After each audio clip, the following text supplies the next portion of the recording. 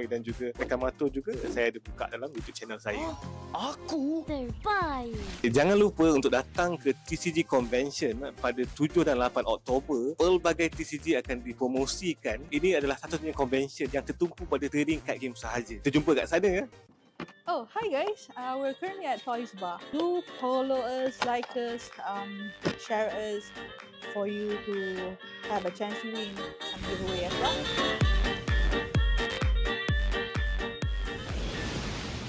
So, how long have you guys been collecting? If you just started. I stopped for a very long time. Okay. So this is my first booster box. What makes you come back? Trying that. So can you tell me what is the market price of this card? Do you know this card? That's competition.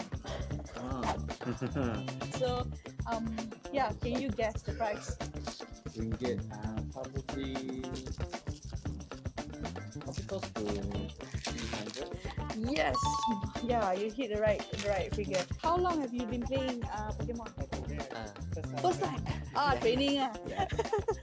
So if you can guess the price of this card, market price right now, we can give this one. 2000.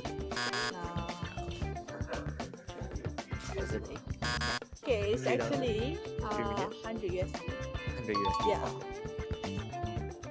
Wow, nice. Of course, Gengar. Alright. Thank you so much for your time. Okay, thank you.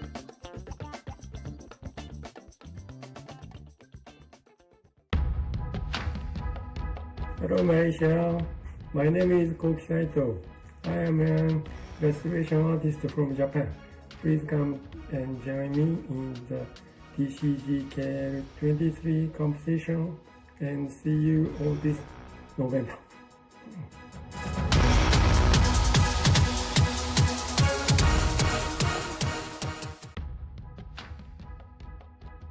My name is Ruben. I'm going to be one of the mini booth vendors for the event. Join us at the TCGKL event on this 14th November. At CMBB Greybox Bukit Bintang, we'll be having Pokemon Sound, single card, and many more. So really looking forward to meeting everyone, especially the community from overseas as well. See you in TCGKL. Bye-bye.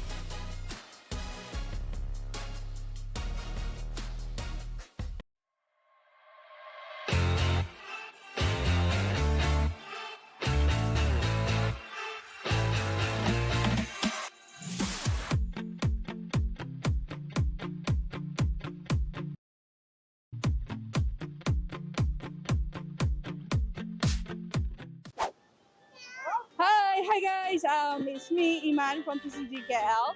So we are now at Bukit Bintang Pavilion. So please come and join me and see what we have for you today. Okay, so do you guys ever heard of Pokemon? Yeah. Do you play Pokemon? No. Collect Pokemon? No. Do you have friends that play Pokemon? Not really. Okay, how about your partner in crime, your boyfriend? No? Okay. So this is a Pokemon card that comes from a Pokemon pack. Can you guess the value? 5K. From 20 ringgit pack. Be realistic. 100? A little bit more, a little bit higher.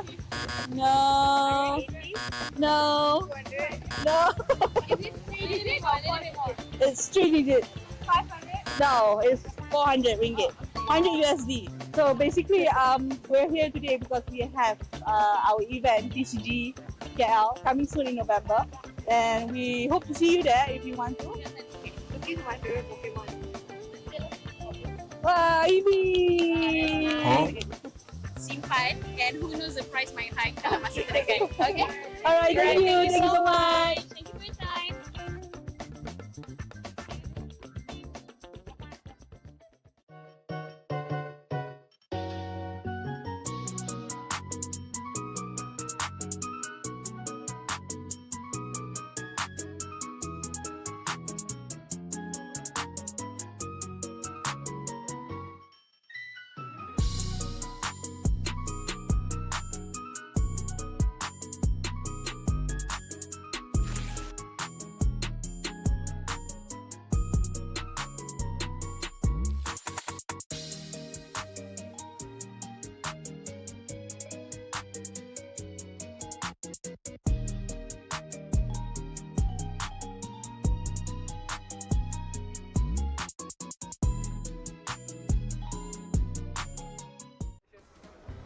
Hi guys, I'm Nazmi from TCGKL.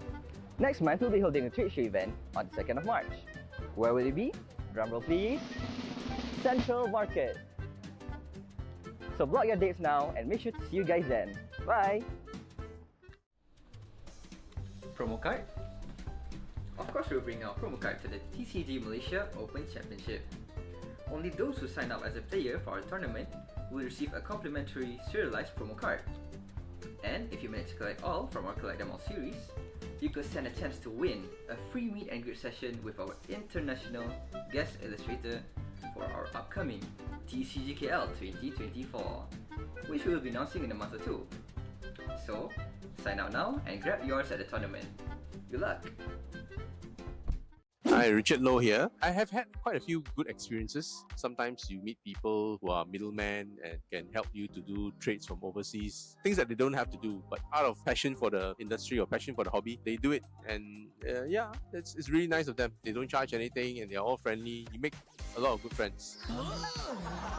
Recently, I find that a lot of the products are quite overpriced. Well, some things you can't find in Malaysia, you can find in overseas. Pricing wise, also not so friendly here. Managed to get better pricing stuff from US or sometimes over in UK even, or some parts of other Europe. It would have been good if we can get more products here. It does promote a lot of social contact. I think some of the younger generation find it hard to get into TCG. The price not too friendly for them. So if the parents are not able to or not willing to splurge too much, it is hard to get young players coming in.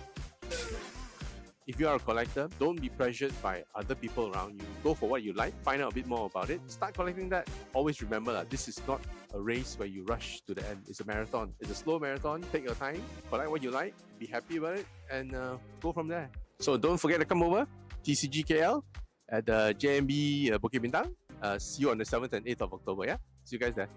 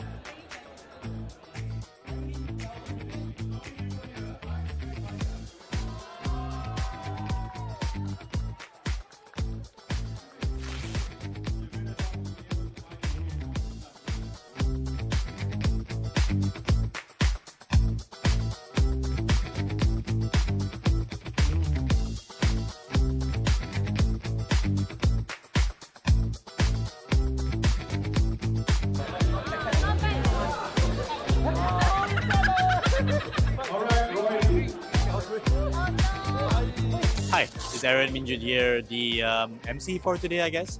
It's been a pretty amazing day. I think overall, it's great to see so many TCG enthusiasts coming together here in Kuala Lumpur. I felt that the objective of this event was met by engaging the communities, the vendors, and everyone else to be in this event. Yeah. Out of 10, I'll give it a 10. Yeah, I'll give it a 10. Yeah. Oh, very nice. It's like, I think it's the first time we have this competition in Malaysia, right? I'll be honest, and it's nothing but obviously a solid 9 out of 10. I mean, the vibe, the community, the energy, I think, and the support, everyone's coming together for this. And even though it's the first ever, it feels like it's not the first already. So I'm having fun. So can't wait for the next one. Can't wait for the next one. Yeah, absolutely.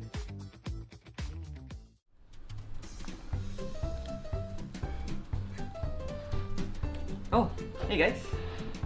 Registered for our tournament this 6th and 7th July yet? Don't take any chances. Our slots are filling up fast. We're having One Piece TCG on Saturday and Pokemon on Sunday at Atria Shopping Gallery, with a total of 5,000 ringgit up for grabs. Don't miss the chance to be the first TCG Malaysia Open Championship champion. Pre-registration closes on the 3rd of July, so head on to our profile and click the link to register now. See you guys then! Oh, hi guys! We're currently at Toys Bar. Toys Bar PJ. So we're doing a giveaway, physical giveaway with all the members that we Okay, so basically, have you ever collected Pokemon? Yes, I have. What is the last set you bought? My last set was Sun and Moon. Basically, my last game was during the GX season. You play as Yes, well? I used to play. Yes. Play and collect? Yes. Okay, so you might know the cards. Maybe. the famous question is, how much is this? I can't recall. I think it's over. You can always, almost, I'll say 1,000 USD. But no, I don't think so. Not that high. Yeah. This is only what, 2019? Yeah. But no, so this one should be at least, I think, around 200-300 This was lah. last year. Yeah, 200-300 USD lah. No. No? No. So Lower than that. it can't be lower than that. 100 USD. Yeah. Oh wow, okay. Yeah. So what am I supposed to do? You can choose. I can just choose. just for fun. Oh, right, sure. I think of everything art style wise. Gengar. Yeah, I think the Gengar looks nice, or the Yeah. Aerodactyl, but I'll fit the Gengar. I think for you I give you. Okay. All right. Thank you. Have a nice Thank you so day. much. Thank you so much for your time.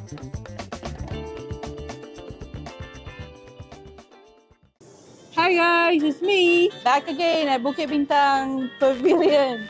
We're doing our reels today. We're doing giveaway today, so please come and watch.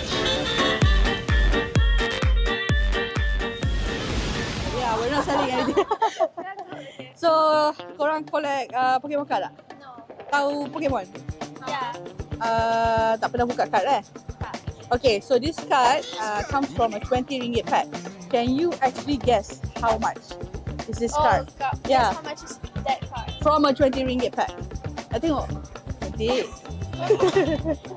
10 ringgit lah. This card was released last year. So it's 20 ringgit when it was released. The pack was 20 ringgit. So we pull it from a pack. Right now, the price is 100 USD, which is 400 ringgit. In just 1 year. Oh yeah. Yeah. Oh, mana dia glass? You can try. You can choose one. Oh, so Yeah, you can choose one. This is from us. Yeah, Vaporeon. Really nice. Yeah.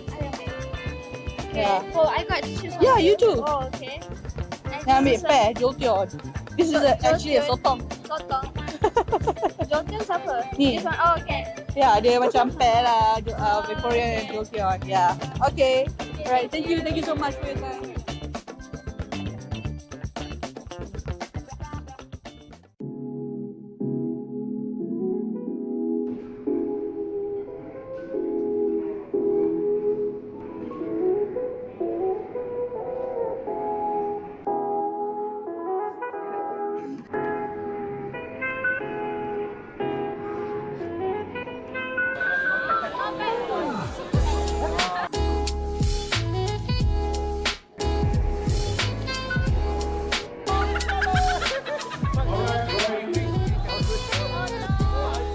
Hi, it's Aaron Minjun here, the MC for today, I guess.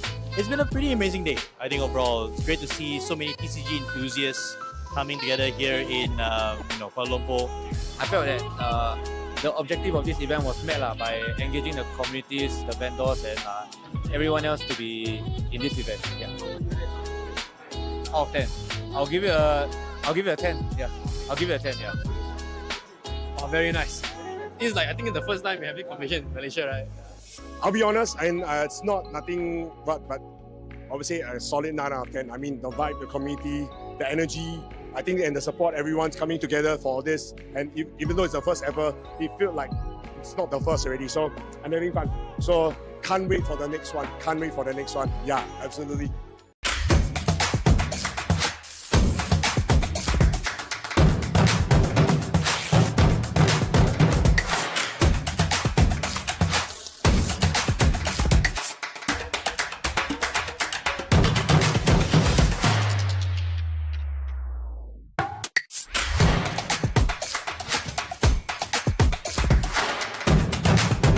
All right.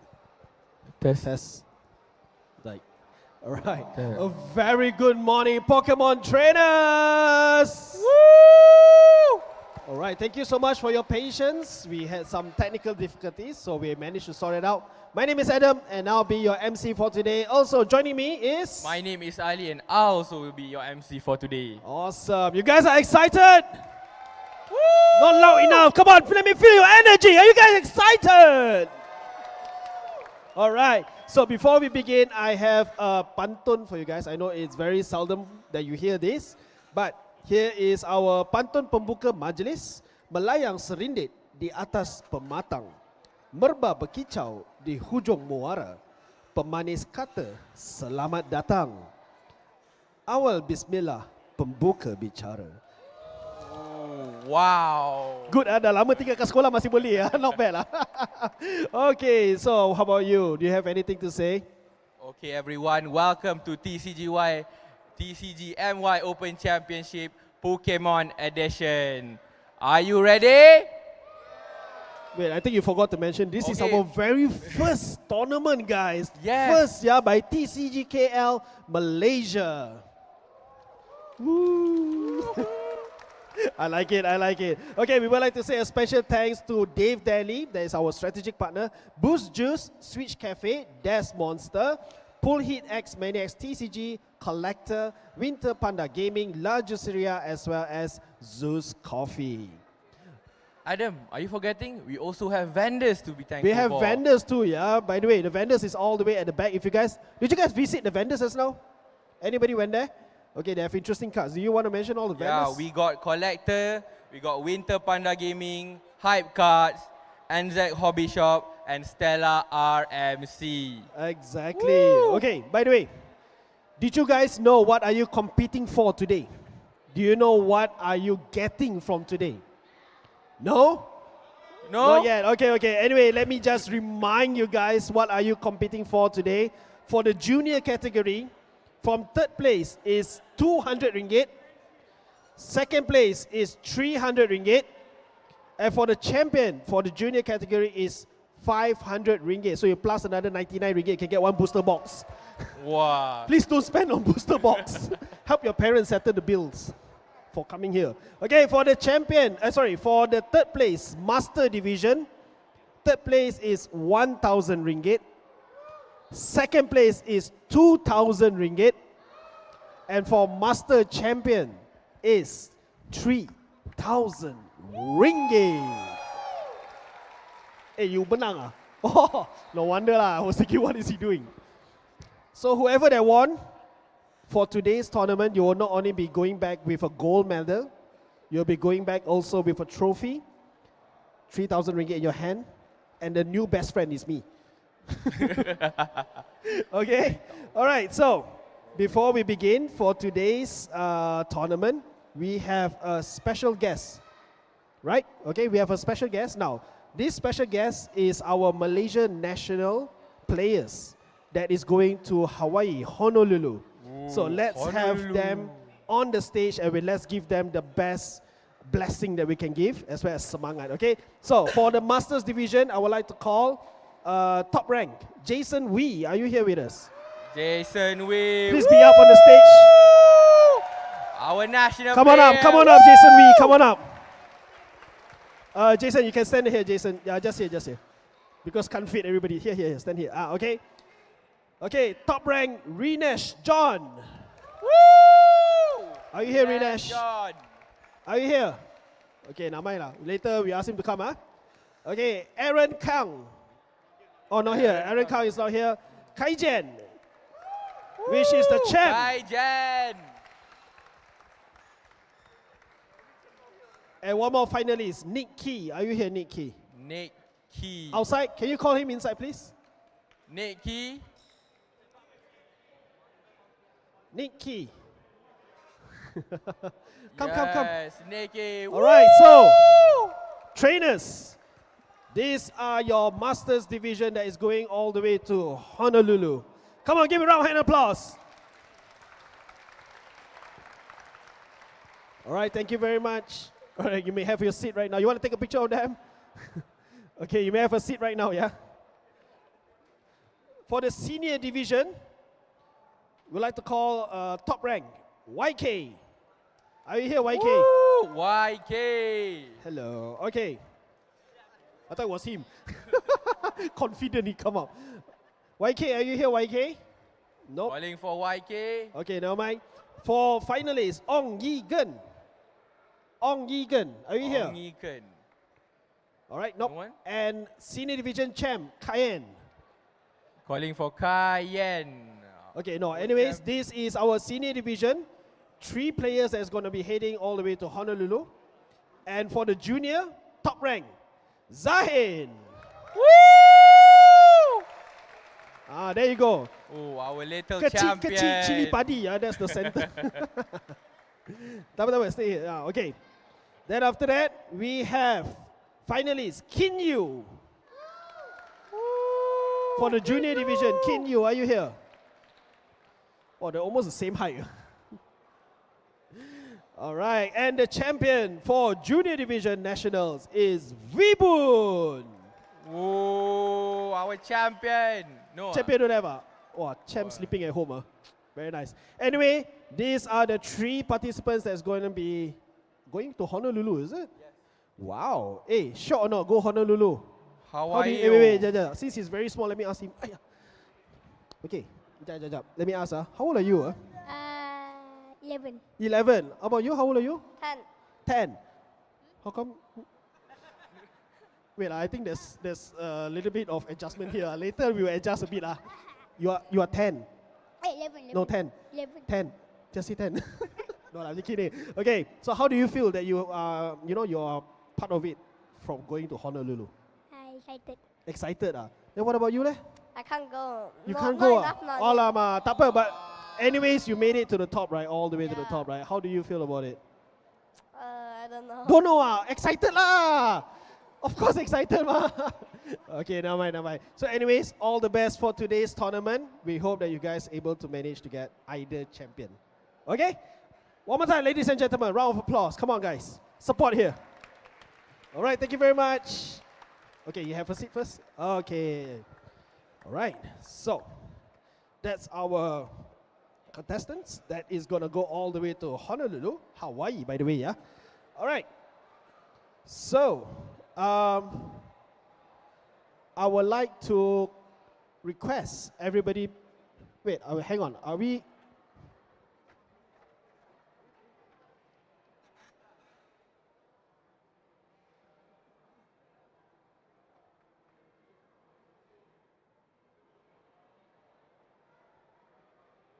All right, hang on. Okay, by the way, I saw some interesting decks just now. I saw some Lost Zone decks. I saw some Raging Bolt. I saw some of you are using your Drifloon decks as well as Gardevoir. So it's going to be a very interesting. Most of you guys are playing probably meta. So it'll be interesting to see some rogue decks.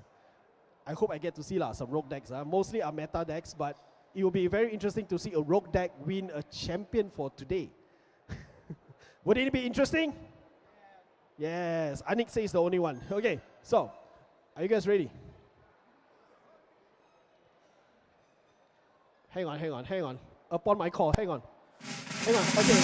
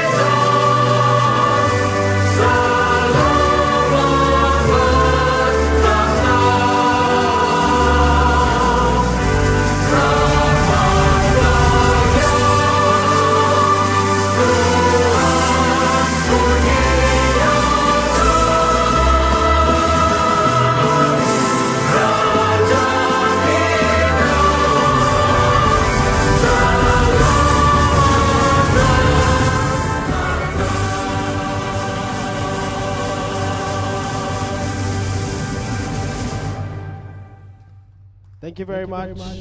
You may be seated right now.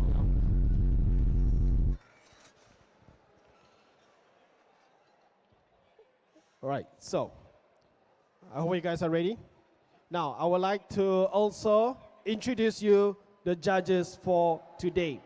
I would like to call upon Edmund. Hi, Edmund. Say hi. Hello, Edmund. Amox.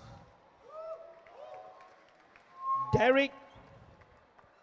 Derek, are you here, Derek? Kim. Oh, no support. Hello. Winter. Winter. Run. Zamir. Zamir, are you here, Zamir? Calling for Zamir. And last but not least, your head judge, Mio. So I'm going to pass the mic to him. He'll be explaining some of the details for today's tournament. You may have the mic, Mio. Test. Okay. Hello, welcome everyone. Okay, so today we got 134 players for Master Division. Okay, so and junior player we got 19 players. So we have gonna have 8 round, 8 of Swiss round, best of 1. Okay, best of 1. And then for the top cards for today, there will be 8 players for both divisions. So 8 players from Master and 8 players from Junior Division. We continue to phase 2, top card. And then for the round will be 25 minutes for per round, 25 minutes. And then if time call at the first player, they will got the second player who goes second turn, go second, we got 1 more round, okay? So if the time call at the player that goes second, there will be no round after that. And then will be announced as double game loss lah. Okay, and then please make sure your deck is all standard format. And then no proxies is allowed. Random deck check will be done among the top table players from round 4 onwards. Okay, and then for the top card, the organizer will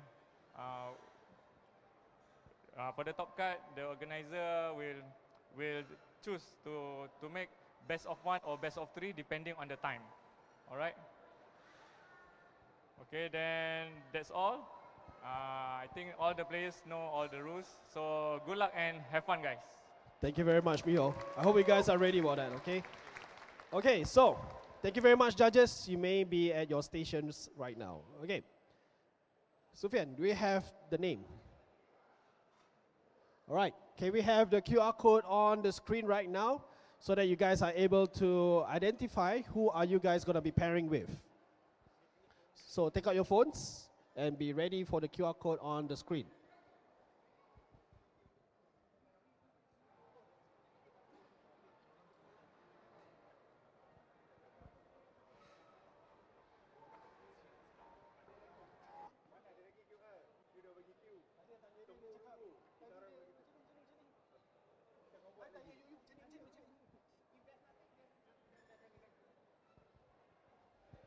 Alright, guys. So stand by, yeah. Just stand by. Don't be so kanchong.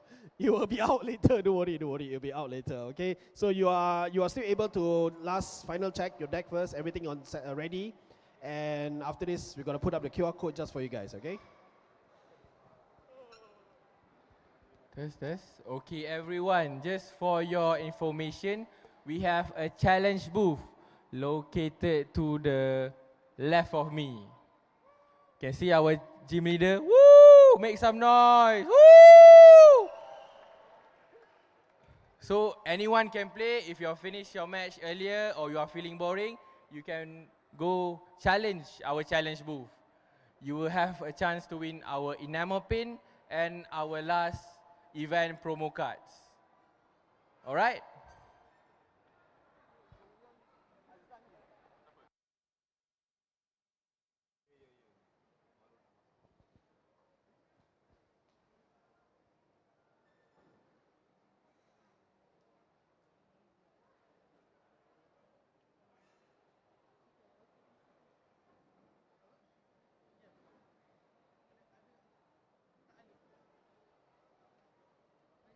All right, Pokemon trainers, please scan the QR code. If those of you that is competing for Masters, scan the Masters. If you are for the Junior, scan for the Junior. Can you make the image a bit atas? Because they can't scan the whole entire thing.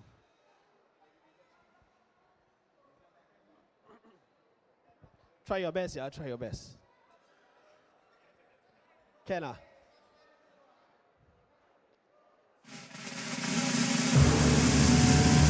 there's on the screen also over here.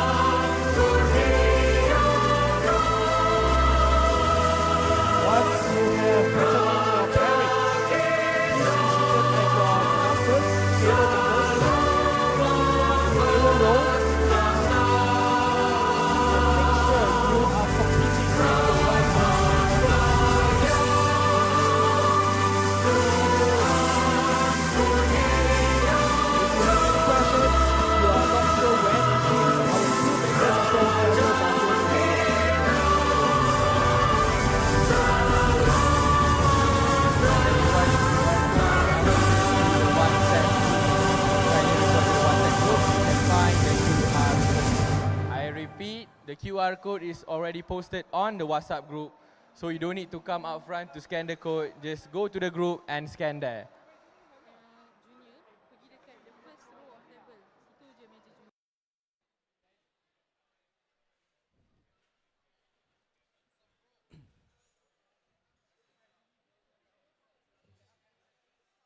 Salam Sejahtera Malaysia. Welcome to Atria Shopping Gallery. My name is Aaron Minjun and with me Darren Chen.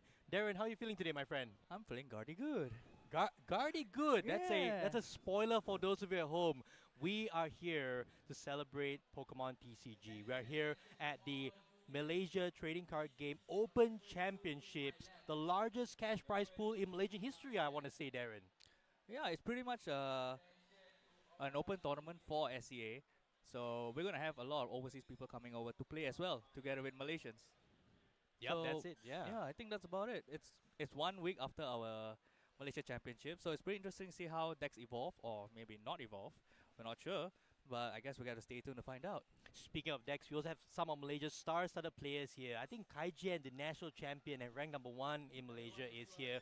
We also have Jason Wee, ranked #4 last week at the, well, to be fair, ranked top 4 in the championships, as well as top 4 in the standings. Yeah, exactly. So I guess it's pretty much his fourth in everything.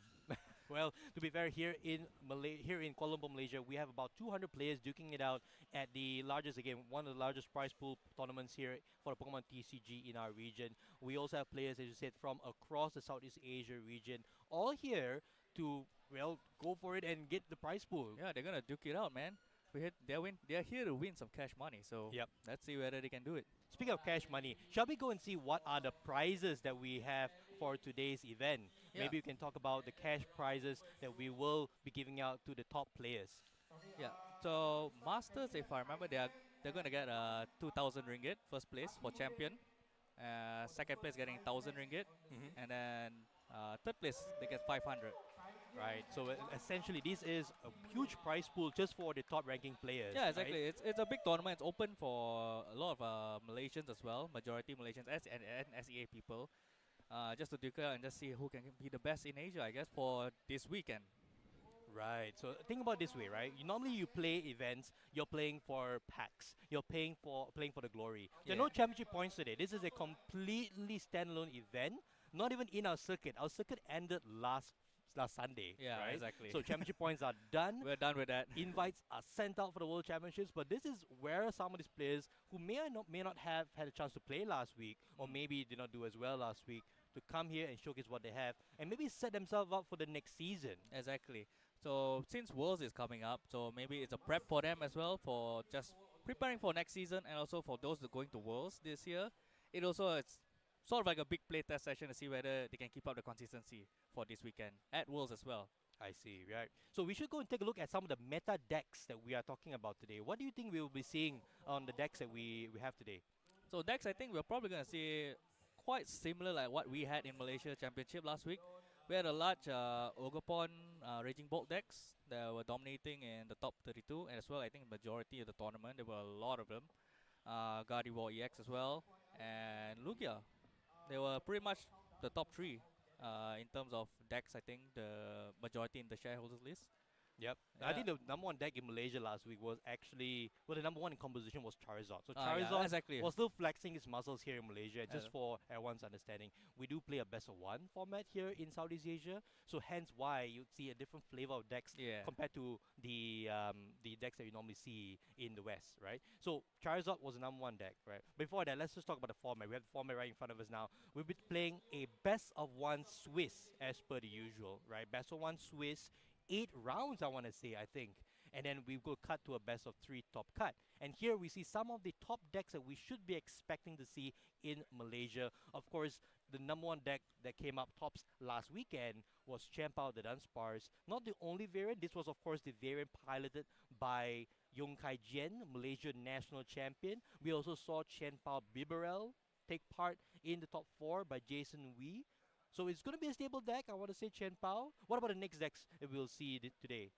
Well, we're definitely going to see more Lost Box today, I think, when Gardevoir is very prevalent as well as Chen Pao. So Lost Box is pretty popular. It's going to be pretty much different Lost Boxes coming in with Nick Key, second place in championship last weekend. Yep. His Lost Box was completely different to what typical Lost Box decks have been built. Double Ursaluna, right? Double Ursaluna. With Roxanne and Devolution TM as well. So it's going to be interesting take on this weekend to see whether people following his footsteps or not. And then we also have Regidrago Vista. Oh, let me do the dragons, Darren. Let me do the all dragon right, decks. you take the Yeah, honors. we have 2 dragon decks here as well, most likely represented. One is Regidrago Vista, Weera Sun, piloting Regidrago box all the way to top 4 last weekend. He had an amazing journey with the deck, and I find this would be one of my favorite decks in the format as well. You know, and next to it, Raging Bolt, the second most represented deck in the top 32 last weekend at the Malaysia Championships. Tell me a little bit more about these 2 dragon decks, Darren. What do you think are their main selling points? Well, for Regidrago Vista, the deck is very flexible. The problem is getting to that point. So Regidrago can use any dragon attack in the discard pile. So particularly you want to use Dragapult EX attack, which is Phantom Dive, to pressure a lot of these evolution decks and then take them out early before they get to evolve. In case where they have to take out bigger targets, they can use Raging Bolt attack to take 1 hit knockouts. So basically you have a lot of arsenal in your pocket, basically, for Regidrago Vista. So then why play Raging Bolt? You just mentioned Raging Bolt as part of Regidrago deck, and why play Raging Bolt, which seems to be a Malaysian favorite, right? 4 decks top 32 were Raging Bolt variants. Yeah, so Raging Bolt, why is it so popular? Because it's pretty easy to play, it's pretty fast. You just go faster than your opponent, basically. Take knockouts faster than your opponent could set up. So sometimes in these best of 1 formats, you know, your opponent couldn't set up in time, they just whiff a turn and you just zoom past them and take 6 prizes before they can even take 1 or 2. Right, and of course there are other decks as well in the format. Gardevoir, a popular deck here in Malaysia. Not the best deck in best of 1. One of the decks that struggles in the best of 1 environment, usually taking most of the time, if not all the time, and some eventually getting to a double game loss, unfortunately. We also still have Charizards, of course the most popular deck from last weekend. Dragapult, the deck that a lot of folks wanted to see in this format, falling short last week. I think only 1 or 2 Dragapult made it top 32, even though we did see quite a few at the top tables last weekend. And lastly, of course, Ancient Box. A very popular deck, a very accessible deck here in Malaysia overall. So it's been quite a decent journey. What's your pick for today, Darren? If I have to ask, choose a deck here that's going to do well, who's going to take the player all the way to top 8. I mean, I'm a bit biased to Gardevoir, but I won't be saying Gardevoir was the best deck today because it's pretty hard deck to pilot in best of 1. You have to play fast. But in terms of time and probably the players that's here, there's a lot of pretty good Chen Pao players here, you know. Yep. Kai Jian is playing, Jason Wee is playing. So the champion and the top 4 players, top 4 player is here. So I'm saying Chen Pao. You're saying Chen Pao? Yeah. Right. I'm putting my hat in the bucket of the dragon decks. I'm hopeful that some of the Raging Bolt variants from last weekend will be seen again today.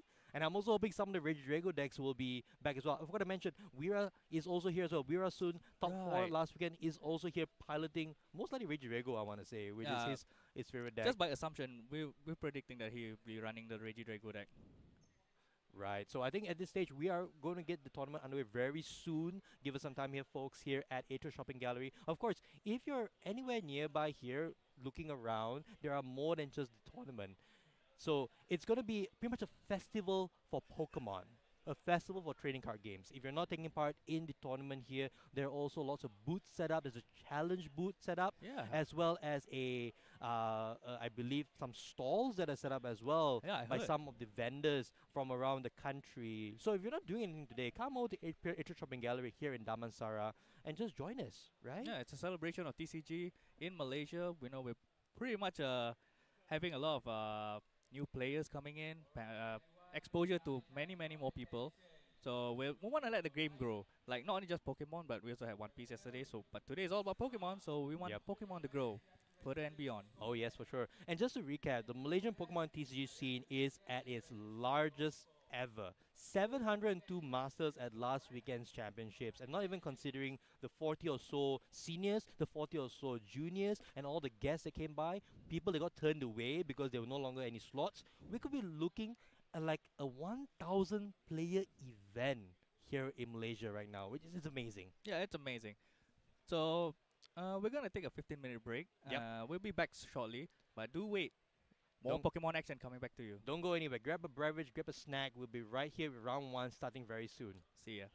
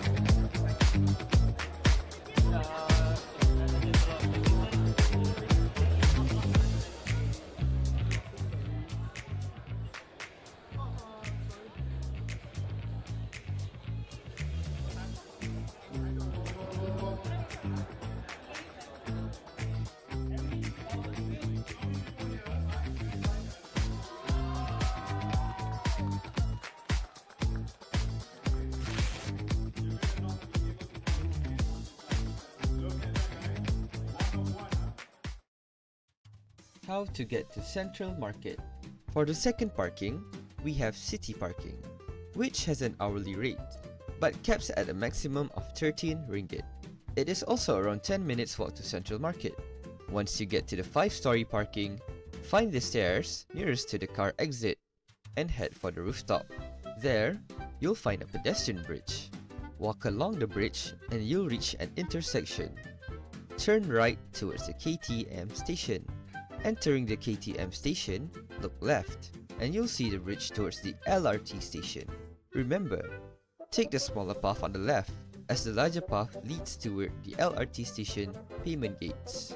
Continue along the smaller path, and you'll exit at the LRT station's staircase, just in front of Central Market.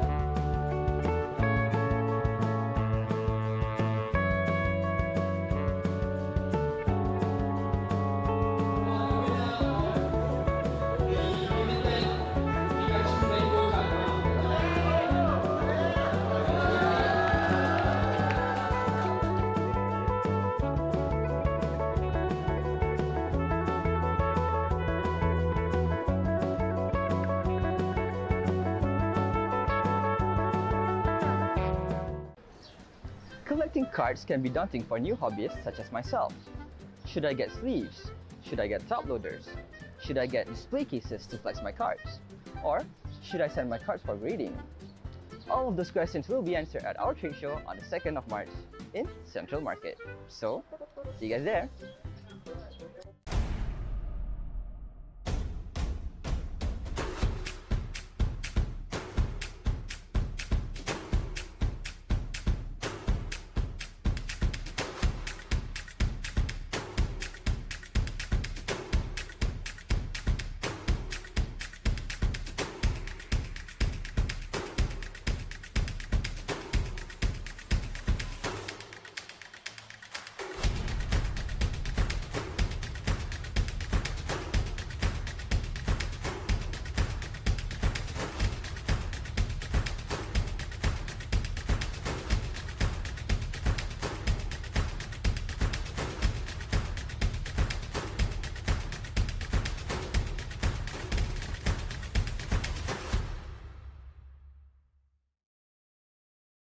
Hi guys, I have an announcement to make.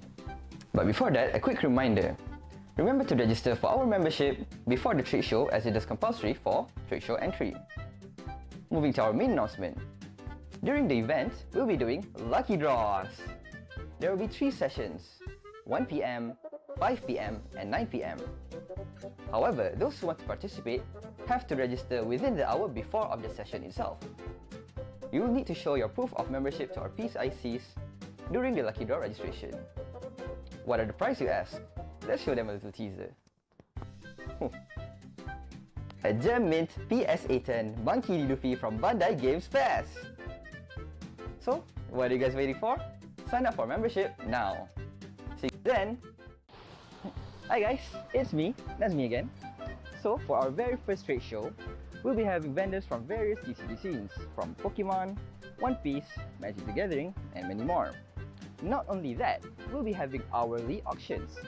So keep your eyes open and your ears open for our hourly announcement. So make sure to bring your family and friends on the 2nd of March. See you guys then!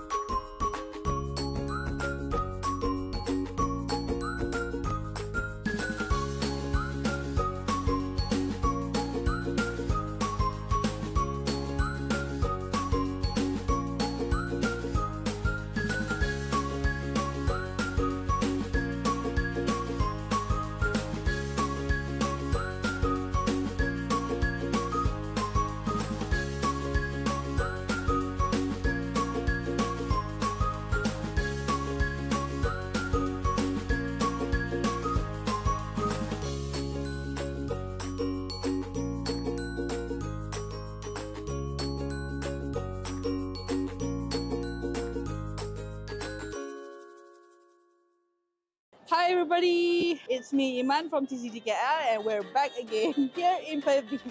Please join me on asking them, the card prices and then maybe we can get some fun and laugh out of it. Okay, tahu pasal Pokemon tak? Boleh lah tahu sikit-sikit. Pernah main Pokemon? Masa kecil-kecil ada lah tengok kad ni. Last time beli Pokemon bila Pokemon card? Oh tu saya tak ingat tapi sekolah rendah lah. So sekarang ni, saya nak tanya sikit pasal Pokemon card. So this is the card lah. Card ni daripada Jepun. So dalam pack tu, kalau pack Jepun ada 5 card. So at that time, from a 15 to 20 ringgit pack, sekarang agak-agak berapa price dia? Berapa Tu Charizard Ni bukan scam Ini Charizard Charizard dengan Reshiram. Dia tag team card. Berapa From a 20 ringgit pack. 100 100 200 Almost 200 setengah kot. Ya, 200 setengah. So daripada 20 ringgit pack, and bila dah grade ke PSA 10 macam ni, dia jadi 50 USD. Menarik. Ya. Nak excite you back to Pokemon collecting, you boleh choose some of these shiny cards. Ente. Okay, ente. Alright. Okay, thank you so much.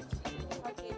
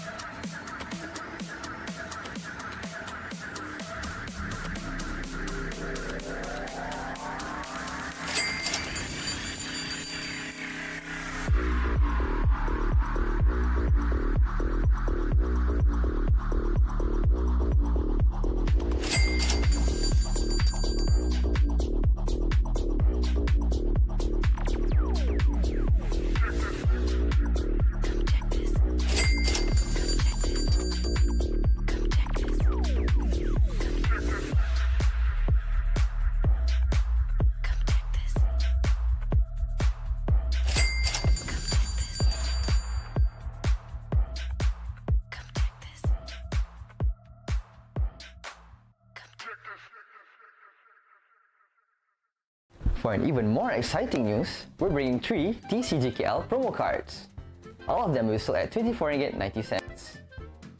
For our first promo card, however, we'll be doing a Collect Them All series, where if you manage to collect all of the Collect Them All series during our mini events this year, you'll stand a chance to win our international guest meet and greet lucky draw.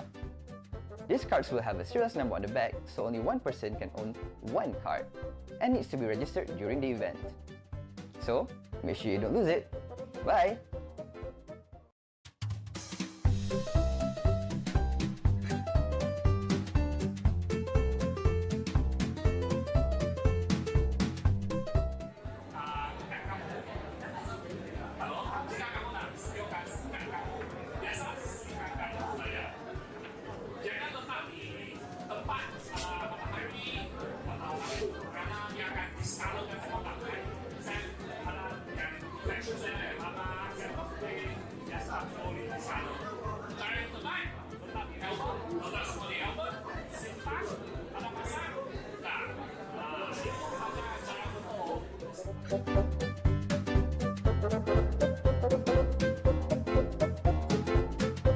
Hello everyone, my name is Kian.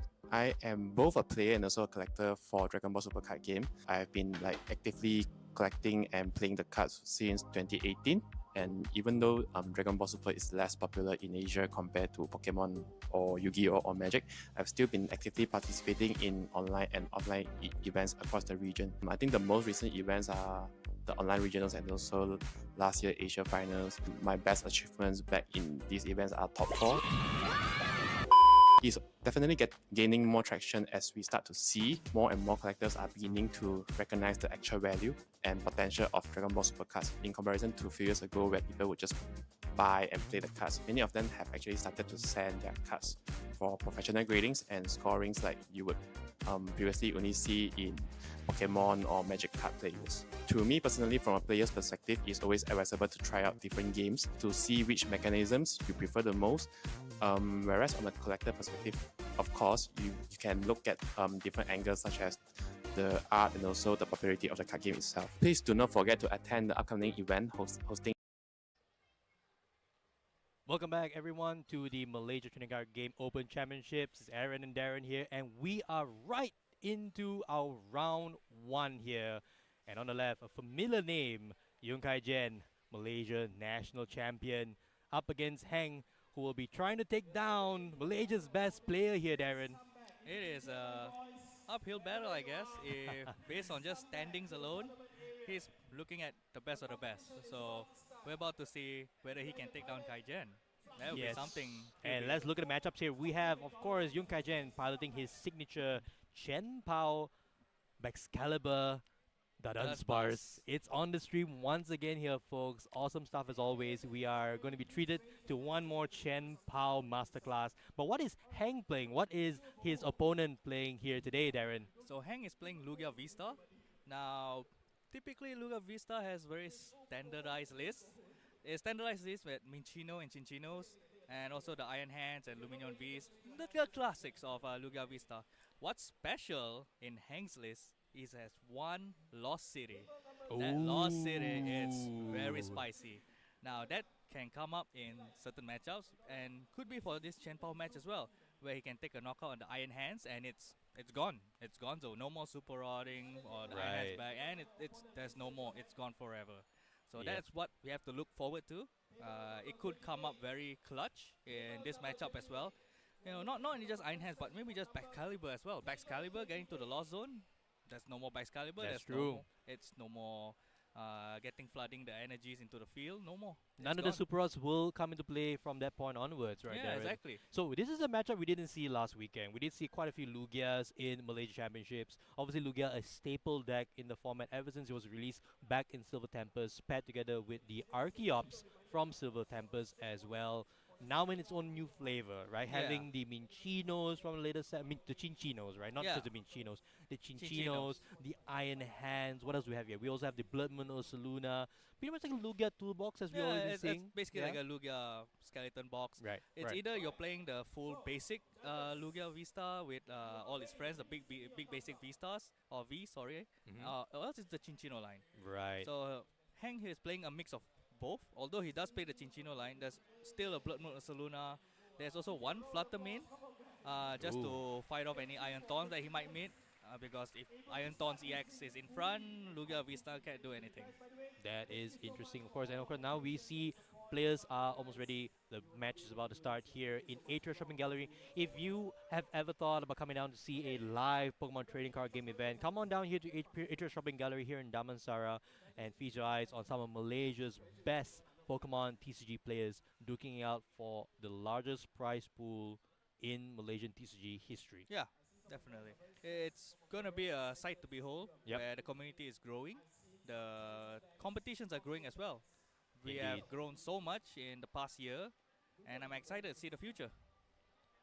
Same here, Darren. Just want to also do a brief touch on Yung Kai Jen's deck. We mentioned a lot about Heng's deck, but we should be talking also about Kai Jen's deck, you know, while players continue setting up. This is a straightforward Chen Pao Baxcalibur, but the Bibarels were yoinked out to replace with the Dunsparce. And we saw how explosive it was last weekend, right, Darren? Yeah, exactly. Although there is some caveats of not having Bibarel, but there are also some pros to it. So Kaijen does not play Ultra Ball. Ooh. He just plays Capturing Aroma. So his reasoning is, if he gets a hit, you can get out Baxcalibur to start getting into Evolve. But if you get Tails, you can get Luminion for Irida. And then you can set up your Baxcalibur or initial Irida to set up your board. Or you can get your Chenpao EX. Or basically anything, Raiding Greninja. There's a Rotom V here as well. Yeah, Rotom V as an well. Iron Bundle. So I would say a pretty straightforward Chenpao list, if not for these very specific swaps that he's made. Yeah, exactly. And we saw how good it was as well in the mirror match in top 4 last weekend, right? Kaijen was able to grow his hand size with the Dunsparce and free up bench space as well. And here we are going to kick it off. Kaijen versus Hang, round 1 here, Training Card Game Malaysia Open Championships. Kaijen starts first with a Rotom V in the active, right away playing a Buddy Poffin. Yeah, this is optimal start here from Kaijen. Signature start, right? Yeah, for any deck. Pretty much what he wanted, you know. Buddy Poffin going first. You get to set up such a pretty backs out. And that's probably going to be it. Oh, Kaijen dropping one of his tech cards in the Bravery Charm. Yeah, May not come into play for this matchup, but it was also seen now Kaijen doing his deck search. Although it might be important later on, so that Lugia Vista doesn't knock out Chenpao EX. Very true. So Bravery Charm can be clutch if he managed to get it on the Chenpao EX to prevent the knockout from Lugia Vista.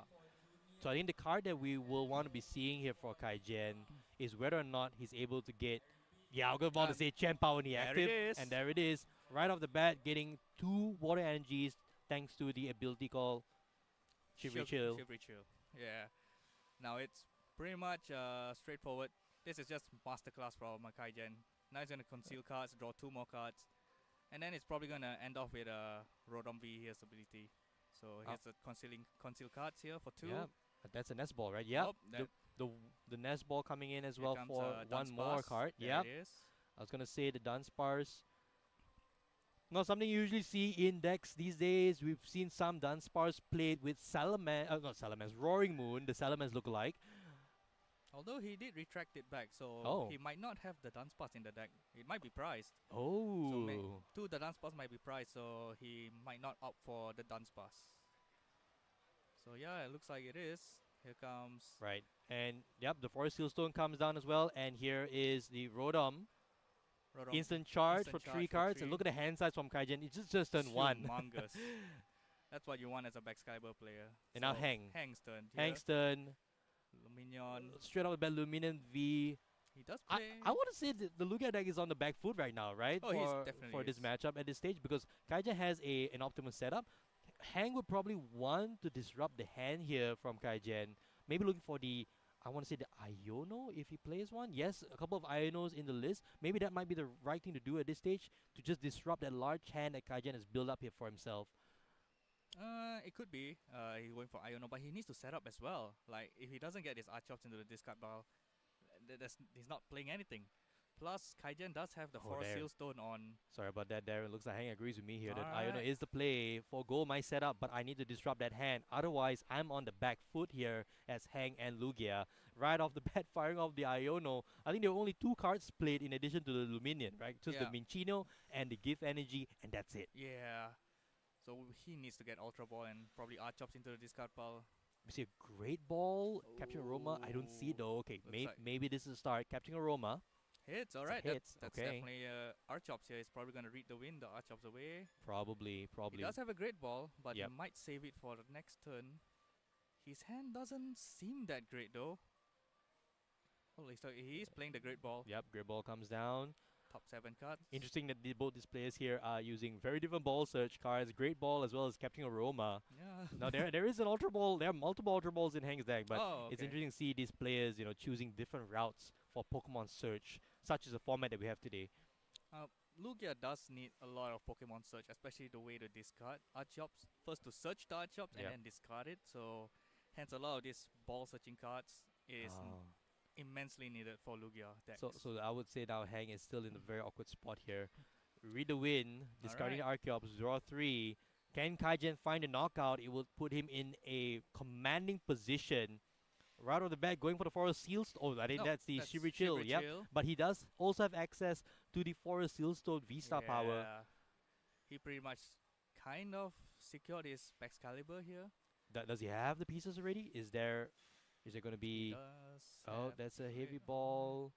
Discarding heavy ball, think he opting to does grab have the so multiple water energies rather than bat. Yeah. Okay.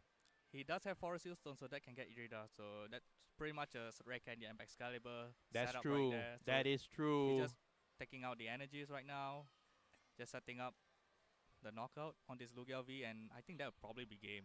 I think so. It's such a quick fire play from Kaijen. I don't think Hang has anything going for him right now. Maybe another Iono follow-up is the only way forward here. And there's the Forest Seal Stone. Star Alchemy here. Get to search any card in your deck. And that's an Irida. You don't even have to show it to your opponent, but Yeah. Kaijen says, I'm going to play it anyway. Yeah, I'm here first capturing Aroma, and he got a hit, so that's probably a Excalibur. So this Irida is just going to take more cards to discard. Yeah, for sure. So Irida will come down, most likely grabbing the rare candy, grabbing another Pokemon. To discard most probably. He does have superior energy retrieval in hand as well. Gets the Iron Bundle. Yeah, just so you know, he does have it. He gets to thin his deck. This is pretty much everything in Kaijen's favor here. This lone Lugia V. Another Chien-Pao on the bench as well. So here comes the energies from Super Coal. Oh, and that's adios amigo. Yep, looks like there are 4. Yep, that's a knockout. 240 damage. Kaijen taking the lead here. 2 prize cards as early as turn 2. Hang has nothing. There's no Lugia V in play. That's not much. He has to set up another Lugia. And that just means one more turn before Lugia can even get Archeops into play. And Here's a he great ball. It's doesn't just the get Ursa it. Luna. Oh no. I didn't see anything else in Hang's hand. This I might don't- be a very quick game 1. Yeah, it's pretty much gonna be a fast and furious game 1 here from Kaijen. We see the Flutter Mane in hand. 2 Lugia V-Stars Yeah, the as wrong well. Lugias. So whatever it is I said about the Iono, maybe, just maybe, Not the you right could have gone play. for a research or something. I Yeah, don't know. He probably needed to dig further into the deck to set up on his own. Plus, he did start with the Lugia V. He needed another Lugia V just in case he gets knocked out because it's in the active position earlier. Yep. Here comes the Flutter Mane into the active. At the very least, being able to stop the Shivery Chill from Kaijen's side of the field. But there is a superior energy retrieval, I want to say, That's already in also- hand. That's also a Prime Catcher in Oh, there's hand. also a Prime Catcher. So even if Hang would have gotten another Lugia, it would not have been safe. He's probably going for the Greninja play. Oh, that's 2 prize cards as well. Yeah, there he is. There we go. A little bit a small misplay by Kaijen. He could have drawn more cards, but he says no. Let me just grab 2 more prize cards, put myself in a commanding lead here. We're just 8 minutes in, and Kaijen has already raced to a 4 prize lead off a very consistent, typically bricky Chien-Pao deck, but he's making it look super easy. But here comes Blood Moon Ursa Luna. Sometimes it doesn't seem fair how he set up that fast. And that's a boss's order. Right, so Hang's going for at least a couple of prize cards here as well in the match. He just passes. He doesn't have one energy. There's no because he has to- energy, and yeah. here is Kaijen with the superior energy retrieval. That's probably it. And A that's very probably quick good. round 1 He needs here. one more? Oh, yeah. Okay, Oh there yeah, it is. there's one more already in there, and Kaijen takes the game here And that at the was- Trading Card Game Malaysia Open Championships. What a quick round 1 we just had. A masterclass as always from Yung Kaijen. And I think that's why he is the rank 1 player in Malaysia. Well, it doesn't seem fair in this matchup, right? That Yeah. goes first will usually have the advantage, obviously. But Hang just could not have gotten a worse start having a Lugia in the active. No Lugia on the bench, no backup Lugia. Even though we did see a couple Lugia V-Stars in his hand, that would have made for a very interesting game. Yeah. Just not his day. It's not his day. Kaijen, everything is his day today. Oh my goodness. That hand, that was blazing. He had everything he needed, and Hank didn't get anything he needed. Yep, exactly. So overall, I think that was a typical Chien-Pao by Kaijen game. 8 minutes in, 9 minutes in, I want to say. We didn't even touch 10 minutes for that round. But Hang, of course, a very rough hand to be dealt with. Just playing a couple of cards into an Iono in the first turn. Not ideal, right? Not You ideal want to at have all. a second Lugia, obviously. And usually this matchup is a little closer, right? You have multiple Lugias in play, requiring a little bit more energy. The key card here for Kaijen would have been usually that, I want to say Iron Hands EX, because it does take down Lugia pretty easily. We didn't even get to see any of the Chinchinos, not just needed. Minchinos, Yeah. and that's about it, right? Iron Hands wasn't needed. Man, just go faster than what your opponent can do. So it's the Chenpa already took like 4 prizes, and yeah, that's about it. That was all. That was all there is. Yeah. So we didn't even get to explore the deck list, to be fair, but we hopefully get to see more of Kaijan later on in the tournament. Hopefully, even get to see Hang later on in the tournament. Who knows, right? You can always come back from a rough round 1 start. But we're gonna go for a quick break here, folks, at Atria Shopping Gallery, and we will be back real soon. Don't go anywhere. See you real soon. See you real soon. In Bukit Bintang, KL, on 7 and 8 of October. It will be the first and also the largest TCG event in KL. My name is Niklas. I just came back to Malaysia and I started this company called PokeSong. What we do is we help collectors in Malaysia to submit their cards to a grading company in the US called PSA, also known as Professional Sports Authenticator. Over a year period now, and we've submitted probably about over 3,000 cards already. Grading is a whole other aspect of the hobby. There are players, there are collectors, there are investors per se. He's got money. Biggest 2 pieces of advice: do a thorough research, because if you come in not knowing anything, you might make a lot of mistakes. And then the second piece of advice will probably be for the collector to not FOMO. It's actually the fear of missing out. Take your time, because the set's not going anywhere for a while. Take your time to do your research, buy other things, and then come back to the set after a while. PokeSong will actually be opening a booth at TCGKL for both days on October 7th and 8th at GMBB Bukit Bintang. We're going to be doing a lot of free inspections and accepting submissions as well, so looking forward to seeing everyone there. You guys might be wondering, what is a trade show? A trade show is an exhibition where people from a community or industry get together to showcase the latest products, meet with partners and customers, and study recent market trends. In the TCG scene, we bring the newest cards, display some rare collections, and ultimately have fun with family and friends of the same passion. So, meet you guys on the 2nd of March at Central Market for our very first trade show. So, see you guys there! Hi guys! We from TCGKL have some exciting news. We're bringing TCGKL memberships. What are the perks, you ask? Be the first to receive news ahead from our social media postings. Get member-exclusive merch during our main convention. And this year, for early bird tickets, we're only giving it to our TCGKL members. So, sign up for our membership while it's still free. Bye! Nama saya Eddie. Saya mula berminat dengan trading card games ni sejak tahun 2000 ke 2003. Dan masuk asrama, saya quit dan saya kembali mengumpul kad Pokemon sejak tahun 2019 sehingga hari ini. Salah satu pengalaman paling menarik bila join apa-apa event, especially macam tournament Pokemon Championship baru-baru ni, dapat tengok pelbagai player dari segi jarak umur yang berbeza. Ada budak sekolah dan even ada yang dah jadi mak orang.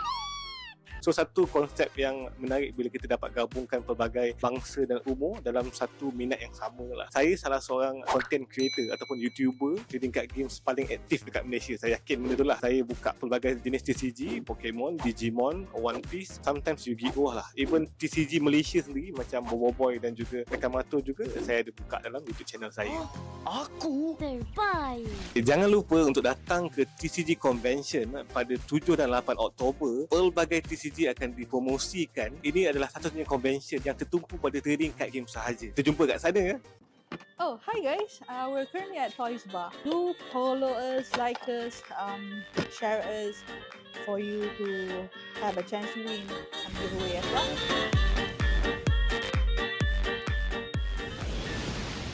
So, how long have you guys been collecting? If you just started? I stopped for a very long time, Okay. so this is my first poster box. What makes you come back? Charizard. So can you tell me what is the market price of this card? Do you know this card? Very fast conversation. So yeah, can you guess the price? Ringgit, probably close to 300.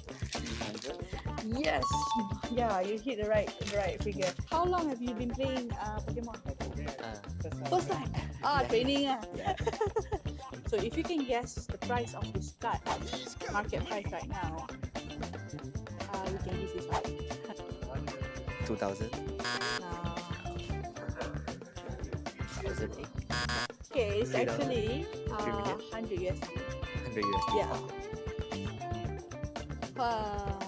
Nice. Of course, Ganga. Alright. Right. Thank you. Thank you so much for your time. Okay, thank you.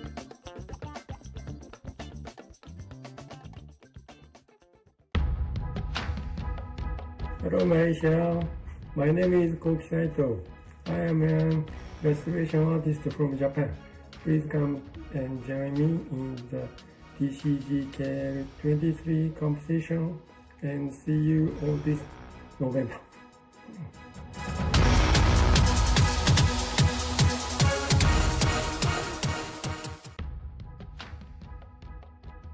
My name is Ruben. I'm going to be one of the mini booth vendors for the event. Join us at the TCGKL event on this point of November. At TMBB Great Box Bukit Bintang, we'll be having Pokemon Style, single card, and many more. So really looking forward to meeting everyone, especially the community from overseas as well. See you in TCGKL. Bye bye.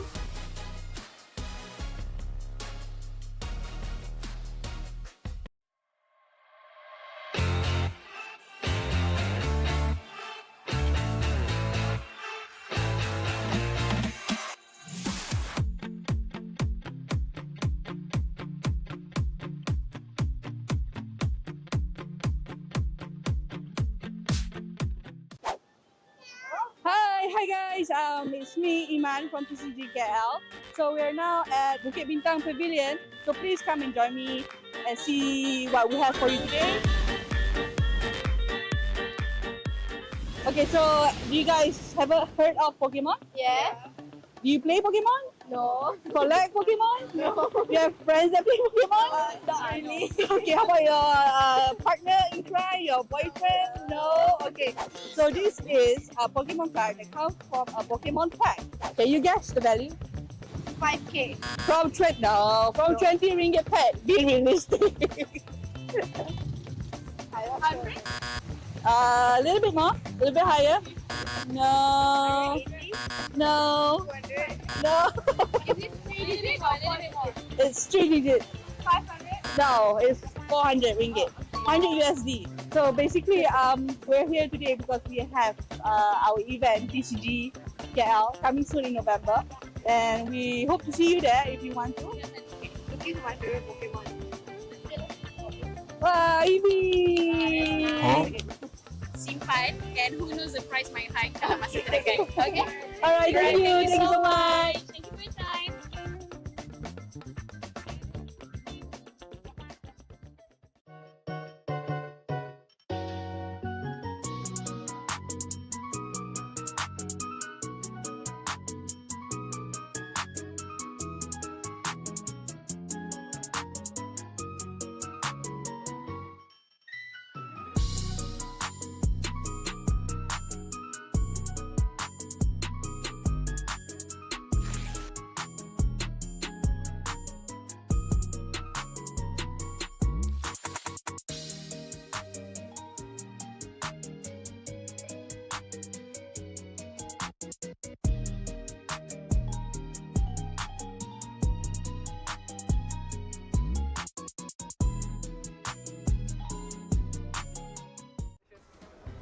Hi guys, I'm Nazmi from TCGKL. Next month we'll be holding a trade show event on the 2nd of March. Where will it be? Drumroll please. Central Market. So block your dates now and make sure to see you guys then. Bye! Promo card? Of course we'll bring our promo card to the TCG Malaysia Open Championship. Only those who sign up as a player for our tournament will receive a complimentary serialized promo card. And if you manage to collect all from our Collect Them All series, you could stand a chance to win a free meet and greet session with our international guest illustrator for our upcoming TCGKL 2024, which we will be announcing in a month or two. So, sign up now and grab yours at the tournament. Good luck!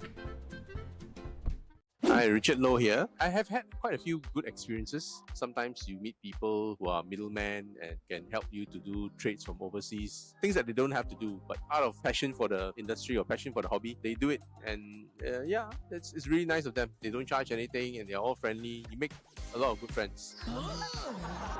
Recently, I find that a lot of the products are quite overpriced. For some things you can't find in Malaysia, you can find in overseas. Pricing wise, also not so friendly here. Managed to get better pricing stuff from US or sometimes over in UK even, or some parts of other Europe. It would have been good if we can get more products here. It does promote a lot of social contact. I think some of the younger generation find it hard to get into TCG. The price not too friendly for them. So if the parents are not able to or not willing to splurge too much, it is hard to get young players coming in. If you are a collector, don't be pressured by other people around you. Go for what you like, find out a bit more about it, start collecting that. Always remember this is not a race where you rush to the end. It's a marathon. It's a slow marathon. Take your time, collect what you like, be happy about it, and go from there. So don't forget to come over, TCGKL at the JMB Bukit Bintang. See you on the 7th and 8th of October, yeah? See you guys there.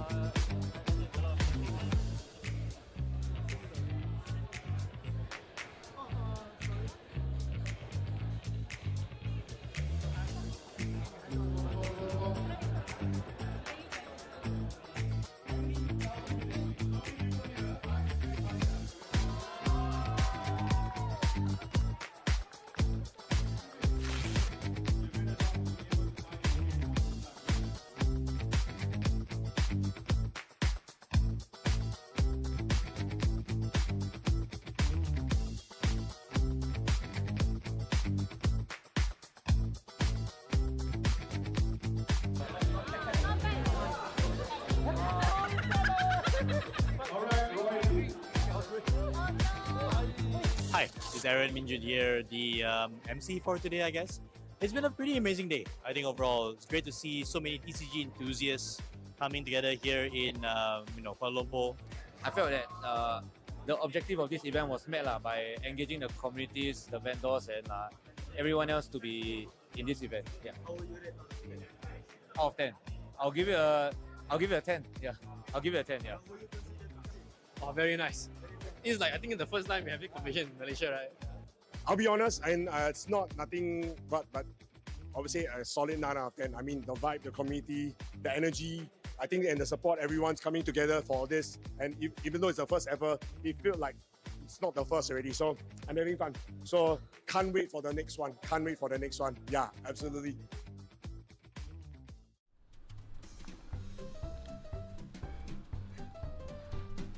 Oh, hey guys! Registered for our tournament this 6th and 7th July yet? Don't take any chances. Our slots are filling up fast. We're having One Piece TCG on Saturday and Pokemon on Sunday at Atria Shopping Gallery, with a total of 5,000 ringgit up for grabs. Don't miss the chance to be the first TCG Malaysia Open Championship champion. Pre-registration closes on the 3rd of July, so head on to our profile and click the link to register now. See you guys then! Oh, hi guys! We're currently at Toys Bar PJ. So we're doing a giveaway, physical giveaway with all the members of the group. Okay, so basically, have you ever collected Pokemon? Yes, I have. What is the last set you bought? My last set was Sun and Moon. Basically, my last game was during the GX season. You play as well? Yes, I used to play. Yes. Play and collect? Yes. Okay, so you might know the cards. Well, maybe. the famous question is, how much is this? I can't recall. I think it's over. You can almost, always, yeah. I'll say 1,000 USD. But no, I don't think so. Not that high. Yeah. This is only what, 2019? Yeah. But no, so this one should be at least, I think, around Two, 300 this was lah. last year. Yeah, 300 USD lah. No, No? no, So lower than that. it can't be lower than that. 100 USD. Yeah. Oh wow, okay. Yeah. So what am I supposed to do? You can choose. Okay, Just for for fun. Oh, right, sure. I think of everything art style wise. Gengar. Yeah, I think the Gengar looks nice, or the Yeah. Aerodactyl, but I'll fit the Gengar. I think for you I give you. Okay. All right. Thank you. Have a nice Thank you so day. much. Thank you so much for your time.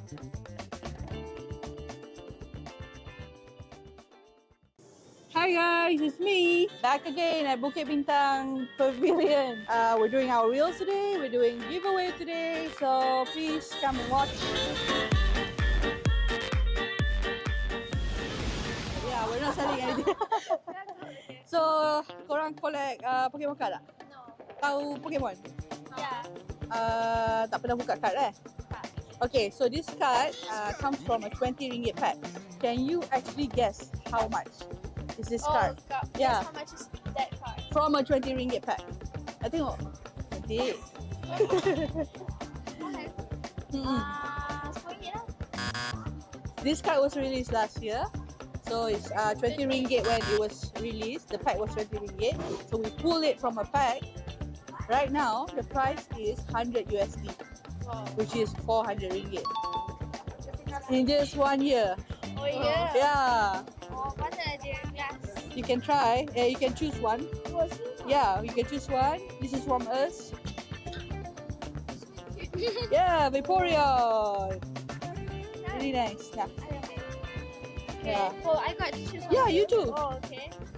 Now ambil pair, Jolteon. This is actually a sotong. Sotong.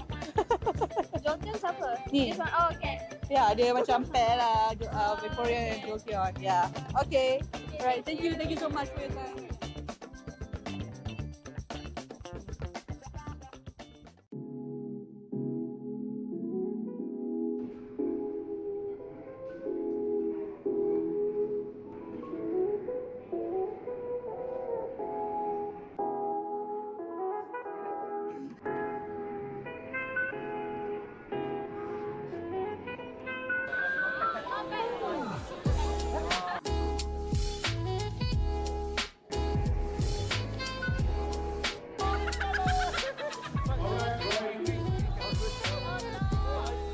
Hi, it's Aaron Minjun here, the MC for today, I guess. It's been a pretty amazing day, I think overall. It's great to see so many TCG enthusiasts coming together here in Kuala Lumpur. I felt that the objective of this event was met by engaging the communities, the vendors, and everyone else to be in this event. Yeah. Out of 10, I'll give it a 10. Yeah, I'll give it a 10. Yeah. Oh, very nice. It's like, I think it's the first time we're having competition in Malaysia, right? I'll be honest, and it's not nothing but obviously a solid 9 out of 10. I mean, the vibe, the community, the energy, I think, and the support, everyone's coming together for this. And even though it's the first ever, it feels like it's not the first already. So I'm having fun. So can't wait for the next one. Can't wait for the next one. Yeah, absolutely.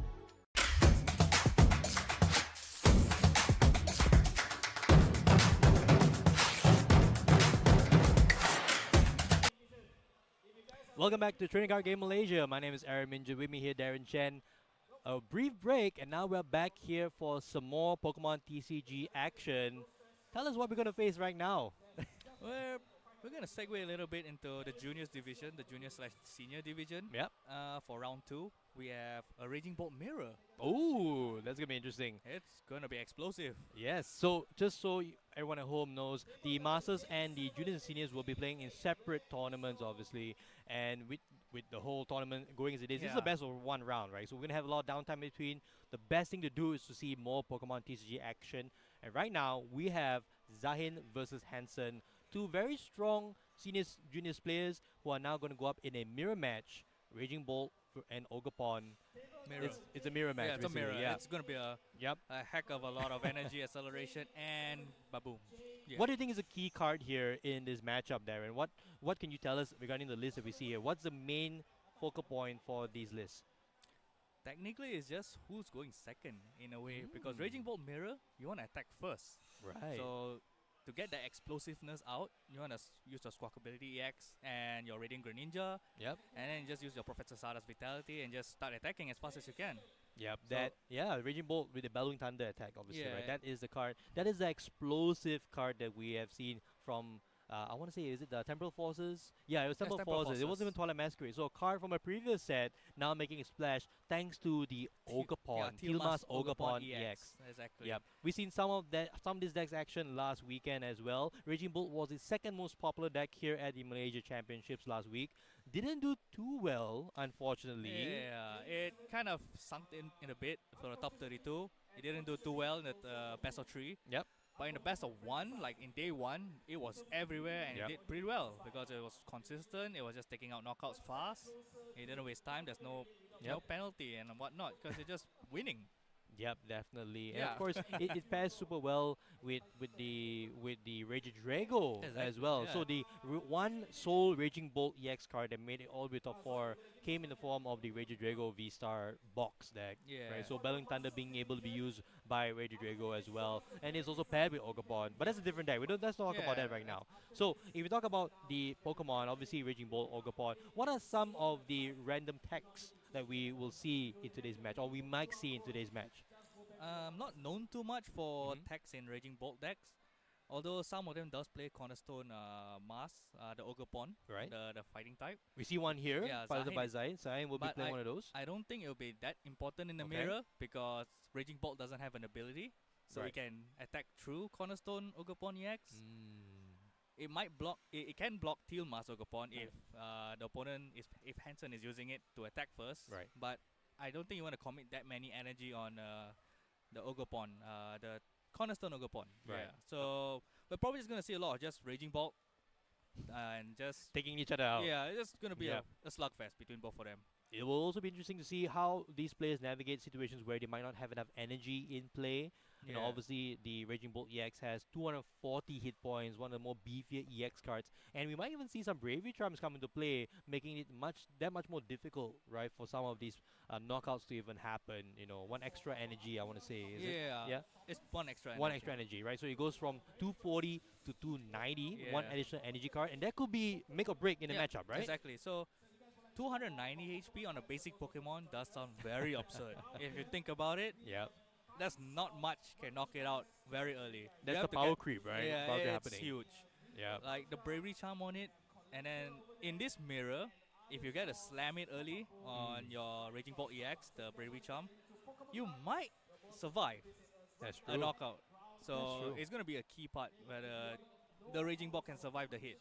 Yep, for sure. That's the only way for these decks to keep up in the price trade, obviously, right? Yeah. Going back and forth.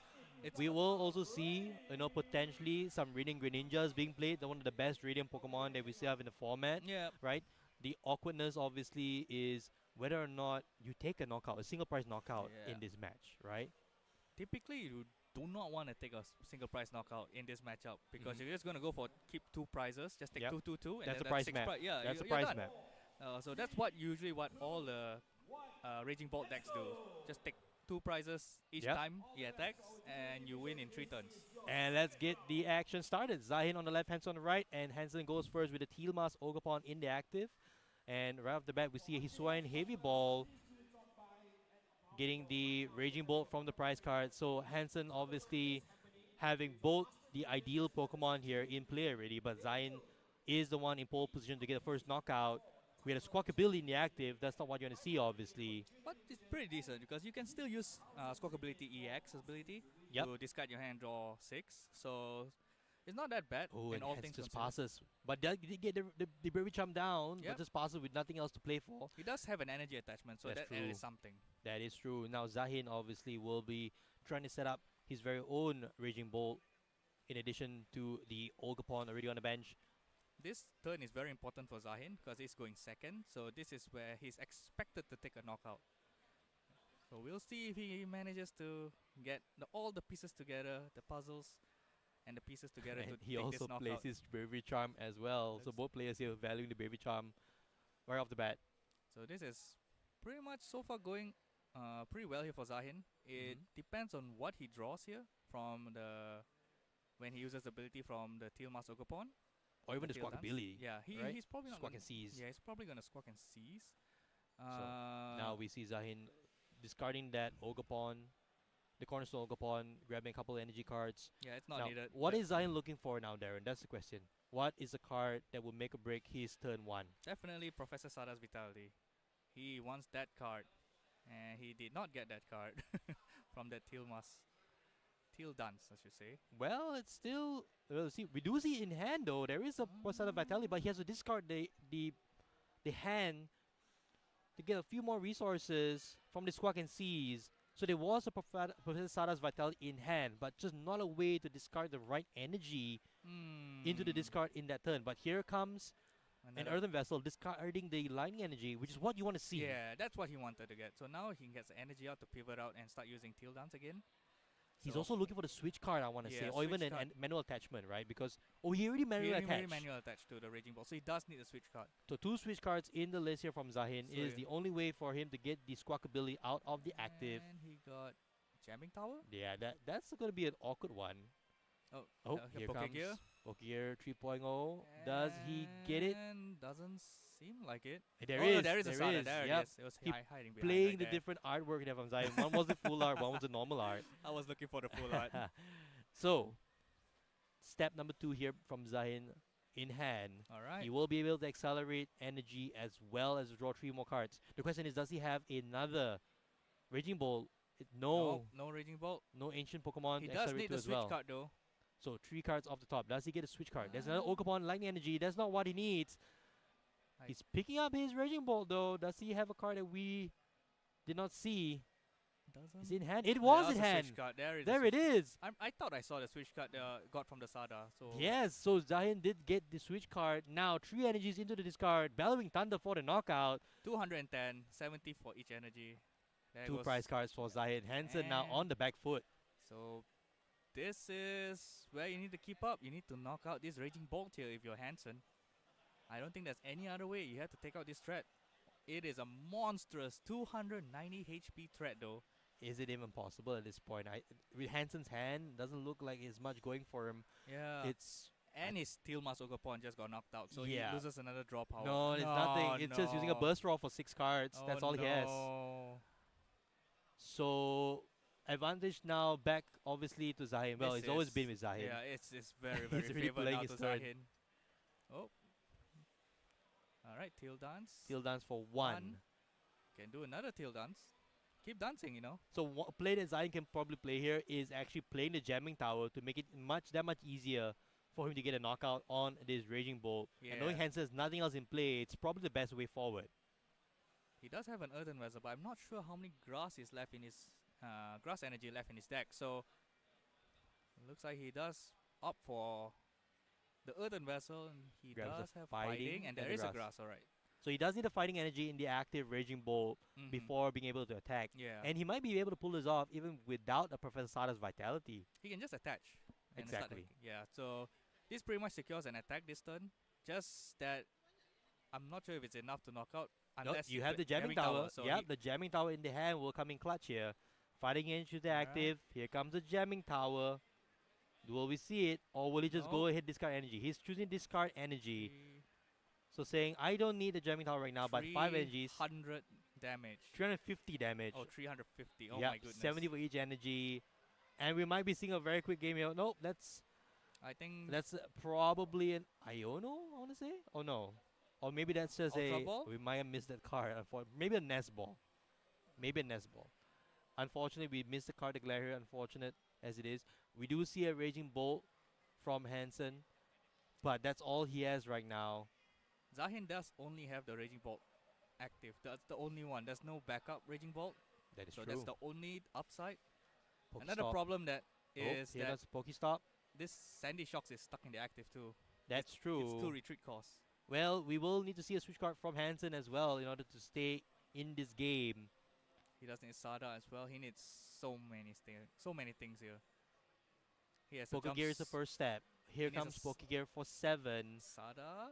Do we see a Sada's Vitality? No, we don't see it. Oh no, that's not what you want from a Pokegear. Oh no. So let's see what Hansen has left in his hand. He's still in it, although very far behind. An It's Ultra Ball, Energy. it is pretty rough here. He might need to get like a Greninja out to try to get something out. Probably for the best. Yeah. A Greninja here will get him 2 more cards to look at and potentially be able to draw out of this and leave the Sandy Shock in the active even. Because why would you want to move a single prizer out of the active right now? True, but you're not progressing. Oh, look. Is the Greninja prized? Another question here that I'm not sure as well. So just draw one, and Tildan. it's another Teal Mask. does Is he out of energy though? Oh, he has to use that. Oh, he has to discard Oh no. the superior energy retrieval. It's all in on this Steel Mask. This Steel Mask has to find a Professor Sada's Vitality. At this point, I would just go for another grass energy, just to hope he draws into another Teal Mask Ogapon. But maybe Hansen wants to attack I with think the active Sandy Shocks. the best chance, if he wants to attack with Raging Bolt, is to take the fighting energy. Right. Because then you Right. can Sada's Vitality, one of the lightnings, then you can attach to Raging Bolt itself. Oh, just draw into another energy and just passes. And I think that kind of seal off the game. Not just yet. Zahin has to find a way past the Sandy Shocks to bring up a 2-prizer from Hansen's bench. Now, he has quite a large hand with another Professor Sada's Vitality. That's going to accelerate 1 energy to the active. The question now is there a way to Gus? Usually it's Prime Catcher, but I think they're not playing Prime Catcher. Am I No, wrong? Zahin seems to be running Secret Box. Yeah, he's running Secret Box. Yep. So no way to Gus around. We don't see a Iron Bundle as well. So Zahin will have to be content with taking a single prize here. But then it might be an opening for Hansen then to come back. It is pretty rough, but he does have a slight chance. Yep.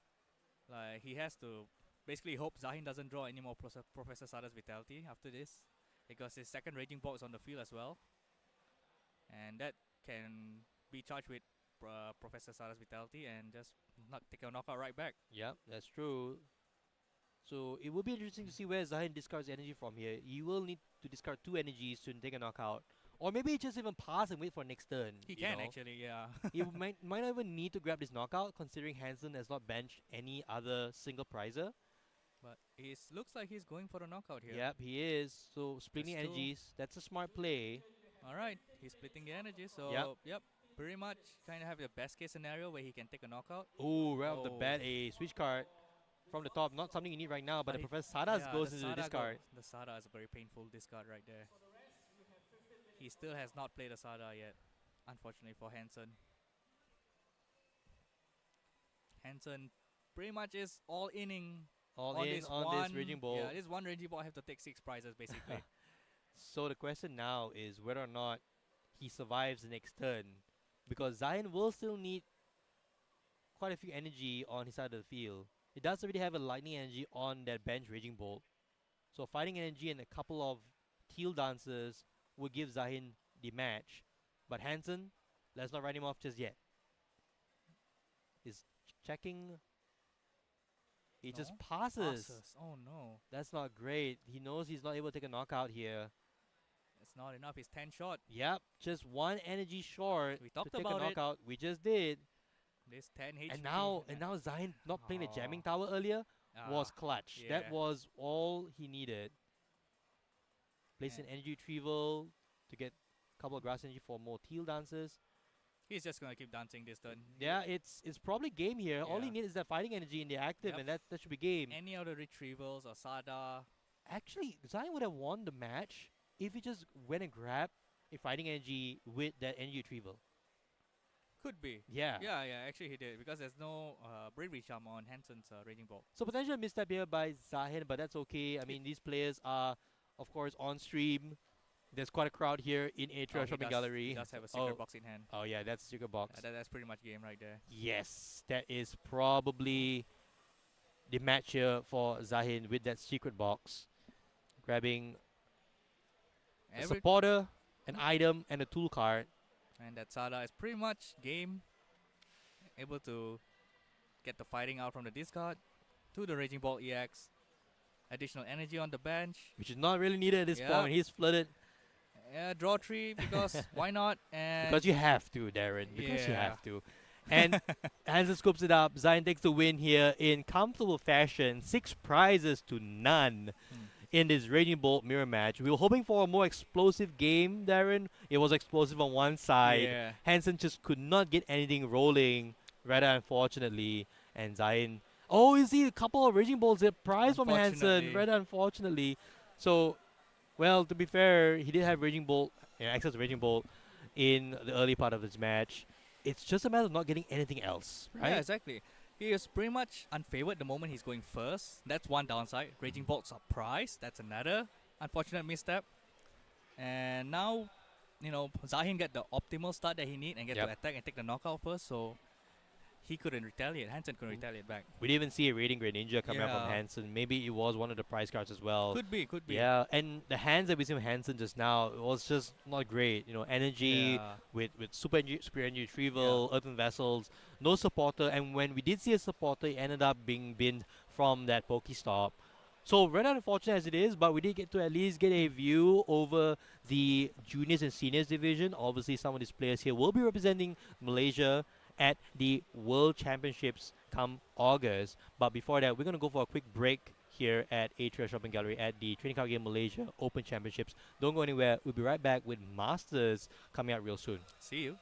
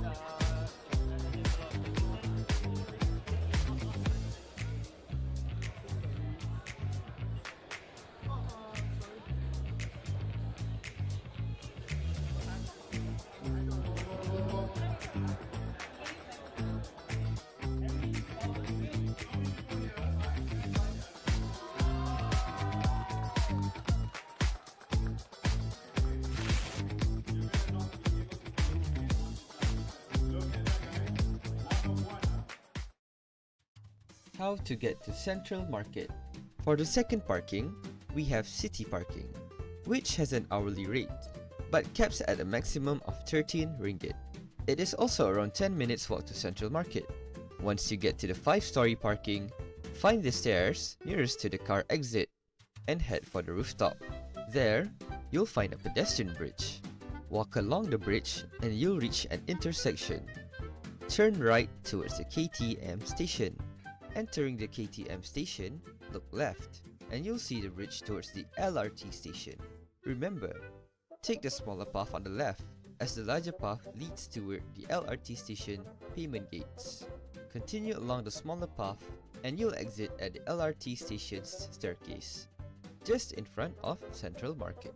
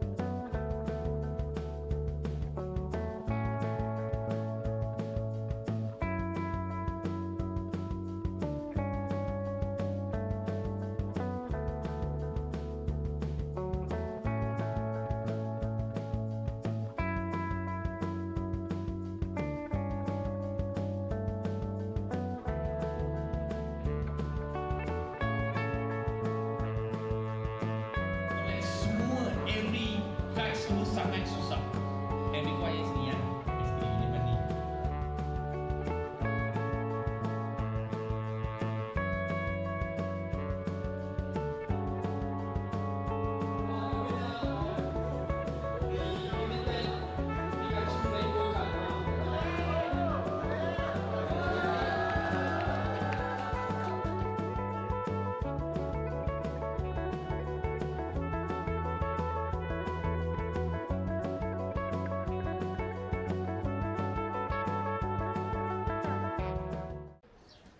Collecting cards can be daunting for new hobbyists such as myself. Should I get sleeves? Should I get top loaders? Should I get display cases to flex my cards? Or should I send my cards for grading? All of those questions will be answered at our trade show on the 2nd of March in Central Market. So, see you guys there!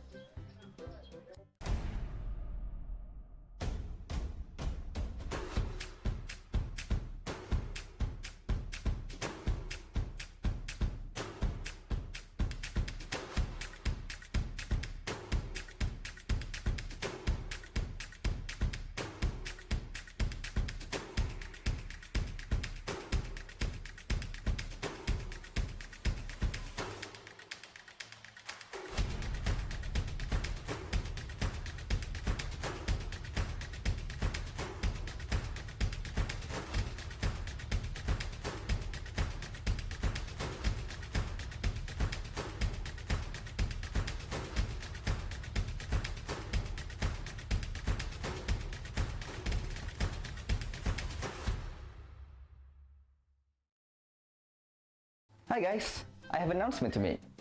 But before that, a quick reminder. Remember to register for our membership before the trade show as it is compulsory for trade show entry. Moving to our main announcement. During the event, we'll be doing lucky draws. There will be 3 sessions, 1 PM, 5 PM and 9 PM. However, those who want to participate have to register within the hour before of the session itself. You will need to show your proof of membership to our PCICs during the lucky draw registration. What are the prizes, you ask? Let's show them a little teaser. A Gem Mint PSA 10 Monkey D. Luffy from Bandai Games Fest! So, what are you guys waiting for? Sign up for membership now. See you then! Hi guys, it's me, that's me again. So, for our very first trade show, we'll be having vendors from various TCG scenes, from Pokemon, One Piece, Magic the Gathering, and many more. Not only that, we'll be having hourly auctions. So keep your eyes open and your ears open for our hourly announcement.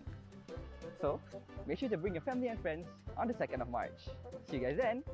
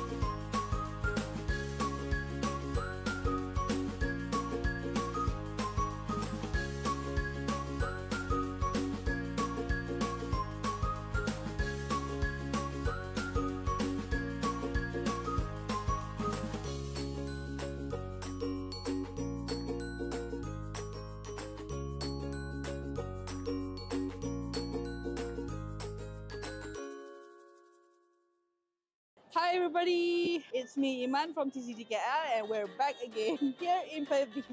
Please join me on asking them, the card prices and then maybe we can get some fun and laugh out of it. Okay, tahu pasal Pokemon tak? Boleh lah tahu sikit-sikit. Pernah main Pokemon? Masa kecil-kecil ada lah tengok kad ni. Last time beli Pokemon bila Pokemon card? Itu saya tak ingat tapi sekolah rendah lah. So sekarang ni, saya nak tanya sikit pasal Pokemon card. So this is the card lah. Card ni daripada Jepun. So dalam pack tu, kalau pack Jepun ada 5 card. So at that time, from a 15 to 20 ringgit pack, sekarang agak-agak berapa price dia? Berapa Itu Charizard Ni bukan scam Ini Charizard Charizard dengan Reshiram. Dia tag team card. Berapa From a 20 ringgit pack. 100? 100? 200? Almost. 200 setengah kot? Ya, 200 setengah. So daripada 20 ringgit pack, and bila dah grade ke PSA 10 macam ni, dia jadi 50 USD. Menarik. Ya. So, nak excite you back to Pokemon collecting, you boleh choose some of these shiny cards. Ente. Okay, ente. Alright. Okay, thank you so much. Okay.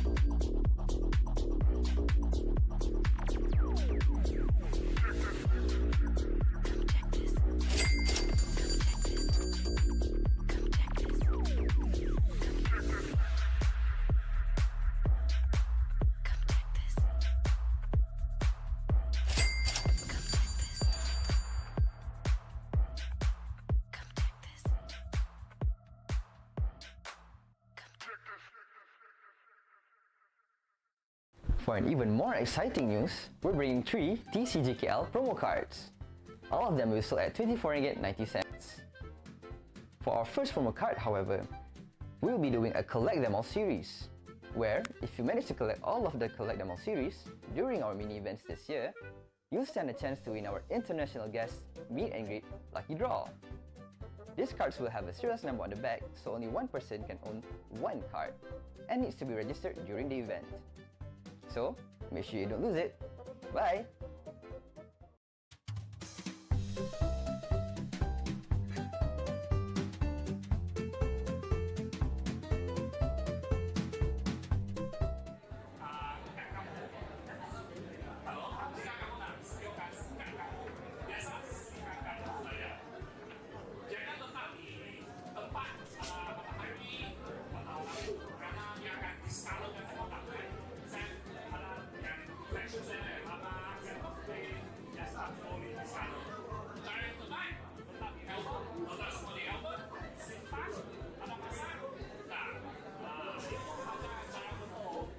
Hello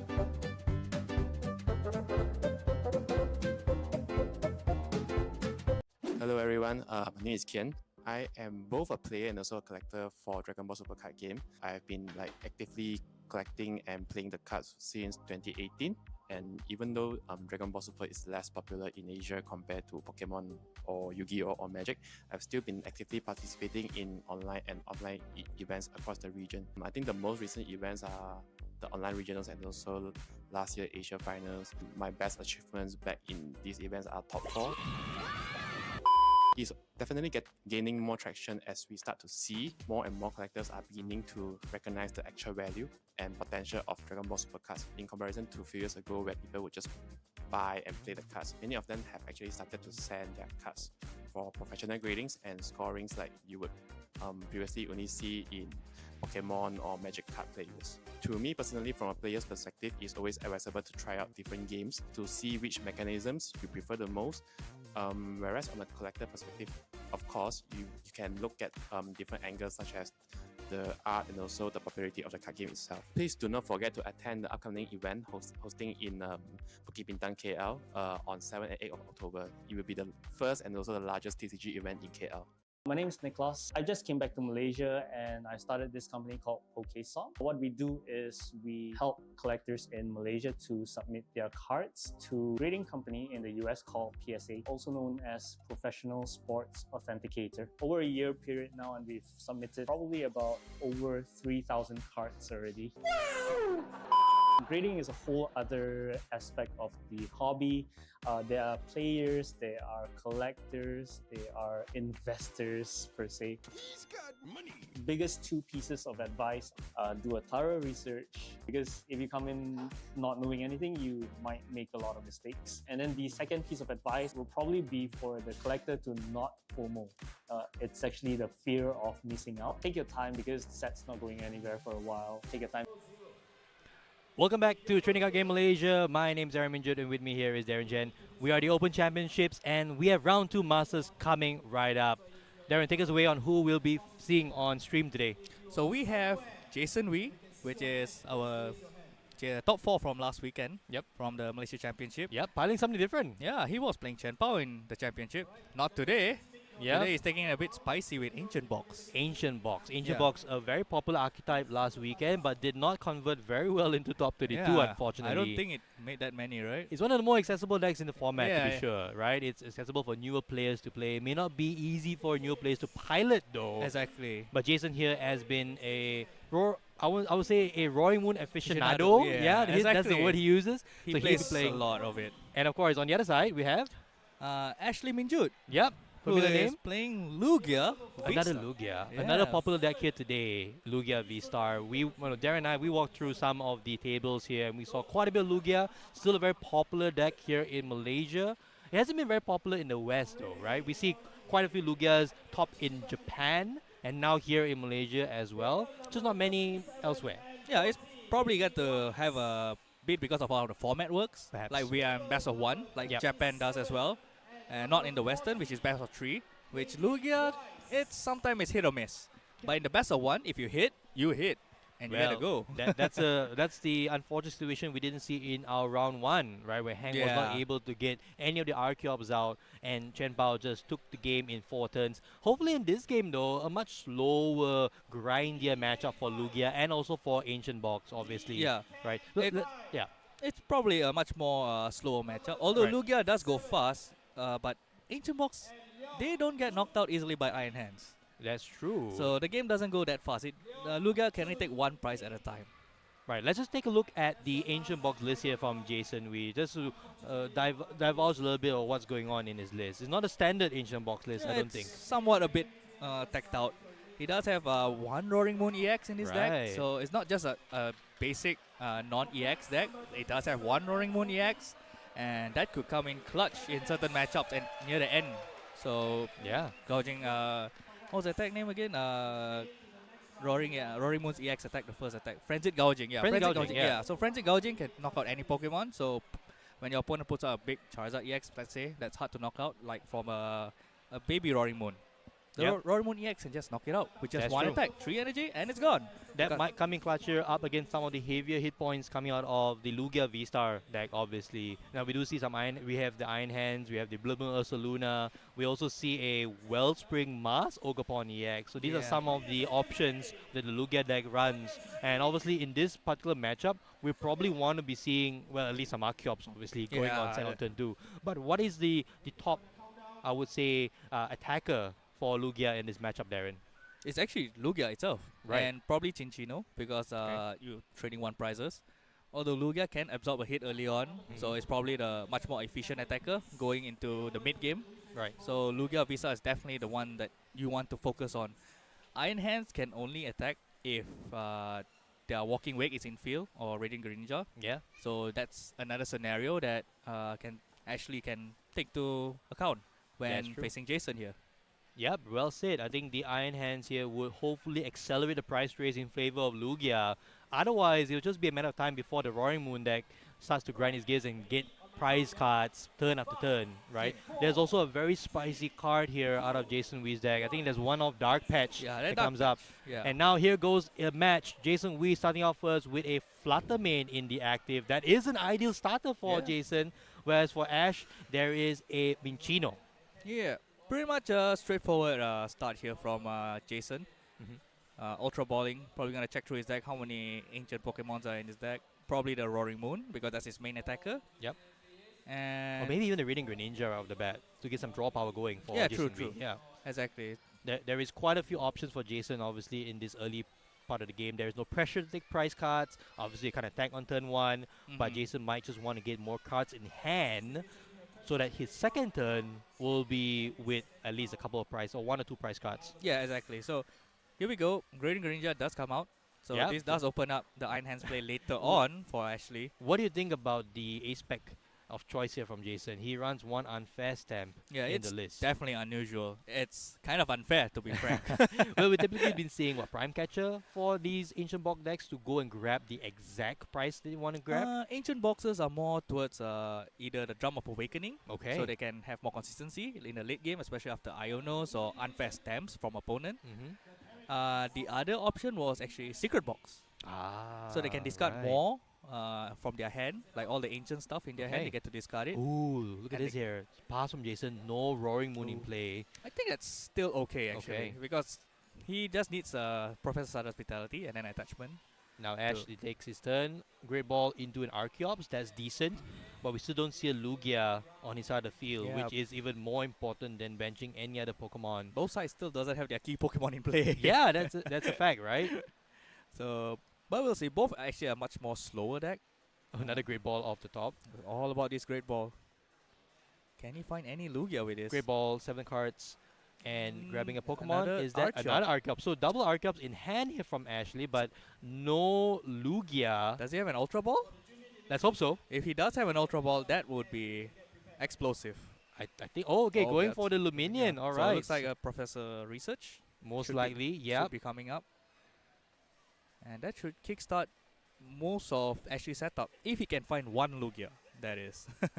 That is true. He might even go for a Serena here if he feels like he wants to preserve some of that hand.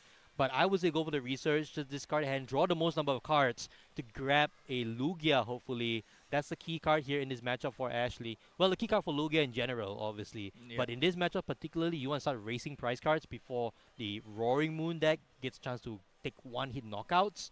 You want to see the Lugia right off the bat. Now, a key note here that Ashley has his Ace Pack in hand, which is his Legacy Energy. Oh. But he does have Luminion in play, so he can technically attach it to Luminion V this turn. And Well, because not the ideal, not the most ideal, not the obviously. most ideal, Yeah. but Aqua Return does send Luminion and its energies back into the deck. That's a So good point. Archeops can, use back can get this Legacy Energy Yeah, out again. and that's the play he's going for. Oh, I see a boss as well in hand. So those are cards that you and and Iron Hands as well in the Oh, hand from there- Ashley. It there it all goes goes. into the discard. So we will not be 7 seeing cards. Iron Hands this game. Lugia V, are you there? So Hello? doesn't And does seem have like it. Does have an Ultra Ball. Okay, so an Ultra Ball, that's a perfect card you want to see. Discarded Carmine, not something you want to use in this matchup. It would be useful if he's going first, but he wasn't. Yes. So most likely Lugia. Yep, there is chucks it Lugia. straight down onto the bench, and just passes turn. So Jason, turn number 2. Does he have an attack? And Yes. if he does, it's probably on this lone Minchino in the active. Looks like he does have the Sada, so one to the Flutter Main, one to the Roaring Moon. Most likely, we'll see an attack this turn. He just need an energy Yep, attachment. And the Earthen Vessel in hand is that Yeah. energy, able to discard a Walking Wake as well. So it looks like Jason's deck here is going to be able to get the first prize in this matchup. Yeah, exactly. So here comes Earthen Vessel, probably getting the Dark Energies out of the deck. You can start manually attaching, start concealing cards. Just drop- want to note here on Jason's deck, there is that one water energy in Yeah. the list. That's for the Walking Wake, I Yeah, presume. it's the Walking Wake's first attack. Does Yep. 20 damage. Interesting. We haven't seen the card yet, but Jason double darkness energy from the Earthen Vessel. It's mainly used against Gardevoir when like their Screamtail or Drifloon just left like 10 or 20 HP, and then that 20 damage from Walking Wake, it's just serve as an efficient attacker. That makes sense. We see the Dark Patch now coming out in Jason's hand. He may or may not want to use it right off the bat. Maybe keeping it for an explosive turn later in the game. Yeah, he's definitely saving it. It's not a card that you want to put it early, use it early. Not a Roaring Moon in hand though. He's pretty much left with just one Roaring Moon, no backup attacker so far. I think it's okay at the moment because he does have a Flutter Main to pivot to. Right. With Sada's Vitality With a later single on. retreat cost, right? That's the Yeah, most important That's the most part. important one, Yeah. yes. So Takes knockout. there it And goes. Jason Wee draws first blood here in the second round here. Now Ashley Minjut gets the Lugia V-Star Wow. off the top. What a top Wow. deck. My goodness, that was And was immediately the best top that you can get. And immediately going for the V-Star Lugia. This time around, firing on all cylinders. Double Archeops in play now. He does have boss. He does have a Oh. boss as well. Okay, interesting. You might want to go for the Greninja perhaps. Yeah, you can just Oh no, go for the Flutter Main so that you can actually get a prize card, because Yeah. otherwise Yeah. you don't actually get a prize with Luminion. No, no, it's opts going- for the Iono. In this case, he's planning for Water Ogre play. So Potentially, that's where yeah. he can snipe 2 Pokemon out. So this Roaring Moon that's going to get damaged by this Aqua Return will get sniped later on. That's interesting. We also want to see another attacker, I want to say, from Ashley's field. I think he will like another Lugia V in play. Mm-hmm. I think that's what he wants to get out. Because Jason only has 4 in the Ancient pile. And you called it very well there, Yeah. Darren, that it's another Lugia in play. Here comes Primal Turbo. Primal Turbo number 1 here from Ashley. What will he grab? Most likely just energies that will be shuffled back into the deck anyway. The first Primal Turbo will probably go onto the Luminion. The second one is probably onto the Lugia V-Star or the Lugia V. So because this Luminion V is going back into the deck. That's true. There's no doubt about that. He's Yeah. going to preserve that legacy energy and the Luminion V itself, getting rid of that liability in field. Second Primal Turbo onto Lugia V-Star. Yep. So I think there was, I believe there was one gift energy as well, and in addition to the double turbo. Yes. So here Ash will say, "Yep, I'm gonna shuffle it back in anyway." And 103 damage from Aqua Return onto the Roaring Moon. Not a knockout, but setting up the knockout for perhaps a turn or two later. That's for the Wellspring Mars Ogre Yeah. EX, right? The card that we have seen in some Lugia lists. We now see it in Ashley's deck. And now Jason's turn off with a Nest Ball, grabbing Roaring Moon number 2. So this does indicate to Jason that Ashley does play the Water Ogre Pawn if he doesn't knock out the Roaring Moon early. That's really true, actually. This 120 damage is inconsequential unless there is another follow-up attack to take it out. Yes, exactly. So Lugia V-Star can probably tank this hit. It doesn't. There's only 4 in the pile. Now 5 with the Stardust Vitality. Yeah. Still not to a point where these Roaring Moons take huge knockouts onto big Lugia V-Stars or even Pokemon EXs for that matter. Yeah. So the most important thing here is Oh, the Ancient Jason Booster that's the capsule. most That's going to be a important thing. clutch card. So that makes it a little bit more difficult to get a knockout. I think it's still within It's still range within though. range. But the question here is that Ancient Booster energy capsule will be discarded and then will boost the attack damage of following Roaring Moons. Yes, exactly. Oh, we see the Great Tusk hit a discard. Yeah, unfortunately, it got hit by the Pokestop after the Iono. It was in Jason's hand previously, but then got Iono down and then shuffled, and it's gone. And now we see here attack from the Roaring Moon. 160 damage from I think it's 160. Yeah, it's 160. 160, Yep, yeah. 160 damage. From And Roaring Moon. Still not a knockout, but we will get there soon. We will Captain hit critical Aroma. mass very soon from the Roaring Moon deck, just not yet. Captain Roma hits the tails. And that can pivot into the Water Ogre right here. By Ashley is thinking about it. Does I'm not he do sure it now? Does he have a boss? I'm not sure. But Yeah. he technically can do it now because he does knock out the Flutterman at the back. Yep, So and you right can off the bat, going for those energies. Yep, and it looks like he's from Primal Turbo, 2 energies onto Wellspring Ogapon, 1 more energy. Choosing to go for all 4 onto the Wellspring Ogapon EX right now. Perhaps trying Now to this get as much NZ out. This is a bit risky here from Ashley because he does have to send up his Lugia Vista again, and that Lugia Vista will get knocked out by the following Roaring Moon. That's true. So maybe getting gift energies down. Oh, he does get yeah. a second one. So another Lugia Vista on the bench, which is Alright. clutch here from Ashley. So, and there are gift energies on both those Lugias now, just so you know. And there's Yep. also gift energy on the Yep. Wellspring Ogapon EX. That's why the 4 Primal Turbo energies onto the Wellspring Ogapon. And now Ashley replies with a 2-prize turn up against this Roaring Moon deck, Ancient Box deck. Jason Wee's bench looks a little thin now, but here comes another Roaring Moon, the 4th or 3rd one, I want to say. Can Jason go for the knockout in this turn to get back in the price lead? This turn, definitely. He looks like he can gear up with this Pokestop here if he does hit a few more ancient Pokemon here. Ancient cards Yeah, even. ancient Like even cards, some yeah. trainers will also work. Oh, We no. see... no, not a single Oh, one. none, I guess. But there is a superior energy retrieval which can be used to discard 2 cards. Explorer's Guidance should get you there. Wellspring Ogapon EX here having 210 hit points. Technically, he can just take a knockout on the Lugia Vista at the back because he's behind in prizes. He does That's get the be- counter th- catcher. there is a counter catcher, you're yeah, right. From the Pokestop. That is true. Jason has to be aware though, any knockout on his turn here will trigger the gift energy on any of the EXs that, or 2 prizes on Ash's side of the field. Yeah, so far, I think it's pretty close Yeah. for both sides. It is. It's going to come to a fact where Jason wants to play his unfair stamp, or when he can get it, and manage to dodge all these gift energies on Ashley's side. And Ashley just need to just keep doing what he's doing. That's true. And the only sad part here is that we will not be seeing an Iron Hands because that got Yeah. discarded early on. But Ashley does play one of what's that card? There it is. Yeah, there is Roseanne's a backup, there is yeah, a Roseanne's backup. backup, yeah. You're right. So there is a Roseanne's backup in the list. That might come in clutch here. Because he can We take shall back your see. Legacy Energy and your Iron Hands EX. That is true. Actually, Legacy Energy will be a card that comes in handy. That will cause Jason to have to price map a little differently because of the fact that it will reduce number of prizes that Jason takes by 1. Only once per game. Only once per game, but Yeah, it can but come in clutch. it's it buys important you though. 1 turn. Sometimes that one turn is all you need to win. That's true. So now, takes a knockout here with the Roaring Moon. Down goes the Wellspring Ogapon and triggers the Gift Energy. Sends up Lugia Vista, the fresh one. Oh, we also see Minchinos in hand now. So Minchinos Alright. should come down. That's another secondary attacker that will only cost 1 prize. Now Jason does have his counter catcher still.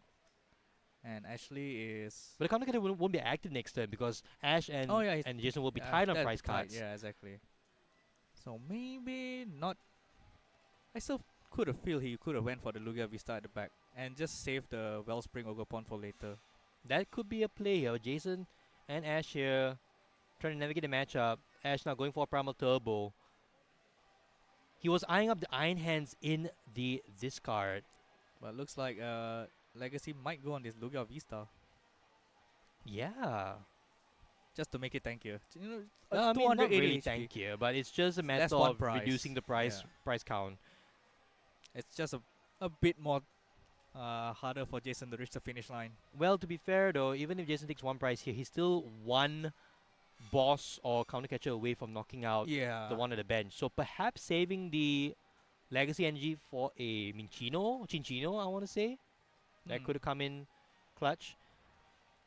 But I think what we need to see here from Ash is probably an Iono to disrupt the hand from Jason. He Because there definitely isn't needs an energy on that bench Roaring Moon. Make it that much harder to get an attack off. He definitely needs to disrupt this turn. since Jason's hand is humongous amount of cards. Yeah. Like he can Do we just do see it, whatever he though? wants. It's just a jack in hand. Oh, No other supporter, I think. no. There is a Rose's Roseanne backup. backup.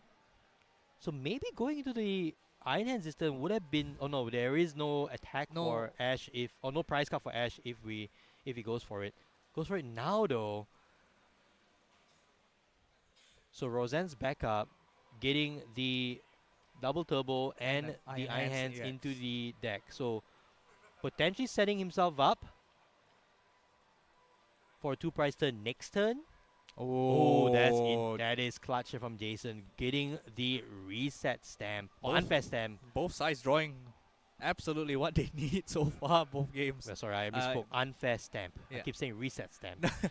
We play too much stamps. I played too much of stamp cards in the format. Well, here is Jason now checking his discard, getting a couple more attackers back with a super rod maybe. And Just maybe some counting him. energy as well. Yeah, he probably needs just one Roaring Moon because just need to just pivot between two. That's true. He just needs a Sada, so probably gonna Ultra Ball this out. Maybe Earthen Vessel, a card that he's not using before getting into the Ultra Ball. He does have energy in hand, so Oh, he's digging for the Sada. he That's needs the not something in Sada. hand. Yeah. It is something he definitely needs. There isn't. I think there's a Poke Gear in his hand though.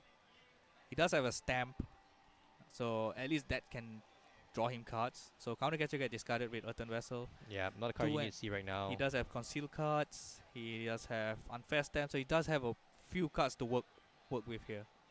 Yep, just looking through his deck here, Jason, with that Earthen Vessel search, looking for the Sada's Vitality. There's probably at least a couple more in the deck, or maybe one in the deck and a couple more in the prize, who knows. There is a Palpat in the deck as well. Yeah, Jason only plays one Pulpet. Some Ancient Boxes deck, they play two. Right. So they can just keep refilling the Sadas into the deck. So here is a So get the Palpat Okay, of the that's concealed cards. pretty good. Yep. I was just talking about it. Yeah, we were just talking about it. So Sada's Vitality back into the deck. Yeah, that increases the odds after this Unfair Stamp, most likely. Well, you could probably go for a Poke Gear now before even doing the Unfair I Stamp. forgot he has a Poke Gear. Yeah. So Poke Gear here might land the Sada's Vitality even before the Unfair Stamp. Oh, definitely you'll do the Poke Gear first. Yep, There Poke it Gear is. down. It is. Sada's Vitality, don't see it yet though. Is that a whiff? I got something. That's a Oh, grunt. oh That's not no. Professor Sada's Vitality. You want Grunt in the discard, not from Poke Gear. Uh-oh. That's not good. And we will see now if Jason has another way of getting a Professor Sada's Vitality this turn. Oh, Another it's Poke another Gear. Poke So Gear. the Alright, second Poke come on. Gear. Hopefully now we see it. Oh, there it is. there it is. There it is. Alright, Alright, so alright. two of them this time around. So we do see the Professor Sada's Vitality, ensuring that Jason does get an attack off. Now the question is there enough to take a knockout? Well, I'm not sure how many is into this in his ancient pile here. So he needs 21 in his ancient pile. That Total? would be 21 ancient cards in the discard pile. So far, oh, he does get a Earthen Vessel that I can discard. think the that might Grunt. be it, because in consideration of the amount of damage he was doing last turn and of course adjusting for the Palpat, I think it's 19 that I counted. yep, 19 or 18. He does have Earthen Vessel that can discard Grunt. He needs to discard 3 more cards. He can discard the Grunt, then use Grunt's ability, Grunt's effect to take back into the hand by discarding 2 more cards. So that's when he can get 2 more ancient cards into the discard pile. That's a good assessment. So the question now is whether or not it comes to fruition. Alright, Grunt has been discarded. So Yep. I'm not sure how many more ancient cards is in his hand.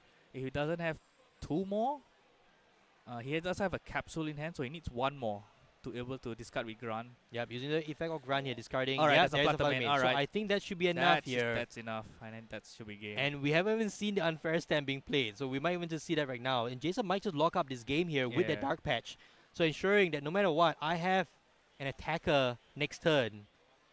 That can knock out anything. They can knock out anything on And Ashley's you know side of what? the field. And you know what? I'm just gonna draw 5 more cards. You know, just gonna shuffle, disrupt my opponent, draw 5. Yep. Why not? It might be so that Ash does get to draw up on this because of the gift energy. Mm-hmm. But then next turn, Jason is just 1 boss away from winning because Well, the only attacker Ash can actually use next turn will be a Chinchino with a Legacy Energy. That's the only way he can stay in the game. And maybe couple that with a Iono. Otherwise, Jason probably has everything set. It's all in on this Chinchino if he can get it by Ashley. Oh, further discarding Countercatcher, getting out more ducks from the deck. More Dark Energy in that's hand. for next turn. Actually, just to retreat even the Greninja if Ash goes for a stall play. Mm-hmm. So having that energy should make it so that no matter what, Jason will be attacking, counting the ancient cards just to make sure we're going 21. to see a huge knockout here from Vengeance fletching on the Lugia V-Star. And there is Vengeance Fletching for 280 damage. Now Jason. there is a give energy effect here which Ashley is pointing out, so he will be able to draw up. There is a Luminion in hand as well, so we will potentially see and a Chinchino. So we will have a game here, folks. Oh. And a Legacy Energy off the top, right off the bat. Okay. All right, we have a game. All right. So this is close now. We will need to see the Iono play from Ashley. Otherwise, it will be moot. We see the Iono in the deck. All right. Grabbing the gift energy. Gift energy is important. Yep. Because Iono put himself to low, but Jason gets Iono to 1.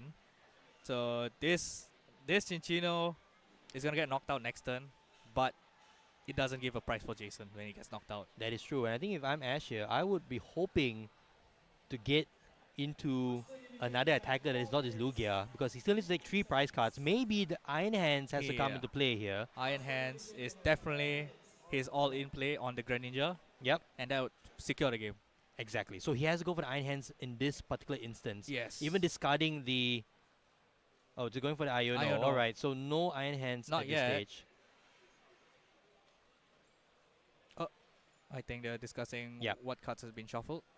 Alright, so just making sure that he shuffles the deck before the Iono. So Jason's already drawn his 1 card. And now we see the boss in hand. So maybe Ash could have gone... yeah, he could have gone for the Iron Hands play. Yeah, playing Jamming Tower. But hang on a second. There's only 1 Roseanne's backup in gone. the deck. Yeah. So there was no way for this Legacy Energy to be even recycled, unfortunately. Yeah, just thinking about it now, is that there's no other attacker.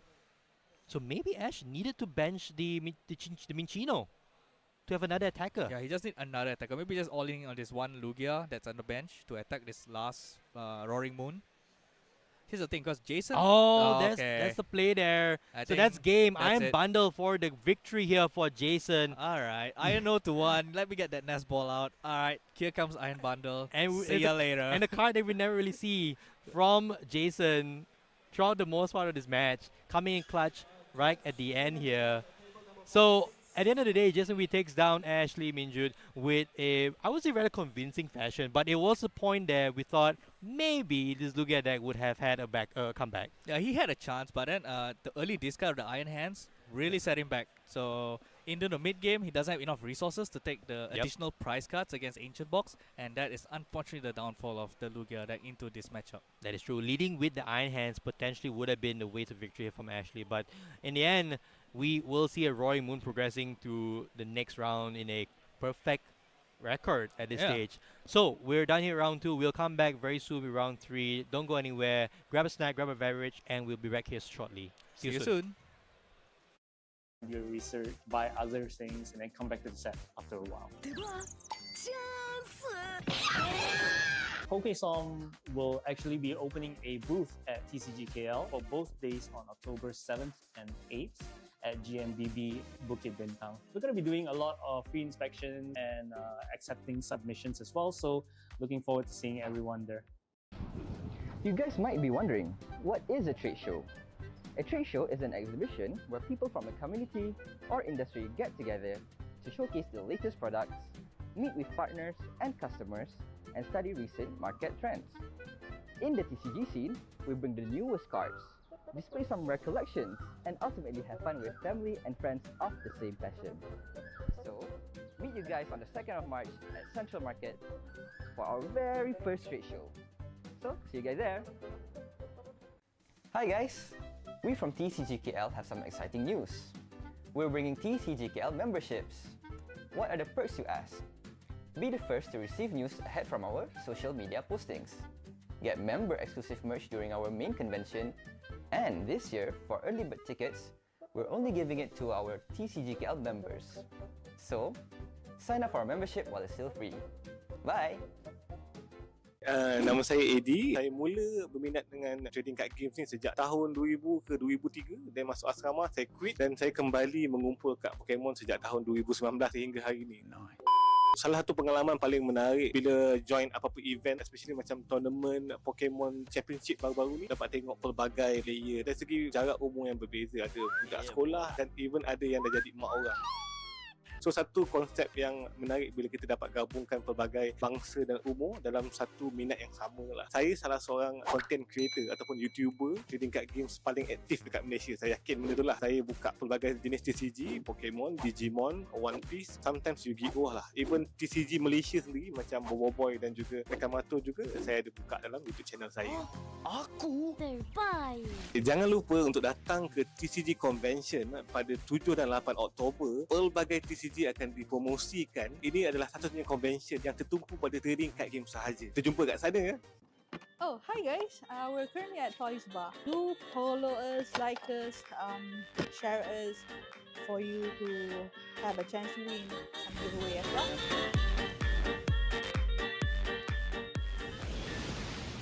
So, how long have you guys been collecting?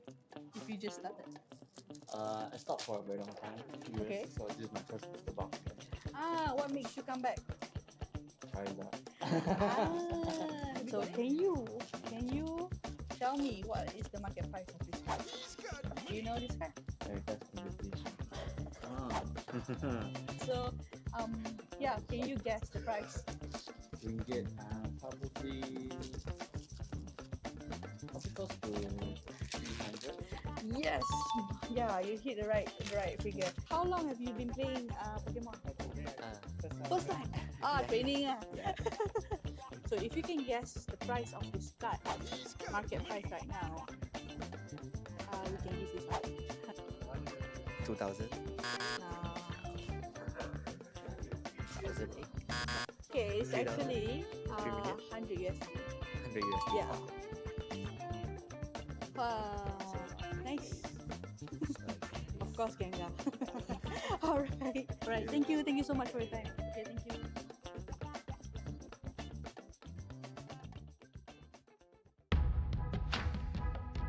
Hello Malaysia, my name is Koki Saito. I am a restoration artist from Japan. Please come and join me in the TCGKL 23 competition and see you all this November.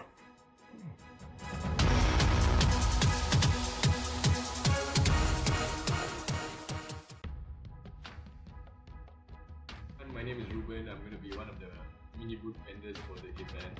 Join us at the TCGKL event on this point of November. At CMBB Scrapbox Bukit Bintang, we'll be having Pokemon Style, single card, and many more. So really looking forward to meeting everyone, especially the community from overseas as well. See you in TCGKL. Bye-bye.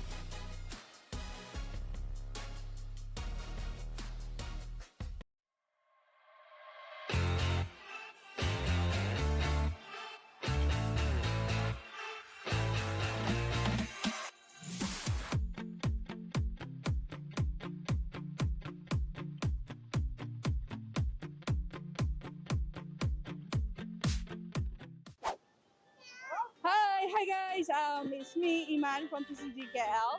So we are now at Bukit Bintang Pavilion. So please come and join me and see what we have for you today. Okay, so do you guys ever heard of Pokemon? Yeah. Do you play Pokemon? No. Collect Pokemon? No. You have friends that play Pokemon? Not really. Okay, how about your partner in crime, your boyfriend? No? Okay. So this is a Pokemon card that comes from a Pokemon pack. Can you guess the value? 5K. From 20 ringgit pack. Be realistic. A little bit more, a little bit higher. No. No. No. It's 3 digits. 500? No, it's 400 ringgit. 100 USD. So basically, we're here today because we have our event TCG KL coming soon in November. And we hope to see you there if you want to. Looking for my favorite Pokemon. Bye, Ivy! Simpan, and who knows the price might hike kalau masih terdekat. Okay? Alright, thank you. Thank you Thank you so so much. much. Thank you for your time.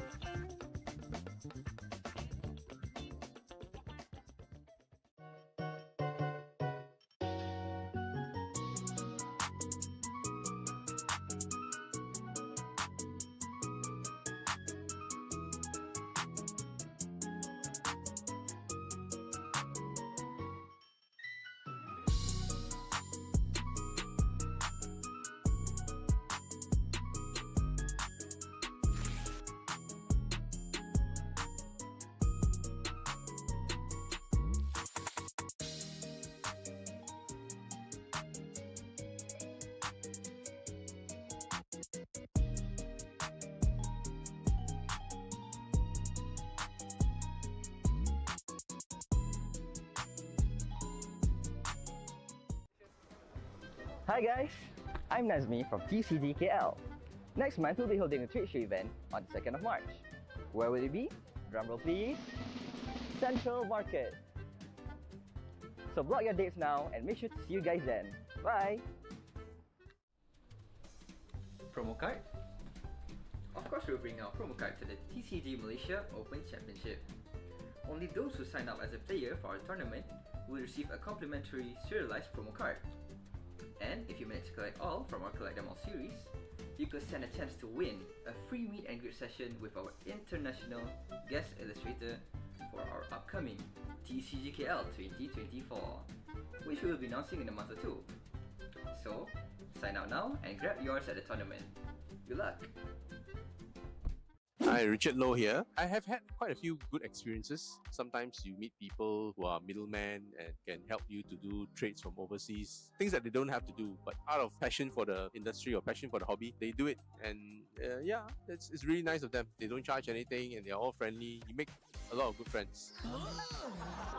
Recently, I find that a lot of the products are quite overpriced. Well, some things you can't find in Malaysia, you can find in overseas. Pricing wise, also not so friendly here. Managed to get better pricing stuff from US or sometimes over in UK even, or some parts of other Europe. It would have been good if we can get more products here.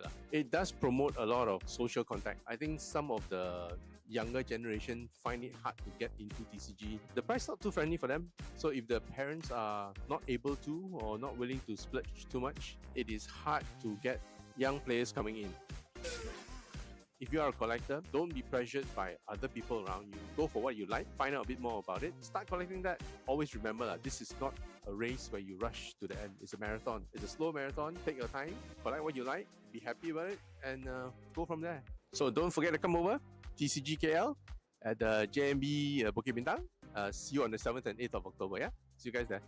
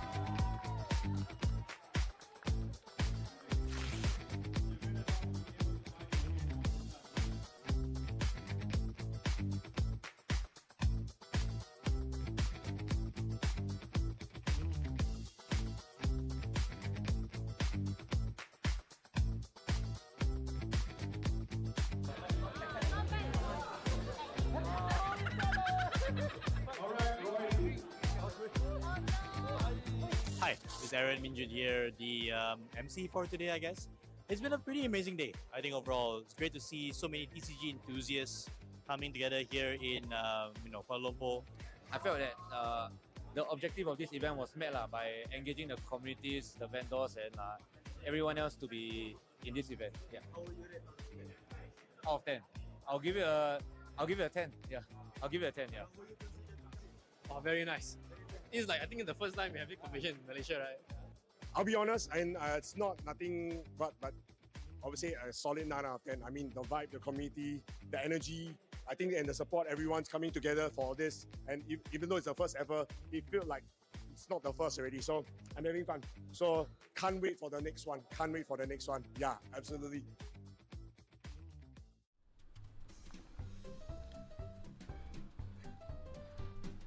Oh, hey guys. Registered for our tournament this 6 and 7 July yet? Don't take any chances. Our slots are filling up fast. We're having One Piece TCG on Saturday and Pokemon on Sunday at Atria Shopping Gallery, with a total of 5,000 ringgit up for grabs. Don't miss a chance to be the first TCG Malaysia Open Championship champion. Pre-registration closes on the 3rd of July, so head on to our profile and click the link to register now. See you guys then! Oh, hi guys. We're currently at Toys Bar PJ. So we're doing a giveaway, physical giveaway with all the members of the group. Okay, so basically, have you ever collected Pokemon? Yes, I have. What is the last set you bought? My last set was Sun and Moon. Basically, my last game was during the GX season. You play as well? Yes, I used to play. Yes. Play and collect? Yes. Okay, so you might know the cards. Maybe. the famous question is, how much is this? I can't recall. I think it's over. You can almost, yeah. I'll say 1,000 USD. But no, I don't think so. Not that high. Yeah. This is only what, 2019? Yeah. But no, so this one should be at least, I think, around 200-300 This was last year. Yeah, 200-300 USD. No. No? No. So lower than that. it can't be lower than that. 100 USD. Yeah. Oh wow, okay. Yeah. So what am I supposed to do? You can choose. I can choose. Just for for fun. Oh, right, sure. I think of everything art style wise. Gengar. Yeah, I think the Gengar looks nice, or the Aerodactyl, but I'll fit the Gengar. I think for you I give you. Okay. All right. Thank you. Thank you so much. Thank you so much for your time.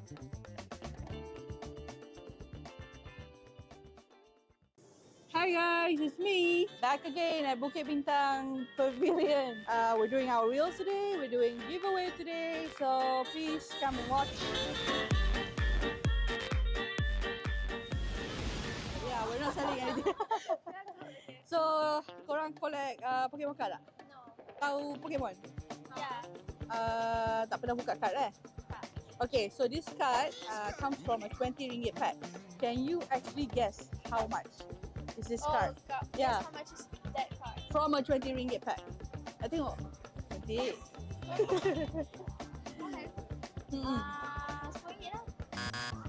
This card was released last year. So it's 20 ringgit when it was released. The pack was 20 ringgit. So we pull it from a pack. Right now, the price is 100 USD, which is 400 ringgit.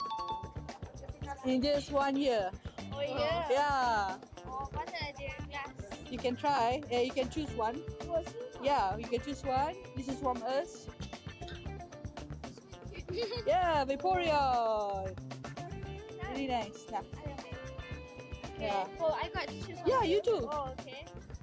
Now ambil pair, Jolteon. This is actually a sotong. Sotong.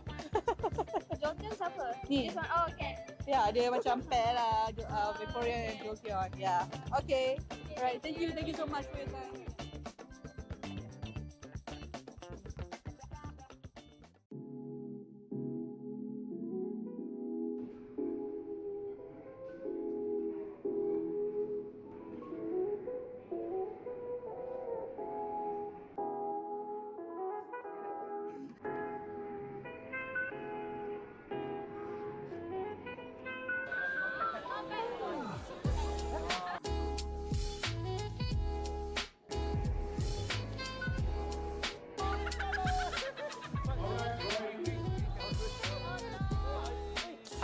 Aaron Minjun here, the MC for today, I guess. It's been a pretty amazing day. I think overall, it's great to see so many TCG enthusiasts coming together here in Kuala Lumpur. I felt that the objective of this event was met by engaging the communities, the vendors, and everyone else to be in this event. Yeah. Out of 10, I'll give it a 10. Yeah, I'll give it a 10. Yeah. Oh, very nice. It's like I think it's the first time we have this competition in Malaysia, right? I'll be honest, and it's not nothing but obviously a solid 9 out of 10. I mean, the vibe, the community, the energy, I think, and the support, everyone's coming together for this. And even though it's the first ever, it feels like it's not the first already. So I'm having fun. So can't wait for the next one. Can't wait for the next one. Yeah, absolutely.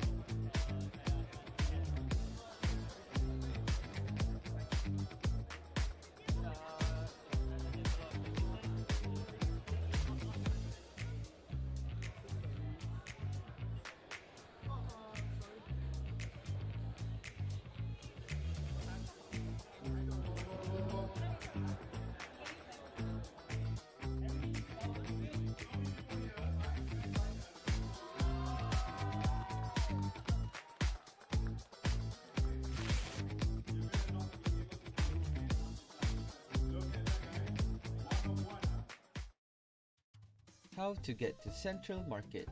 For the second parking, we have City Parking, which has an hourly rate, but caps at a maximum of 13 ringgit.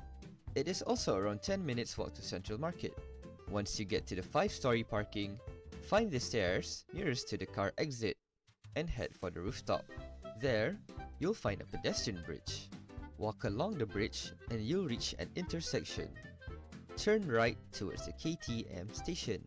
Entering the KTM station, look left, and you'll see the bridge towards the LRT station. Remember, take the smaller path on the left, as the larger path leads toward the LRT station payment gates. Continue along the smaller path, and you'll exit at the LRT station's staircase, just in front of Central Market.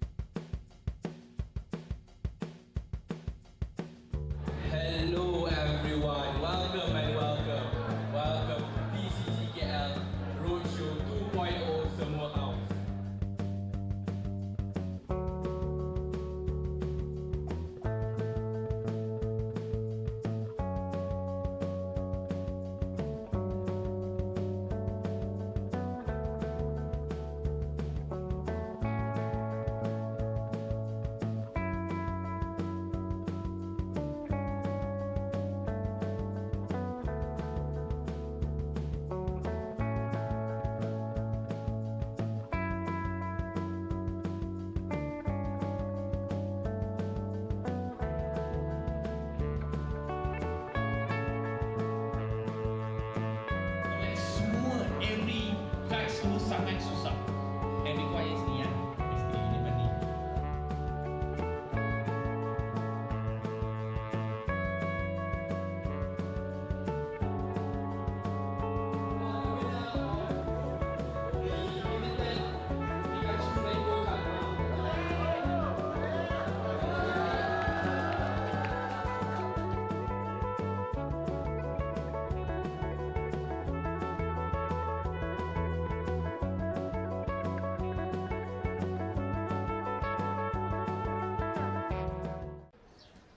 Collecting cards can be daunting for new hobbyists such as myself. Should I get sleeves? Should I get top loaders? Should I get display cases to flex my cards? Or should I send my cards for grading? All of those questions will be answered at our trade show on the 2nd of March in Central Market. So, see you guys there!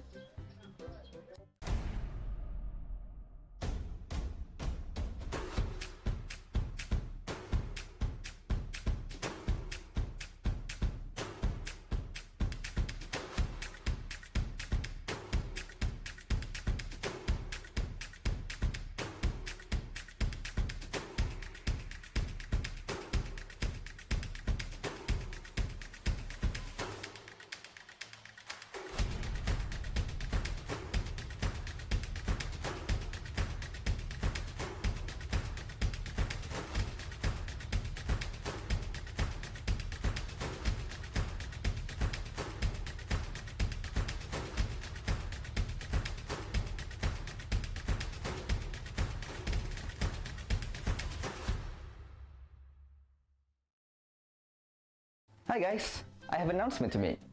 But before that, a quick reminder. Remember to register for our membership before the trade show, as it is compulsory for trade show entry. Moving to our main announcement. During the event, we'll be doing lucky draws. There will be 3 sessions, 1 PM, 5 PM and 9 PM. However, those who want to participate have to register within the hour before of the session itself. You will need to show your proof of membership to our PICs during the lucky draw registration. What are the prize, you ask? Let's show them a little teaser. A Gem Mint PSA10 Monkey D. Luffy from Bandai Games Fest! So, what are you guys waiting for? Sign up for membership now! See you then! Hi guys, it's me, that's me again.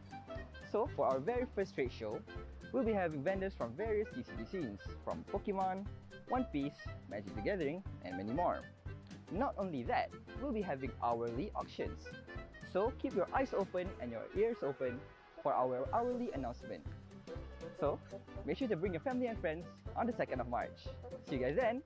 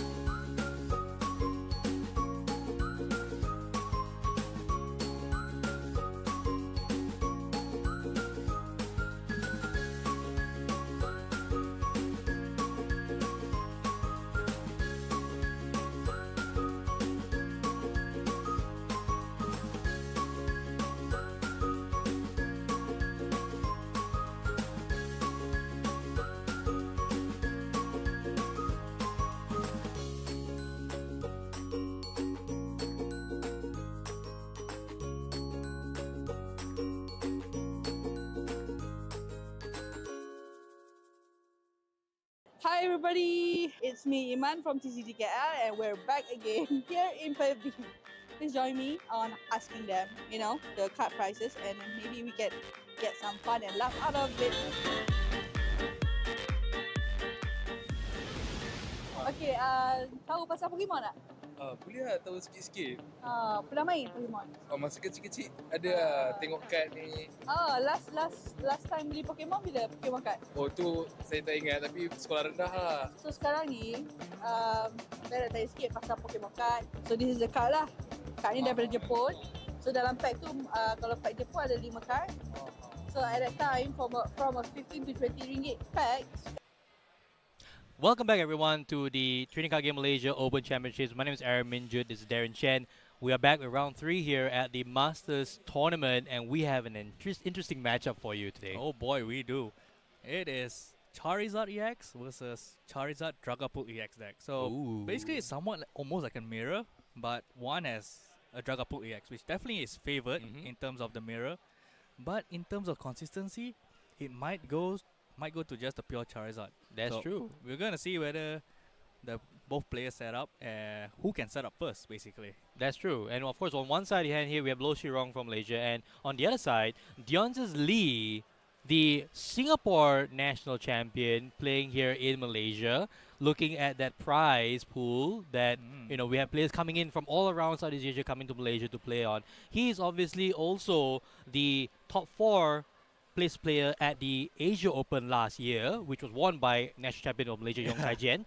And to take things even further, Deontes Lee is actually a top 8 Worlds player at last year's World Championships in Yokohama. So a star-studded, player base here in Malaysia, not just from the locale here in Malaysia, but also from across the region. Yeah, it's intense, man. Everyone wants a piece of the money too, I guess. We should be playing, right? Well, what are we doing here? We're casting. But anyway, this is going to be interesting. We have Charizard finally featured here in round 3. Charizard, the most popular deck out of Malaysia Championship last year. I keep saying it over and over again. It is one of the most popular decks here in Malaysia. The best of one environment does favor this sort of consistent decks. But Deontes Lee deciding to bring a different flavor with Dragapult in addition to Pidgeot. Whereas Lo Shirong is straightforward Charizard Pidgeot. Yeah, it is a straightforward Charizard Pidgeot, but it does have a teched out list. He does have Delphox V that can help swing the matchup early, take out all those Charmanders and Dreepies before they get to evolve. Right. Take them out from play, can't evolve. Then there's no setup. You can't attack if you don't have a Charizard or Dragapult in deck. That's true, and I think that's the whole idea about this best of one format, right? Yeah. We talk about the very interesting decks that come out, but can they set up? Can they actually get to the game plan that they are on in the best one format, right? Yeah, it's like a balance between tech and consistency, Exactly. Right? So we have to see whether they have the balance of it. And let's kick it off. Lo Strong on the left here, starting off with Rodom V on the right. Deontes Lee going first with a Dreepy in the active. Yeah, so this is so far straightforward matchup. Does he have any Poffin to play? Double Dreepy is good. Oh, but I don't think he has anything. No Charizard, no Charmander, no Poffin, no Pidgey. Yeah. And on Lo's wrong side, Charmander onto the bench and right away Buddy Poffin. That is what you want to see in this matchup. Yeah, so Deontes does play Cleffa, but he didn't get a Poffin early. So he might need to... I'm not sure if he has any other supporter in his hand for him to set up next turn. But Cleffa could be important for him to retreat if he doesn't have anything. That is true. And now on Lo's wrong side of the field, we will see 2 Charmanders coming down turn 1. It's consistent. And with a Pidgey. This is even before the supporter being played for turn. It remains to be seen if he has anything else beyond that or just keeping resources for his next turn.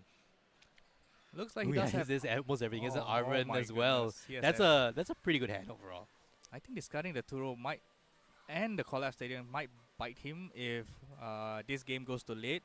That's true. Because those are the cards that can discard your Pokemon in play. And I don't think he has any cards of recovery of the Turo, like any Palpad. I don't think he has any. He only has one Turo. Yeah, one Turo. So one there is one Palpad in Lo Shirong's Oh, list. that's one Palpad. So not too bad, but no way to recover back the Collapse Stadium. So it's pretty much done and dusted. Now we've seen Arven coming out from Lo Shirong. I did see him grab the Charizard. I want to say. I think it's at probably point. no Yep, Forest. going for the Defiance ban. So no Foil Seal Stone, I want to say at this point. doesn't seem like it's even in the list, to be fair. Maybe an oversight here because Oh. it's interesting from Lo Shirong. He doesn't play a Forest Hillstone. Yeah, so anyway, there is a Rare Candy Wow. and Defiance Band. So that's for next turn, I want to say. You know, at this stage, Lo Shirong will be building up a very big hand with an instant charge. Instant charge coming, yep. And now Draw over back three. to Deonces Lee. Does he have anything here? I see a Radiant Charizard in It's hand, only but the that's Radiant- about it. Oh, it is an Arven? Okay, top deck Arven, I believe. Alright. Alright, so there is going to be a game. Arven, the supporter for Deonces Lee right now. Definitely a Buddy Buddy Puffin coming out here. What do you go for in this stage? You go double Charmander or one Charmander and a PG perhaps? I'm not sure what else is in his hand. If it's he has too many cards in his hand, maybe perhaps to Cleffa this turn. But if he Right. doesn't have any other supporter to play or any other like evolution like Rare Candy and whatnot in his hand, then he has to go for the Cleffa. Because if not, he's sitting on just dead cards in his hand. Yeah, and just doing a quick deck search or deck check. So he does have a Bidoof, so he might have Bibarel in hand. So going for Bidoof Charmander maybe, but that puts him in a very awkward position of just being blown out next turn if Lo Yeah. Shirong goes after the Charmander. There won't be any other attacker. Looks like still checking his deck. What is prize, what is not. Taking some time here, Dion. Making sure that he grabs the right choice, also making sure that he goes for the right cards here. Okay, so Forest Hillstone and the Buddy Buddy Puffin. So Buddy Buddy Puffin, Yep. Buddy Puffin a gets played. superb card for setup decks, grabbing 2 basic Pokemon with 10 HP or less. And put him onto your bench. And straight to the bench, Yeah. indeed. So, it looks like it is a Cleffa route. So Cleffa and Charmander for Deonces right now, off that Buddy Buddy Puffin. This is not that optimal because he doesn't get a Dracloak into play. I mean, if Lo Shirong here finds a way to get the Dalfog up and running, who do you think, or what Pokemon do you think he should go for a knockout? You definitely take out a Charmander. Of course. You take out a Charmander and 1 3P.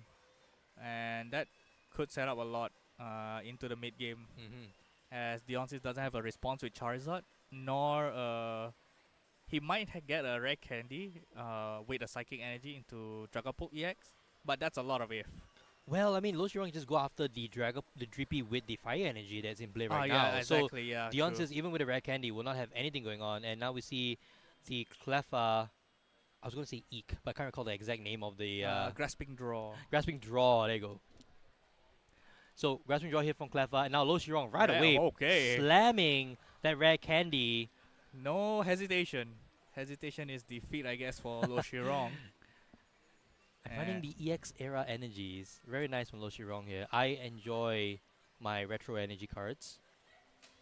I love XY as well.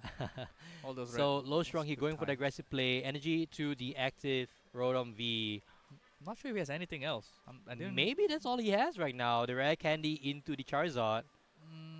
Yeah, doesn't seem like much going on other than that. But there is another Buddy Buddy Puffin. So potentially going for another Pidgey. Yeah, to just to protect his yeah, his bench a little bit. You definitely want to thin out your deck. If you're not doing it, there is a Bibarel in the deck. Yep. So I'm not sure there's a Bidoof in his deck currently, or is it prized?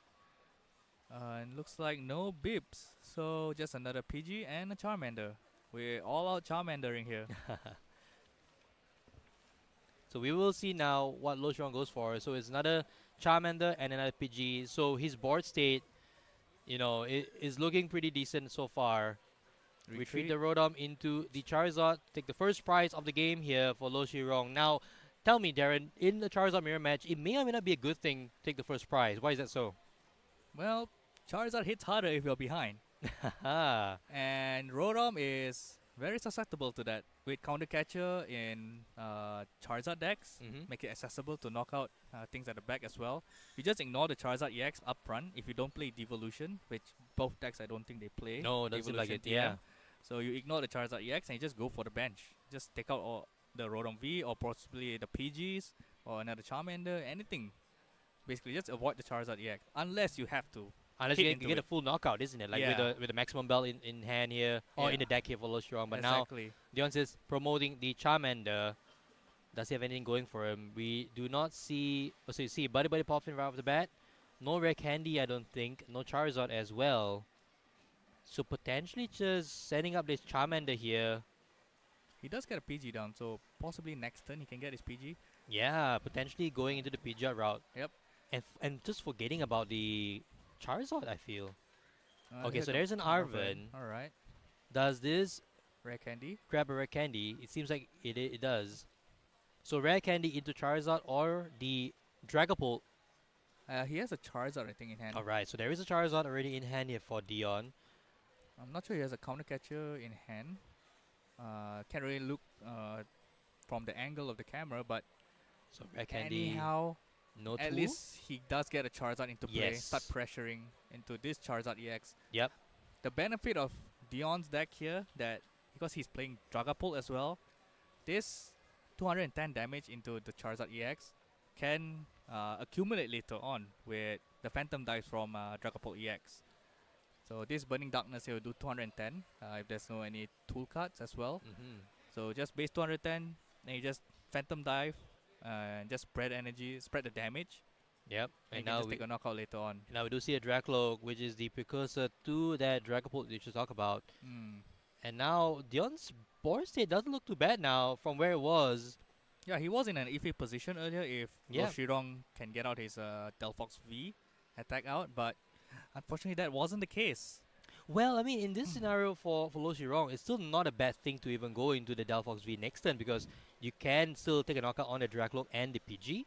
But now with a Bibarel as well, so Dion's hand or board state does look decent enough to refill his hand in order to if he gets the evolutions out.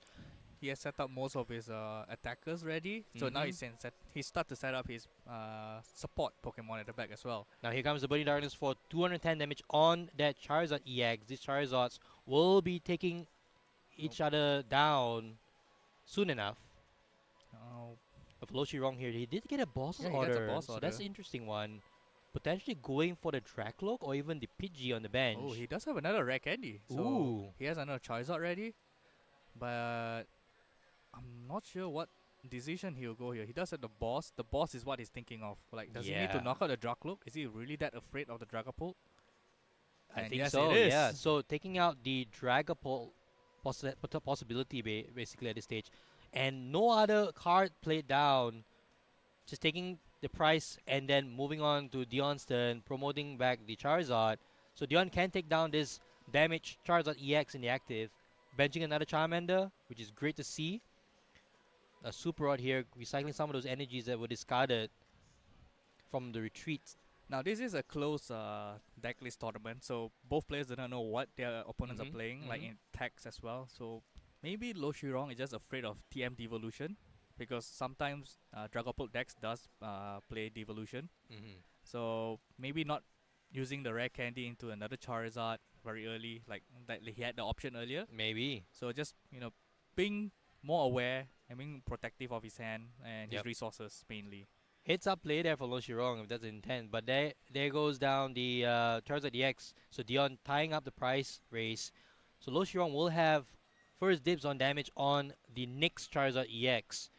Question is, does he have what it needs right now with Rare Candy into the Charizard EX or potentially Rare Candy even into a Pidgeot? We do see Charizard in hand. Yes, 2 rare candies, but oh just yeah, a so just a Charizard. So no Pidgeot EX. No ball search, no nothing. So unfortunately, he doesn't get what he needs in terms of setting up his board fully. But upside, he does get another Charizard into play. That's true. Swinging into Dion's Charizard as well. So the question now is whether or not Dion can reset this turn by having that Turo scenario, which we saw was discarded by Loshirong earlier. Exactly. The early discards of Turo and Collapse Stadium make this a bit more one-sided to Dion when this goes late. When there's so much damage on board and you just can't get rid of it. And Dragapult gets to eat up with all that little Phantom Dive damage on the back. Yeah, and that's that true. could clean up everything. I mean, even at this stage right now, PGs, there are still PGs in play. So those PGs can easily go down. So here comes another Burning Darkness for 240. So Still makes it a 2-hit knockout on a Charizard EX if they were just taking hits against each other. Yeah, it's just Burning Darkness after Burning Darkness so far. We might be saying that a lot this game. Yeah, probably so. Now, what does Dion have in play? He has an attacker in the active. A Turo will be able to reset the turn, essentially burning one Rare attack candy. from the Loshirong. And a Rare Candy, of Yeah. course. That's also resource management right there. Now, does Dion have anything else? Do we see another Dracloak or even a Bibarel or even a Pidgeot? Now, I do not know what's Dion's hand, but he does need to get more setup in terms of like B-Barrel or even Pidgeot. Probably the B-Barrel is more safer because it's a one price. Yep, that's true. But I do not know if he has anything else in his hand. Doesn't seem like it. Seems like there's a TM Evo in his hand. I think that might be an Ultra Ball right now he's contemplating on. So, but it might be discarding quite a bit. It's just the TM Evo being played down, which is interesting, onto the Radiant Charizard. So likely going to retreat into the Charizard to get some evolutions going here from Dion says. Interesting. I think there's a funny note that I think Dion also might not know.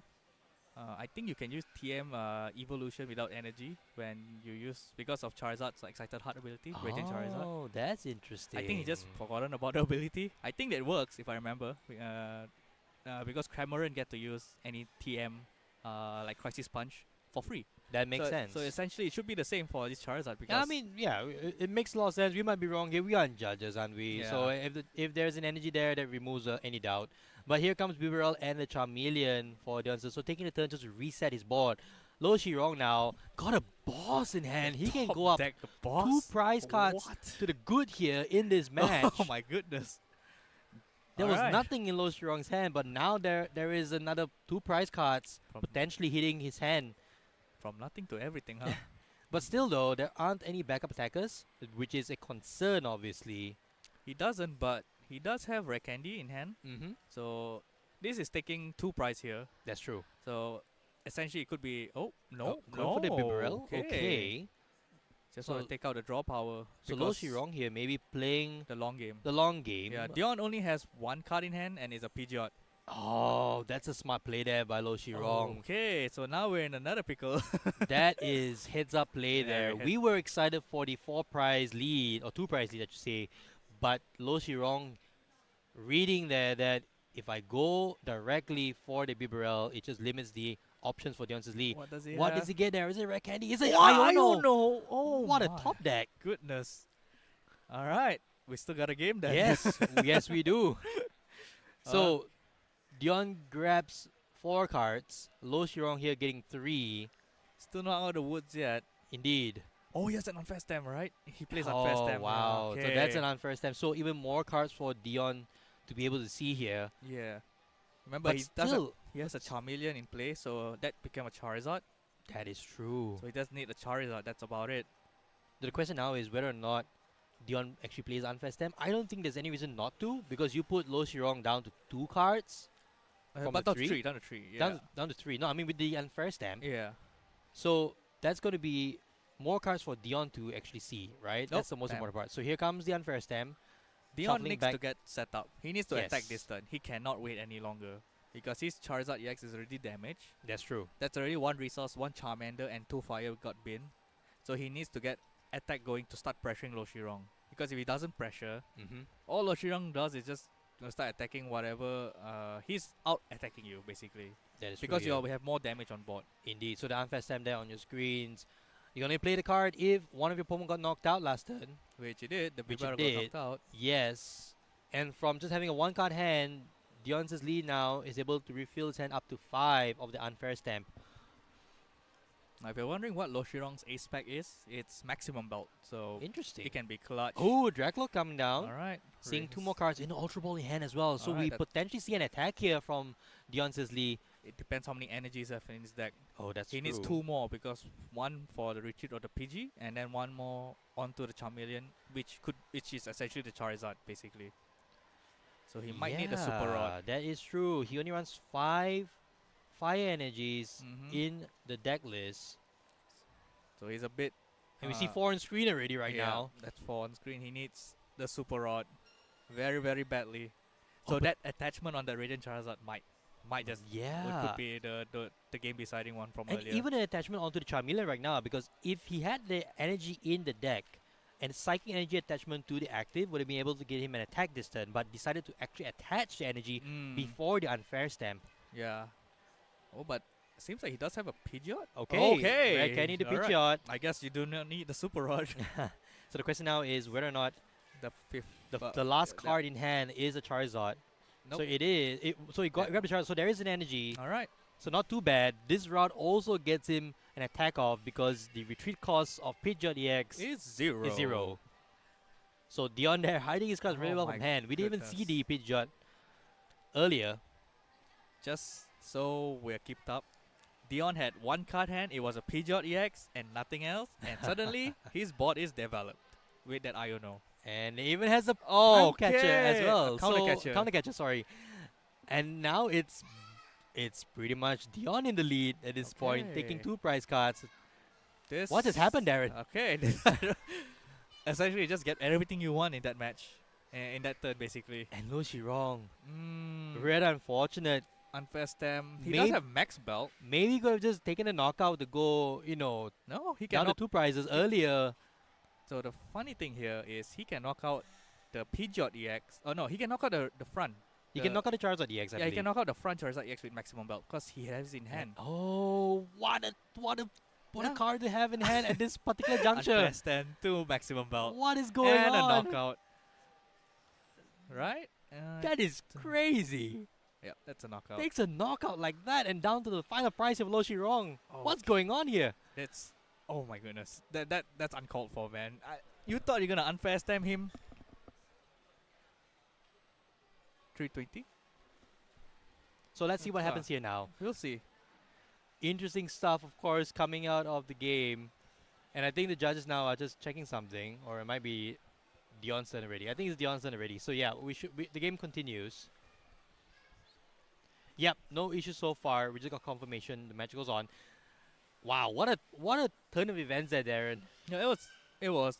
I think both sides got what they wanted, in a weird way. Yeah, but what Lo Shirong got was win the lottery. Yeah, he just got the one card that he needed.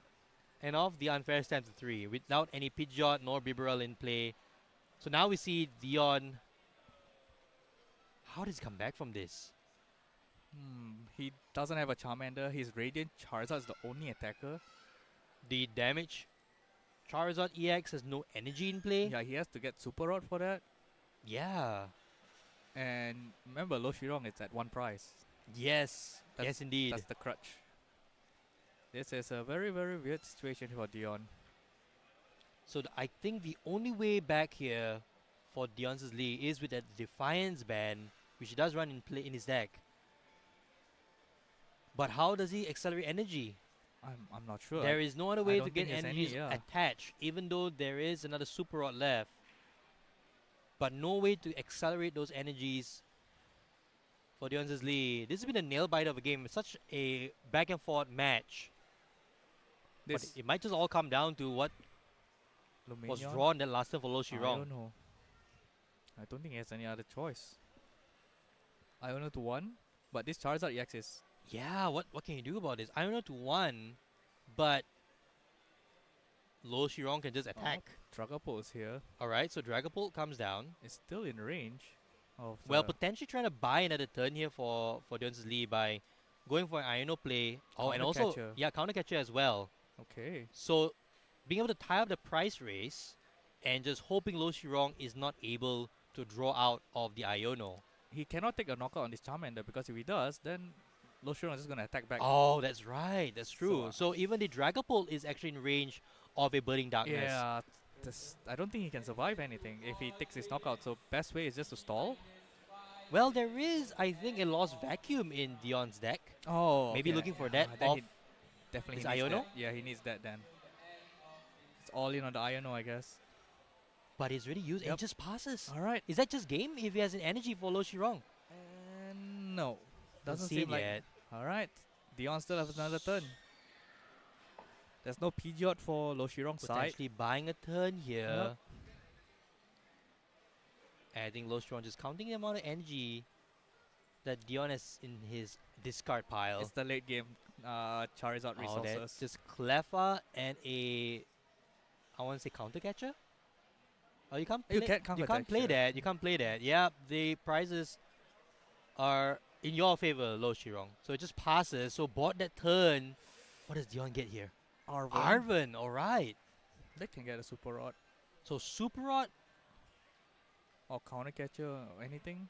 I think you have I to think go get to a Super vacuum. Rod. You have Or to the go Super Rod in vacuum this. as well. So there's a lot of options they can You go have to go for. Super Rod because there's no longer any energies left. So taking back the fires. Three fire energies into the deck. And then Just- quick search out. Potentially the energy. Possibly a psychic. Going for the psychic energy. Yeah, Okay. the harder one to get. All right. I This think it- Dion wins here if he gets the energy attachment on Next turn. the next turn. Yes. Just don't go and attack now, Dion. That's all you got to do. Just wait the turn. All you have to do is just pray he doesn't get another energy. Indeed. And just passes. Here we Gambling go. on the last card. Is it an energy? Is it a way to retreat? It's a... It's an Iono. Iono. No. So Not like this. Here we go. down to the final top deck. One card. It's One all- card. It's It's an energy. Oh! What a game. What a match. Lo Shirong Lo takes this Shirong game takes with the game and match against Dionysus Lee. Iono to 1. All he needed was the energy, and he got the energy. Burning Darkness taking out the Pidgeot EX. And that's game What? for Lo Shirong. That was an amazing match that we just saw. Wow, Darren. I want to ask you right now, what do you think was your favorite turn or pivotal turn of this game? Because I can't choose. There was actually so many pivotal turns that last game. Like Dion was at nothing at one point, Yep. and he had everything. And then it's just Lo Shirong just get whatever. All the bosses that he top deck, that was insane. I Top can't- deck for the boss's order, top deck for the fire energy. Yeah. Also getting the maximum belt From at the just the unfair right stamp. time. Yeah, for the unfair of the stamp. unfair stamp, Yeah. right? It was just smooth sailing for Charizard deck. A Charizard Pidgeot deck, I should say. We have 2 Charizard decks in play right now. Honestly, it was an exciting match. We finally got a chance to see Charizard on the stream, and it didn't disappoint. You know, these two players, of course, being able to pilot themselves all the way to 2-0 right now. And it remains to be seen how far Lo Shirong takes this list. But of course, don't write off Dionysus Lee just yet. That's a Yeah. world's caliber player here in the Training Card Game Malaysia Open Championships. We will have to see. Will Charizard get into top cut? Yeah. We'll see. I think there's a lot of Charizard around, so we might see it later on. You never know. And Yeah. anyway, at this stage, we are pretty much done for round 3. Don't go anywhere. We should be really quickly back with round 4. Grab a drink, grab a snack, and we'll read you shortly. See you soon. See you. Sekarang agak-agak berapa price dia? Berapa Itu Charizard Ni bukan scam Ini Charizard Charizard dengan Reshiram. Dia tak king card. Berapa From a 20 ringgit pack. 100 100 No. 200 Almost. 200 setengah kot. Ya, 200.5. So daripada 20 ringgit pack, and bila dah grade ke PSA 10 macam ni, dia jadi 50 USD. Menarik. Ya. Nak excite you back to Pokemon collecting, you boleh choose some of these shiny cards. Ente. Okay, ente. Alright. Okay, thank you so much. Okay.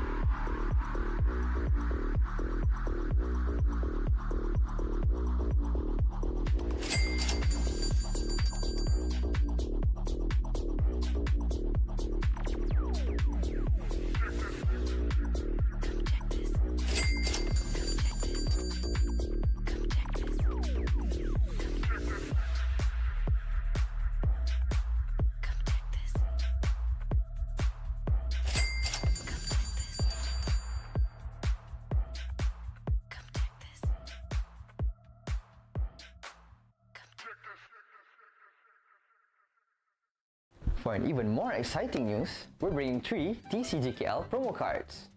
All of them will sell at 24 ringgit 90 cents. For our first promo card, however, we'll be doing a Collect Them All series, where if you manage to collect all of the Collect Them All series during our mini events this year, you'll stand a chance to win our international guest meet and greet lucky draw. These cards will have a serial number on the back, so only one person can own one card and needs to be registered during the event. So, make sure you don't lose it. Bye!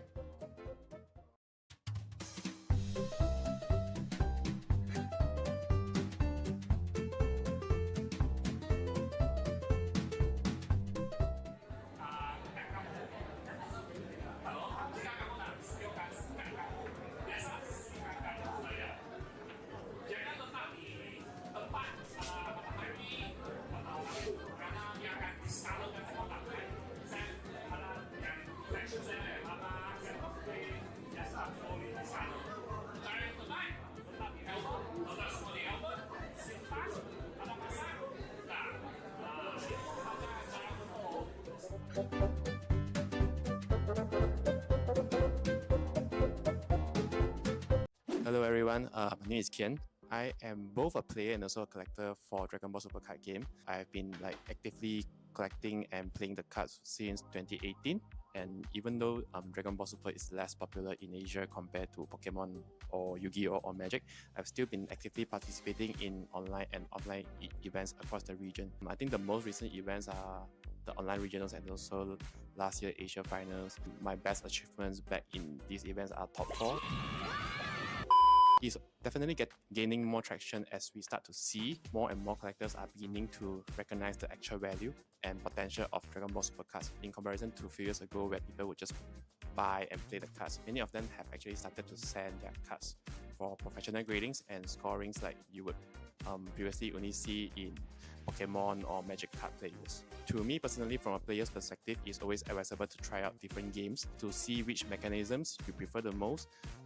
Whereas on a collector perspective, of course, you can look at different angles such as the art and also the popularity of the card game itself. Please do not forget to attend the upcoming event hosting in Bukit Bintang, KL on 7 and 8 of October. It will be the first and also the largest TCG event in KL.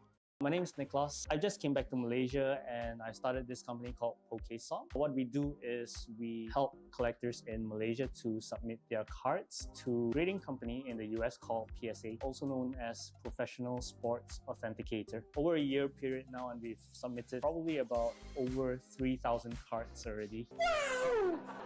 Grading is a whole other aspect of the hobby. There are players, there are collectors, there are investors per se. He's got money. Biggest 2 pieces of advice, do a thorough research, because if you come in not knowing anything, you might make a lot of mistakes. And then the second piece of advice will probably be for the collector to not FOMO. It's actually the fear of missing out. Take your time because the set's not going anywhere for a while. Take your time to do your research, buy other things, and then come back to the set after a while.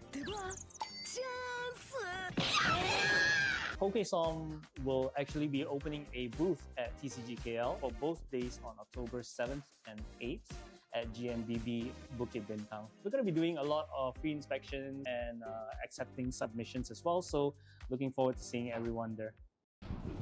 You guys might be wondering, what is a trade show?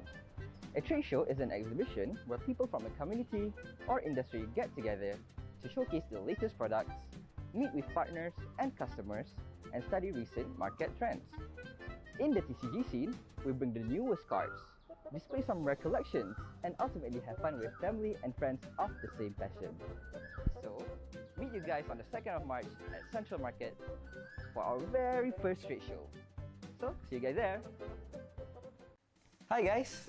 We from TCGKL have some exciting news. We're bringing TCGKL memberships. What are the perks, you ask? Be the first to receive news ahead from our social media postings. Get member-exclusive merch during our main convention. And this year, for early bird tickets, we're only giving it to our TCGKL members. So, sign up for our membership while it's still free. Bye! Nama saya Eddie. Saya mula berminat dengan trading card games ni sejak tahun 2000 ke 2003. Dan masuk asrama, saya quit dan saya kembali mengumpul kad Pokemon sejak tahun 2019 sehingga hari ini. Salah satu pengalaman paling menarik bila join apa-apa event, especially macam tournament Pokemon Championship baru-baru ni, dapat tengok pelbagai player dari segi jarak umur yang berbeza. Ada budak sekolah dan even ada yang dah jadi mak orang. So satu konsep yang menarik bila kita dapat gabungkan pelbagai bangsa dan umur dalam satu minat yang sama lah. Saya salah seorang content creator ataupun YouTuber trading card games paling aktif dekat Malaysia. Saya yakin benda tu lah. Saya buka pelbagai jenis TCG, Pokemon, Digimon, One Piece, sometimes Yu-Gi-Oh lah. Even TCG Malaysia sendiri macam Boboiboy dan juga Rekamato juga saya ada buka dalam YouTube channel saya. Aku terbaik. Jangan lupa untuk datang ke TCG Convention pada 7 dan 8 Oktober. Pelbagai TCG akan dipromosikan. Ini adalah satu-satunya convention yang tertumpu pada trading card game sahaja. Kita jumpa kat sana ya. Oh, hi guys. We're currently at Toys Bar. Do follow us, like us, share us for you to have a chance to win some giveaway as well.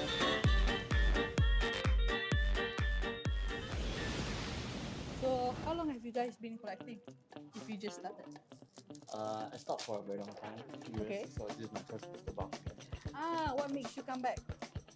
Trying that.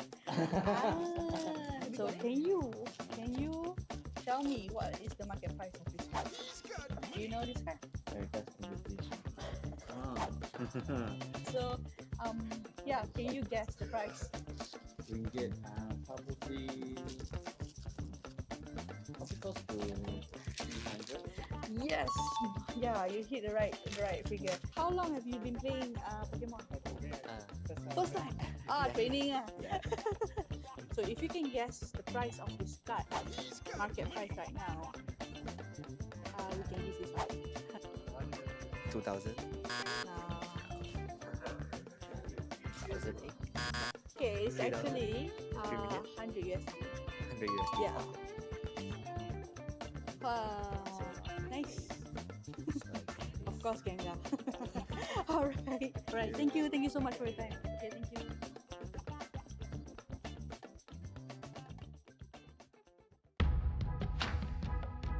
Hello Malaysia, my name is Koki Saito. I am an restoration artist from Japan. Please come and join me in the TCGKL 23 competition and see you all this November.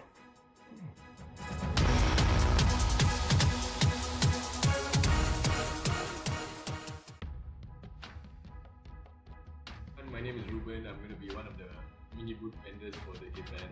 Join us at the TCGKL event on this point of November. At TMBB Skybox Bukit Bintang, we'll be having Pokemon Style, single card, and many more. So really looking forward to meeting everyone, especially the community from overseas as well. See you in TCGKL. Bye-bye.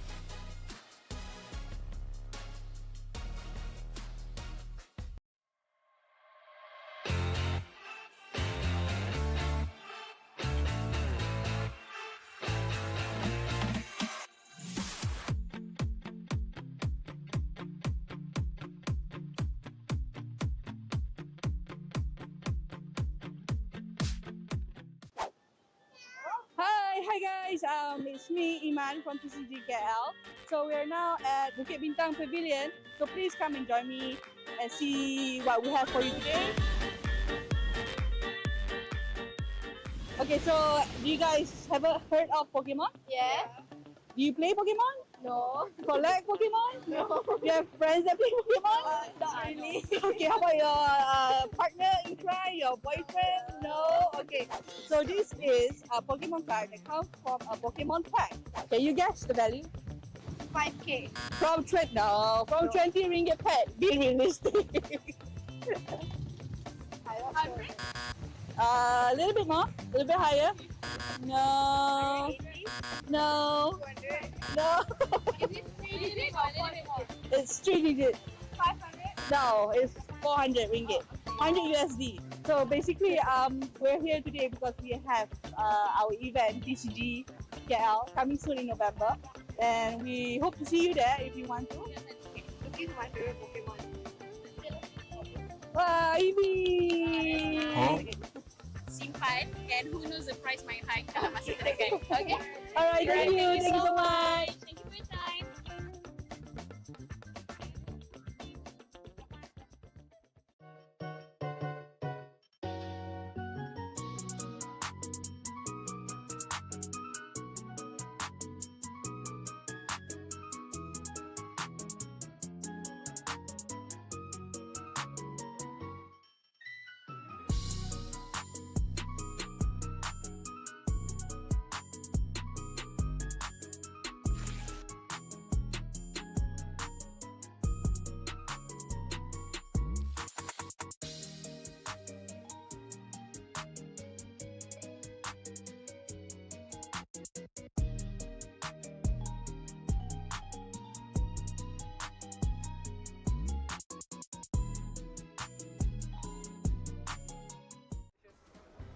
Hi guys, I'm Nazmi from TCGKL.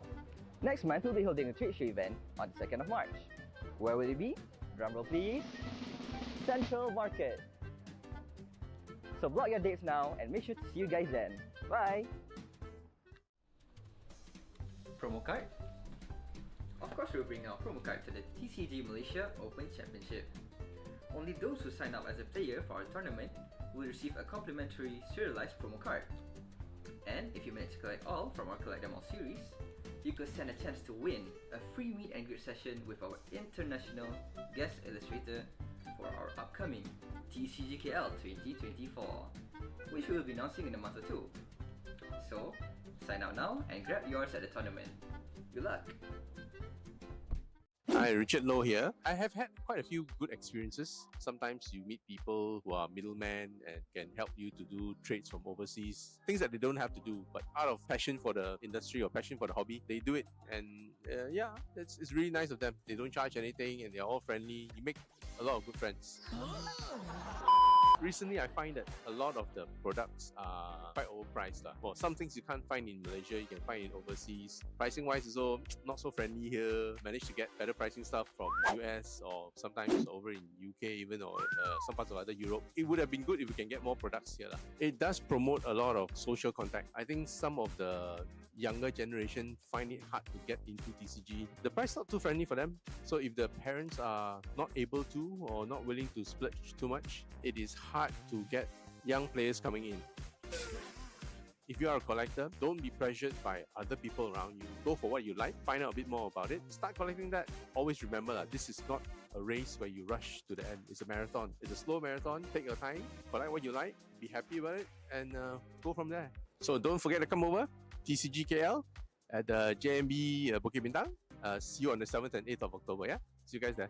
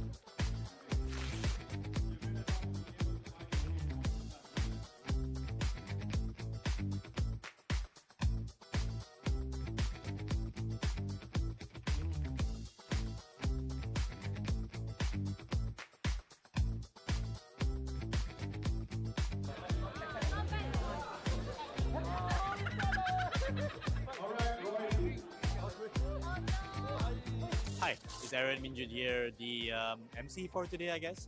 It's been a pretty amazing day. I think overall, it's great to see so many TCG enthusiasts coming together here in Kuala Lumpur. I felt that the objective of this event was met by engaging the communities, the vendors, and everyone else to be in this event. Yeah. Out of 10, I'll give it a 10. Yeah, I'll give it a 10. Yeah. Oh, very nice. It's like, I think it's the first time we have this competition in Malaysia, right? I'll be honest, and it's not nothing but obviously a solid 9 out of 10. I mean, the vibe, the community, the energy, I think, and the support, everyone's coming together for this. And even though it's the first ever, it feels like it's not the first already. So I'm having fun. So can't wait for the next one. Can't wait for the next one. Yeah, absolutely.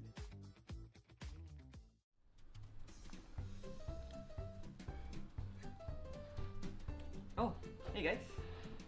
Registered for our tournament this 6th and 7th July yet? Don't take any chances.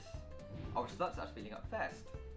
We're having One Piece TCG on Saturday and Pokemon on Sunday at Atria Shopping Gallery, with a total of 5,000 ringgit up for grabs. Don't miss a chance to be the first TCG Malaysia Open Championship champion. Pre-registration closes on the 3rd of July, so head on to our profile and click the link to register now. See you guys then! Oh, hi guys. We're currently at Toys Bar PJ. So we're doing a giveaway, physical giveaway with all the members that we have. Okay, so basically, have you ever collected Pokemon? Yes, I have. What is the last set you bought? My last set was Sun and Moon. Basically, my last game was during the GX season. You play as yes, well? I used to play. Yes. Play and collect? Yes. Okay, so you might know the cards. Well, maybe. the famous question is, how much is this? I can't recall. I think it's over. You can almost, yeah. I'll say 1,000 USD. But no, I don't think so. Not that high. Yeah. This is only what, 2019? Yeah. But no, so this one should be at least, I think, around 200-300 This was last year. Yeah, 200-300 USD. No. No? No. So lower than that. it can't be lower than that. 100 USD. Yeah. Oh wow, okay. Yeah. So what am I supposed to do? You can choose. Okay, just for for fun. Oh, right, sure. I think of everything art style wise. Gengar. Yeah, I think the Gengar looks nice, or the Yeah. Aerodactyl, but I'll fit the Gengar. I think for you I give you. Okay. All right. Thank you. Thank you so much. Thank you so much for your time.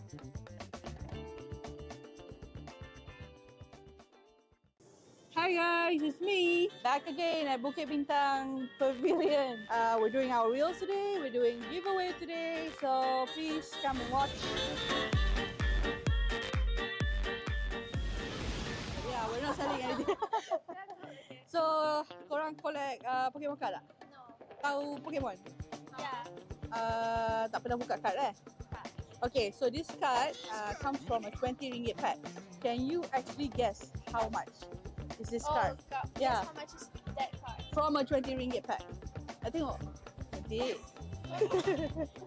10 ringgit lah. This card was released last year. So it's 20 ringgit when it was released. The pack was 20 ringgit. So we pulled it from a pack. Right now, the price is 100 USD, which is 400 ringgit. In just 1 year. Oh yeah. Yeah. Oh, mana ada glass? You can try. You can choose one. Yeah, you can choose one. This is from us. Yeah, Vaporeon. Really nice. Yeah. Oh, I got to choose one. Yeah, you too. Oh, okay. Now ambil pair, Jolteon. This is actually a sotong. Sotong. Jolteon siapa? Ni. This one. Oh, okay. Yeah, dia macam pair lah. Vaporeon and Jolteon. Yeah. Okay. Alright, thank you so much for your time.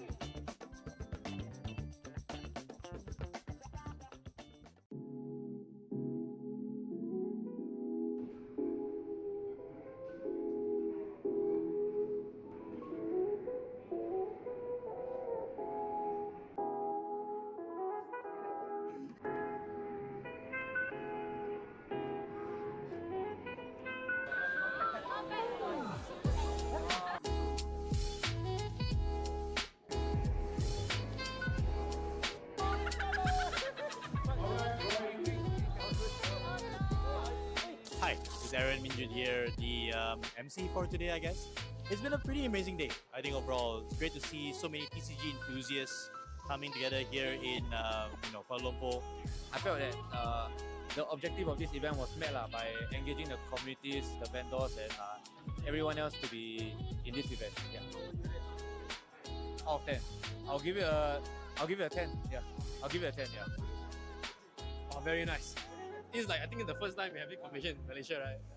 I'll be honest, and it's not nothing but obviously a solid 9 out of 10. I mean, the vibe, the community, the energy, I think, and the support, everyone's coming together for this. And even though it's the first ever, it feels like it's not the first already. So I'm having fun. So can't wait for the next one. Can't wait for the next one. Yeah, absolutely.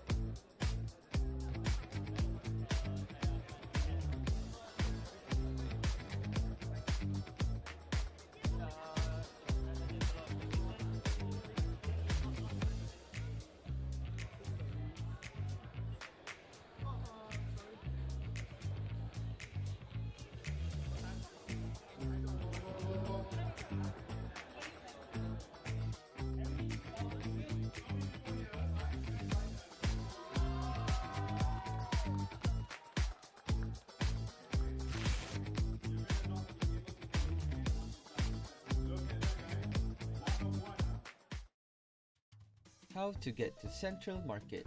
For the second parking, we have City Parking, which has an hourly rate, but caps at a maximum of 13 ringgit. It is also around 10 minutes walk to Central Market. Once you get to the 5-story parking, find the stairs nearest to the car exit and head for the rooftop. There, you'll find a pedestrian bridge. Walk along the bridge and you'll reach an intersection.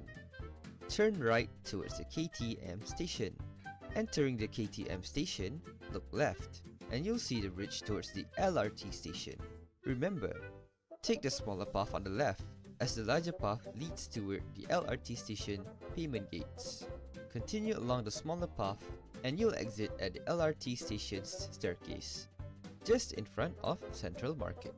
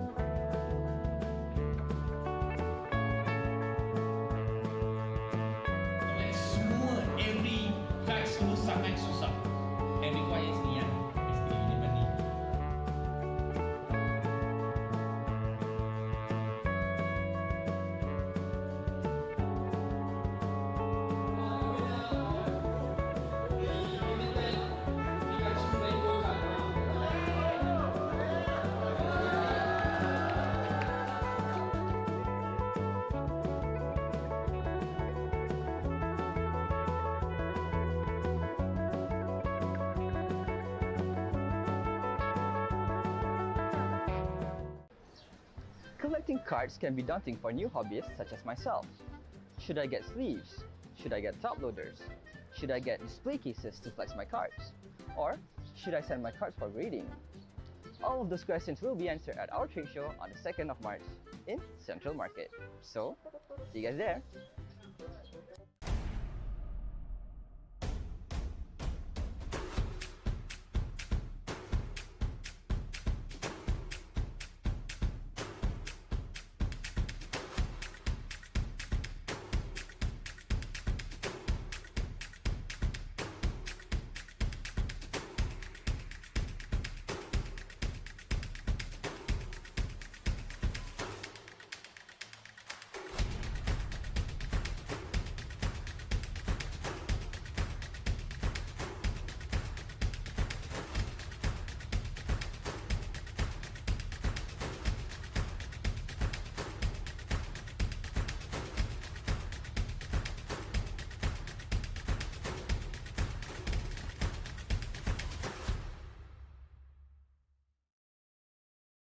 Hi guys, I have an announcement to make.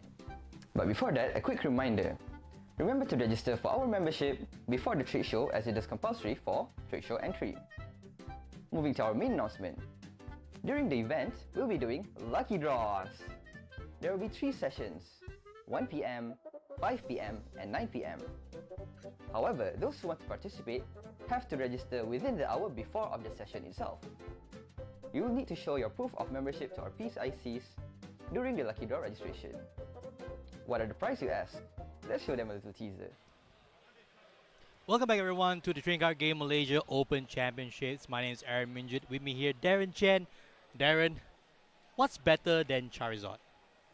I wonder what. More Charizard. Yeah. That's what's going to happen for the next round. Round 4 here at the largest ever prize pool event in Malaysian Pokemon TCG history.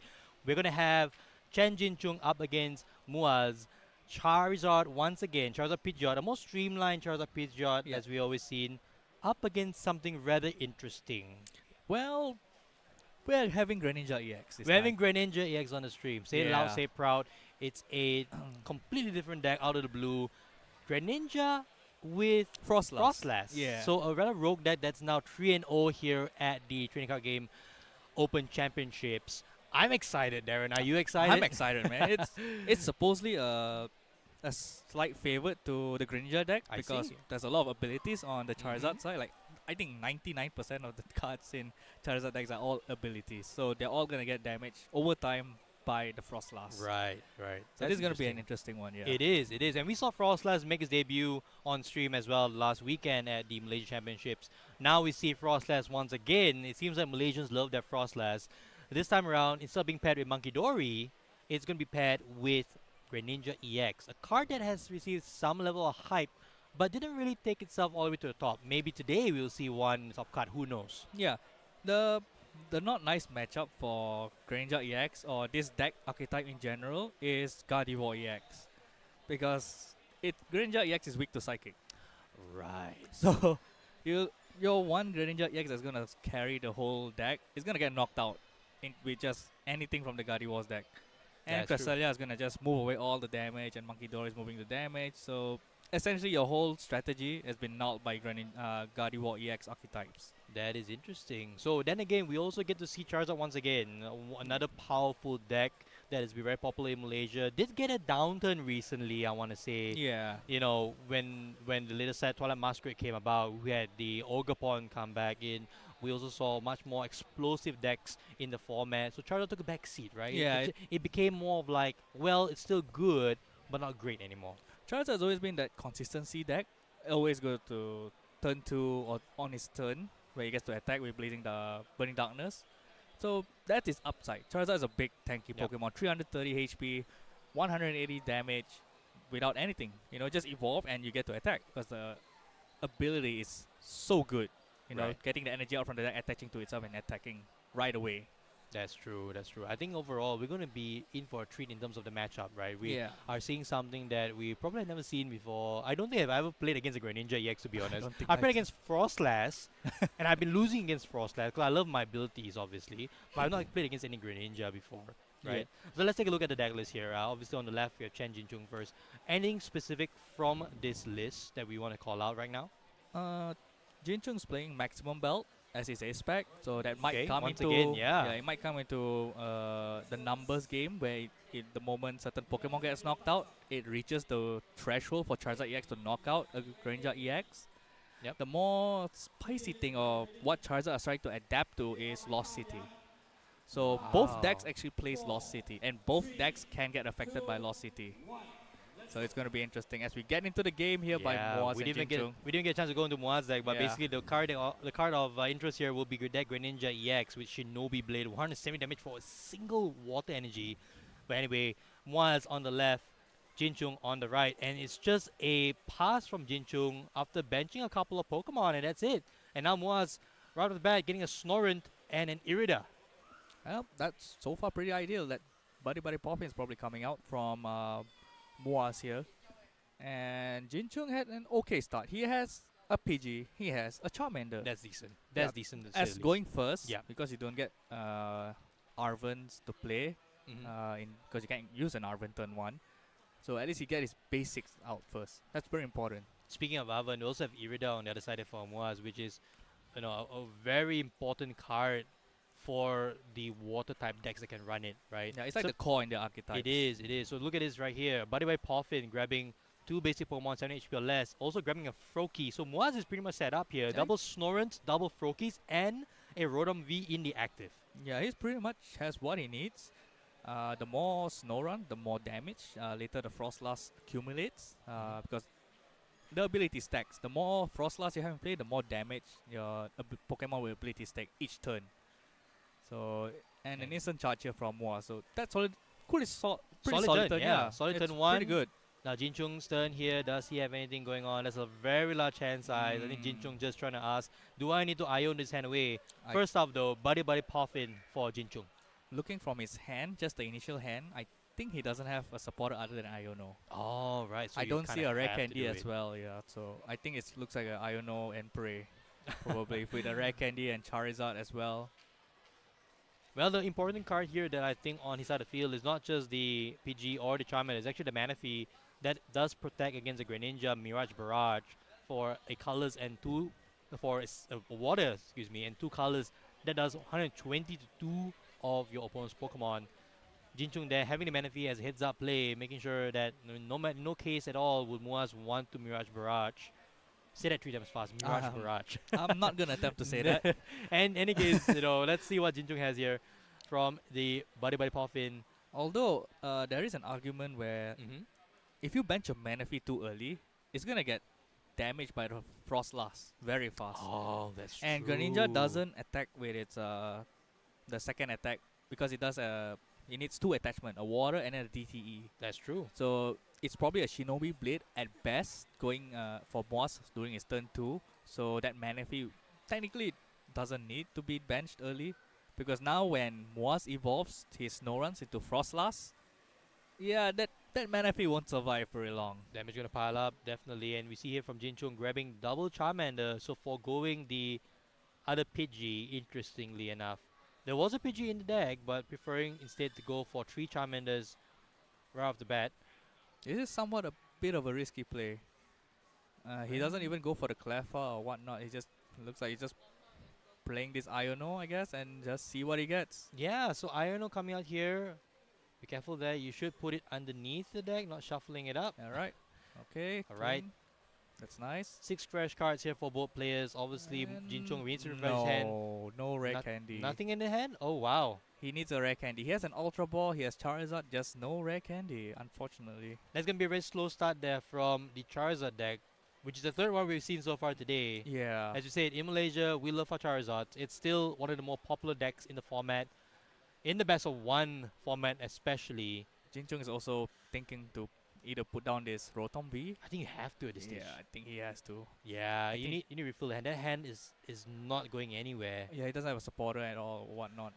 So it looks like instant charge, draw 3. Oh, the next card was the rare candy. There you go. Oh no, the next card was the rare candy. That would have been interesting to have him. Although it would have gotten a knockout on the Rotom V because it would be 10 damage short. But anyway, Moaz now with another Buddy Poffin. Let's see where this leads. We see the Frostlass in the deck. I think We see a couple of Frostlass and just making sure we see the rest of the deck here. Thanks to Muaz for showing it very nicely. It's a Hyper Aroma ace spec of choice, which makes sense. Yeah, it's making consistency to get out of Yes. Frostlass early, pressure your opponent's board. Oh, look at this from Yeah, Muaz. that's 3 Snorrens, which can potentially turn into 3 Frostlass this game. That's a lot of snow runs. There's a lot of damage counters to be placed very soon. Yeah, they're gonna get a little busy after this. And looks like Moa's hand is also not the greatest actually. Yeah, and he's gonna instant charge as well. So nothing ordinary, extraordinary here from Moaz. He doesn't have Irida, so he did manage to draw back his Forest Sealstone that was Ionoed away last turn. But yeah, so far both sides starting off slow. Indeed. So now we see Moaz just attaching an energy to the Froakie. Yeah, he instant charged, so now it's already Jinchung's turn. So Yep. now Jinchung might have a chance here to capitalize on this because he does have maximum belt. He can take the knockout on Rotom early. He does also have choice belt, which I remember he had it in hand earlier. So if people gotten the rare candy earlier, he definitely could have knocked out the Rotom V. Yeah, I was going to talk about the 1 energy attachment on the Froakie, mainly because it does make it so that a DT is a live card for double knockout as Yeah. long as the Mana V goes off the board. And now we see a Pidgeot come into play here for Jinchung. Yes. Decent turn 3, not the best turn 2 earlier, but decent turn 3 now. He's gonna quick search here from Pidgeot, probably get another rare candy. Or an Arven. I don't think he had played a supporter yet, so he might pivot to an Arven. Yeah, perhaps. Already eyeing the maximum belt earlier. But he does have choice belt if I remember in his hand, so Okay. it could be He gets an Arven though. So Arven, he just in fishes hand. out more cards from the deck, so it's rare candy potentially, yes. thinning is winning. Thinning is winning. So rare candy. We're looking Now- Charizard coming out here. Yeah, we probably will see. I was gonna say Forest Yeah. Sealstone as well. So essentially getting more cards out of the deck. I would say at this stage, time is on the clock here for Muaz because this Charizard will be taking prize cards. Every turn, it's going to be around. Yeah. And Moss just draw back his Forest Sealstone, but this Rotom is going away. It's gonna get knocked out this turn, unfortunately. Oh dear. So that Forest Sealstone, it's nothing this for this upcoming turn. Yeah, that's true. He doesn't have a supporter to play at this after that Iono as well, and he still doesn't have anything after that instant charge as well. Indeed. So the question now is whether or not Jinchung will be able to race Moaz for prize cards at this stage. So we will see another energy attachment potentially. Yes, so another Charmander. I don't really like this play. I would prefer maybe spreading energy out, but perhaps Jinchung is confident that the Charmander is not longer going to be an issue or not going to be a risk, I would say, for Moaz to take down early. Yeah, it's pretty. I'm not really sure why he has to attach the 2 energies on the Charmander. It's prone to getting knocked out, and then you lose 2 energies right there. That's true. And a Charmander as well. Going for the Charmeleon right away. So okay, I guess this isn't great as well because then he gets damage. Yeah, it will get damaged through Frostlass, which is not going to be ideal, obviously. But maybe he's just playing it safe in a Maybe. way. He just want to set up his board. He's just protecting himself from maybe his opponent's playing unfair stand. Maybe he doesn't know, but we do know that Moaz doesn't play unfair stand. But it's just a precaution. Well, I mean, if you talk about having a Charizard deck, you're going to accelerate energies from the deck anyhow. So potentially just Jinchung wanting to thin his hand a Yeah, little it's bit, just you know, making sure everything basically. drawing cards that are live from the deck. Yeah. Here comes the Burning Darkness from the Charizard with a choice belt there it for is. the knockout right off the bat. And yep, 210. And there goes the Forest Sealstone as well. Indeed. So Muaz there wasn't able to use the Forest Sealstone, I don't think. His hand is not great. Oh no. And it top decks of water. That- It's still not great. We might not get a very good game here. We do see a Crushing Hammer. That might stop things a bit if he gets hit. So a Crushing Hammer here would put. Well, I presume you're gonna go for the energy attached to the active. Yeah. Now, will that energy attachment earlier come back to bite Jinchung? No, not this time round. No. With the tails, unfortunately, it's a no. And We see a Velour, I think, in Muaz's hand, which doesn't really do much here. No, this is not ideal. And just passes from Muaz. We will That- not see Frostlass. We won't see any Greninja. That Iono was so painful to Moaz. It didn't serve him well at all. There was nothing else there apart from Well, maybe just going and using the Frost Sealstone last turn would have been would have been a clutch there. Yeah. Rather than just leaving it in hand and not actually using it. Maybe getting a supporter preemptively. But I guess Muaz here was not counting on the Rotom going down so soon. Yeah, he probably thought so too. But in any case, here comes another quick search from the Pidgeot. He's probably gonna go Lost City, right? I don't think it's necessary right now. Just take a knockout and going. Okay. 3 prizes up for Jinchung. This game might be a quick one if Muaz Yeah. doesn't get anything going. Do we see a supporter of some sort? It's a counter catcher? Oh no. Well, not the whole horrible thing. You can bring up the Rotom or even the Manaphy, but with a Pidgeot in play, He can pivot to anything. he yeah, you wants. can just build anything else in the deck. So in the hand or in play, I should say. Yeah. Earthen Vessel here, grabbing energy cards, just thinning the deck a little further. Probably a card that you should have played last turn to just steal a couple of cards from the deck so you can actually draw Technique is supporters. spinning. Yeah. I think for Muaz here, it doesn't look really good not having multiple Frostlass or even having the Anything. Greninja. Yeah. Anything. Oh no. So using the counter catcher here will be almost necessary if you want to stay in the game, and just hope Jinchung isn't able to have energy. We do see a couple in hand already though. I'm not sure what is Froakies attack. I didn't want to mention it, but now you mentioned it, and we probably will want to get looked up. But Fro- it's probably not going to be something that it's. I don't think it's that impactful. Yeah, I was gonna say it doesn't really have an impact. I would say. It's not as impactful as like Memory Skip from Ralts. Oh yes, Yeah, which that- would derail this deck completely.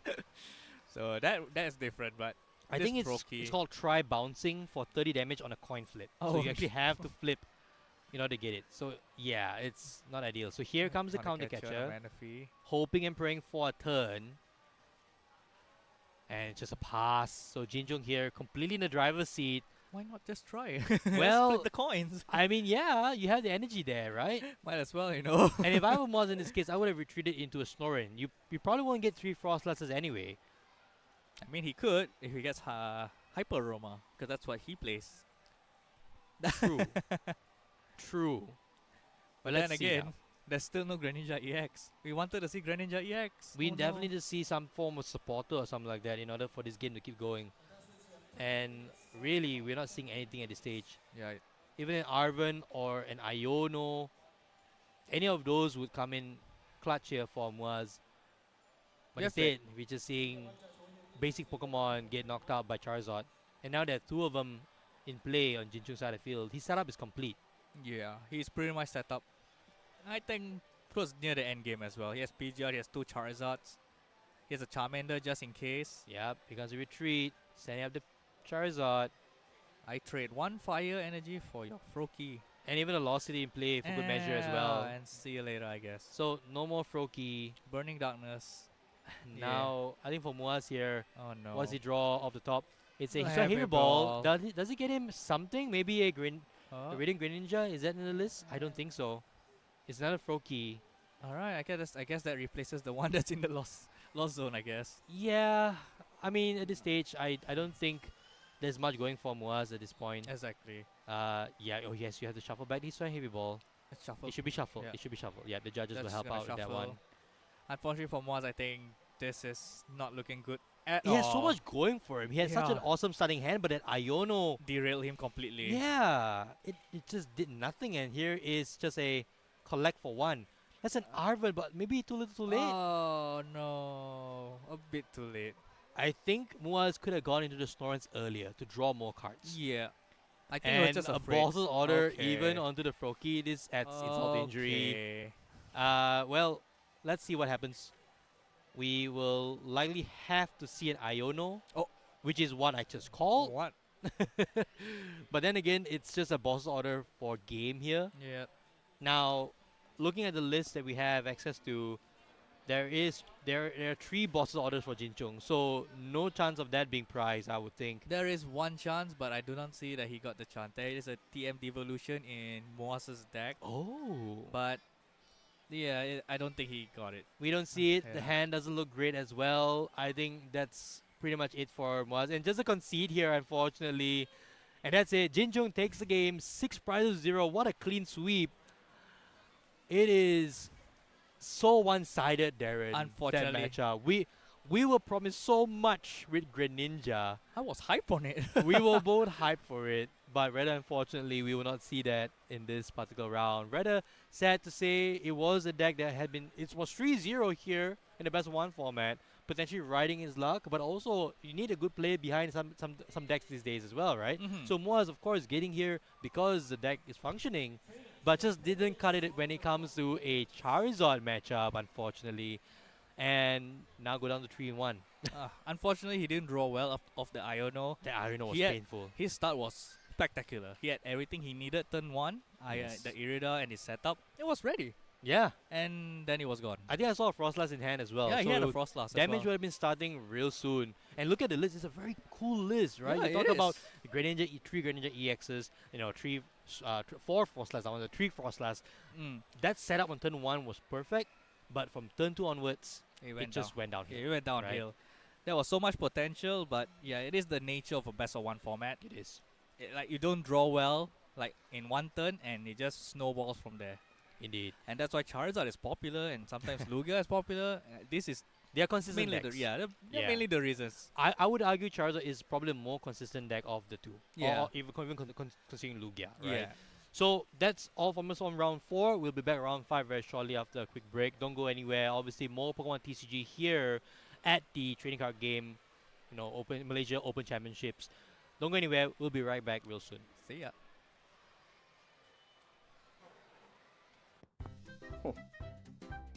A Gem Mint PSA 10 Monkey D. Luffy from Bandai Games Fest. So, what are you guys waiting for? Sign up for membership now. See you then. Hi guys, it's me, that's me again. So, for our very first trade show, we'll be having vendors from various TCG scenes, from Pokemon, One Piece, Magic the Gathering, and many more. Not only that, we'll be having hourly auctions. So, keep your eyes open and your ears open for our hourly announcement. So, make sure to bring your family and friends on the 2nd of March. See you guys then!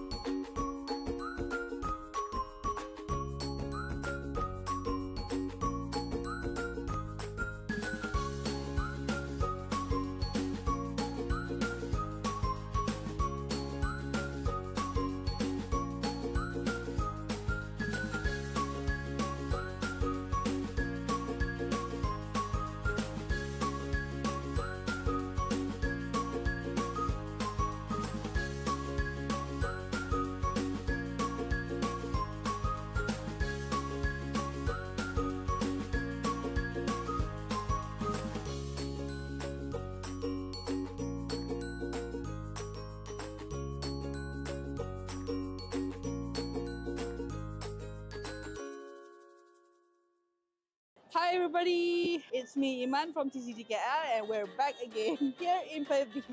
Please join me on asking them, the card prices and maybe we can get some fun and laugh out of it. Okay, tahu pasal Pokemon tak? Boleh lah tahu sikit-sikit. Pernah main Pokemon? Masa kecil-kecil ada lah tengok kad ni. Last time beli Pokemon bila Pokemon card? Oh tu saya tak ingat tapi sekolah rendah lah. So sekarang ni, saya nak tanya sikit pasal Pokemon card. So this is the card lah. Card ni daripada Jepun. So dalam pack tu, kalau pack Jepun ada 5 card. So at that time, from a 15 to 20 ringgit pack, sekarang agak-agak berapa price dia? Berapa Tu Charizard Ni bukan scam Ini Charizard Charizard dengan Reshiram. Dia tag team card. Berapa From a 20 ringgit pack. 100 100 No. 200 Almost 200 setengah kot. Ya, 200 setengah. So daripada 20 ringgit pack, and bila dah grade ke PSA 10 macam ni, dia jadi 50 USD. Menarik Ya. So, nak excite you back to Pokemon collecting, you boleh choose some of these shiny cards. Ente. Okay, ente. Alright. Okay, thank you so much. Okay.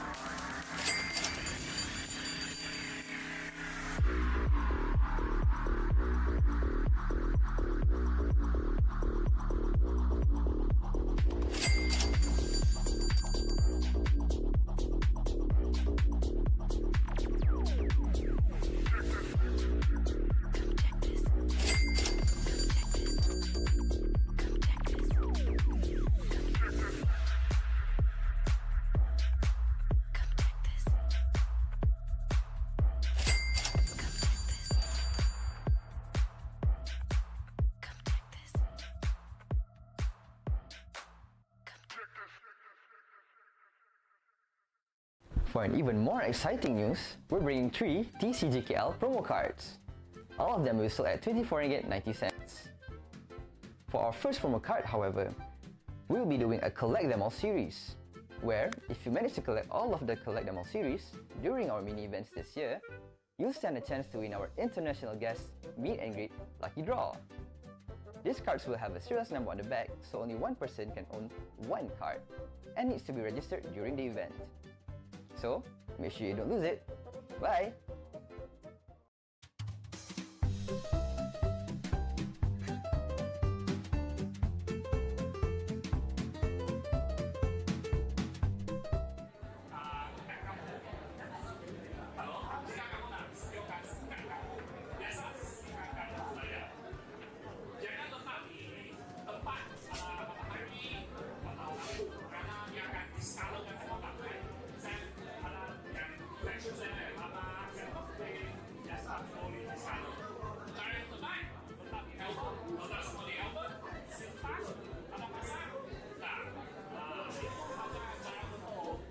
Hello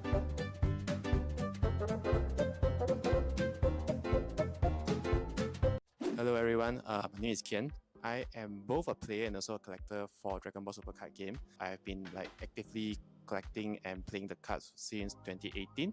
And even though Dragon Ball Super is less popular in Asia compared to Pokemon or Yu-Gi-Oh or Magic, I've still been actively participating in online and offline events across the region. I think the most recent events are the online regionals and also last year Asia finals. My best achievements back in these events are top 4.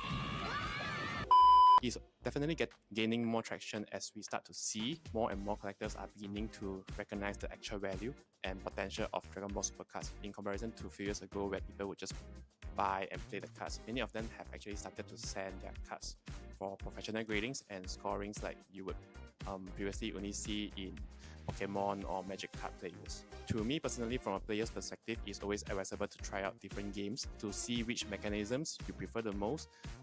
Whereas on a collector perspective, of course, you can look at different angles such as the art and also the popularity of the card game itself. Please do not forget to attend the upcoming event hosting in Bukit Bintang, KL on 7 and 8 of October. It will be the first and also the largest TCG event in KL.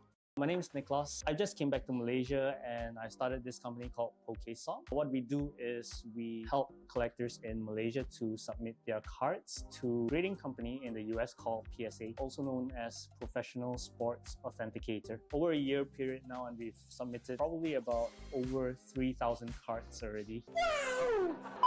Grading is a whole other aspect of the hobby. There are players, there are collectors, there are investors per se. He's got money. Biggest two pieces of advice: do a thorough research, because if you come in not knowing anything, you might make a lot of mistakes. And then the second piece of advice will probably be for the collector to not FOMO. It's actually the fear of missing out. Take your time because the set's not going anywhere for a while. Take your time to do your research, buy other things, and then come back to the set after a while. PokeSong will actually be opening a booth at TCGKL for both days on October 7th and 8th at GMBB Bukit Bintang. We're going to be doing a lot of free inspections and accepting submissions as well, so looking forward to seeing everyone there. You guys might be wondering, what is a trade show? A trade show is an exhibition where people from a community or industry get together to showcase the latest products, meet with partners and customers, and study recent market trends. In the TCG scene, we bring the newest cards, display some rare collections, and ultimately have fun with family and friends of the same passion. So, meet you guys on the 2nd of March at Central Market for our very first trade show. So, see you guys there! Hi guys! We from TCGKL have some exciting news. We're bringing TCGKL memberships. What are the perks you ask? Be the first to receive news ahead from our social media postings. Get member-exclusive merch during our main convention. And this year, for early bird tickets, we're only giving it to our TCGKL members. So, sign up for our membership while it's still free. Bye! Nama saya Eddie. Saya mula berminat dengan trading card games ni sejak tahun 2000 ke 2003. Dan masuk asrama, saya quit dan saya kembali mengumpul kad Pokemon sejak tahun 2019 hingga hari ini. Salah satu pengalaman paling menarik bila join apa-apa event, especially macam tournament Pokemon Championship baru-baru ni, dapat tengok pelbagai player dari segi jarak umur yang berbeza. Ada budak sekolah dan even ada yang dah jadi mak orang.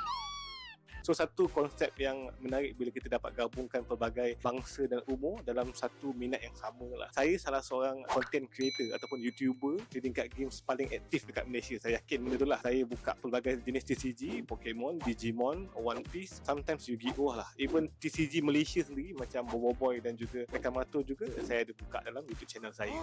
Aku terbaik. Jangan lupa untuk datang ke TCG Convention pada 7 dan 8 Oktober. Pelbagai TCG akan dipromosikan. Ini adalah satu-satunya convention yang tertumpu pada trading card game sahaja. Kita jumpa kat sana ya. Oh, hi guys. We're currently at Toys Bar. Do follow us, like us, share us for you to have a chance to win some giveaway as well.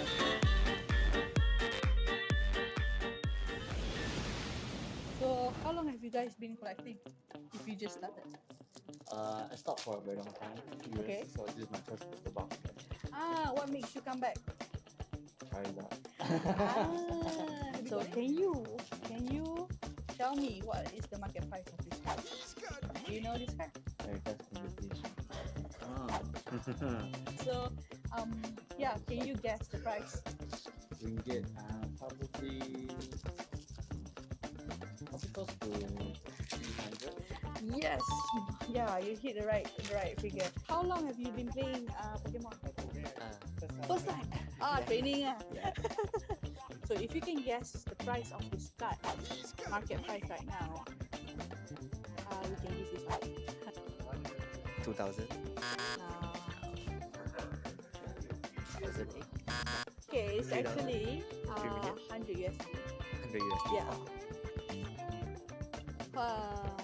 Nice. Of course, Gengar. Alright. Thank you so much for your time. Okay, thank you.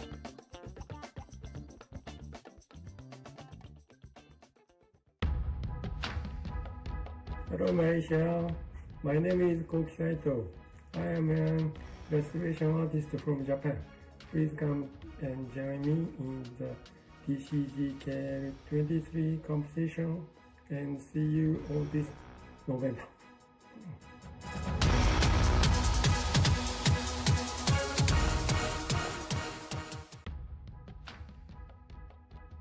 My name is Ruben. I'm going to be one of the mini booth vendors for the event.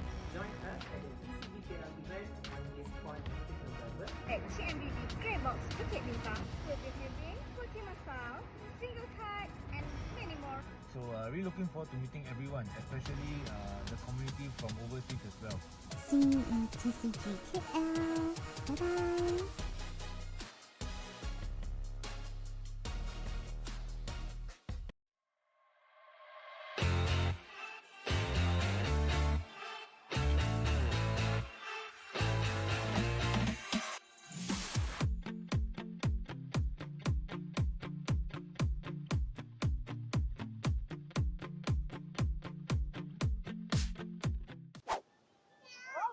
Hi guys, it's me Iman from TCGKL. So we are now at Bukit Bintang Pavilion. So please come and join me and see what we have for you today. Okay, so do you guys ever heard of Pokemon? Yeah. Do you play Pokemon? No. Collect Pokemon? No. Do you have friends that play Pokemon? Not really. Okay, how about your partner in crime, your boyfriend? No? Okay, so this is a Pokemon card that comes from a Pokemon pack. Can you guess the value? 5K. From 20 ringgit pet. Be realistic. 100? A little bit more, a little bit higher. No. No. 200? No. Is it 3 digit or 1 more? It's 3 digit. 500? No, it's 400 ringgit. 100 USD. So basically, we're here today because we have our event, TCG KL, coming soon in November. And we hope to see you there if you want to. Looking for my favorite Pokemon. Bye! Simpan, and who knows the price might hike kalau masih terdekat. Okay? Alright, thank you so much. Thank you for your time.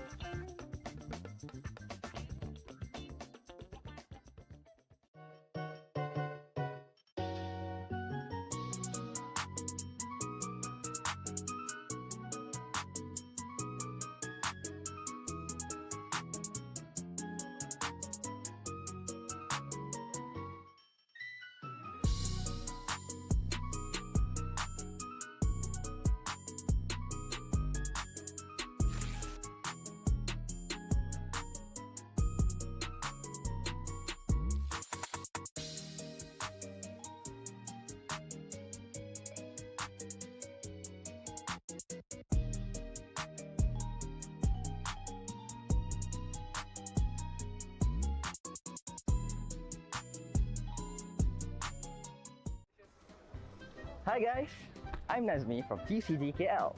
Next month we'll be holding a trade show event on the 2nd of March. Where will it be? Drumroll please. Central Market. So block your dates now and make sure to see you guys then. Bye! Promo card? Of course, we'll bring our promo card to the TCG Malaysia Open Championship. Only those who sign up as a player for our tournament will receive a complimentary serialized promo card.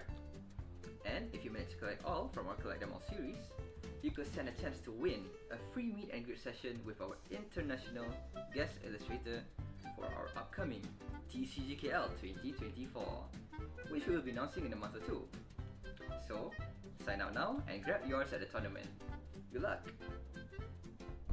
Hi, Richard Low here. I have had quite a few good experiences. Sometimes you meet people who are middlemen and can help you to do trades from overseas, things that they don't have to do, but out of passion for the industry or passion for the hobby, they do it. And yeah, it's really nice of them. They don't charge anything and they're all friendly. You make a lot of good friends.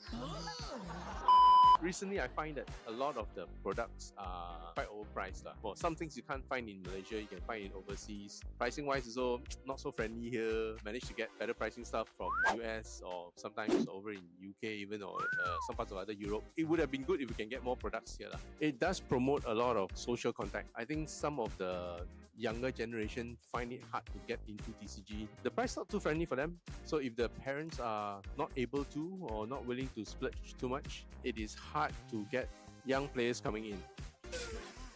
If you are a collector, don't be pressured by other people around you. Go for what you like, find out a bit more about it, start collecting that. Always remember that this is not a race where you rush to the end. It's a marathon. It's a slow marathon. Take your time, collect what you like, be happy about it, and go from there. So don't forget to come over, TCGKL at the JMB Bukit Bintang. See you on the 7th and 8th of October, yeah? See you guys there.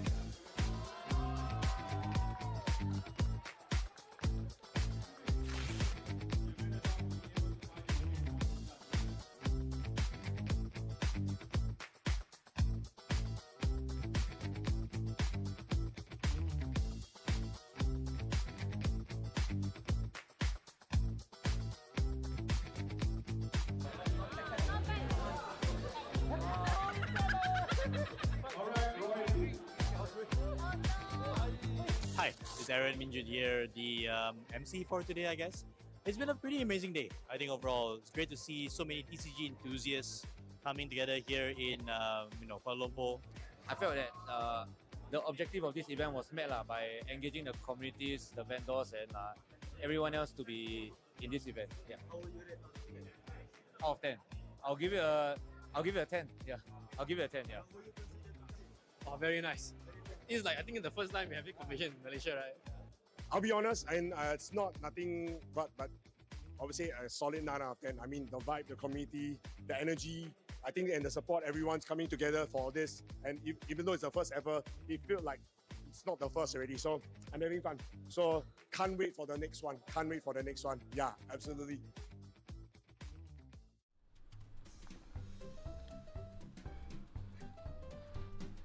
Oh, hey guys!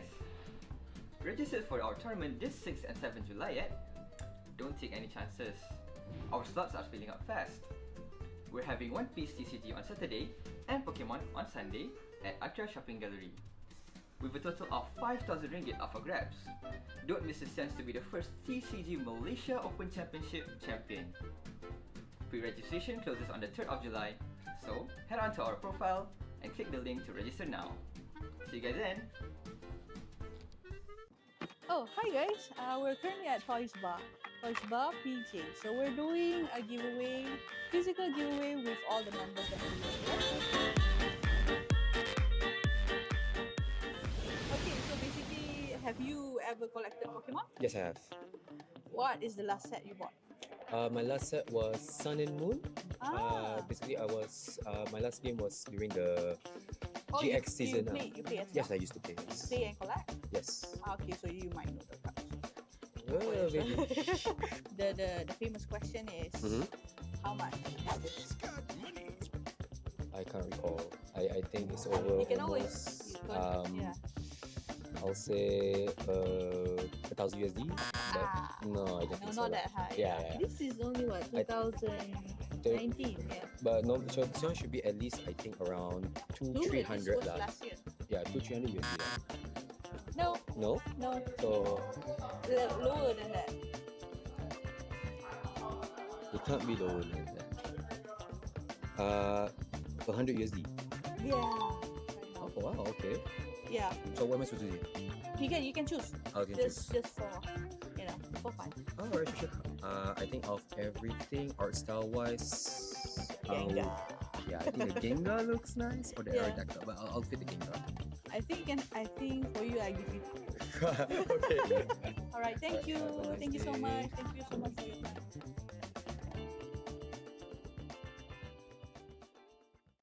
Hi guys, it's me back again at Bukit Bintang Pavilion. We're doing our reels today. We're doing giveaway today, so please come and watch. Yeah, we're not selling anything. So, korang collect Pokemon card tak? No. Tahu Pokemon? Yeah. Tak pernah buka card Okay, so this card comes from a 20 ringgit pack. Can you actually guess how much is this card? Yeah. How much is that card? From a 20 ringgit pack. I think cantik. Okay. 10 ringgit lah. This card was released last year. So it's 20 ringgit when it was released. The pack was 20 ringgit. So we pulled it from a pack. Right now, the price is 100 USD, which is 400 ringgit. In just 1 year. Oh yeah. Yeah. Oh, mana ada glass? You can try. You can choose one. Yeah, you can choose one. This is from us. Yeah, Vaporeon. Really nice. Yeah. Oh, I got to choose one. Yeah, you too. Oh, okay. Yang ambil pair, Jolteon. This is actually a sotong. Sotong. Jolteon siapa? Ni. This one. Oh, okay. Yeah, dia macam pair lah. Vaporeon and Jolteon. Yeah. Okay. Alright, thank you so much for your time.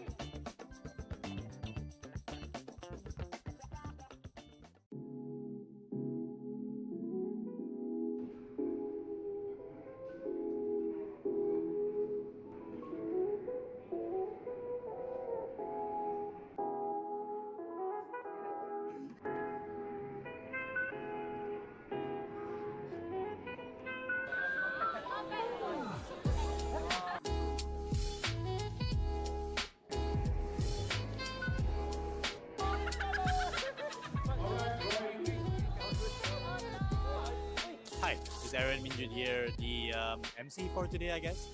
It's been a pretty amazing day. I think overall, it's great to see so many TCG enthusiasts coming together here in Kuala Lumpur. I felt that the objective of this event was met by engaging the communities, the vendors, and everyone else to be in this event. Yeah. Out of 10, I'll give it a 10. Yeah, I'll give it a 10. Yeah. Oh, very nice. This is like, I think it's the first time we have this competition in Malaysia, right? I'll be honest, and it's not nothing but obviously a solid 9 out of 10. I mean, the vibe, the community, the energy, I think, and the support, everyone's coming together for this. And even though it's the first ever, it feels like it's not the first already. So I'm having fun. So can't wait for the next one. Can't wait for the next one. Yeah, absolutely.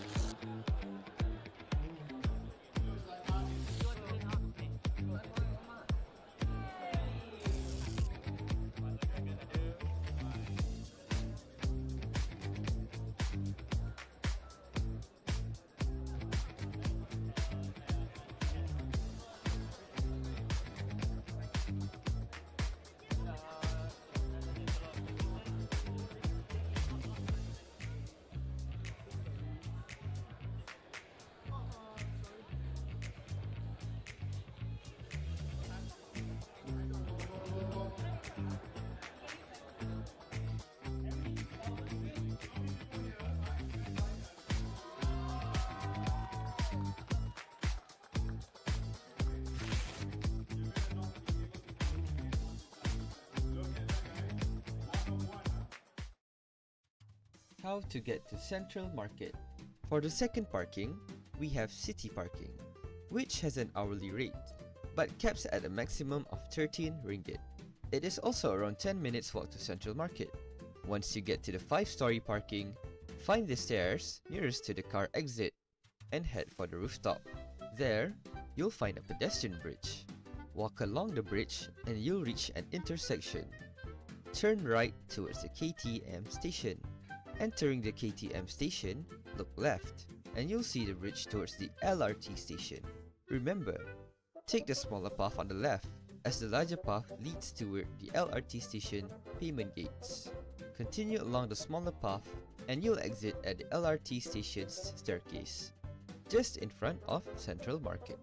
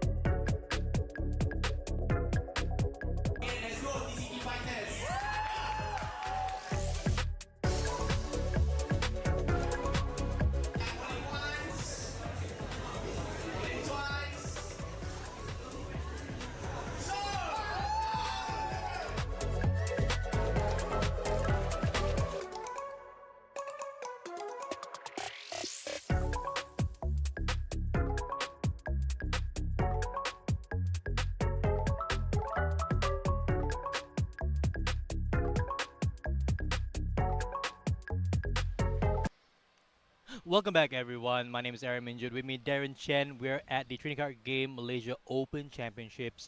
Now, we're taking a quick break from the Masters, but we will get into the juniors and seniors category at round number 5. I believe this might be the last round for them. Yeah. And we have a very interesting matchup once again. We do. Hopefully, it's going to be living up to the hype. Oh, we yes. do have Melissa with our typical Raging Bolt Tilmas Ogapon deck. Okay, They're Raging very Bolt, aggressive, big very basic popular deck. in Malaysia, right? Yep. What's she going up against? She's going up against Ethan or Chao Ethan, who's playing Heatran with Metang. Heatran and Metang. Oh Now, boy. who would have expected that? And these two decks are 4-0 at the moment in the juniors and seniors category, which is really awesome to see. You know, the type of diversity we're seeing. And even in Melissa's list for Raging Bull Ogapon, it's not something that is cookie cutter, right? Yeah. We have a little tacky deck list here for both these players. And obviously, we're here for some awesome Pokemon, right? Yeah. Regardless of the age group or age division, we are celebrating Pokemon. And I guess we are going to go straight into the game very soon here, where we get to see, you know, the juniors and seniors duke it out. Melissa versus Ethan. I'm excited. I'm Darren. excited. I'm excited to see how Heatran does. Heatran Metang. It's not even Dialga. Dialga V-Star. Take a back seat. Yeah, we are so used to Dialga and V-Star with Metang, but I guess Heatran seems to be a better pairing based on just this decision, and so far I guess 4-0. Yeah, interesting. I can't believe it. So the thing about the Heatran, I don't even know if we even have the scans up, but just so we know, the first ability is Incandescent Body, I think, and it actually burns the opponent's Pokemon that damages it. Yep, that attacks awesome. That's free 20 damage. And then the attack for, I think, 1 metal, 2 colorless, discard all metal energy for each metal. And then you do 50 times the amount. 50 times number of energy you discarded. Discarded. It is a very powerful attack, and all on 140 hit point basic Pokemon. Yes, exactly. So essentially, we're looking like a big basic battle, but one is a non-EX, one is an EX. And Chao Ethan does play 20 basic metal energy. Wow! So that's a lot of energies. So there is some chance that it might, it doesn't have the optimal start because of the amount of energies that he plays. That's true. But it does have Greninja, Radiant Greninja to help ease out the consistency for the deck. We also have to see the Bascu Legion, right? His Swine Bascu Legion, which I believe has an ability to, or an attack, I should say, to cycle back energy back in the deck. I can't remember the names of attack. These are such obscure cards, and we get a chance to see these players play out. So here we see Melissa on the screen, of course. She's piloting Raging Bolt Ogapon. She is, after all, one of the top players in Malaysia in her category. You know, finishing, I believe, in the top 4 in the juniors and seniors category. and she's out here looking for another, another event to finish strongly. And here is Chow Eaton, of course, our Heatran Metang player, and both these players again 4-0 at this stage, and now trying to get into the top cut. Yeah, so it's gonna be a fun one. I think it's so interesting to see how this deck works. It sounds very good on paper. Everything does. works. It just works like in sync. Mhm. Like when you discard with Heatran, the energies, then the Hisco and Basque Legion will start attacking after that. Recycles back the energy, and then Metang will feed back the energy to Heatran, and so on. And so on and so forth. I think the main thing here that we have to mention is that Raging Bolt loves taking knockouts. It loves taking knockouts on 2 prizes. But looking over at Ethan's side of the field, there aren't any 2 prize there's cards none. in his Pokemon list. And obviously players here set up Melissa on the left, Chow Eaton on the right. They're waiting essentially to get the judges here making an announcement. So we will get on the match very shortly, but I'm interested to see how this plays out. There is a Slither Wing in Melissa's deck, which is a Slither Wing. single prizer that can hopefully stem the prize trade in her favor, perhaps, instead of giving up just the 2 prizes like Raging Bolt or even Ogerpon for that matter. I don't know. Maybe Ethan just gets a blistering start and just takes over the game. Yeah, I don't think the Slither Wing does enough damage to knock out, if I remember correctly. Oh, 120, I think. Yeah, it's either 120 or 130. So it doesn't knock out the Heatran that has 140 HP. Maybe go after the Metangs. Yeah, probably so. You have to take a 1 prize either way. So probably the Metangs are the best choice. Start to slow down the engine. Right. And because Heatran's going to discard energy of itself, so is true. he needs to feed back more energies from the Metang. So that's one point that Melissa can capitalize. That's true. For this kind of a matchup. Okay. And we see both players actually playing Radiant Greninja, right? Which is a staple Radiant card at this point. The best. And here goes our players. Melissa starting off first with a Raging Bolt on the active, and it's a Beldum from Ethan. But catches head right off the bat from Melissa, looking for any grass Pokemon grass or energy. grass energy. Grass Pokemon. Yeah. Yep. Not a single None. one. Oh, no. That's a whiff. That is good sequencing here though from Melissa, knowing that she could keep the Ogerpon in the deck for that bucket. She said, unfortunate as it is, we didn't see it. So now she has to go for a Teal Mask. Yes. Yeah, she has and to that's a start draw. drawing. And that's the draw engine of this deck, isn't it? Yes. Being able to Teal dance to get cards in hand every turn and also accelerate energy. This is a pretty interesting start actually for Melissa because she does. I'm not sure who won the coin flip, but she is going first. Yes, it is. She is going first, which we will not see a Professor Sada's Vitality and a knockout on her first turn. But it also means that Ethan will be behind in terms of getting the evolutions up and running. He does run the Basque Legion as well as the Metangs. Mainly, Ethan is going to rely on the Hisui Basculin. If I remember, that's the one that helps search out Pokemon from his deck. Oh, yes, the you're Call for Family. right. If I remember, it's a free attack. So this he can retreat his Beldum into it, and that's when he can start setting up more Beldums. So we'll see if he gets into it. That is true. So now Melissa here still on her first turn, and she did go first, getting a Professor Sada's Vitality. Can't use that on the first turn, but you will be able to use that next turn. Yeah, definitely her next turn. She's going to opt for that.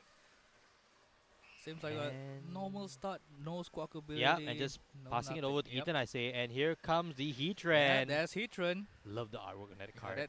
That Heatran's art is the sickest art ever. Yeah, a Butterfly Puffin here, and as you said, most likely going. And Melissa thinking to read out the card. I mean, I would love to read what the attack name is. We'll probably get that real soon.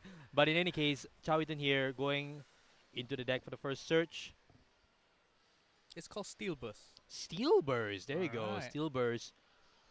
It's going to be a interesting attack name to keep on mentioning.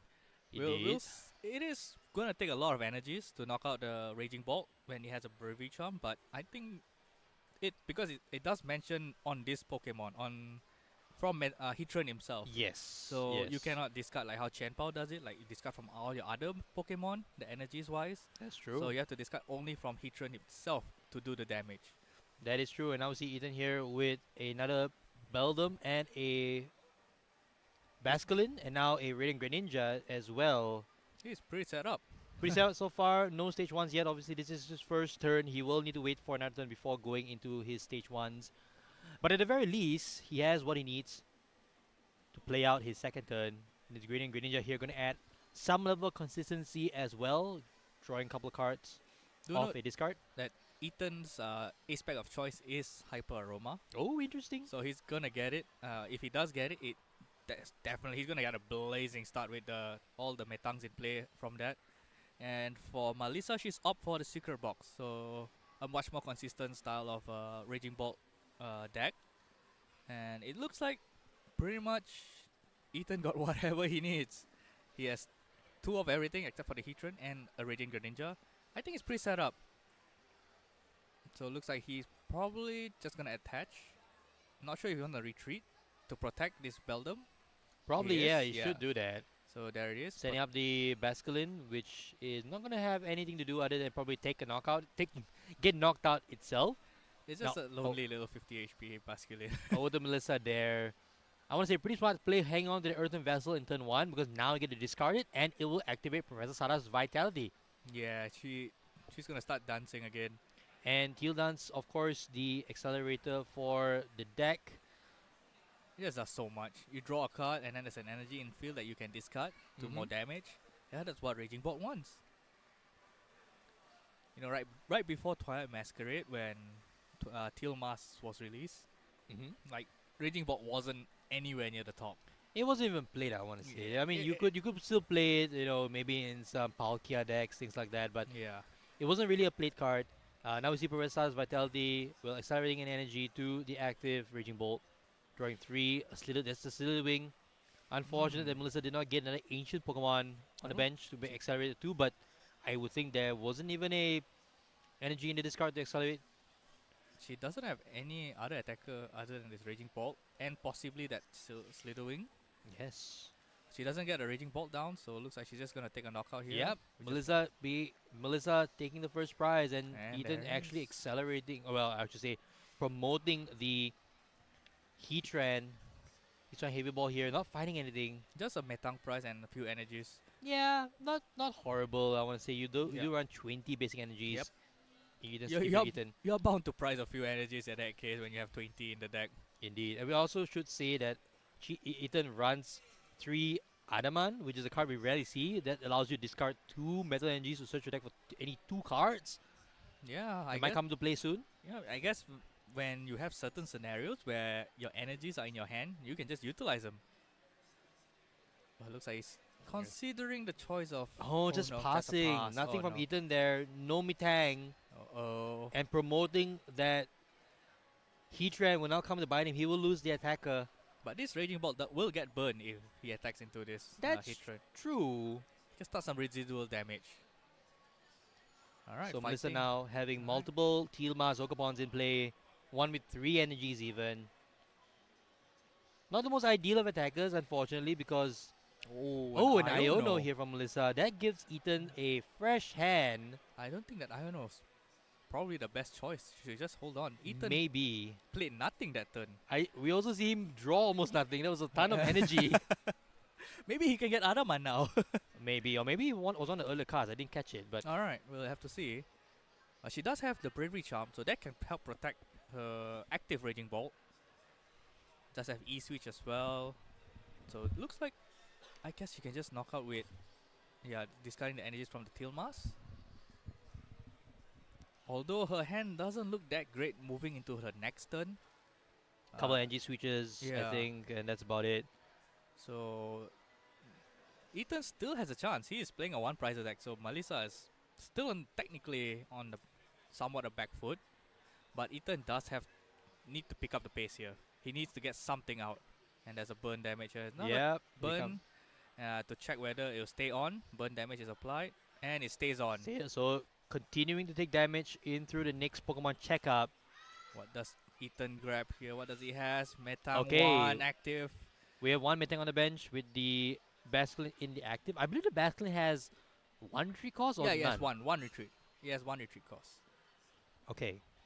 Conceal in cards. In order to get a knockout here, Ethan would need 4 energies on Heatran. I'm not sure. Is that an Irida? I'm not sure what he drew up there. It's gonna be interesting. Oh, he does play Irida. Yeah, plays a couple of Irida in his list, but that's an there Adaman. It is. Okay. There it is. So that's the card we want to see here. Adaman being able to discard 2 metal energies to look through a deck and pick 2 cards. For Ethan, I would presume one of them has to be Heatran, or at least a way to get one. And another might be a Metang. Yeah. Or perhaps even the Hyper Aroma. He could possibly go for the Hyper It Roma, yeah. is. It's to help thin his deck further. So 3 cards, 3 stage 1s, one of them there. Well, you can go get 3, but you can only grab 2 and evolve them right now because, because one is Metang- prize.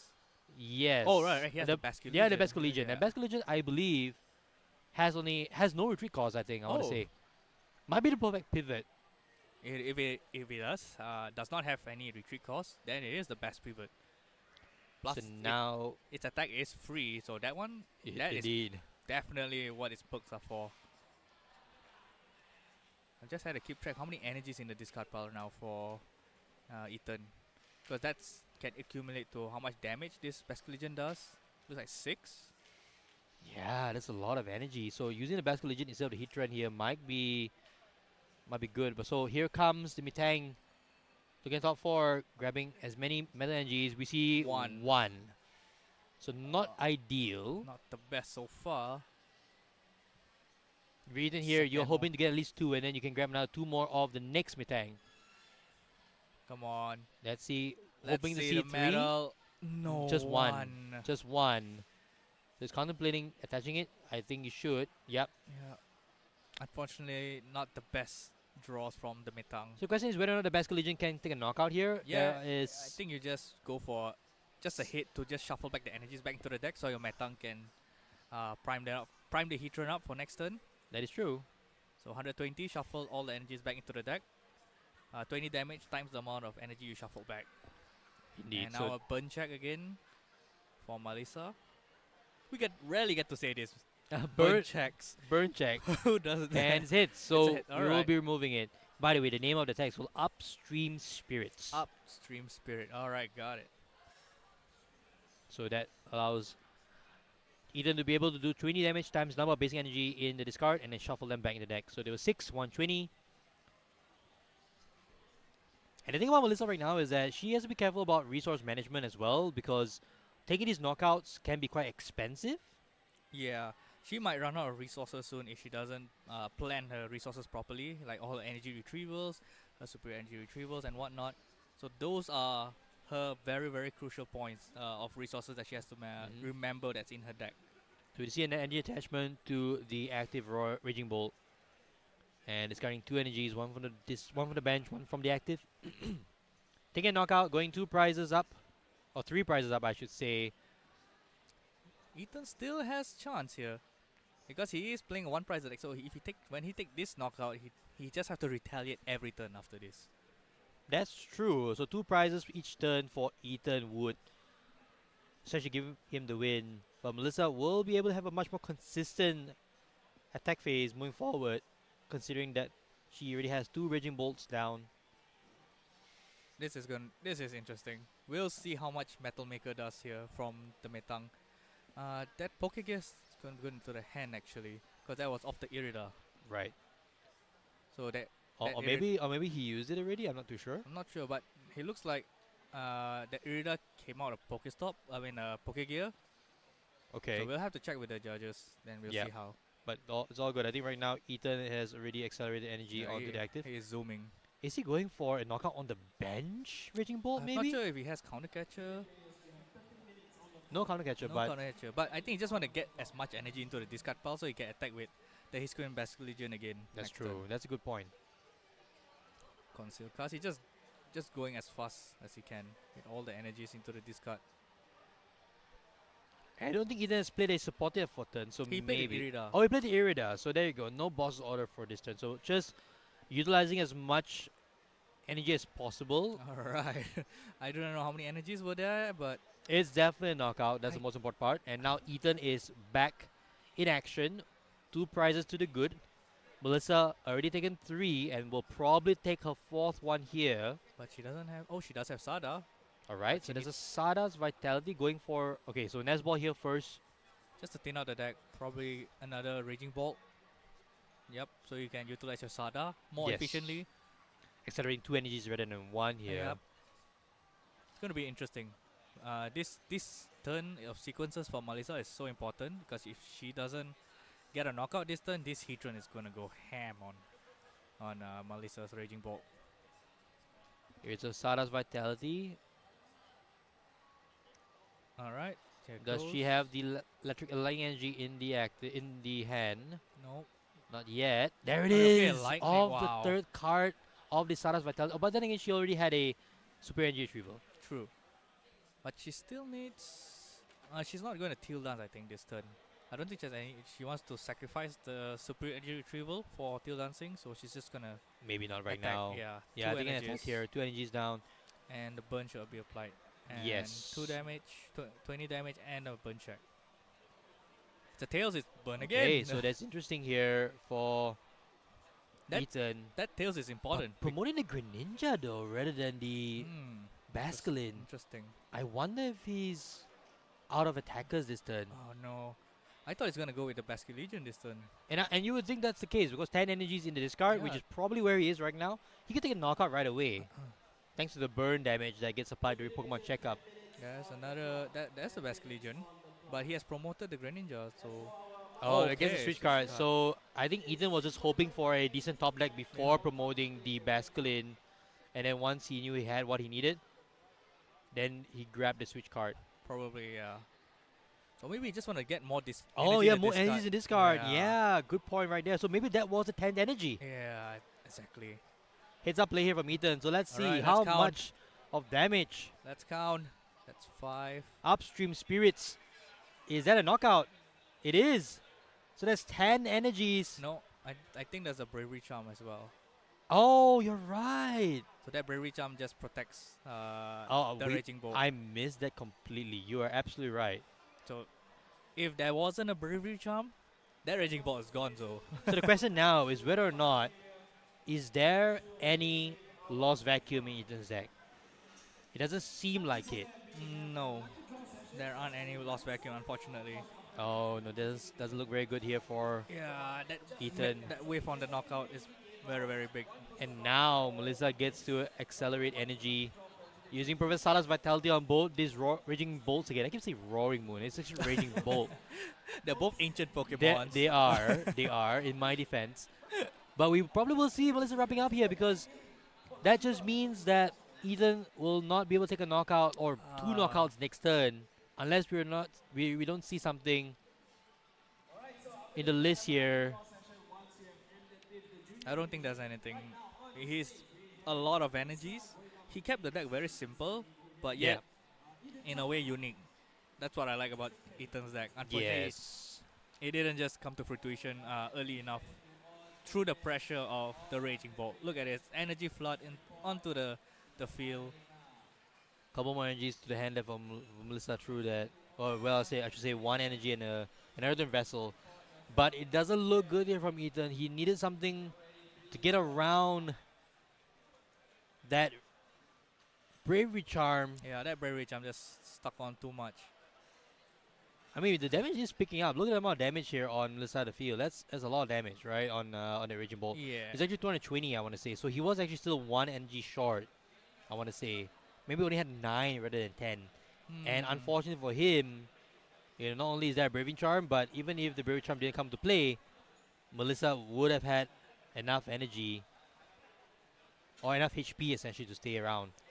The question now is whether or not can Ethan go for a boss order play onto The one with energies, right? the one with energy on the bench, and then force Melissa to actually have Sada's Vitality again for the next turn. Ethan does play one boss's order, so I guess you have to get it. As he's only out this turn. It's on one boss order, and you gotta hit it right now to stay in this game. In order to take 2 prize cards. Conceal card and a dream. Oh, that's the boss's order. That's the boss. Now, is there a way to get the Heatran out from the deck? No, Iono.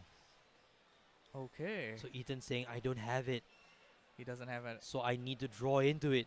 Oh no. Melissa is now down to 1 prize card. We do see the Heatran. It's Metal Maker number 1. Metal Maker number 1 hits 2 energies? 1. 2. So 2 Alright. energies. So Ethan will not go for a knockout this turn. and is hoping that Melissa does not get an attack off. And wow, look at that! Four energies of the Metal Maker. What? One gone active? They got an active or the bench. Oh, okay. Okay. Oh, attachment as well. So I think for Ethan, he's starting to go for the knockout here. He's gonna have fun, right? Yeah, I mean, he probably says, I probably can't win anyway. I'm just gonna go for the knockout, grab my 2 prize cards. Melissa already has her Raging Bolt ready. Yeah, this wraps it up for Melissa. I don't know, maybe Ethan could have just passed that turn. Who knows? Because she could have been stuck without a switch start. Yeah, and just concedes the game. Maybe the boss was prized from Ethan. Maybe that's the reason why. So who knows? Well, Ethan did got the boss from the concealed cards Oh, earlier. you are right. Which then he IO-noed. So he just maybe didn't think it very true. But he did. The IO-node was actually pretty nice. Yep. If he get the boss after that. Oh, that's true. But then again, the boss was right at the bottom of the deck. So Yeah. maybe Ethan says, you know what, I'm going to call it a day. It's going to be an interesting one regardless. It was a interesting deck, right? For what it's worth. It was one of those very special archetypes that we very rarely see. It's you know? very unique. Very unique in itself. You know, Mitang obviously being paired with the Alga, right? In a lot of the tournaments that we've seen so far. Heatran now the new partner for, you know, this very interesting it's accelerating of accelerator, right? In Mitang. So we have a couple more minutes before the next round begins. We actually have the Masters round 5 beginning very soon, so don't go anywhere. We're going to go for a quick break and be right back very shortly. See you.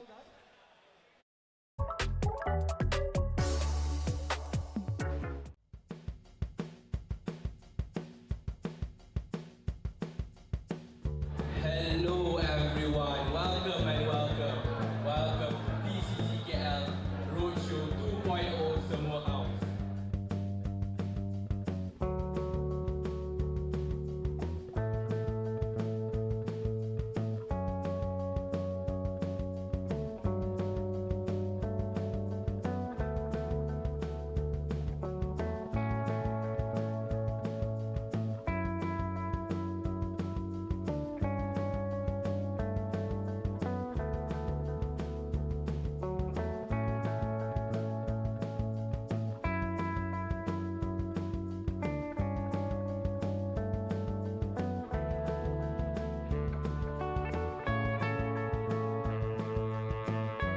Semua every guys semua sangat susah.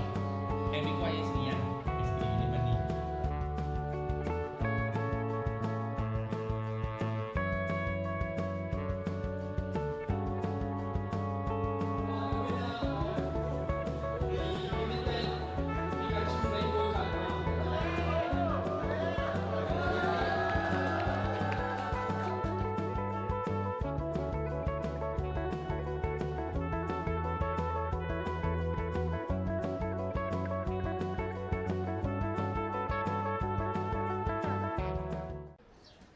Collecting cards can be daunting for new hobbyists such as myself. Should I get sleeves? Should I get top loaders? Should I get display cases to flex my cards? Or should I send my cards for grading? All of those questions will be answered at our trade show on the 2nd of March in Central Market. So, see you guys there!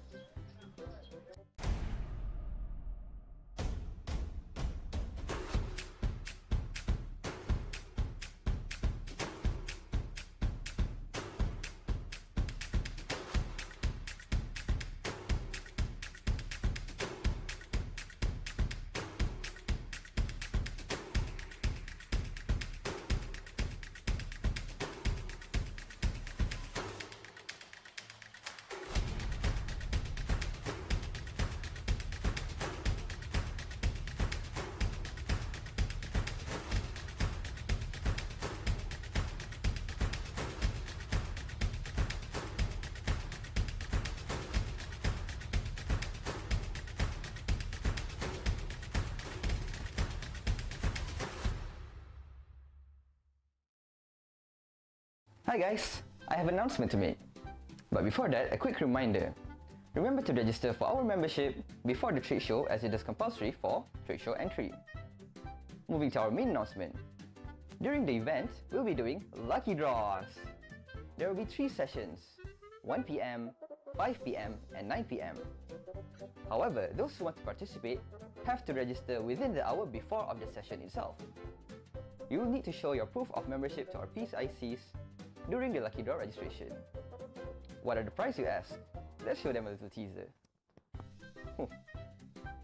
A Gem Mint PSA 10 Monkey D. Luffy from Bandai Games Fest! So, what are you guys waiting for? Sign up for membership now! See you then! Hi guys, it's me, that's me again. So, for our very first trade show, we'll be having vendors from various TCG scenes, from Pokemon, One Piece, Magic the Gathering, and many more. Not only that, we'll be having hourly auctions. So keep your eyes open and your ears open for our hourly announcement. So, make sure to bring your family and friends on the 2nd of March. See you guys then!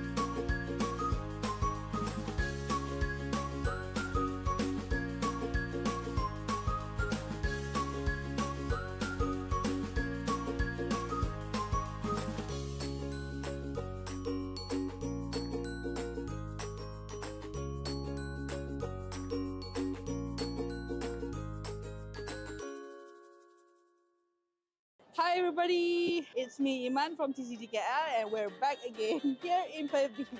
Please join me on asking them, the card prices and maybe we can get some fun and laugh out of it. Okay, tahu pasal Pokemon tak? Boleh lah tahu sikit-sikit. Pernah main Pokemon? Masa kecil-kecil ada lah tengok kad ni. Last time beli Pokemon bila Pokemon card? Oh tu saya tak ingat tapi sekolah rendah lah. So sekarang ni, saya nak tanya sikit pasal Pokemon card. So this is the card lah. Card ni daripada Jepun. So dalam pack tu, kalau pack Jepun ada 5 card. So at that time, from a 15 to 20 ringgit pack, sekarang agak-agak berapa price dia? Berapa Tu Charizard Ni bukan scam Ini Charizard Charizard dengan Reshiram. Dia tag team card. Berapa From a 20 ringgit pack. 100. Ha. 100. 100. 200. Almost. 200 setengah kot. Ya, 200.5. So daripada RM20 pack, and bila dah grade ke PSA 10 macam ni, dia jadi $50 USD. Menarik. Ya. So, nak excite you back to Pokemon collecting, you boleh choose some of these shiny cards. Ente. Okay, ente. Alright. Okay, thank you so much. Okay.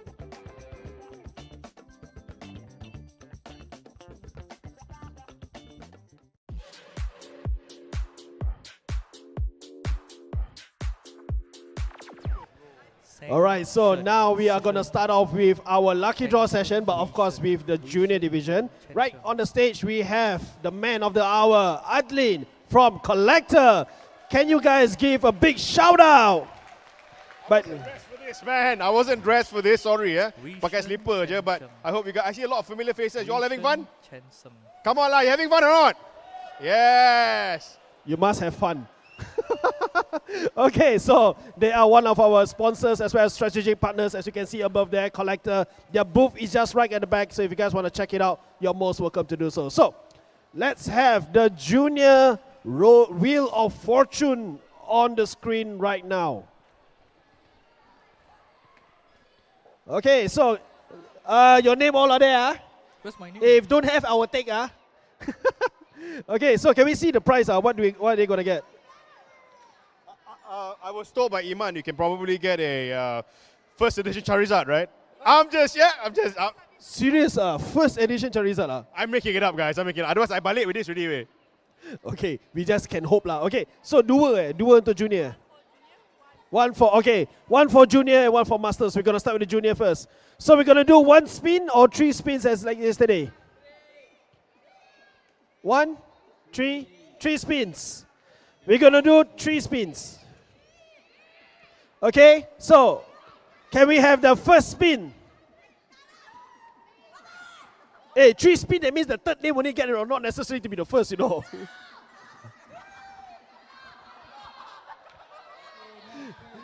Next one, second spin. Come on guys, cheer, come on. Oh, the kids are excited. Oh, wait, wow. Wait, who's Mariam? Who's Mariam? Okay, we see whether the third one is going to be you. Okay, spin one more time. By right, you should get 3 prizes already. Wow! Oh. Hansen! Where are you, Hansen? Where are you? Hansen! Where are you? You have just won yourself your lucky draw prize. Congratulations. You're which one, left or right?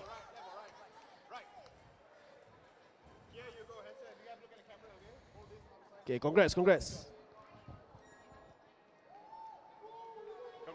Okay, congrats. Hey, later let us know what you get, Because they got a base set Charizard, no lah. You're excited, you see? Dah lari. Okay, for the Masters division, let's have the Wheel of Death. Oh no, Wheel of Fortune. Wait, this is Junior, wait. Where is the Master's name?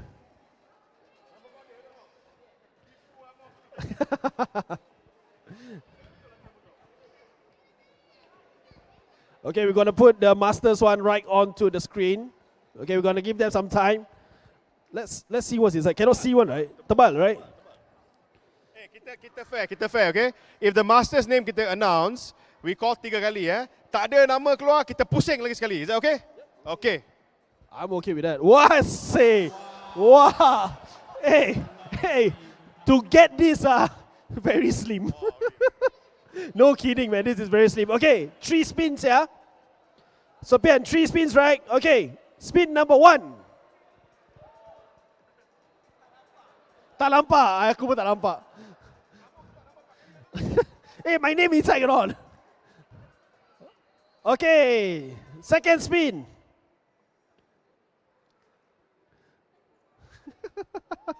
Hey, wait, no sound. Ting, ting, ting, ting, ting, ting, ting, ting. Vince. So sorry, Vince. All right, last and final one. Last and final spin.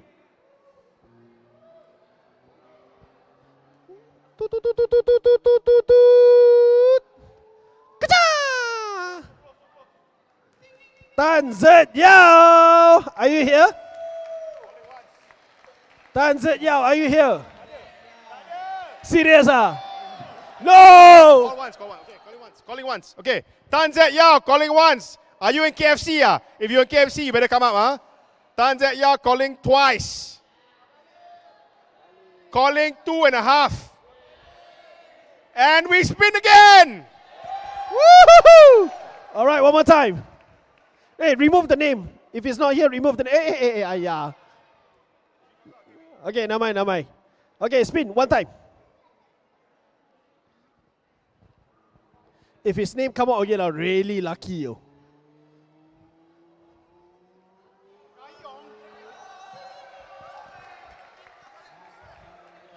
Hey, I think this is rigged, Kayong. This is mine, Okay? No, cannot. Pick, okay, you pick left. Oh, you share with me. Say it publicly. Kayong said he will share with me. I share with you the back. Congratulations. I don't know how you hacked the system, Kayong.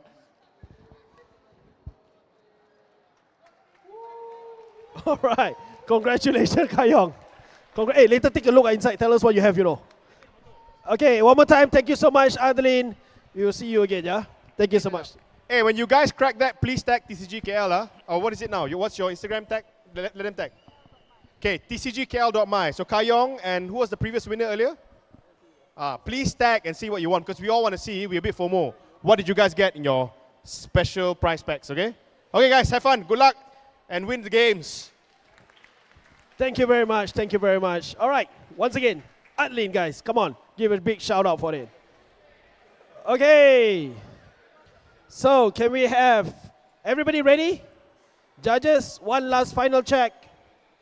Anybody that without opponent, consider your free win already because they went back home. Those of you that do not have an opponent right now, please head over to the registration booth. We need to keep this. All right. So, in the meantime, I'm going to pass the mic to the caster.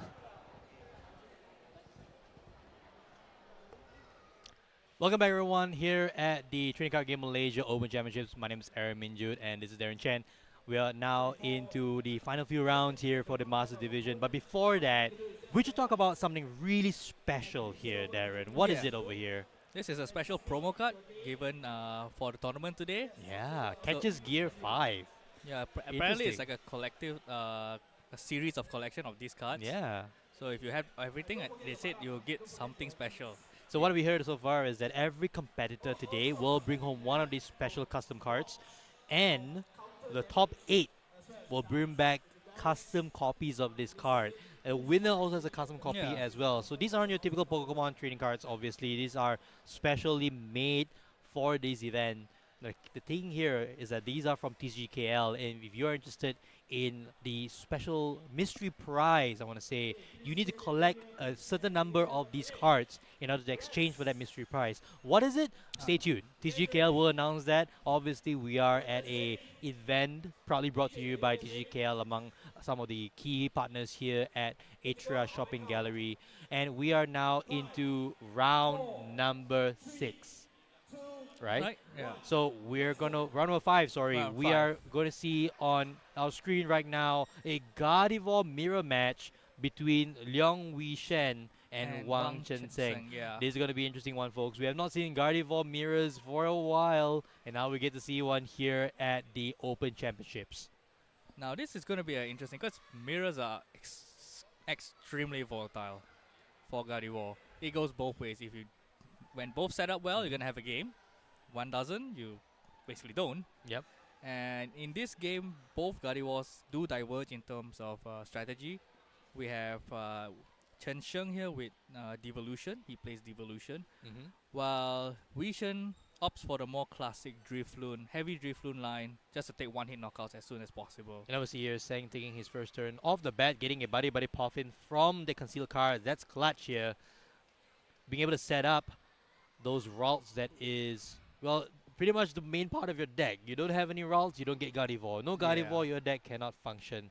So right off the bat, getting two routes. I was gonna say Gardevoir. Two routes on turn 1. Just imagine getting Gardevoir out with just a Buddy Poffin. You never know. There might be a new broken time space, something like that. I don't know. But here is a pass from Sang. Decent start, but here is Weeson also able to get a Buddy Poffin for, I would presume, a couple of routes as well. Now Sang just attaches Dark Energy, which is actually pretty good in the mirror because you're not expecting any knockout anytime soon because both of them are playing Gardevoir. Yep. They take time to set up 2 Gardevoir EX. Plus, you're gonna do a lot of refinement from Kirlia when you evolve to it. And the Dark Energy is hard to get out sometimes and attached to Monkey Dory. So Sung here does one step further so that he doesn't get Ionode away. This combo of cards here. Normally, Monkey Dory, Dark Energy is very crucial in the mid game for a Gardevoir deck, and Gardevoir loves to play Ionode sometimes. Yeah, that is true. If the Dark Energy gets shuffled away, you cannot get it out anymore without Earthen Vessel or whatnot. So we see here now a TM evolution here from Wei Shen. Unfortunate for him, there was not any supporter, but having double Kirlia up and running is great. And also Manaphy down, be trying to ensure that there will not be any Screamtail shenanigans coming from Seng to take out one of those Kirlias, those very precious Kirlias for the Gardevoir deck. A weird downside here is there's an energy on Cresselia because Cresselia is a bit energy hungry in terms of on the field. Normally you want to attach only when you Psychic Embrace to it and then get to move the damage up. But now that Psychic Energy is currently stuck there. He can retreat, but it's just a stuck Pokemon right now. Well, you kind of needed it for the evolution, right? The game evolution was a necessity. Yeah, you have no choice sometimes. It was definitely the right choice. And getting out 2 Kirlias, which is very, very good. He also didn't opt to play the Artisan because there's no need to give it to Sang. Both players set up their Manaphy's because both are afraid of Screamtail. Yes, indeed.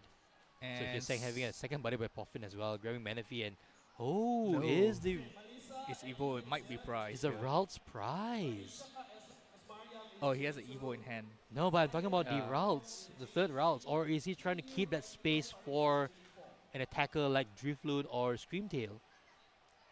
The weird thing here about Sang is his board is a bit cluttered. Greninja is technically not the optimal card you want to put down early against like mirrors because you want to have a few Kirlias, your Manaphy, and then an attacker, preferably. So when you have Manaphy and 2 Kirlias, let's say, and Monkey Dory as well, you don't have a slot for an attacker, so it's a bit awkward in terms of your bench space for Sang. This example right here. Yeah, it's a good example of it. And now Wei Shen here being able to draw into the third routes of refinement. It's interesting choice to discard the Kirlia. Oh, we see a Monkey Dory of himself with the Dark Energy with it of the refinement. So the question is, do we see a Gardevoir this turn for Wei Shen? It's actually pretty likely here, especially with his Iono. He had the Ultra Ball, I want to say, but decided not to discard the resources. If he did, then I'm not sure why he would just let it go. You could easily go for a knockout here on one of the bench Kirlias, right, with the Cresselia. And now he got nothing. Now there's nothing. No, that's definitely not to play. Maybe Wei Shen here, the card that he was looking for would be Earthen Vessel and more Psychic Energies because we don't see any so far on Wei Shen's side of the field except for the one in the active and just a pass. Oh no. That's not great at all to see, but who knows? Sang must have something. Now, do we see anything going on? Sang is definitely in the driver's seat. If he does get a Gardevoir EX now, he's definitely in the driver's seat. Also played his Swine Heavy Ball. I would presume one of the routes is in there. Let's see what's priced. Kirlia, Gardevoir, there is a double routes. Screamtail, and 2 routes. Double routes. As well with the Screamtail and the Gardevoir and the Kirlia.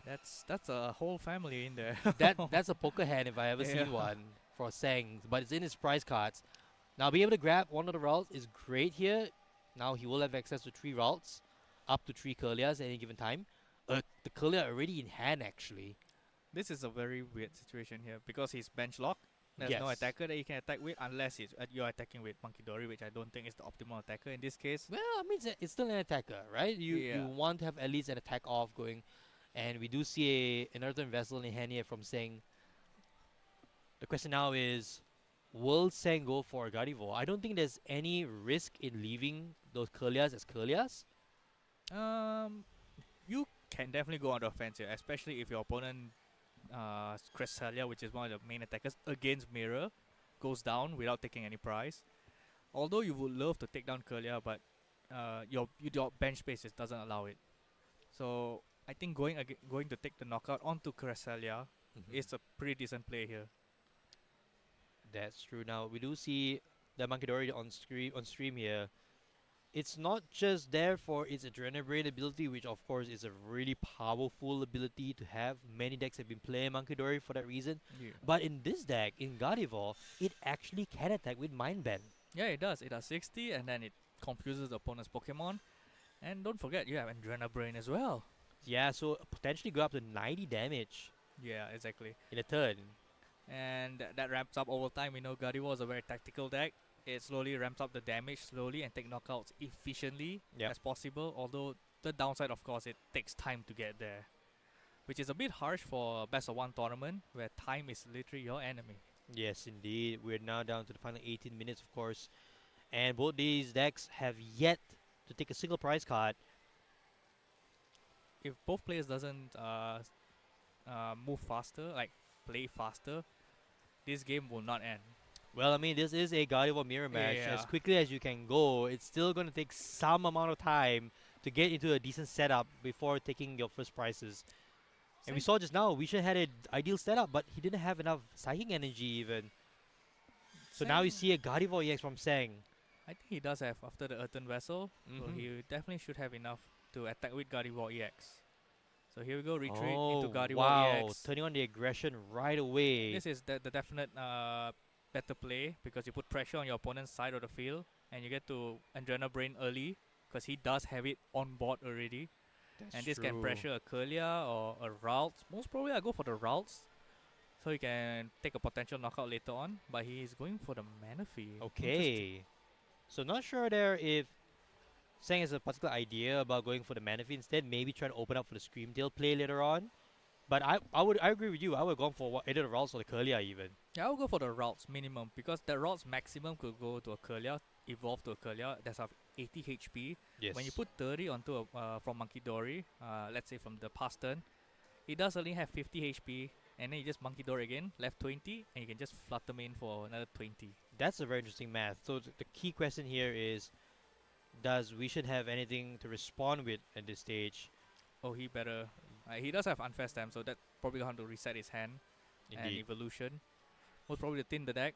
He does need to go on the offense here. He can potentially knock out if he has. I'm not sure if his Bravery Charms are prized, but he does have it in hand actually. He does need the Drifloon in play. Oh, but he's going for the Counter Catcher play. So maybe telepathically saying that he does not have what it takes to knock out a Gardevoir EX this turn. Potentially going for a Green Greninja.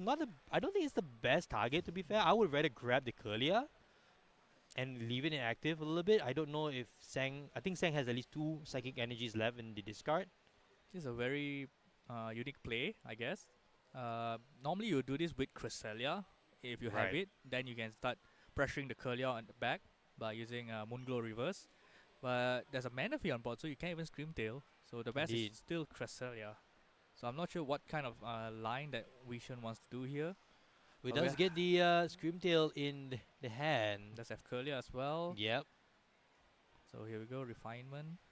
Discard an energy, draw 2. Gets another energy. I think Wishan's problem here has been not getting enough energy in the discard. It's only 3. There is a Gardevoir. You actually should have evolved it so you can retreat it. But I guess that's true. Actually, that would have been the play. Plus, he does have Drifloon as well. If he needs to. Yeah, I think Wishan here probably one step too far. Probably would have been best to retreat the Ralts. Yeah, so now that Curlia will have an additional 20 more damage instead of the 20. Oh no, no, just passing. Interesting. This is a very interesting play. Well, just hoping maybe that Sang doesn't have the energy to discard. You only go for this play if you are playing TM Devolution. That's true. But Another 3 damage counters onto the Manaphy. Oh, that's a pass. Oh, Sang doesn't have the energy. But so Wishan trying to buy that extra turn and got it at the cost of 3 more damage counters on his Manaphy.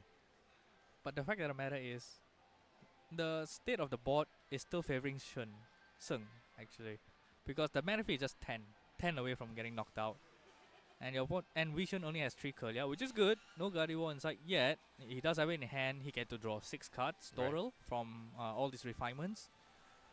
But Sung's field is full of things that are ready to go and attack. Yeah, the relevant cards on the bench there for saying. I think for Vision, he needs to, well, it looks to be recycling the Cresselia. Oh, that's one of the important ones for this strategy. You have to have Cresselia. So would the play here be to get the Cresselia into the active and knock out the Monkey Dory on the bench? No, you always go for the Curlia. You always go Curlia. Yeah, because Seng didn't do anything after the refinement, so you want to keep it that way.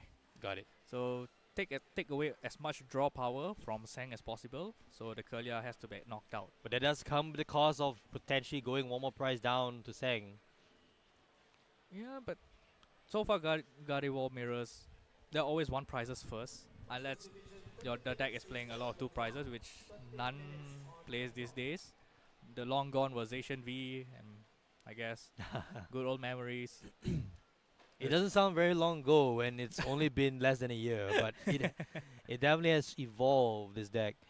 Now in Ultra Ball, it's carrying a couple of second energies. What's the option to go for this time for Vision? Vision definitely has filtered out all the most if not all his psychic energy out. Oh, so going for the Cresselia here. Yeah, you definitely go for Cresselia. If you really want to do this play, you have to commit to it. Right. So he does get it in the end. So the last refinement here. Gets the Gardevoir. He does have a So now there's 2 of yeah. them in hand. So here comes the Gardevoir for Vision. Interesting enough, he evolves the benched Curlia to Gardevoir. I mean, he still has another one in hand, does he not?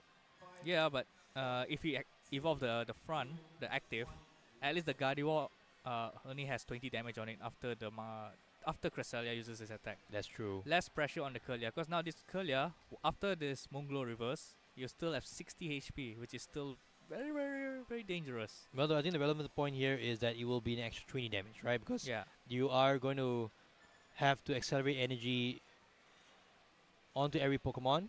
There goes the Curlia. And there goes the Curlia. Moonglow reverse. 20 and 40. Yes. So a pretty decent turn for Vision here. Maybe not the most efficient that he could have done it, but at the very least, he's now tying up the price race. He does have an energy from Shen, so he's just thinking whether he should conceal cards or just retreat this Greninja and just keep attacking again. Although keep attacking is very risky because that Gardevoir EX is the only thing you're having in this situation. That's true. He does have Artisan, so I think worst case scenario you have to play the Artisan to get out an attacker to attack with. Yeah, at this stage right now, the first thing is obviously getting the Radiant Greninja out of the way. And he has the energy to do that. There is a basic Psychic energy in his hand. Now Seng just has to decide which attacker do I bring up from my deck. Well, we did see the Screamtail in the prize card, so it has to be Drifloon, or potentially even just the Gardevoir EX, or even the Fluttermane. I was going to say Misdreavus. The Fluttermane is inactive right now, which is interesting. It just means that Vision can't promote up the Gardevoir right away. So this 3 energies. Is a very risky play because he's bot locked and he has 6 energies on field.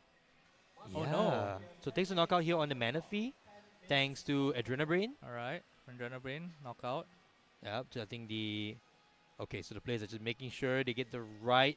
Okay, he's gonna Adrenabrain. Adrenabrain to the Cresselia. And then knocks out. And take a knockout with Fluttermane, and then putting 2 more damage counters somewhere else. Yeah. So on to the Manaphy. So Hex Hurl here for the knockout. On to Cresselia. So Cresselia going down twice already in this game on Vision's side of the field. This is pretty big. So far, pretty accurately played on both sides. Yeah, I would think so. Weishan does need another attacker to take out this Fluttermane. I see a nest ball here. Probably his own Fluttermane. Yeah, probably his own Fluttermane. Oh, Oh, just the Monkey Monkey Dory. Okay. Does he have another attacker? If he Well, does, the Monkey Dory is an attacker, to be fair. to be fair, yes, but you want to preserve him on the bench as a to use his Adrenabrain ability. Yep, Slowly that's keep true. pressuring damage on to the routes or anything else. And you get to negate your opponent's Adrenabrain as well, in a way. That's a good point. And just so we know, we're down to the final 10 minutes here in round number 5 at the Trading Card Game Malaysia Open Championship. We have our Gardevoir mirror match. Gardevoir still a very popular deck here in Malaysia. Probably being kept in check by some other of the variants that we see. We see some Lost Zone variants, Turbo Lost Zone variants. Vision deciding which route he want to take. He has Adrenabrain ready, but not sure he wants to pivot into either a Scream Tail or Drifloon, or he might just opt for another attacker overall. Remember, he cannot use Refinement from the Curlier in the front because Fluttermane shuts it off. Yeah, there's still one more refinement on the bench. So the No, he question now- cannot use that. He cannot yeah, use you that. cannot use a refinement. He cannot use Refinement. You cannot use a refinement that is Fluttermane- inactive. You have Fluttermane to is use the one inactive. on the bench. Fluttermane has blocked, I think this, yeah, and that's Yeah, so it has to be moving. yeah. So we just had the reverse. good reverse. So now it's back to normal. Yes, only one refinement that he could have done. So he just need to retreat, and then he can use the Refinement again. So all good. Yep, great to hear the judges catching that. So now I think he might be pivoting to the Drifloon, take a knockout on this. Does he have the Bravery Charm in hand? He does. Okay. Uh, So now the question is, Drifloon into the active to take a knockout on this Fluttermane. you have to take off Fluttermane. Fluttermane is a pretty big threat overall It just to piles Gardevoir. so much of damage, doesn't it? As well as being able to lock the Yeah. ability on the active. But here comes Adrenabrain as well. The Manaphy being kept alive by the skin of its teeth. We keep saying the Manaphy's going to go down, but it has been able to survive all this while. Oh, move it back 32 his Manaphy. I guess we're just sharing damage. I think Weezern here wants to eventually get into his Scream Tail. So mana attachment from... Oh no, that's attachment from the discard. The Psychic Embrace. Yeah, looks like Psychic Embrace to the active. I think he needs to have another energy to attack with Bursting Balloon. Yeah, so yep, just making sure here and taking a knockout. Okay, there it is. So 4 prizes each left to take for both these players. Time running down to the final 7 minutes here in round 5. Shun does have an opportunity here because this Drifloon is going to get knocked out by Monkey Dory. Well, the question now is whether or not will this go to time? Basically, that's the question. Shun is probably going to take 2 prize here if he can. Yeah, because Drifloon's going to get knocked out by Monkey Dory. It goes back to the question I made last turn. Why would we shouldn't do this play without having? It's too risky. I don't know. No, why. without having the Bravery Charm. Maybe him thinking that one energy was enough, but that's potentially a very big misplay. Definitely. You needed to commit the Bravery Charm to protect from this kind of play. Exactly, and now Either saying that we'll take 2 prize cards. Either that or he goes into his own Fluttermane or Scream Tail just to be an efficient attacker. Yeah, that wouldn't go down just to an Yeah. Adrenabrain, Yeah. right? So here, Oh, retreating to Cresselia. Cresselia. Oh, this so is big. It's going to be brutal here for Wishen. Sang will definitely go no. after one of the bench Curlias, limiting Wishen's options, while also doing an Adrenabrain to knock out the active. Oh, this is big. This is absolutely big. So a 2 prize turn, but also putting Wishen on the back foot in the board state. Goes back to that Bravery Charm play that he didn't make. Yeah, that's going to punish him. So even in this scenario, if Seng went after the Curlia, while Wilson still had a Drifloon in the active, it would have actually turned out pretty decently for Wishen. He would still be able to build up enough on his side of the field, but not anymore. Yeah, exactly. It is a pretty risky play, doing that play. It's just very high risk, low reward. It's trying to be too cheeky with it. Yeah, maybe thinking that you can only use Drifloon's attack for 1 basic Yeah. energy. And I think he just miscounted that, and now Yep. that just get punished right here. This Cresselia is gonna knock out Curlia, and that probably 2 prize. Oh, goes for the Manaphy. Okay. So Sang saying, I'm probably going to draw my Screamtail next turn, but it wasn't. It was a Hisuian Heavy Ball. I guess good enough. So now Sang here, 2 prizes in the lead against Wishen. So And Wishen not looking at his best right now. Refinement for an Arven. Sang And a is Buddy also- Poffin. Sang might be ahead in the price right now, but his board setup is so board locked that it doesn't have any draw power. That is true. He So maybe a needs- well-timed Iono perhaps Yeah, which would bring Wishen back into the game. he was just unfast time a few turns ago. Yeah. He didn't do anything. This is for- Arven though, yeah. no Iono. So What about a Super Rod? Sung does play Hyper Aroma, but if I remember, it was priced. It was in the prizes, so it's still in the prizes from Sang. So I don't think there's a way to knock out this Gardevoir EX on Vision side unless it's a Drifloon, Bravery Charm, and a Monkey Dory in a boss order. That sounds a lot. That sounds like a lot to grab, and of course there's no supporter for this turn as well. Maybe a counter catcher play, but we didn't see it taken at this point. Wishen needing that Super Rod to recycle back his attackers. The Drifloon and the Cresselia going back into the deck. But down to last of 3 minutes 50 seconds. Yeah, time is getting very tight. Yeah, it's very tight. Gardevoir minutes are always very tight. If you're not fast enough, you're gone. You're not winning it. Nobody's winning it. Both are gonna get double game loss, and that's just the fact of how this tournament structure is in our region. Yes, So, indeed. yeah, Gardevoir minutes are very rough. And yet we still see players playing Gardevoir. It's still one of the more popular decks. It's a fun deck. We did not see any last weekend at the championships. I guess we saw one of them in We top 32, saw but one. there weren't many represented. Oh, that Curlia is living on the edge. Yeah, it is.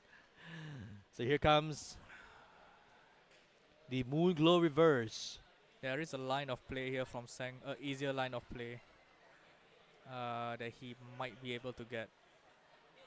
If he can get his Turo and a Dark Energy and a Fluttermane, that will also secure him a victory. That sounds like a lot, but It does sound like a lot, but there's a it's few all down to the wire right now. There's a few combinations of card that's needed. Oh, that Bravery Charm is important now. I guess he learned his lesson. That protects the Cresselia from Monkey Dory plus Fluttermane. So it takes a knockout on the Manaphy. I would have gone for the routes, to be honest. Well, at least at this stage right now, Sang is still in the lead. Taking a prize card this turn would put Sang in a very strong position. Yep. He's definitely in the driver's seat because he does have Screamtail on board. Like right now, he's in his hand. And there's no Manaphy on Wishen's side. There's no Manaphy on either of these board states right now. So it's very likely here Sang will take a knockout. The question is on what? I would say it's probably going to be the Curlia. I think you just go for the Monkey Dory. Yeah. I think you just go Monkey Dory and then you just Cresselia your way to victory the next. Because you just need one more prize. And you can just take out a Curlia after that. But hang on. The question now is whether or not is there even enough damage to put onto the Monkey Dory. It looks like with the Screamtail there will be. So here's the play coming out from Sang. Goes into the Screamtail. Just needs three energies. 3 energies is all he needs. So this is a simplified play here. 3 energies accelerated by Oh, no. Looks like Psychic he went Embrace. for Curlia. The Roaring Scream attack will be doing 20 for each damage counter. 4 damage counters there. So that's going to be 120 damage. Oh, sorry, 80 damage.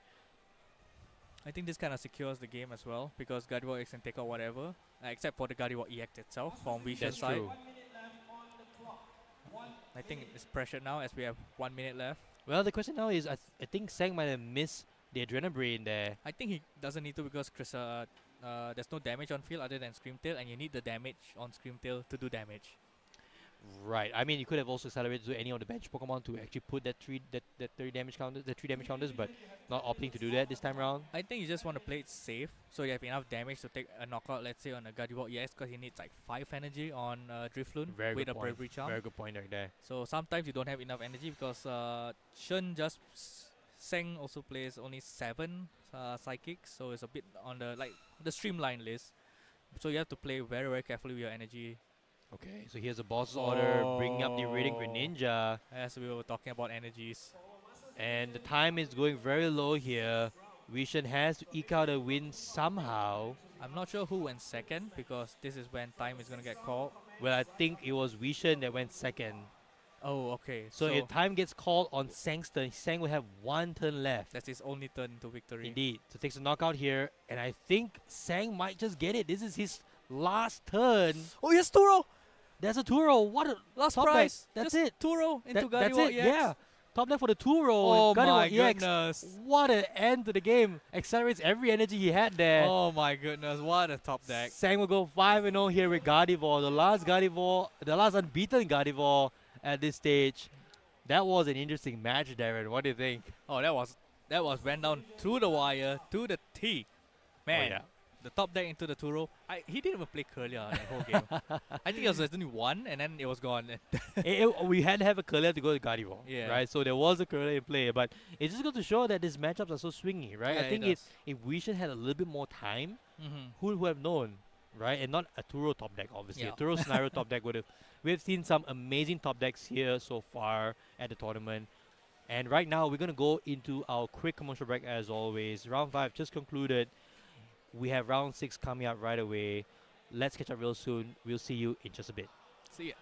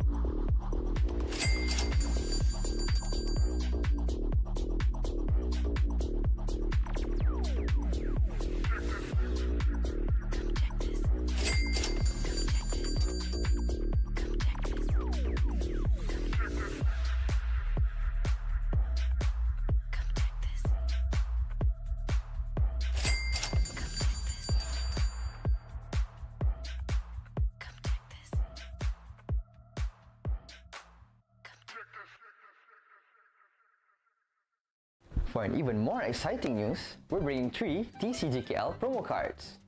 All of them will sell at 24 ringgit 90 cents. For our first promo card, however, we'll be doing a Collect Them All series, where if you manage to collect all of the Collect Them All series during our mini events this year, you'll stand a chance to win our international guest meet and greet lucky draw. These cards will have a serious number on the back, so only one person can own one card, and needs to be registered during the event. So, make sure you don't lose it. Bye!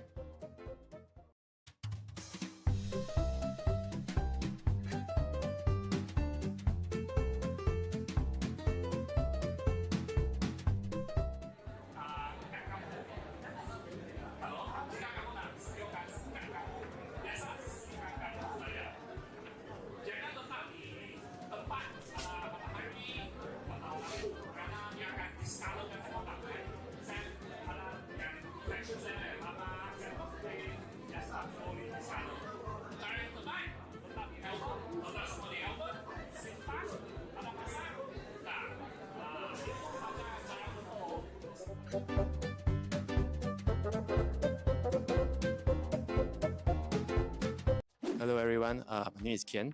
I am both a player and also a collector for Dragon Ball Super Card game. I've been actively collecting and playing the cards since 2018. And even though Dragon Ball Super is less popular in Asia compared to Pokemon or Yu-Gi-Oh or Magic, I've still been actively participating in online and offline events across the region. I think the most recent events are the online regionals and also last year Asia Finals. My best achievements back in these events are top 4.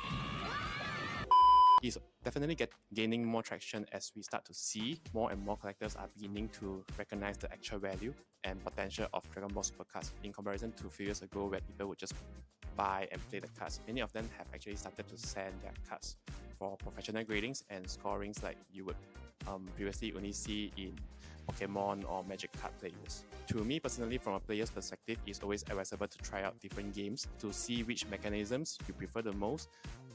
Whereas on a collector perspective, of course, you can look at different angles such as the art and also the popularity of the card game itself. Please do not forget to attend the upcoming event hosting in Bukit Bintang KL on 7 and 8 of October. It will be the first and also the largest TCG event in KL.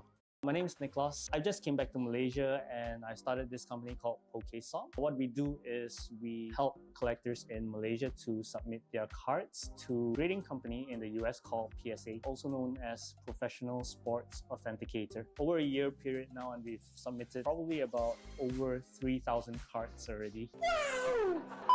Grading is a whole other aspect of the hobby. There are players, there are collectors, there are investors per se. He's got money.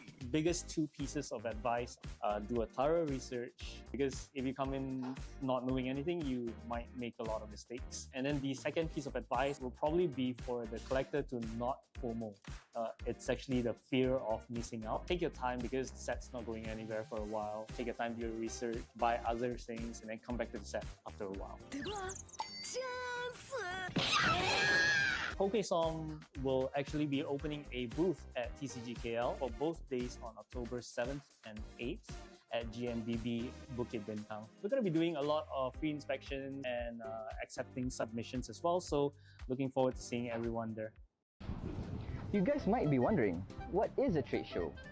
A trade show is an exhibition where people from a community or industry get together to showcase the latest products, meet with partners and customers, and study recent market trends. In the TCG scene, we bring the newest cards, display some rare collections, and ultimately have fun with family and friends of the same passion. So, meet you guys on the 2nd of March at Central Market for our very first trade show. So, see you guys there! Hi guys! We from TCGKL have some exciting news. We're bringing TCGKL memberships. What are the perks, you ask? Be the first to receive news ahead from our social media postings. Get member-exclusive merch during our main convention. And this year, for early bird tickets, we're only giving it to our TCGKL members. So, sign up for our membership while it's still free. Bye! Nama saya Eddie. Saya mula berminat dengan trading card games ni sejak tahun 2000 ke 2003. Dan masuk asrama, saya quit dan saya kembali mengumpul kad Pokemon sejak tahun 2019 sehingga hari ini. Salah satu pengalaman paling menarik bila join apa-apa event, especially macam tournament Pokemon Championship baru-baru ni, dapat tengok pelbagai player dari segi jarak umur yang berbeza. Ada budak sekolah dan even ada yang dah jadi mak orang. So satu konsep yang menarik bila kita dapat gabungkan pelbagai bangsa dan umur dalam satu minat yang sama lah. Saya salah seorang content creator ataupun YouTuber trading card games paling aktif dekat Malaysia. Saya yakin benda tu lah. Saya buka pelbagai jenis TCG, Pokemon, Digimon, One Piece, sometimes Yu-Gi-Oh lah. Even TCG Malaysia sendiri macam Boboiboy dan juga Rekamato juga saya ada buka dalam YouTube channel saya. Aku terbaik. Jangan lupa untuk datang ke TCG Convention pada 7 dan 8 Oktober. Pelbagai TCG akan dipromosikan. Ini adalah satu-satunya convention yang tertumpu pada trading card game sahaja. Kita jumpa kat sana ya. Oh, hi guys. We're currently at Toys Bar. Do follow us, like us, share us for you to have a chance to win some giveaway as well.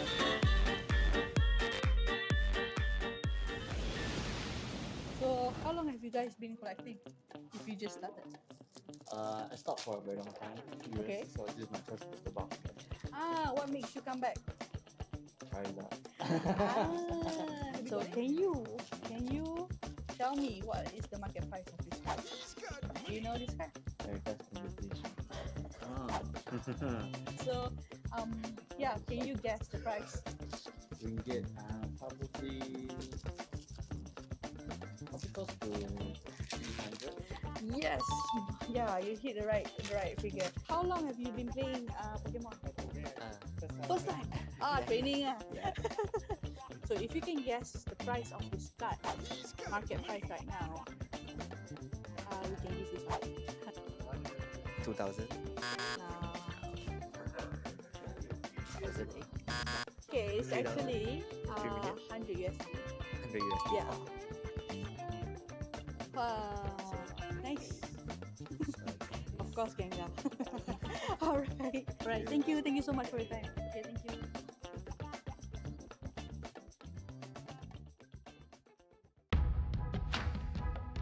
Hello Malaysia, my name is Koki Saito. I am an restoration artist from Japan. Please come and join me in the TCGKL 23 competition and see you all this November.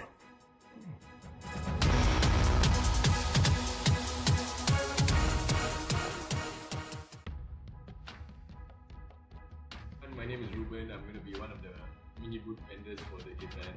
Join us at the TCGKL event on this 14th November at TMBB Greybox Bukit Bintang. We'll be having Pokemon Style, Single Card, and many more. So really looking forward to meeting everyone, especially the community from overseas as well. See you in TCGKL. Bye bye.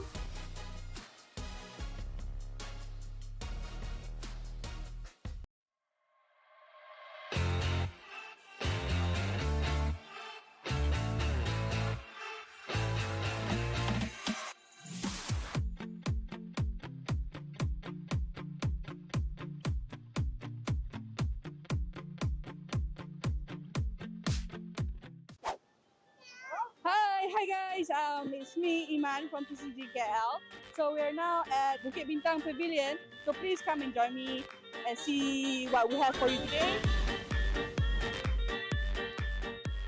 Okay, so do you guys ever heard of Pokemon? Yeah. Do you play Pokemon? No. Collect Pokemon? No. Do you have friends that play Pokemon? Not really. Okay, how about your partner in crime, your boyfriend? No? Okay. So this is a Pokemon card that comes from a Pokemon pack. Can you guess the value? 5K. From 20 ringgit pack. Be realistic.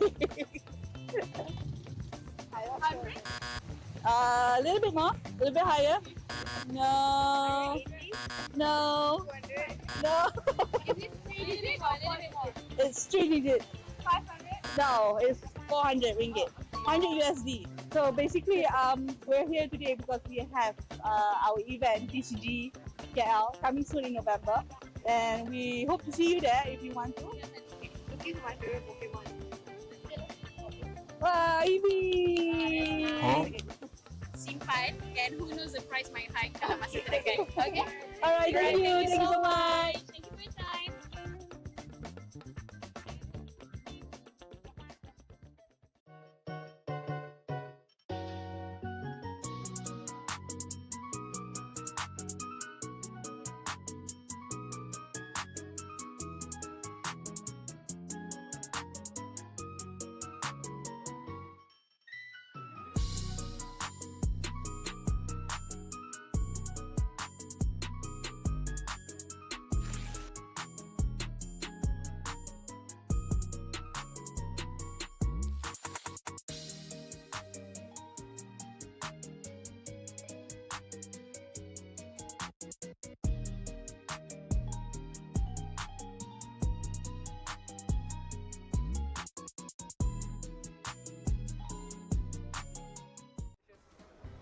Hi guys, I'm Nazmi from TCGKL. Next month we'll be holding a trade show event on the 2nd of March. Where will it be? Drumroll please. Central Market. So block your dates now and make sure to see you guys then. Bye! Promo card? Of course we'll bring our promo card to the TCG Malaysia Open Championship. Only those who sign up as a player for our tournament will receive a complimentary serialized promo card. And if you manage to collect all from our Collect Them All series, you could stand a chance to win a free meet and greet session with our international guest illustrator for our upcoming TCGKL 2024, which we will be announcing in a month or two. So, sign up now and grab yours at the tournament. Good luck! Hi, Richard Low here. I have had quite a few good experiences. Sometimes you meet people who are middlemen and can help you to do trades from overseas. Things that they don't have to do, but out of passion for the industry or passion for the hobby, they do it. And yeah, it's really nice of them. They don't charge anything and they're all friendly. You make a lot of good friends. Recently, I find that a lot of the products are quite overpriced. For some things you can't find in Malaysia, you can find in overseas. Pricing wise, also not so friendly here. Managed to get better pricing stuff from US or sometimes over in UK even, or some parts of other Europe. It would have been good if we can get more products here. It does promote a lot of social contact. I think some of the younger generation find it hard to get into TCG. The price not too friendly for them. So if the parents are not able to or not willing to splurge too much, it is hard to get young players coming in. If you are a collector, don't be pressured by other people around you. Go for what you like, find out a bit more about it, start collecting that. Always remember this is not a race where you rush to the end. It's a marathon. It's a slow marathon. Take your time, collect what you like, be happy about it, and go from there. So don't forget to come over, TCGKL at the JMB Bukit Bintang. See you on the 7th and 8th of October, yeah? See you guys there.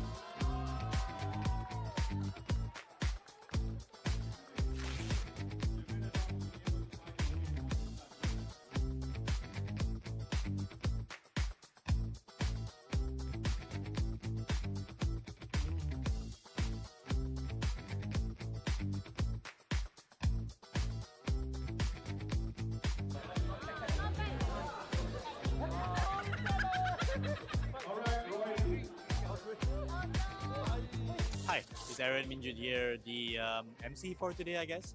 It's been a pretty amazing day, I think overall. It's great to see so many TCG enthusiasts coming together here in Kuala Lumpur. I felt that the objective of this event was met by engaging the communities, the vendors, and everyone else to be in this event. Yeah. Out of 10, I'll give it a 10. Yeah, I'll give it a 10. Yeah. Oh, very nice. It's like, I think it's the first time we have this competition in Malaysia, right? I'll be honest, and it's not nothing but obviously a solid 9 out of 10. I mean, the vibe, the community, the energy, I think, and the support, everyone's coming together for this. And even though it's the first ever, it feels like it's not the first already. So I'm having fun. So can't wait for the next one. Can't wait for the next one. Yeah, absolutely.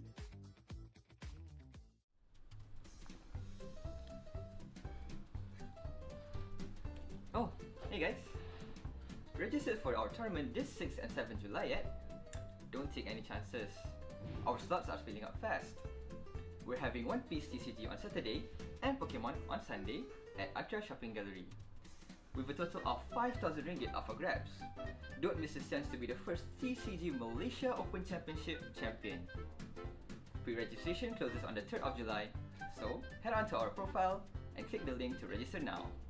See you guys then! Oh, hi guys! We're currently at Toys Bar PJ. So we're doing a giveaway, physical giveaway with all the members that we have. Okay, so basically, have you ever collected Pokemon? Yes, I have. What is the last set you bought? My last set was Sun and Moon. Basically, my last game was during the GX season. You play as well? Yes, I used to play. Yes. Play and collect? Yes. Okay, so you might know the cards. Well, maybe. the famous question is, how much is this? can't recall. I think it's over. You can almost, always, yeah. I'll say 1,000 USD. But no, I don't No, think so. not that high. Yeah. This is only what, 2019? Yeah. But no, so this one should be at least I think around This 300 was lah. last year. Yeah, 300 USD lah.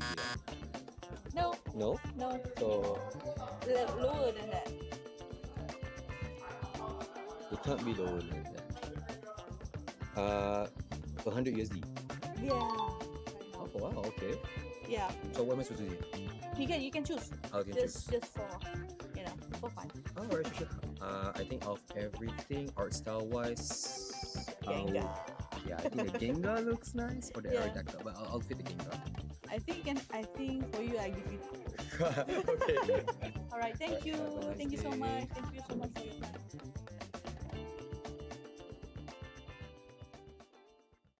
Hi guys, it's me back again at Bukit Bintang Pavilion. We're doing our reels today. We're doing giveaway today, so please come and watch. Yeah, we're not selling anything. So, korang collect Pokemon card tak? No. Tahu Pokemon? Tak pernah buka card Okay, so this card comes from a 20 ringgit pack. Can you actually guess how much is this card? Yeah. How much is that card? From a 20 ringgit pack. I think cantik.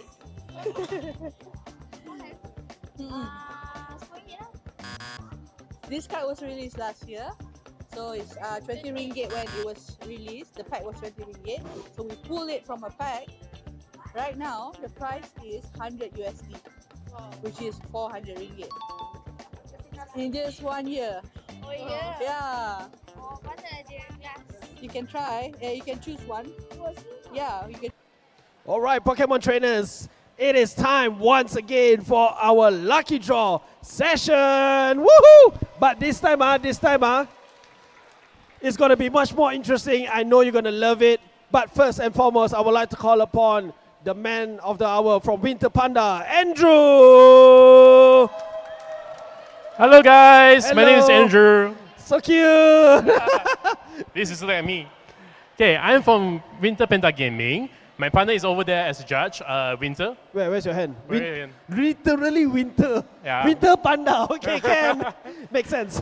Okay, we're selling all sorts of Pokemon products from TCG until plushie from Pokemon centers. Make sure that you guys check out our booth later. Okay. If you guys like our Facebook page, if you guys join our WhatsApp group, you can get a free mystery prize. Wow. All right. Okay, the mystery prize, right? I actually went there yesterday. Yeah. You know what I got or not? What you got? I just got a normal, not even. I want the other rare holos. I saw somebody actually got the rare holo. So if you guys want to give it a try, please head over to their booth. All right. Okay? So, are you guys ready for the lucky draw session? Not loud enough. You guys are tired, I know. But you guys, come on, give me your semangat. Come on. Are you guys ready? All right. Let's start with the junior division. Can we have... you see, if your name is up there, means you can get it. But, I forgot to mention this. Just now we only give one, correct? For junior, we're going to give 2 this time. So there will be 2 lucky winners this time, okay? We're going to spin it once. All right, so which one you want first? Which one you choose? This one or that one first? This one, Okay, so for this prize, let's spin 1 time only. And the winner is... You say you don't want, ma? Adam Hub! Okay, here you go.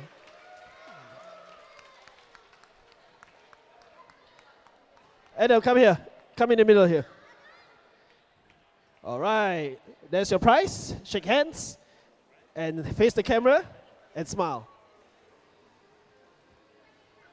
All right, congratulations, Adam. Hope you enjoyed the pack.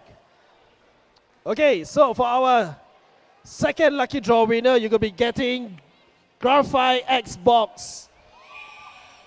Yeah, Xbox. What's inside? Wait, We've got 1 foil promo card, 1 foil promo card featuring Strudel, 1 oversized foil card, 4 Pokemon TCG booster packs, and a code card inside it. And the winner is... Let's spin the wheel. Ding, ding, ding, ding, ding, ding, ding. And the winner is... Whoa, whoa, whoa, whoa, whoa, whoa, whoa, whoa. Wait.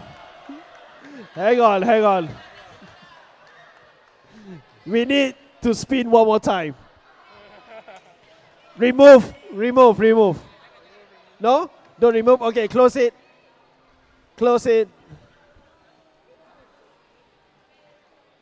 Okay, we're gonna spin one more time.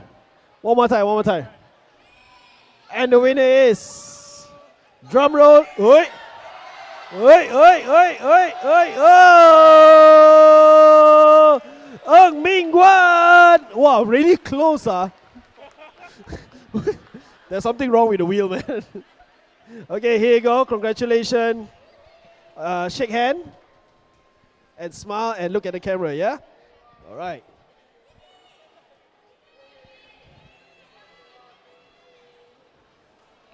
All right, congratulations. Okay, so that's the junior division now. For the masters division, your big surprise, instead only for one prize because Kayong has taken it all, we're going to give you 3. Okay, wait, hang on. No, don't show this. No, don't show this. Okay, this is the first one. So we shall spin your name one time. Let's go. And the winner is... Wow, so small I cannot see. Is that Adib? Adib, the Snorlax Stoller. Here you go. Hey, Doana. H.O., where are you, H.O.? Congratulations, Adib. Come here. Center. Okay, face the camera. Congrats, Adib. Okay, so for the second lucky draw, it's a Amuruch EX Premium Collection.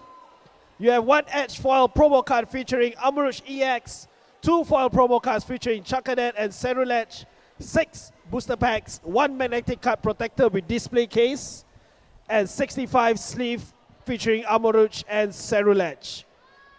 And the winner is, let's spin the wheel.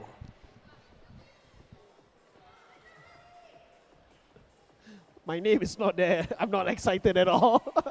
And the winner is Aaron Tan. Are you here? All right, cool. Congrats. And thank you for staying back all the way. Those of you that actually stayed back, you guys are awesome. Your energy is marvelous. All right, stand here.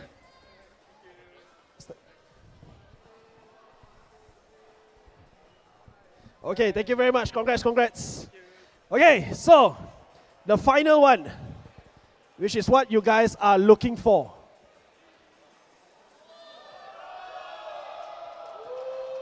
This is all by Winter Panda Gaming, Okay? Hey, your name is not there, but you more love. A whole booster box of Temporal Forces, 36 packs. Just nice for you guys, okay? So, you ready? Let's go. You guys ready? Let's spin the wheel. After this, you're my best friend. I need half of a pack. Okay, and the winner is... Oh, Saber! Are you here, Saber? Calling once. Saber! You just won a booster box! Run!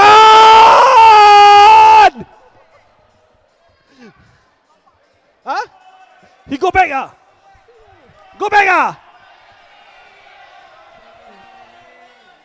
Huh? Balik, Hey, booster box, Huh? Drop out. Confirm, But he's still a contestant. Saber, you don't wanna? Run! I'm waiting for you, run! Come on! You have just won yourself Temporal Force 1 booster box. He doesn't look excited. Never mind, take it for you, man. Congratulations, Saber. Luckily, you didn't go back there. Congrats, congrats. All right, good. Let's take a look at the camera.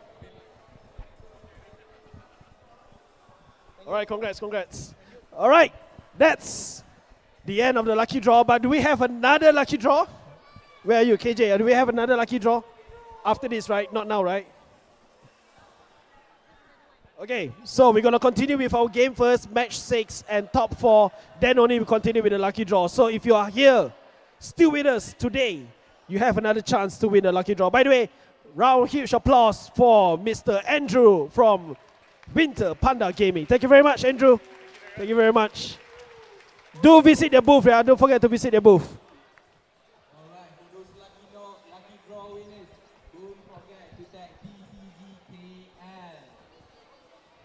All right, so we're going to go back to the casters. Welcome back to the Trading Card Game Championships here in Atria Shopping Gallery. My name is Aaron Minjun, with me Darren Chen. Darren, we are back in action, but not for the Masters category. Yeah, we're not break. Where are we headed to right now? We went to the top 4 of the senior and junior category. Right. And we're back. We're back with Heatran. Ethan is in the top 4 with Heatran. Wow. So going down to Melissa earlier in the feature match for the season juniors. But now back with a vengeance, going into top 4 and going up against Vernisha, running Charizard. So we're going to see more Charizard. We're going to see more Heatran. I'm excited. This is going to be interesting. It's going to be an interesting This match. is not a matchup that we traditionally see, Yeah. right? Obviously, you don't really see Heatran in any deck for that matter. We're seeing it here in Malaysia in the junior seniors. And kudos to them. They are playing pretty well overall, Yeah, and they're getting exactly. all the way here to the top 4. It is going to be a best of 1 top 4 just to manage everyone's expectations at home. But we will see an interesting deck list from Ethan. On the other side of Vernisha, looks like to be a very straightforward Charizard as well. Yeah, nothing very standout. Just a typical Charizard list with B-Barrel, Pidgeot, and then the Rotom-V, Luminion, and Cleffa. You know, just a standard bunch of friends of Charizard, just to help reset up. And the match goes on already. We are already 45 seconds in. Ethan looks to have played probably just a Beldum Energy and pass on his first turn. Not ideal, but at least getting 2 Beldums is great. Yeah, that's great. Now on Venisha's side, we do see the Rotom in the active.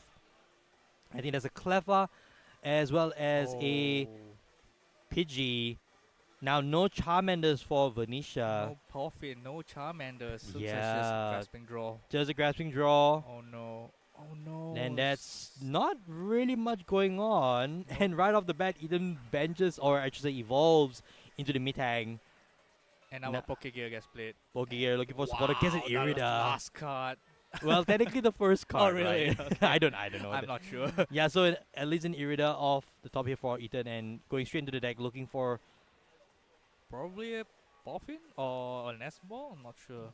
likely raiding Greninja, I want to say. He Oh can no, get- hang on a second. He There's can get Greninja from Yeah. the Irida itself, but that's an item card. Maybe not sure you want to set up for another attacker or more Beldums. probably a Puffin into... Okay, so There, that's the Nest Boss. maybe the Heatran as well as the Basculin, it looks like.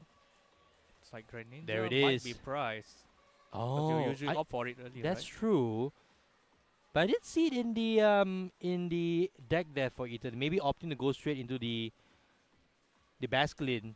In any case, here comes some energies from the Metal Maker. Hopefully, Here we go. 4 cards off the top. Do we see the Metal Energies? We see one or 2. We see 2. Oh, 2. Okay. So Eden going for I was gonna say going for the Hydra, but then potentially going for the Beldum even. He still has an energy to attach. I mean, the Beldum can attack. He can attack with Heatran this turn, but it's a bit of a waste of energy. Yes. Because it's just a Cleffa. So I think he's opting to go for just a couple of energy onto the Heatran. There it Attachment to the Heatran, retreating. I think, yeah, so Ethan probably needs to shuffle that. No, not shuffle, I'm sorry. He should go underneath, right? So he did. Yep. So now Ethan takes the prize lead, knocking out the poor Cleffa for 150 damage. I guess that's a pretty big knockout, I should say. Now over to Venisha, who starts Lone Pidgey with a Rotom on the bench. Goes for the counter catcher play onto the Mitang. That's pretty good because she does have an unfair stamp ready in hand. Yes, And this is looks like she's this gonna is play a it. good There it way of is. coming back here for Venisha. Unfair stamp. You go down to 2 cards, Ethan, and you don't have any draw power on your bench. Yeah, you got nothing. This is a stamp on turn 2. A stamp on turn 3. That's Yeah, turn pretty 2. brutal, Exactly. actually. So for Venetia, what is she looking for? Arven, Poffin, just to get a Pokemon out. Mainly Arven, because then she has more flexibility in terms Mhm. of playing. Depends on her hand. She does have Arven. You called it. All right. You so, called it right there, my friend. Arven in the hand. She can, Charmander, probably play a Arven, get another Body Poffin. Even going for the Forest Seal Stone, perhaps, Yeah. onto that Rotom V on the bench. And Venetia's setup, although slightly behind, is slowly coming to fruition here. Yeah, she definitely had a slower start with Ethan going all out blazing with the Yes. Hatred attacking turn 2. But that unfair stamp is going to put a stop to that. So likely going to see another Charmander with potentially a PG here from Venetia. Unless, of course, she's able to evolve the PG in the active right this turn. I don't think so. I don't think so as well. So Yes. she's just going for the 2 PG play just to be safe, just in case the active gets knocked out. Double PG, double Charmander, and a Rotom that will be able to instant charge. Yep. Pretty decent start for Venetia here on turn 2. Not the best turn 1, obviously, but decent anyhow. And we will probably see an instant charge for Here 3 we go. cards. Here we There it go. is. Oh no. Oh All no. right, so an Ultra Ball is good. But the fire energies are not good because you want them in your deck so you can activate Charizard's ability. But not in your hand. It doesn't work that way. That's true. Now back over the Ethan side of the field. A Body Poffin for a Beldum, it looks like. Just trying to thin the deck. Trying to get supporters out. Oh no, he's reconsidering, so it's going to be a Basculin. So double Basculin and double Metang here on Ethan side of the field. He has one Metal Maker that he can work out with. So we'll Oh, it's an Adaman in his hand. what? But, Not just enough. need metal energies now at this stage. Still, he doesn't have much cards to draw. Metal Maker for 4 cards. Will we see 3 metal energies? No, not a single one. None. All right. Well, I mean, the deck is pretty thick at this stage. Hasn't been thinned out yet.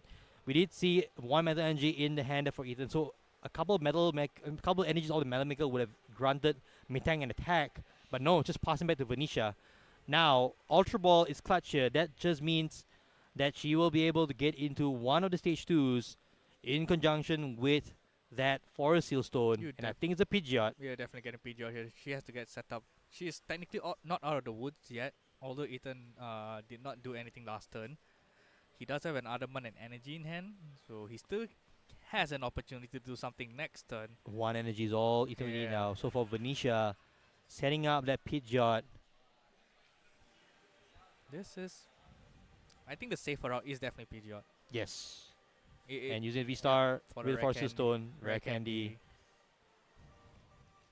And this... Very clean plays here from Venetia. So being able to get the Pidgeot.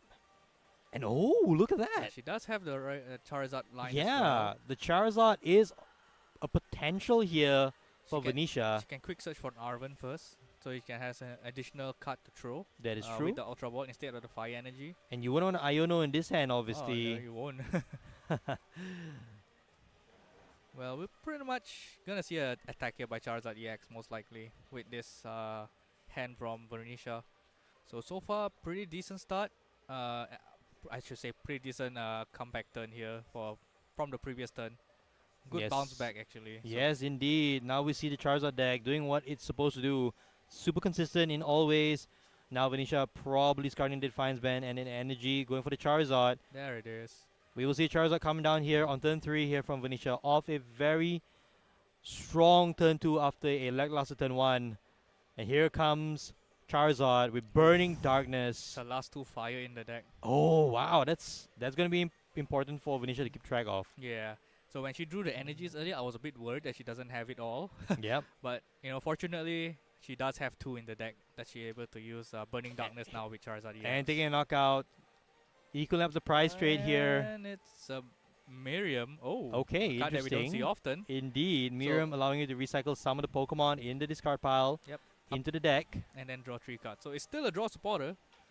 So we might see an attack from possibly the Hisuian Basculegion if it does come out. Yeah, the question now is that enough? Because Venetia's Charizard here with 330 points is a lot of hit points. Alright, call for... I can't remember the name of the attack. It's essentially going to fish out basic Pokemon and get into the bench. Just to thin this deck. Yes, indeed. So in this case, I think for Venetia, she wants to take a knockout after knockout, and if possible, go after some of those Beldums. I think she's Ethan's field is pretty lackluster. You can just, as Vernacia, you can just go after the Heatran because then there won't be any big attackers threatening the Charizard EX. That is true. One energy already on that Heatran. Might as well get it out of the way. Remember, Ethan drew two energies from the Miriam. So that could be the play for next turn with the Adaman. So we might see the Adaman next turn. If No, she's going for the knockout. Alright, looks like Heatran's going up. So 4 prizes left for Vernicia, 5 for Ethan. We did see a Charmeleon go down earlier onto the bench for Vernicia, so one step closer to another Charizard. Well, that's the Adaman. Yeah, Adaman discarding 2 Metal Energies. Possibly 2. Search 2 cards from the deck. 2 Metang, possibly. Yeah, a couple of Metang would work here. The only issue right now for Ethan is that he needs a lot of energy for the Heatran to take a knockout. A lot is an understatement here. Or potentially go for 2-shot then.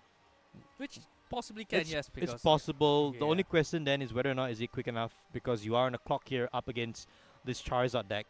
Ethan does have 1 prize. He took in 1 prize. So technically he does have some board presence in terms of the race. Okay, going for triple Metal Energy from the Super Rod, maximizing his chances, I would say. Oh, Hyper Aroma. Okay, alright. We've totally forgot about that. Yeah, so that's going to be 3 Methangs, I would say, coming out from Ethan. This is big. So now the play of not going for either the Heatran or the Beldum on the previous turn for Venetia will come in as an issue here. Hyper Aroma grabbing 3 Stage 1 Pokemon, all 3 of them being Metangs. This is huge. This is extreme. Now, here we go. Will there be enough energy of these Metal Makers? Metal Maker number 1. And that's a whiff. That's not great. That's 2 more. That's 2 more. That's 2 more to hit. Oh no. Just hitting 1. No, I don't think that's going to be enough. I don't think so too. Ethan will have to go for the 2-shot play. Unless you see next astronomical. I almost called it. Almost. So there's 5 energies now. 250. 250 damage. Would have been interesting if we hit the last one and with a Metal Energy from the hand, but no. Unfortunately. 250 damage is a sizable amount of damage, but it will not take down the Charizard. Now for Venetia's side of the field, I believe the Turo had been discarded, or I might be wrong. She might still have the Turo in hand. I think she had it, but I don't think it was discarded. I think she discarded Fire and her Defiance Band earlier. Oh, you're right. I keep thinking that she would discard Turo. So Turo here might be clutch. This being able to pick up the Charizard. The only issue is being the need to recycle. She needs the Fire energies back in her deck. Indeed. She doesn't have any That's more a Super Fire Rod energies. that she needs right now. There is a Turo, but she's already used. She's gonna be barrel for 2 here. Yes, does she get the Super Rod? No. No Super Rod here. Just an IO, no. Oh, there is a boss though. So maybe going after the Metangs here might be clutch. Yes, Yeah, it looks like she's that's just the gunning for play. it. So going after the Metangs, sacrificing the Charizard. If it eventually goes down, it goes down. But Venetia 3 prizes now. Ethan's still on 5. Likely going to see the Basculegion. Oh, Irida. Yep, Oh. here comes the Basculegion. Hisuian Basculegion, to be precise. This is interesting because this Basculegion is going to just reshuffle back all those Metal Energy back into the deck. And then what do you go for as Venetia? You should go for the Metang after that, right? I think you either go for the Metang or you go for the Heatran because that's the only viable attacker Right. left other than the Basculegion, the Heatran Basculegion. I guess because there's no more energy in the discard, so you won't do much more damage. So you definitely have to go after Heatran or else it's another Metang, basically. That's true. So I think the question now is, what will Venetia have Problem is, the next turn? Vernacia does need to get Super Rod and a Charizard EX for the next turn. Yeah. Because this Charizard EX is not gonna live. That's the It's thing. it's gonna get knocked out. I was thinking she should go for the Turo play earlier, to knowing for the full well that all she needed was a Super Rod. But maybe back then she did not have enough cards to get into the Charizard. Hence why she had to go for the Charmeleon maybe. Or that's a previous turn perhaps. So in a way, are the Charizard's prize? That's the question. We have to see. She does play 2 Charmeleon, so and then into a Charizard. So she does have a Charmeleon in hand and a Charmeleon on field. Oh, that's a Super Rod. Oh, That's gonna be big. That's very big because now she can Super Rod the energy back and then she can just quick search for the Charizard EX. And I would think at this stage here for Venetia, I would Iono in this particular instance. I think I would too. So 3 energies going to the deck. So there isn't an issue about pricing Charizards. And she also has access to the Radiant Charizard, so potentially using a single prizer. You can definitely use the Radiant Charizard when it goes much more later into the game. Yep. That could tip it into Venetia's favor if it gets down to it. Yeah. Now we are seeing 3 prizes each on both of these players. They're playing really well there. And Yeah, I think they that both these players are really showing their mettle. So we do see the Radiant Charizard come down. There's a Luminion in the prices for Venetia. I think she wants to leave it there. Yep, there she goes. Back into the price card she goes. So leaving the Luminion in the prizes. So if you're Venetia here, what should be your play? Should you go into the Radiant Charizard or do you go into the Charizard EX?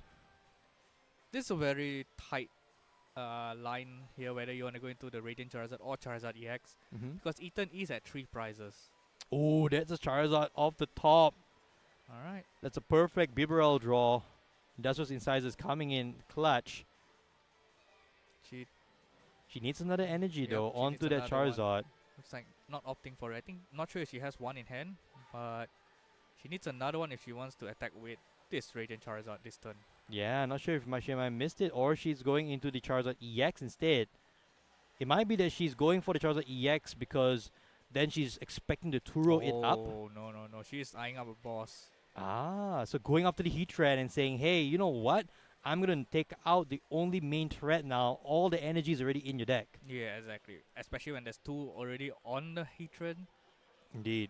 So this might be a very important decision here from Venetia. Either go after the Metang or after this Heatran.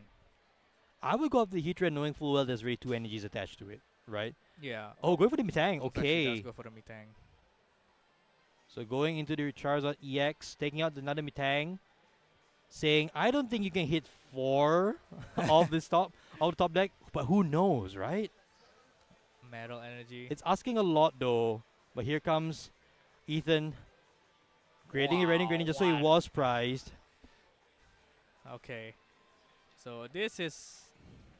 He has to hit his Metal Maker. He has to hit 4. That's the only way you take out this Charizard EX in 1 hit. Here we go. Do we see 4? Oh, with 3! Just miss it by a smidge. 3 and 1 from the hand will make it 300.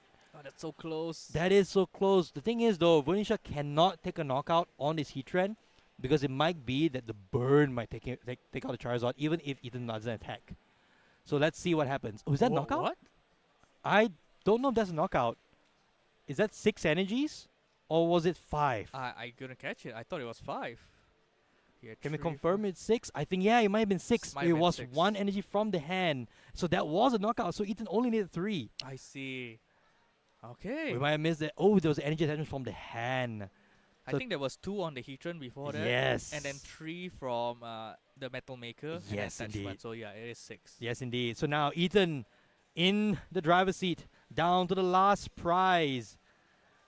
The question now for Venetia is, will she be able to find a way back here? The only out, I say, is to go after the Basculegion. Yeah, I think you had to go after the Basculegion now because Radiant Charizard is weak to water. And even if you give 3 energies onto the Heatran, you still can't knock out Radiant Charizard. So maybe the only play here, if Venetia sees it, is to go for a boss's order on the Basculegion. No, just an Iono. Relying on Counter Catcher maybe? Maybe.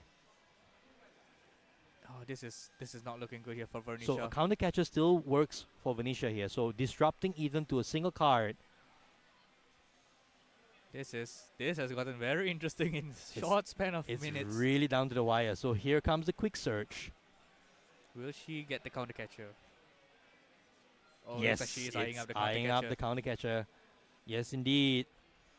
Let's see if she makes the right decision here to take out the Basculegion. Okay, so super out here. So I think Venetia's ensuring that on the next turn, she's able to set up another Charizard because she will need to get that Radiant Charizard out from the active Yeah. Combustion Blast won't make it eligible for attack on the next turn. So, not too bad here from Venetia because that Iono down to 1 is going to ask a lot out of Ethan. This is pretty close as he gets, I guess. Yeah, I'm so glad we got the chance to cover this matchup. Oh. No, Ethan. I want your Basque Legion. There goes the Basque Legion. And I'm going to take a prize here. Take a knockout with Combustion Blast. Down to 1. We're down to the Y here in top 4. Oh, this is a Greninja. Okay. Conceal cards. What? Oh, Okay, Metal Maker first. What do we see here? Oh. 2. Oh, that. No, he needs one more. He needed one more. Oh no. Oh, what else can he get? I think that might be it. Maybe if Vernicia is able to Turo up this Charizard, this Radiant Charizard, a boss maybe. A boss? No. Is that a boss? No, it's not a Heatran. Oh no. So Ethan is really attached for turn. He's played no supporter just yet, but he's out of cards in hand. He should probably just go for the hit. I think he just pass. Or maybe just pass. Yeah, you're right. Just pass. Yeah. You just pray, I guess. You just hope that he doesn't have a Professor Turo scenario.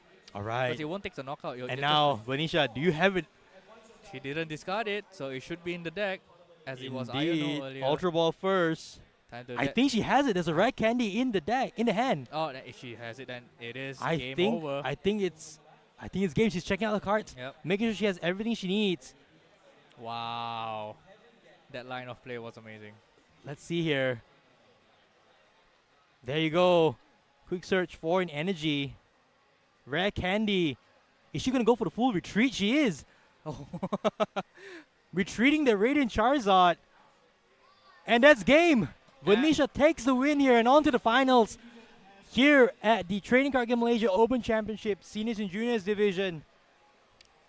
That was one of the most fun matches I've seen today, Darren. That was actually pretty close, you know. It got down to the wire. Yeah. It was super close. It was all about one energy missing from the Metang at the end. Yes. Just that one energy. Just one. Just one. All he needed is one.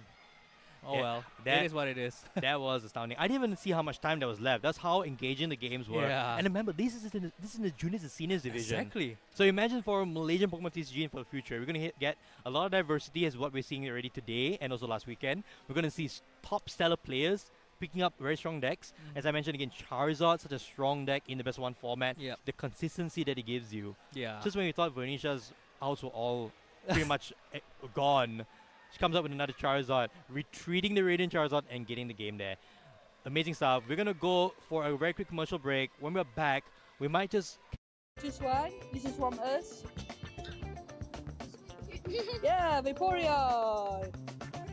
Really nice. Yeah. Yeah. Oh, I got to choose one. Yeah, you too. Oh, okay. Now ambil pair, Jolteon. This is actually a sotong. Sotong. Jolteon siapa? Ni. This one. Oh, okay. Yeah, dia macam pair lah. Vaporeon and Jolteon. Yeah. Okay. Alright, thank you so much for your time.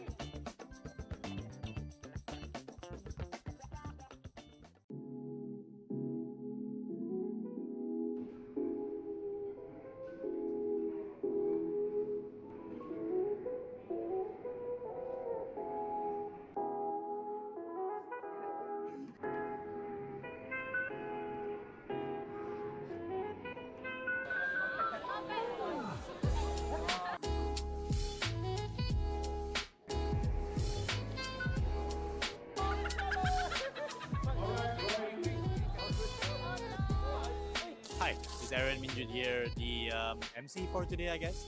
It's been a pretty amazing day. I think overall, it's great to see so many TCG enthusiasts coming together here in Kuala Lumpur. I felt that the objective of this event was met by engaging the communities, the vendors, and everyone else to be in this event. Yeah. Out of 10, I'll give it a 10. Yeah, I'll give it a 10. Yeah. Oh, very nice. It's like, I think it's the first time we're having competition in Malaysia, right? I'll be honest, and it's not nothing but obviously a solid 9 out of 10. I mean, the vibe, the community, the energy, I think, and the support, everyone's coming together for this. And even though it's the first ever, it feels like it's not the first already. So I'm having fun. So can't wait for the next one. Can't wait for the next one. Yeah, absolutely.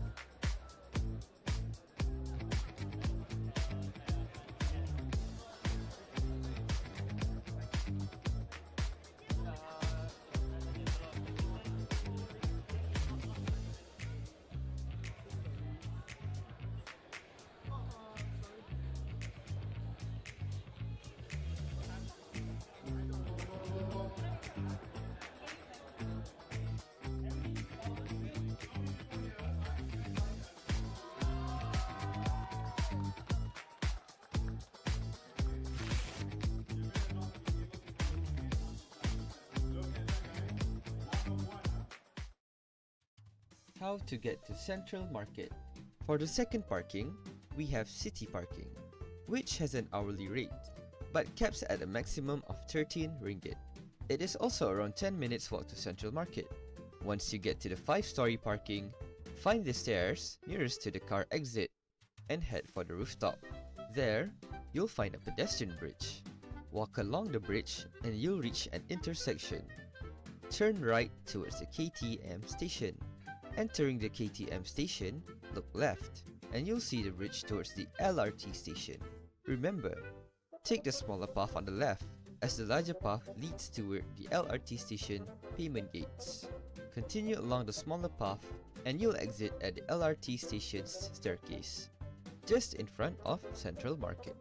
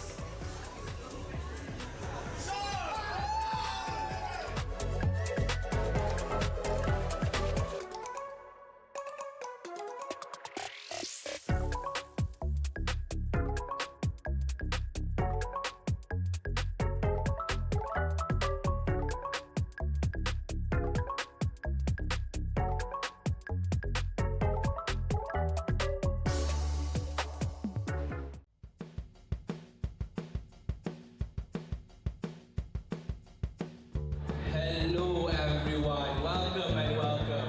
Welcome to TCGKL Roadshow 2.0 Semua House.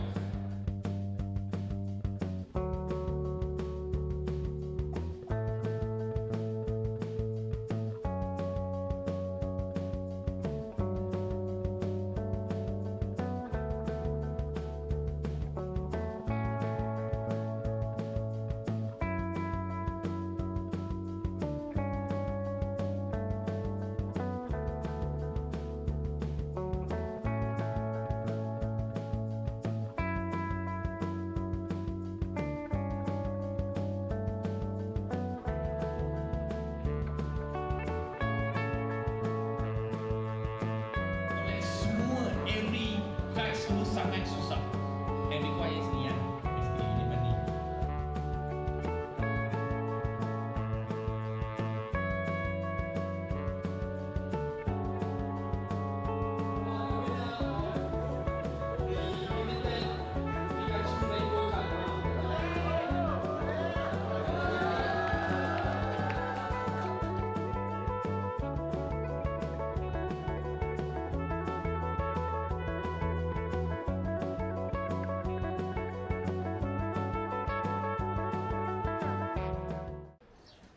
Collecting cards can be daunting for new hobbyists such as myself.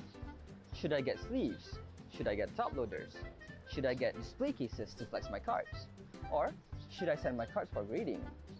All of those questions will be answered at our trade show on the 2nd of March in Central Market. So, see you guys there!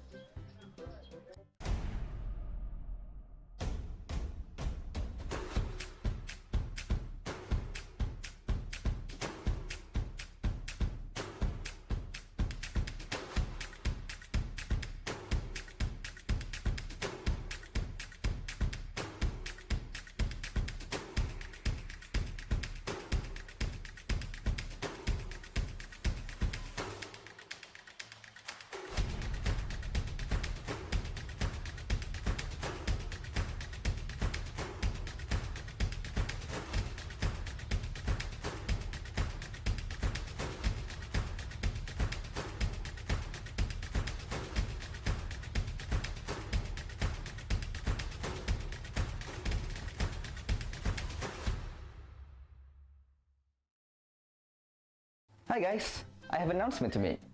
But before that, a quick reminder. Remember to register for our membership before the trade show, as it is compulsory for trade show entry. Moving to our main announcement. During the event, we'll be doing lucky draws. There will be 3 sessions, 1 PM, 5 PM and 9 PM. However, those who want to participate have to register within the hour before of the session itself. You will need to show your proof of membership to our PICs during the lucky draw registration. What are the prizes, you ask? Let's show them a little teaser. A Gem Mint PSA10 Monkey D. Luffy from Bandai Games Fest! So, what are you guys waiting for? Sign up for membership now. See you then! Hi guys, it's me, that's me again. So, for our very first trade show, we'll be having vendors from various TCG scenes, from Pokemon, One Piece, Magic the Gathering, and many more. Not only that, we'll be having hourly auctions. So keep your eyes open and your ears open for our hourly announcement. So, make sure to bring your family and friends on the 2nd of March. See you guys then!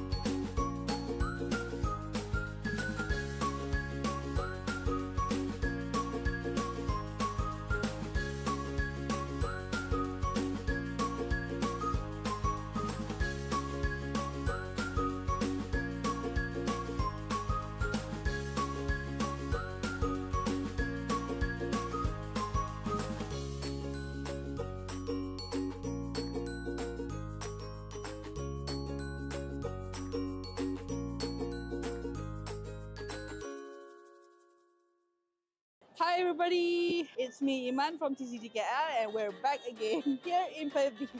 Please join me on asking them, the card prices, and maybe we can get some fun and laugh out of it. Okay, tahu pasal Pokemon tak? Boleh lah tahu sikit-sikit. Pernah main Pokemon?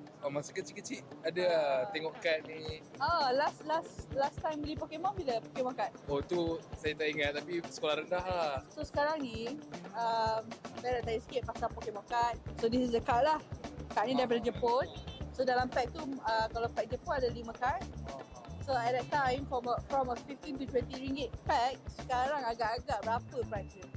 Berapa Tu Charizard Ni bukan scam Ini Charizard Charizard dengan Reshiram. Dia tag team card. Berapa From a 20 ringgit pack. 100. 100. 200. Almost. 200 setengah kot. Ya, 200 setengah. So daripada 20 ringgit pack, and bila dah grade ke PSA 10 macam ni, dia jadi 50 USD. Menarik. Ya.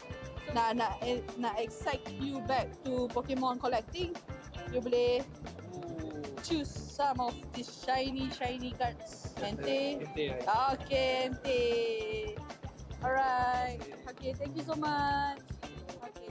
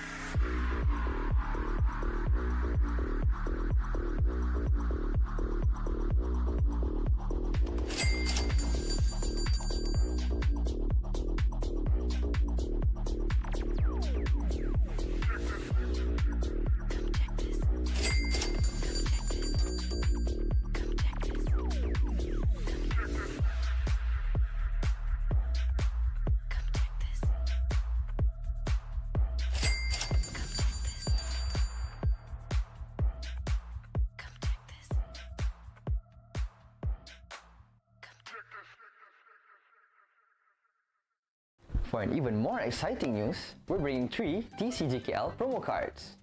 All of them will sell at 24 ringgit 90 cents.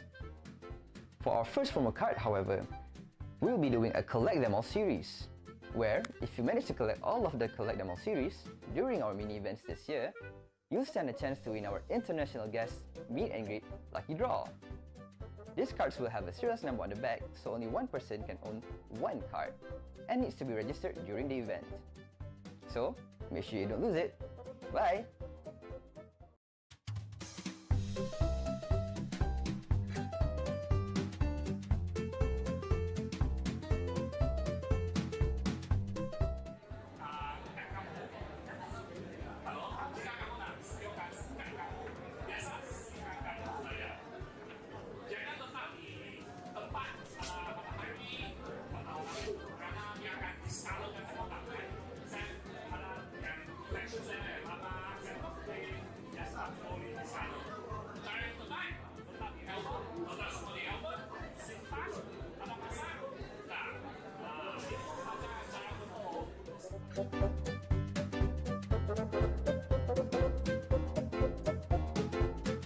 Hello everyone, my name is Kian. I am both a player and also a collector for Dragon Ball Super card game. I've been actively collecting and playing the cards since 2018. And even though Dragon Ball Super is less popular in Asia compared to Pokemon or Yu-Gi-Oh or Magic, I've still been actively participating in online and offline events across the region. I think the most recent events are the online regionals and also last year Asia finals. My best achievements back in these events are top 4. It's definitely gaining more traction as we start to see more and more collectors are beginning to recognize the actual value and potential of Dragon Ball Super cards in comparison to a few years ago where people would just buy and play the cards. Many of them have actually started to send their cards for professional gradings and scorings like you would previously only see in Pokemon or Magic card players. To me personally, from a player's perspective, it's always advisable to try out different games to see which mechanisms you prefer the most. Whereas on a collector perspective, of course, you can look at different angles such as the art and also the popularity of the card game itself. Please do not forget to attend the upcoming event hosting in Bukit Bintang, KL on 7 and 8 of October. It will be the first and also the largest TCG event in KL.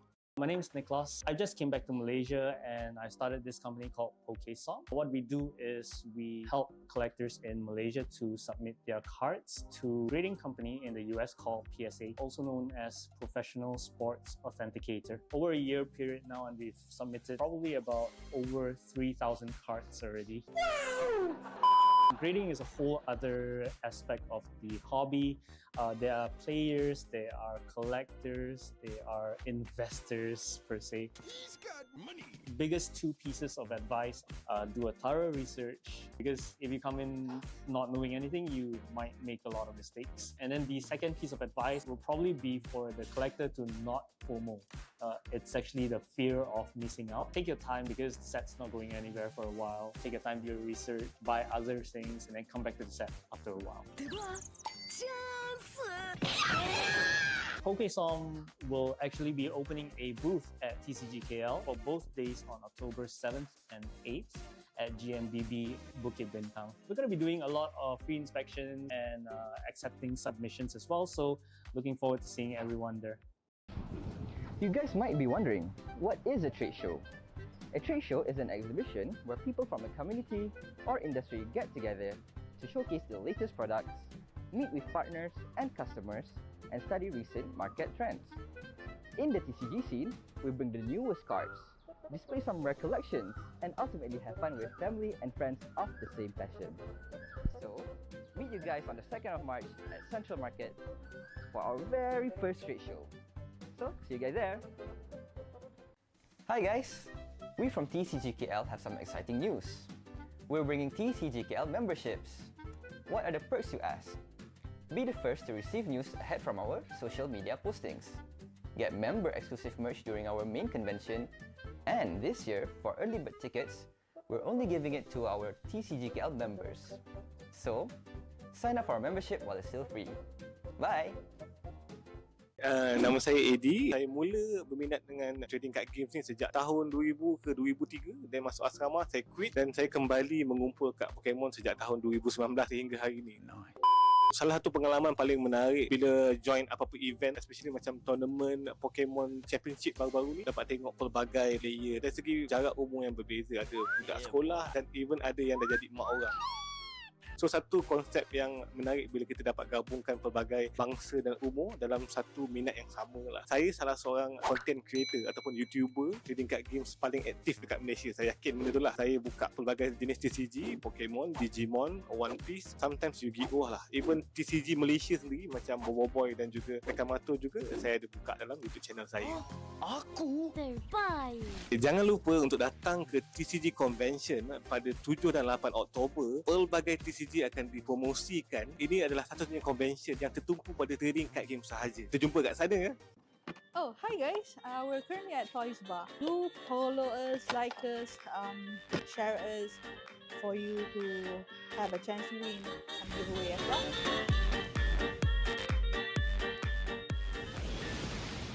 So, how long have you guys been collecting? If you just started?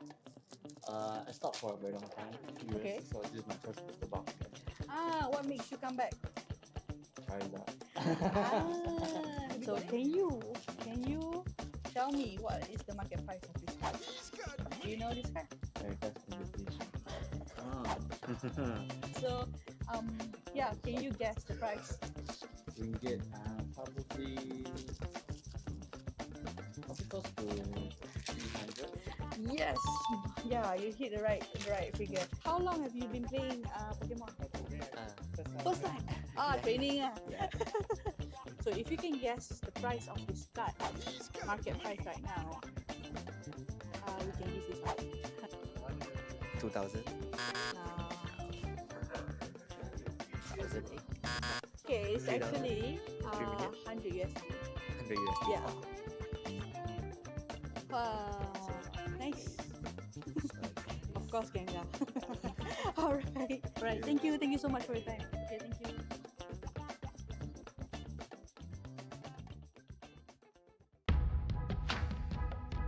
Hello Malaysia, my name is Koki Saito.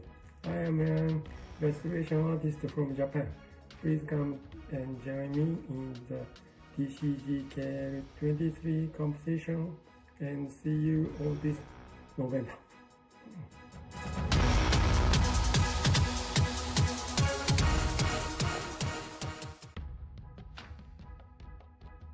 My name is Ruben. I'm going to be one of the mini booth vendors for the event. Join us at the TCGKL event on this 14th November At TMBB Skybox Bukit Bintang, we'll be having Pokemon Style, single card, and many more. So really looking forward to meeting everyone, especially the community from overseas as well. See you in TCGKL. Bye bye.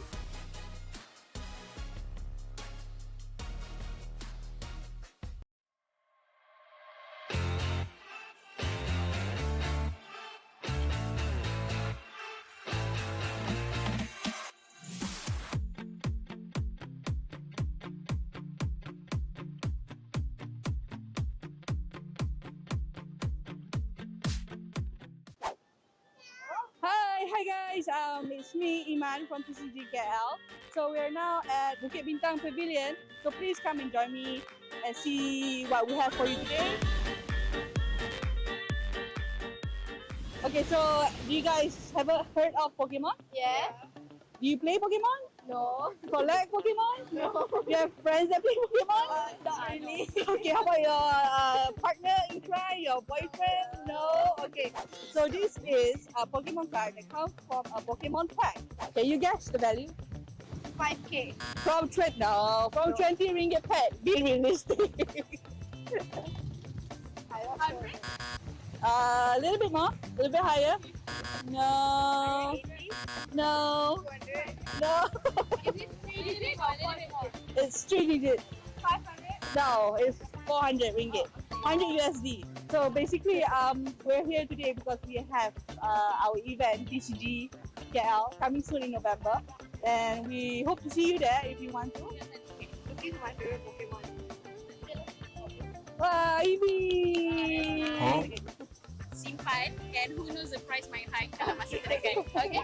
Alright, thank you. Thank you so much. Thank you for your time.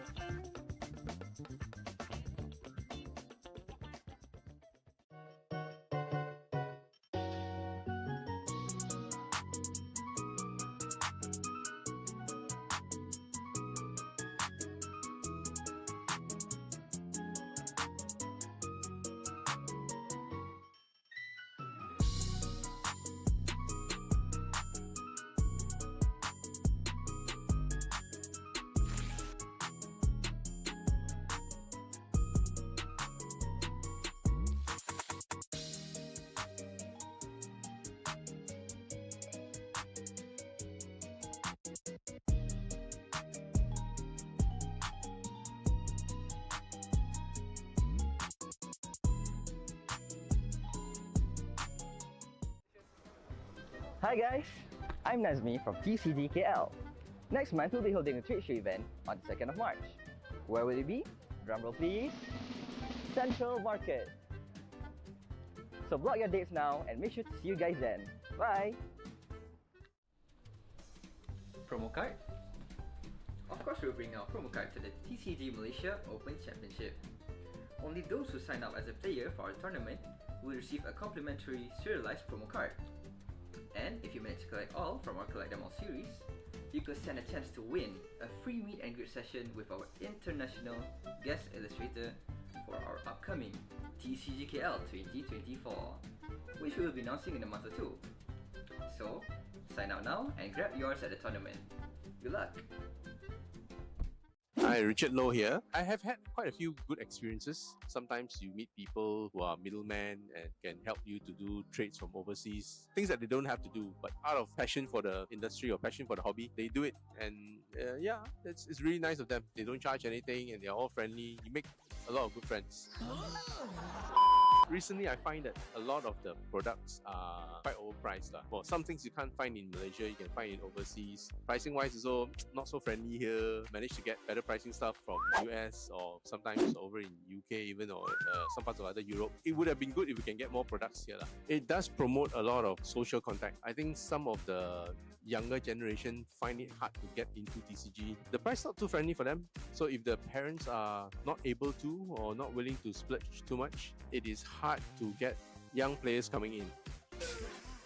If you are a collector, don't be pressured by other people around you. Go for what you like, find out a bit more about it, start collecting that. Always remember that this is not a race where you rush to the end. It's a marathon. It's a slow marathon. Take your time, collect what you like, be happy about it, and go from there. So don't forget to come over, TCGKL at the JMB Bukit Bintang. See you on the 7th and 8th of October, yeah? See you guys there.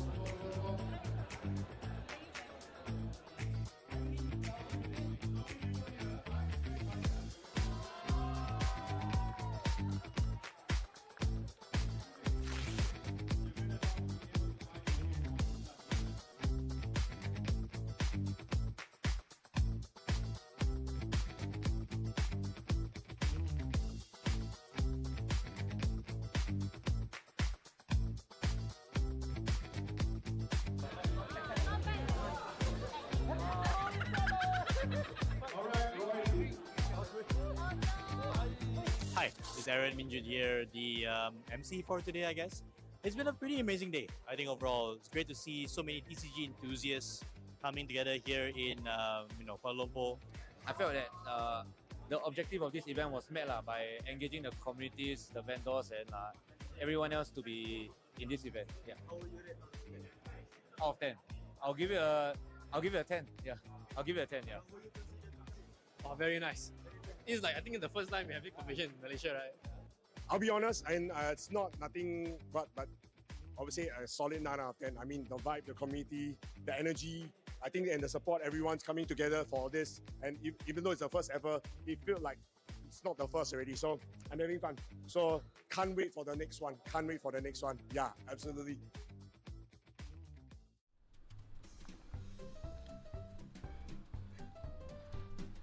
Oh, hey guys. Registered for our tournament this 6th and 7th July yet? Don't take any chances. Our slots are filling up fast.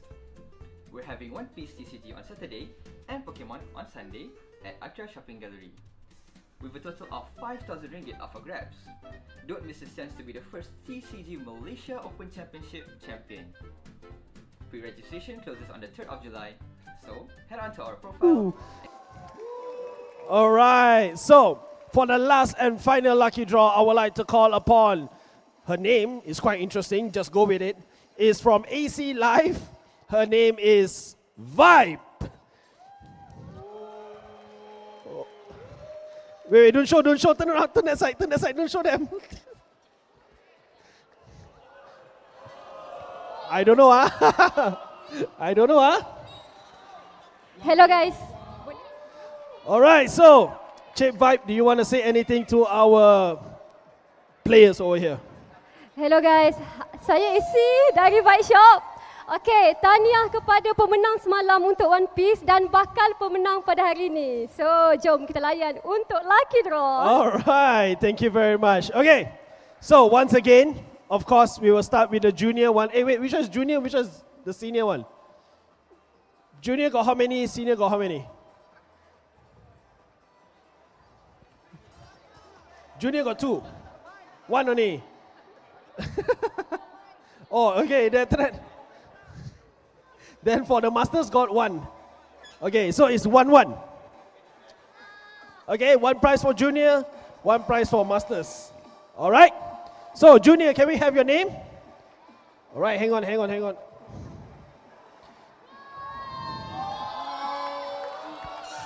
Thank you so much, AC Live. This is your lucky draw prize, which is a Twilight Masquerade 36 packs.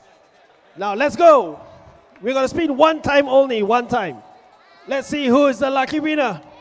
If you are not here, your name will be removed. And the winner goes to...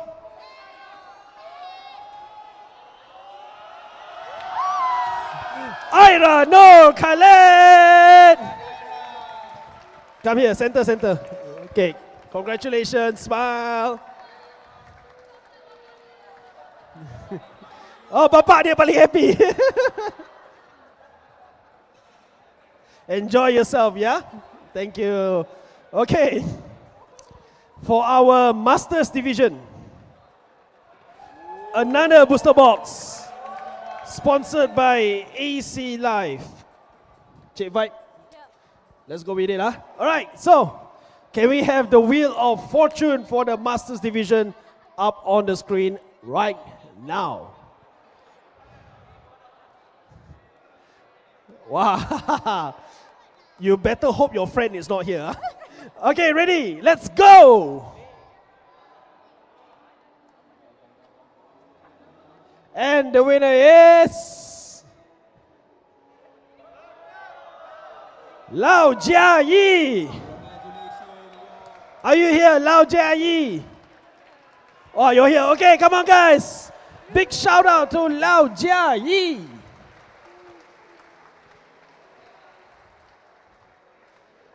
Center here, please. All right, shake hands and have a picture. All right, congratulations, yeah? Hope you enjoyed, and thank you so much, Chip Vibe. Come on, guys, another round of applause. That's the last and end of the lucky draw. We're gonna move on to your match right now, but in the meantime, wow, there's another surprise. They just told me there is another lucky draw. But I don't know what is it lah. Huh? Okay, very surprised. All right, so now I'm gonna pass back this mic to the caster. Back to you guys.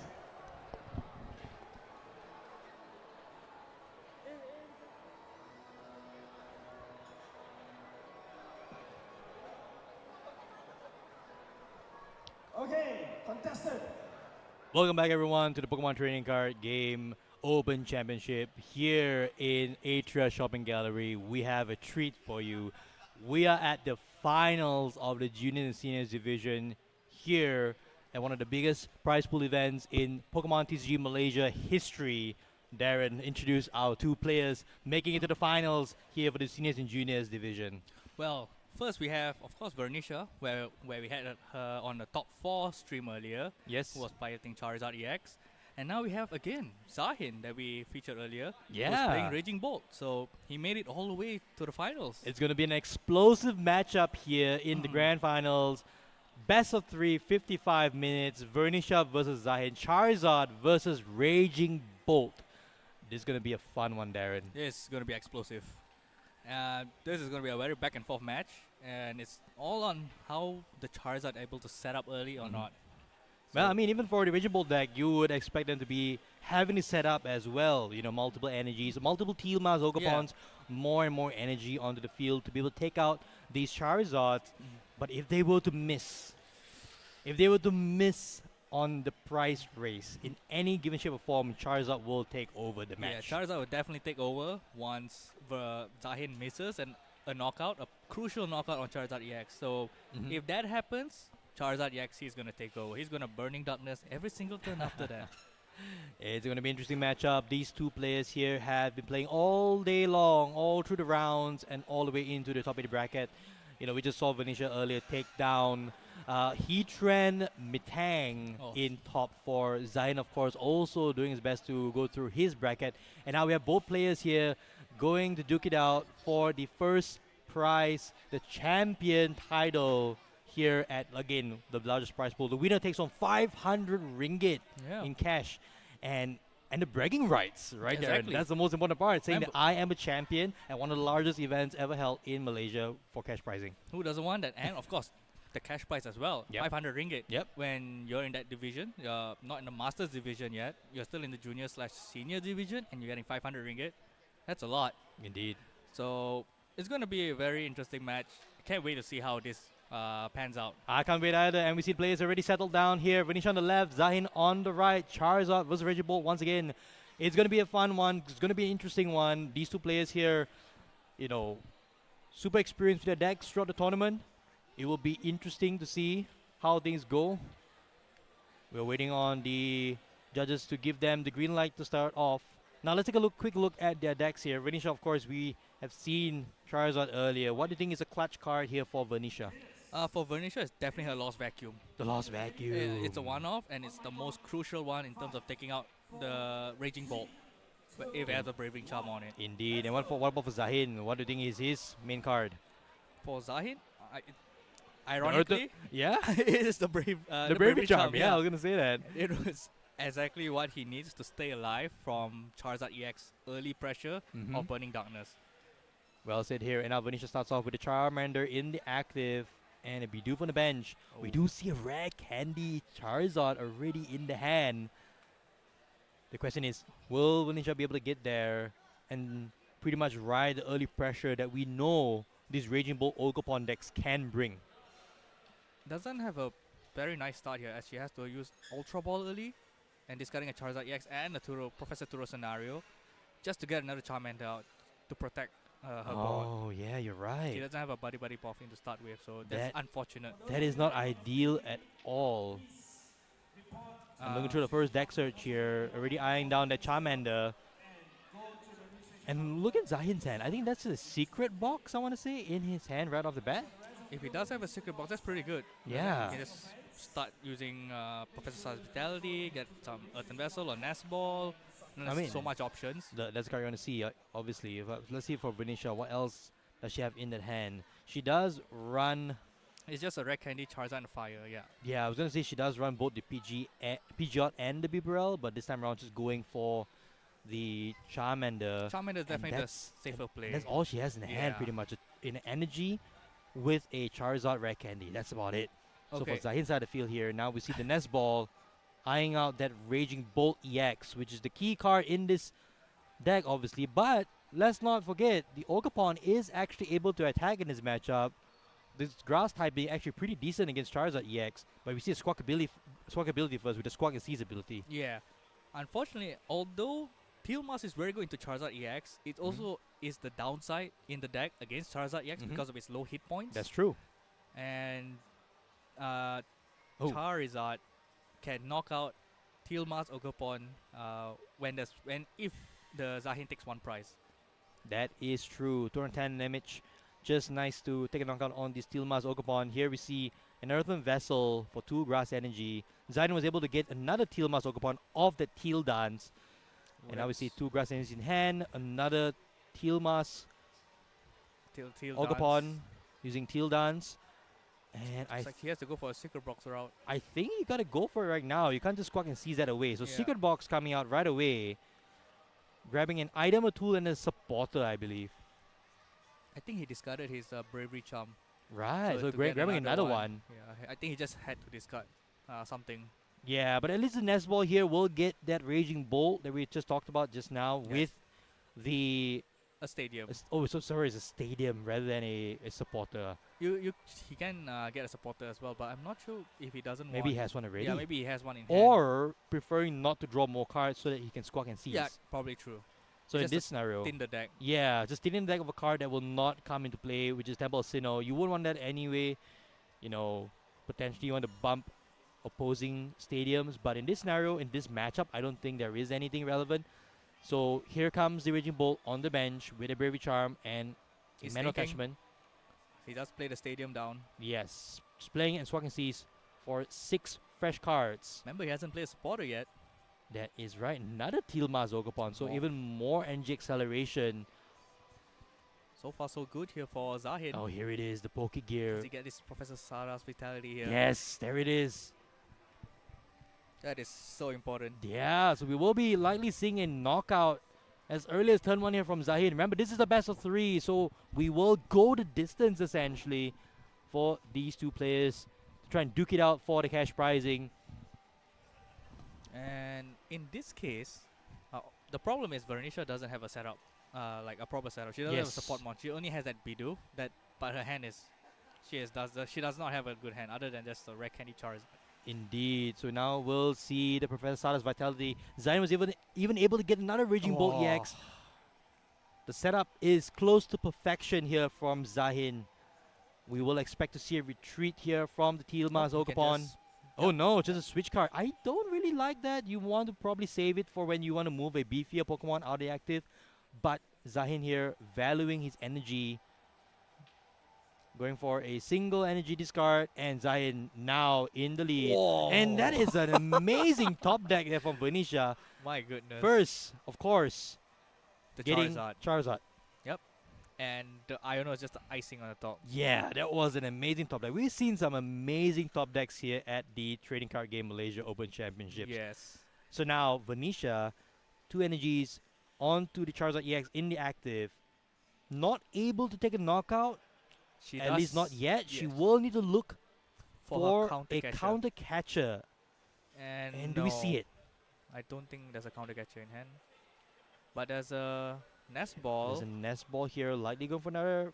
Okay, PG or Charmander? That's the question. I think you need another Charmander. Yeah, you probably need another Charmander. Vernisha can still also go for Bibarel if there is an Ultra Ball in hand. She will need to try and dig deeper into the deck in order to get at least a 2-prize knockout here. Or I should say any knockout here.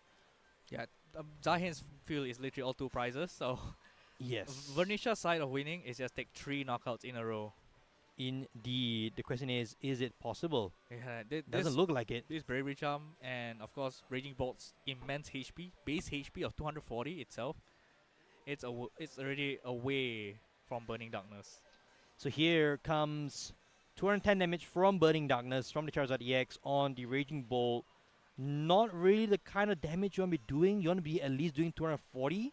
Yeah, at least then you have that power play of a Lost Vacuum. Yeah. Knockout, and I take an additional knockout after that. So this damage essentially on the Raging Bolt is just to ensure that it gets knocked out in 2 hits. Not ideal. So advantage back to Zahin here. Will he be able to carve out a turn where this Charizard EX goes down? And if I have Vernisha in that stage, I might just scoop it up and go to game 2. Well, we have to see how he plays out. Both decks plays Roxanne. So That is Vernisha true. does play Roxanne. Maybe he can stump it early. Later on when Zahin takes this 2-prize knockout here, goes down to 3-prize. So Yep. we might see a potential Roxanne into 2. We do see a bug catching set here, whiffing for Zahin. It is not the best card so far on today's stream. We've seen it whiff multiple times already. Not at least doing the best. Not the best at all. So now here comes The a big huge Bellamy Thunder for Oh my. 350 damage, knocking out Charizard EX in one fell swoop. There he goes. That does wipe most of the energy of Zahin's field though at this stage. So Vernisha, will she be able to respond with an attack to get at least 2 prize cards? Well, for start, she does have to disrupt Zahin here. And Well, Roxanne is an option. She does run Iono and Roxanne, but in Yeah. this case, she is already playing the Arven.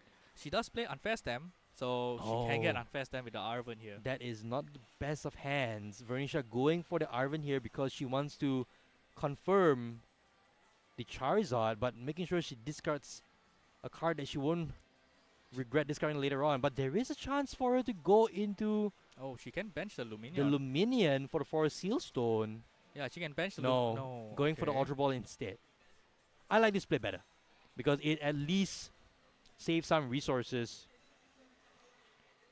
Potentially super rodding the Luminion back later on. She does have Forest Stone in her deck, right? She does. She just pulled it out with the Arven. Okay. So maybe you're right. Potentially Arven. She could potentially use Luminion, just grab any supporter and then Yes. just use it as fodder to discard. Then you have an Forest Stone to use additionally on top of the Luminion. That is true. So you can just search out like the Unfair Stem or a Charizard after this Bibarel draw here. So it's much more Efficient, isn't it? Yeah, you get to Yeah. draw your deck more and you get higher chance of getting the disruption and the setup done in one turn. Yeah, so Venetia here opting to go instead for the Bibarel. So no Charizard just yet. There is a rare candy in hand. Just a Charizard. She just need a Charizard EX. Yes. And look, it could have been a rare candy. Yeah, Ultra oh, Ball, does it have Arven. Ultra So Ball? there it is. So Ultra Ball away. Oh, Ooh. this is painful. Forest Steel Stone and rare candy, I want to think. You want to think- hold on to the Arven for next turn. Yeah, Yes. yeah. She has no choice. Yes. A tough choice. So discarding the Luminion as well as the Forest Steel Stone when she might be able to bench it to grab a supporter. And then use it as a fodder as well. Indeed. And having that Forest Stone ability to get any one card. And Yes. as you can see, she could have a Charizard now. Additionally, she could have had an Unfair Stem. That is true. So right now, at the very least, she's able to respond with an attack. Unfortunately, it's on this already damaged Raging Bolt. Yeah, this damage is a bit. It's too much. it's definitely more damage than you need. Yeah. So the question now is whether or not Zahin can reply next turn. He will be already in the lead, one prize up. But if Zahin whiffs the attack or whiffs the knockout next turn, then things get interesting. Venetia will be able to pull it back since Charizard can one-shot anything on Zahin's side of the field. That's true. So it's all in this one Charizard EX actually. Indeed. And here we go. First Steel Dance from Zahin. Attaching your Grass Energy, draw a card. There's a Roxanne. That doesn't work. Oh. That doesn't Not work. right now. Yeah. You will need a Professor Stardust Vitality, which I think he has in hand. Or maybe not. That was a energy retrieval. So two more grass grass energies for Teal Dance. Two more Teal Dance. Essentially reloading his whole field again. Was that a Professor Stardust? Or was that a... I did not catch a glimpse of it. Yeah. But here comes the third Teal Dance. That's a Zahin draws bug catching super set. fast. Yeah, so bug catching set. The second of the game so far. Oh, Grass Energy. At Okay. least it's something. Alright. And just a Grass Energy. I guess it's still something. Better than nothing. The question now again, where is Professor Stardust Vitality? Where's the Professor? Well, then again, Zahin only needs a fighting energy attachment. Oh, hang on already. He already attached the lightning energy, didn't he? I'm not too sure actually. So If I remember, he didn't because that he promoted that oh, right. Raging Bolt with the energy. Okay. If I remember correctly. So- it should be an attachment. Then it will be another all-out damage. But Venetia doesn't have any other attacker ready. So is there fighting energy in Zahin's hand right now? Doesn't seem like it. He doesn't get what he needs. No, I guess so it's just an attachment. attach and pass, I want to say. Oh, is he gonna burst raw? Burst raw. Alright. Burst raw, discarding his entire hand and drawing 6. Not the worst turn. Venetia immediately checking what was discarded. Alright, this Charizard lives another day. It does, and now advantage back to Venetia, who tops deck a counter catcher. Oh. Goes after 2 energies on that Okapon. Exactly, that's what she needs to knock out. Because this That- Steel Mask can knock out with another energy. And the best part is, it saves the Arven in her hand as Yeah. well. And now this Arven can get help set up another Buddy Buddy Puffin Most likely a Pidgey as well as a Charmander. as a Charmander, I want to say. I think there's no other option. Although the PG is a bit far-fetched because she discarded one rare candy already. That's true. So it's a bit harder to achieve that that setup with 2 Pokemons requiring the rare candies. But here's a... There's a Charmeleon already in hand, actually. Oh. So this is going to be interesting. it's There's a nothing. Charmeleon in hand. You won't be able to evolve it right away. Yep. But this Charmeleon... If this Charizard goes down, that Charmeleon wouldn't do anything. That is true. So Venetia will need a rare candy, and you see the Arven already in hand there for Venetia. Zahin has to take a knockout here on this Charizard and then force Venetia to have the cards that she requires to win the game and take a 1-0 lead. here comes a Earthen Vessel, 1 turn too late. Oh, that's rough from Zahin. He needed that last turn. He was just 1 card away. But he did use the Burst Roar to refill his hand. True, exactly. Oh, man. So fighting energy down. So we will see a knockout on this Charizard EX. 5 energies already in play for Zahin. Professor Sada's Vitality is here as well. She's finally here. But do you want to... No, there's no more disruption in Zahin's hand because he discarded the Roxanne with Burst Raw. Oh, you're right. He runs 1. There is a Pal Pad though. Yeah, but he has to draw into the Roxanne again with the Teal Dance, which is a possibility. But this seems like an Iono play. Yep, Iono. Yes, Iono. But it will not have the same effect against Vernisha. Although there is a Bibarel in play. Yeah, but in this sense, it's the rare candy that's been shuffled back to the ground, to the underneath of the deck. The most bottom of the deck is the rare candy. That is true. She discarded 1. She's played 1. She's played or played 2 actually. Yeah. So that it was the last rare candy. It was the only one. So that might be clutch here from Zahin, being able to put that rare candy to the bottom of the deck. Here comes a Bellowing Thunder for 350 damage once again. This has been a back and forth match here in the junior finals. Alright, Vernisha does get a boss, but okay, the Buddy Puffin gets to shuffle her deck. That might come in clutch here. Does she have any other Pokemon to tutor out? You just get out the Manaphy. Yeah, just thin out your deck. Just hope for the best. Where's the Radiant Charizard? That is also another card that could come in clutch. But there's no pivot. There's no energy on the Charmander. Oh, you're right. She has to have the combination of Professor Turo scenario, Charizard, Radiant Charizard, and energy. So Turo scenario and energy will do it as well. You can Turo the active. Oh, she attaches. So that is interesting. Should she have attached that card there? I think she's just hoping for the Charizard EX, but no, she doesn't get it. No. So the question now is... No supporter as well. Going for the boss play might be her only hope here. It's a stall. Yeah. Zahin is on his final prize. Vernisha still has 2. Maybe the boss onto the bench. Raging Bolt forcing Zahin. He just scoops it up. She doesn't want to try it out. She doesn't want to try. And we're going to a game 2. Zahin takes a 1-0 lead. Interesting. I would have thought she could still try. I thought she was still trying to duke it out. Yeah. Force it through for Zahin to have a way to retreat. But maybe no. She just wanted...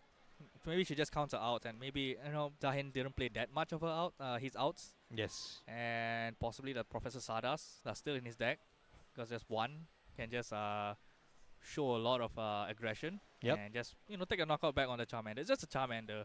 There's not much Vernisha can do from there, other than the combination of plays that we talked about earlier, like Rackety Charizard EX or the Turo into Radiant Charizard. Indeed. I think it's going to be interesting. And now what a play set up for game 2.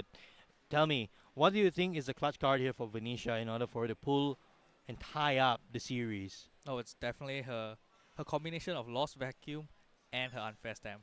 Right. I think there's no other combination that's going to help her when coming back against this aggressive deck.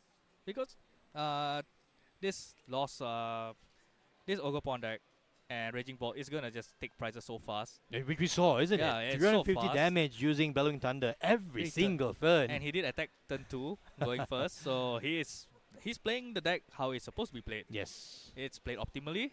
It's played as aggressively as you wanted it. And Vernisha can only hope to stump him later on with all this disruption cards, Ionos, and attacking with a big Charizard EX. We didn't even see a Roxanne come in there. Maybe if Vernisha pulled it into, potentially using the boss play, buying herself a turn, maybe we could have seen some of the disruption cards. But in any case, we didn't get to see that.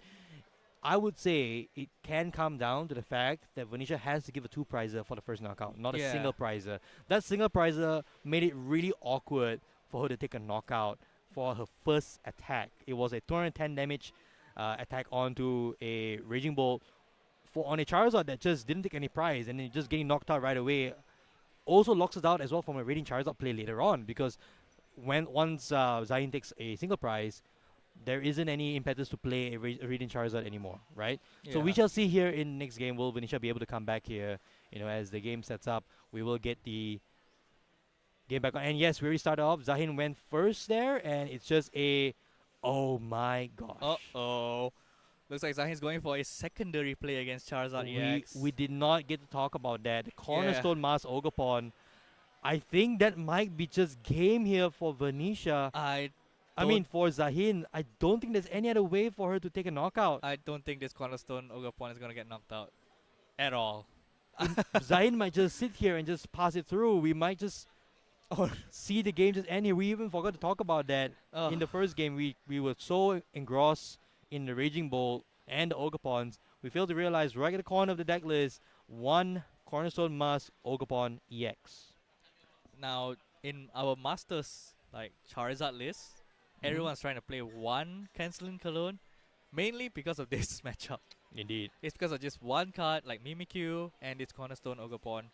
These two are the bane of Charizard decks. Indeed. And I don't think there's any out for Vernisha, unfortunately, other than just, I guess, steady fire breathing from Charmanders. Yeah. I'm not sure.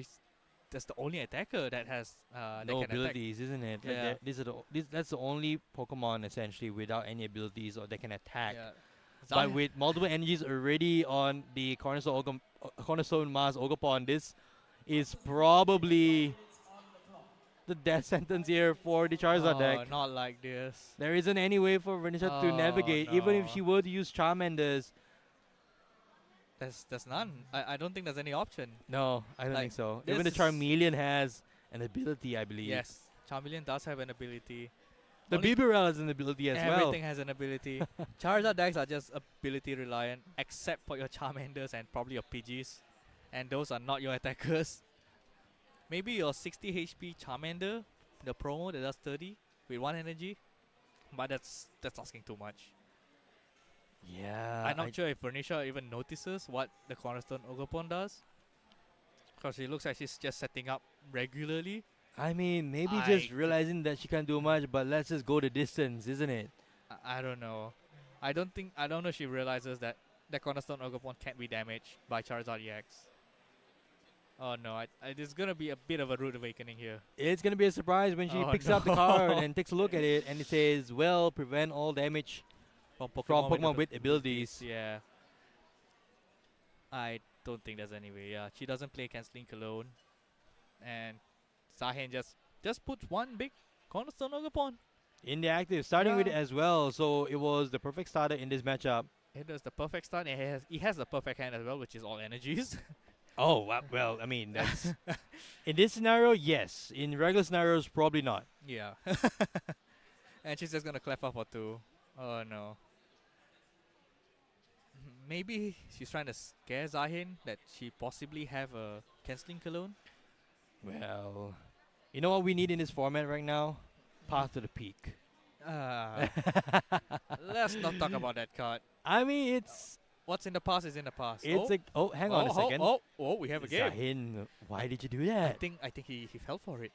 No. Because yeah, he fell for it because Vernisha plays normally, like she has an out. Yeah. Yeah, and she's feeding this Cleffa to Zahin, in which if Zahin knocks out this Cleffa, technically Charizard does 210 damage. With Canceling Cologne. Yeah, so that takes a knockout on this Cornerstone Ogre. And I think he's just like, nope, I'm not taking a risk. Yeah, that's a good call there, Darren. The Canceling Cologne, if it's in the lids, it would be a donk, essentially. Yeah.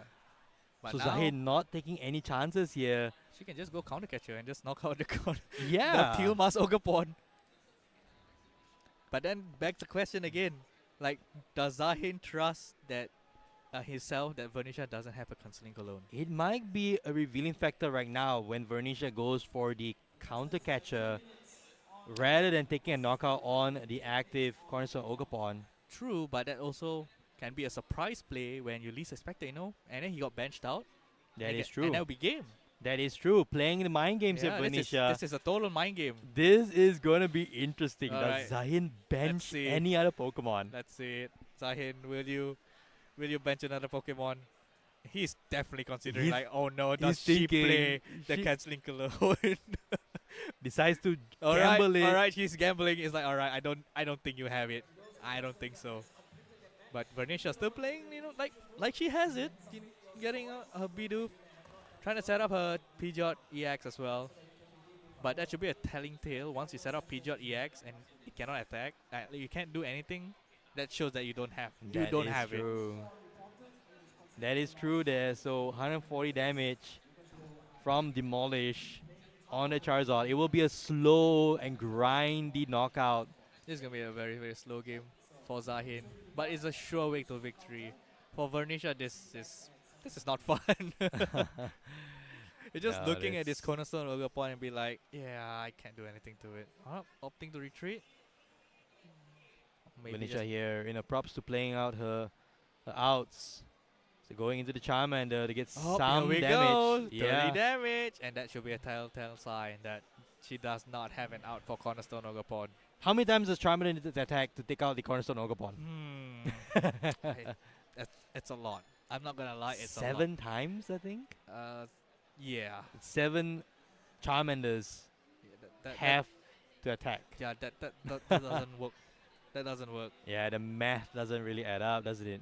She does have like her tools to use with the Charmander, but still it's not enough. Defiance Band is not enough to carry against this Cornerstone Ogopon.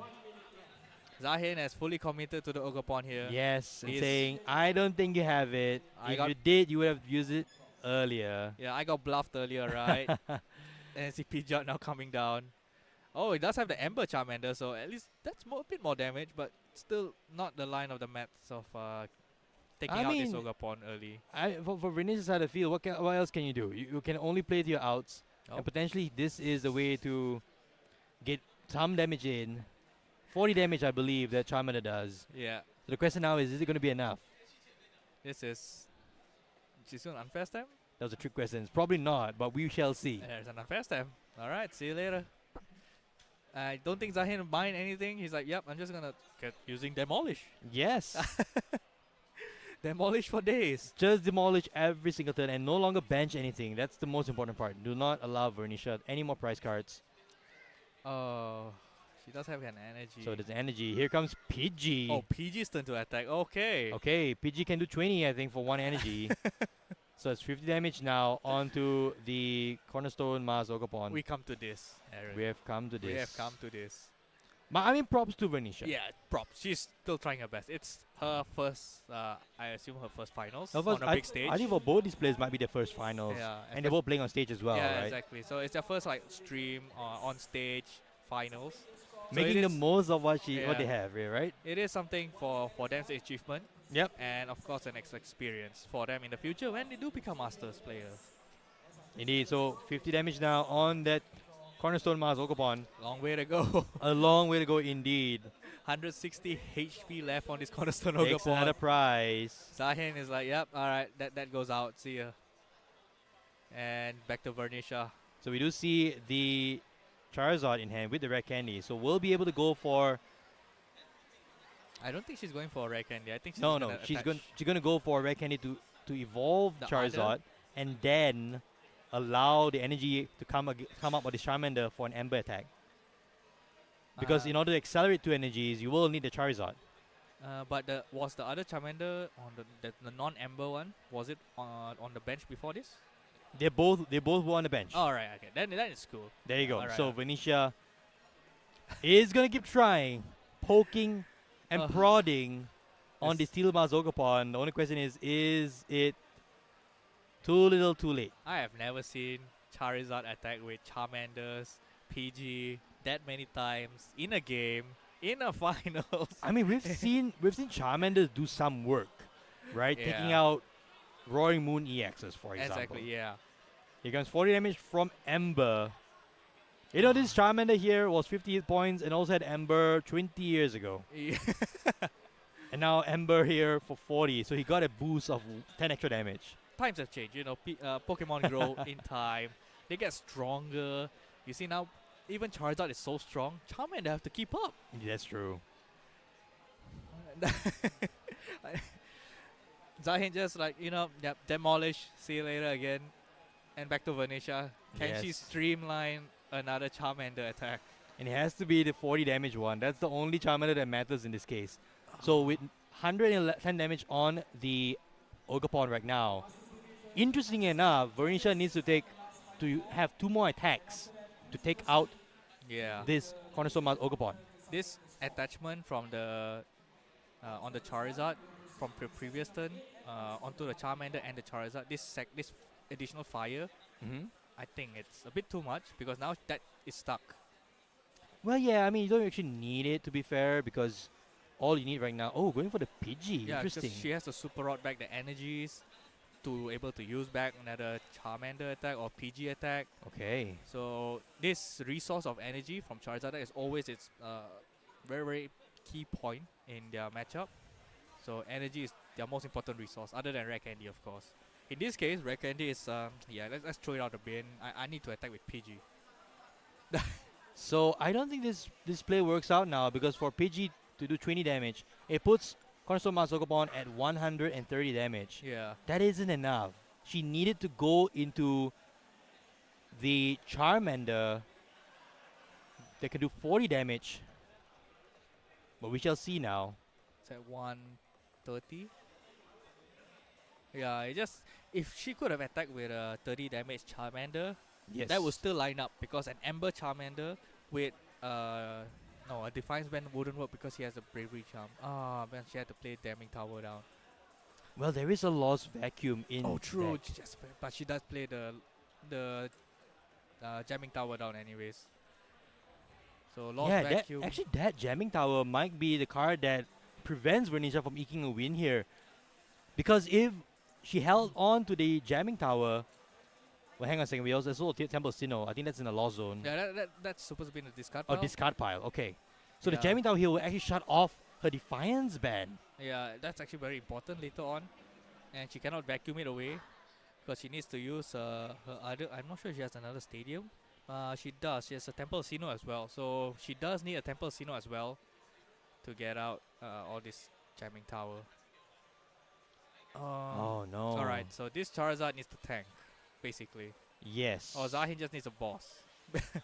Or Zion is a boss. Yeah, and this doesn't look good.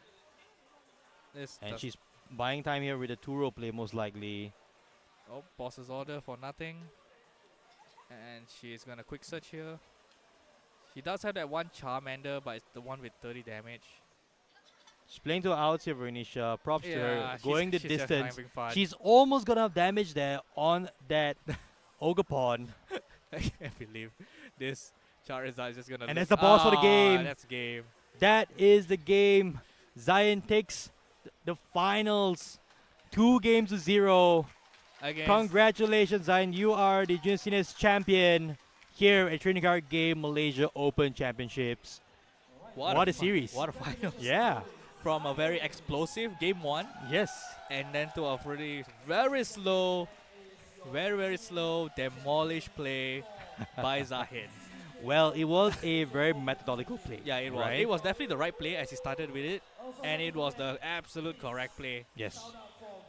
I mean, honestly speaking, props to Vernisha as well, coming all Yeah. this way to go to second place, and also trying her hardest at the end to go for the win. Maybe one of the potential areas was to try and go into a Defiance Band play earlier, and then hopefully getting enough damage there so that you could build up enough to take a knockout with potentially dropping Jamming Tower later on to disrupt the Bravery Charm or the Lost Vacuum, right? But at the end of the day, Zion, congratulations. You are the champion of the Junior and Seniors division here at the first ever Trading Card Game Malaysia Open Championships. We're going to cut to a very quick break. When we come back to the Masters division here in Atria Shopping Gallery. Don't go anywhere. We'll see you soon. See you. Click the link to register now. See you guys then.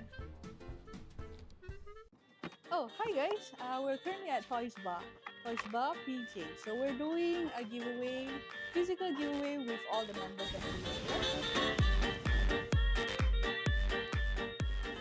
Okay, so basically, have you ever collected Pokemon? Yes, I have.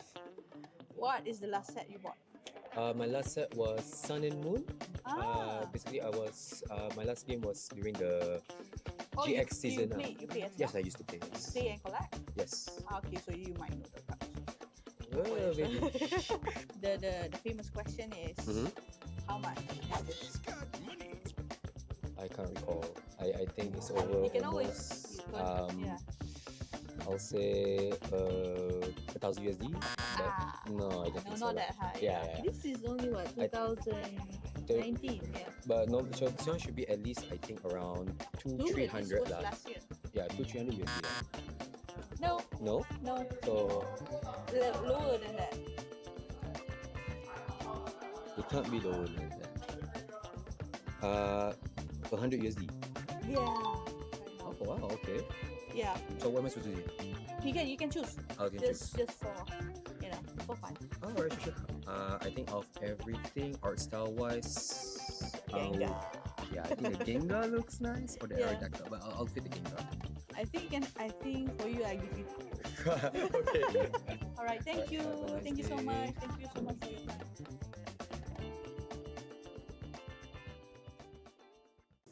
Hi guys, it's me back again at Bukit Bintang Pavilion.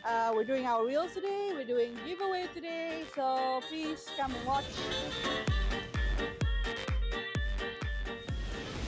Yeah, we're not selling anything. So, korang collect Pokemon card tak? No. Tahu Pokemon? Yeah. Tak pernah buka card eh? Okay, so this card comes from a 20 ringgit pack. Can you actually guess how much is this card? Yeah. How much is that card? From a 20 ringgit pack. I think cantik. Okay. 10 ringgit lah. This card was released last year. So it's 20 ringgit when it was released. The pack was 20 ringgit. So we pulled it from a pack. Right now, the price is 100 USD, which is 400 ringgit. In just 1 year. Oh yeah. Yeah. Oh, mana ada glass? You can try. You can choose one. Was it? Yeah, you can choose one. This is from us. Yeah, Vaporeon. Really nice. Yeah. Yeah. Oh, I got to choose one. Yeah, you too. Oh, okay. Now ambil pair, Jolteon. This is actually a sotong. Sotong. Jolteon siapa? Ni. This one. Oh, okay. Yeah, dia macam pair lah.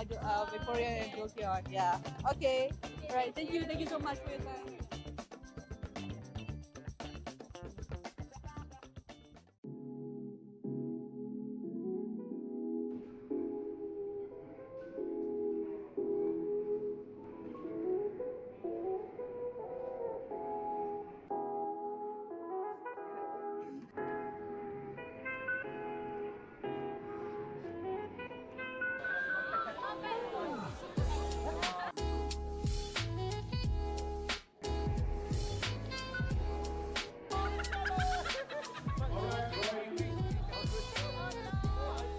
Hi, it's Aaron Minjun here, the MC for today, I guess. It's been a pretty amazing day. I think overall, it's great to see so many TCG enthusiasts coming together here in Kuala Lumpur. I felt that the objective of this event was met by engaging the communities, the vendors, and everyone else to be in this event. Yeah. Out of 10, I'll give it a 10. Yeah, I'll give it a 10. Yeah. Oh, very nice. This is like, I think it's the first time we're having competition in Malaysia, right? I'll be honest, and it's not nothing but obviously a solid 9 out of 10. I mean, the vibe, the community, the energy, I think, and the support, everyone's coming together for this. And even though it's the first ever, it feels like it's not the first already. So I'm having fun. So can't wait for the next one. Can't wait for the next one. Yeah, absolutely.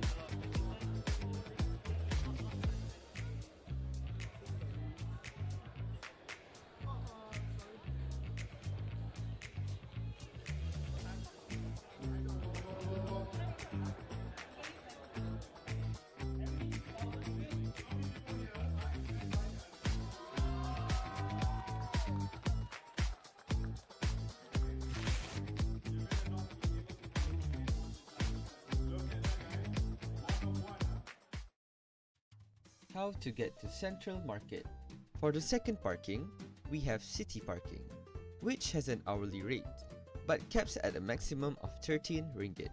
It is also around 10 minutes walk to Central Market. Once you get to the 5-story parking, find the stairs nearest to the car exit and head for the rooftop. There, you'll find a pedestrian bridge. Walk along the bridge and you'll reach an intersection. Turn right towards the KTM station. Entering the KTM station, look left and you'll see the bridge towards the LRT station. Remember, take the smaller path on the left as the larger path leads toward the LRT station payment gates. Continue along the smaller path and you'll exit at the LRT station's staircase, just in front of Central Market.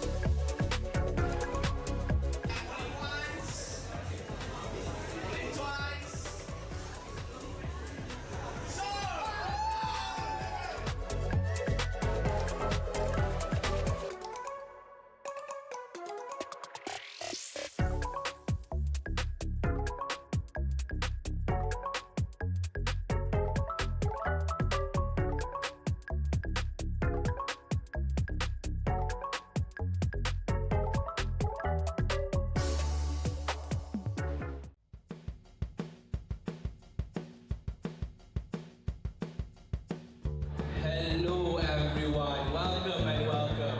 Welcome to TCGKL Roadshow 2.0 semua house.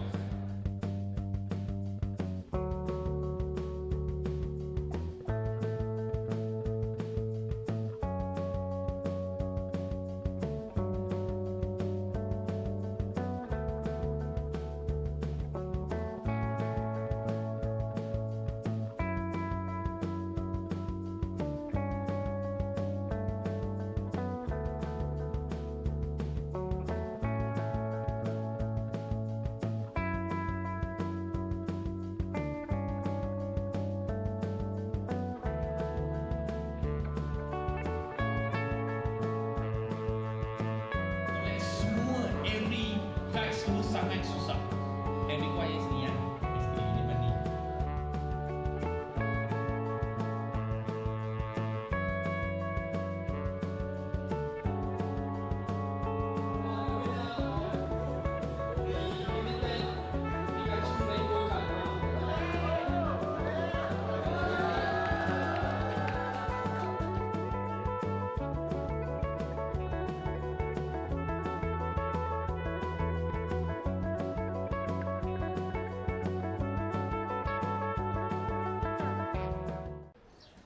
Collecting cards can be daunting for new hobbyists such as myself.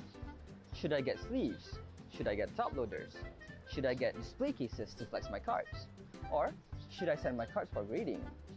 All of those questions will be answered at our trade show on the 2nd of March in Central Market. So, see you guys there!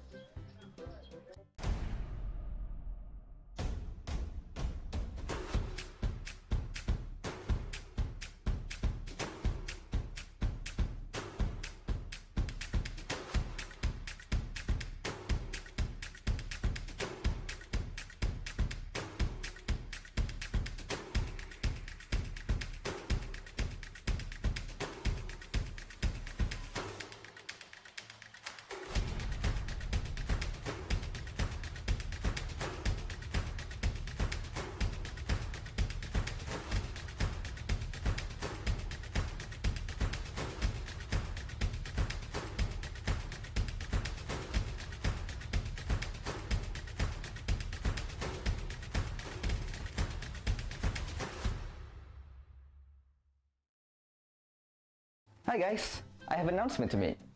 But before that, a quick reminder. Remember to register for our membership before the trade show, as it is compulsory for trade show entry. Moving to our main announcement. During the event, we'll be doing lucky draws. There will be 3 sessions, 1 PM, 5 PM and 9 PM. However, those who want to participate have to register within the hour before of the session itself. You will need to show your proof of membership to our PICs during the lucky draw registration. What are the prizes, you ask? Let's show them a little teaser. A Gem Mint PSA10 Monkey D. Luffy from Bandai Games Fest. So, what are you guys waiting for? Sign up for membership now. See you then. Hi guys, it's me. That's me again. So, for our very first trade show, we'll be having vendors from various TCG scenes. And also the prize giving ceremony for our junior division, okay? But of course, we will start out with the lucky draw session first. So, I would like to call upon our next sponsor, Stella RMC.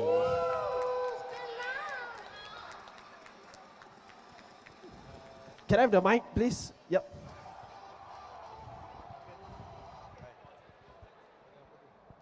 Hello. Hi, Sila hi. perkenalkan diri. Okay, my name is Stella RMC. You can call me Stella. I have opened a TikTok shop. Okay. In TikTok lah. Okay. Of course. So now I open a booth over there. All right, cool. Okay. So how long has Stella RMC started? I think it's around 1.5 years. 1.5 years. 1.5 So years. if they were to go to TikTok, they just need to key in Stella RMC. Stella RMC. Okay, so make sure you guys take out your phone right now. Follow them in TikTok as they are selling live packs, right? Usually most of the time. Yeah. Live Rip pack. and ship. So ada anti kumpau tak? Anti kumpau tengok lah, nasib lah. Okay, Kalau cool. ada. Alright, cool. So, we will start off with our lucky draw for the junior division first. Alright, so this is your lucky pack inside here. We'll put the wheel on the screen. And let's see who's going to be the winner this time. By the way, this is the last lucky draw for today, yeah? This is the last lucky draw, promise, no more. Okay, we're going to click once. If your name is not here, we're going to remove it. Okay, DJ? What, if your name is not here, we're going to remove your name, yeah? Good to go? All right, let's go. And the winner is... Cling, cling, cling, cling, cling, cling, cling. Lim Hao Yang. Are you here? Hao Yang. Where's the young? Don't have. Okay, please remove. Hey, by the way, Bapak, you know, right, your son won first place. I'm talking to you. I'm talking to you. You know, right, anak you first place. Ya Allah, I'm talking to you. Okay, let's remove the name, Lim Hao Yang, please.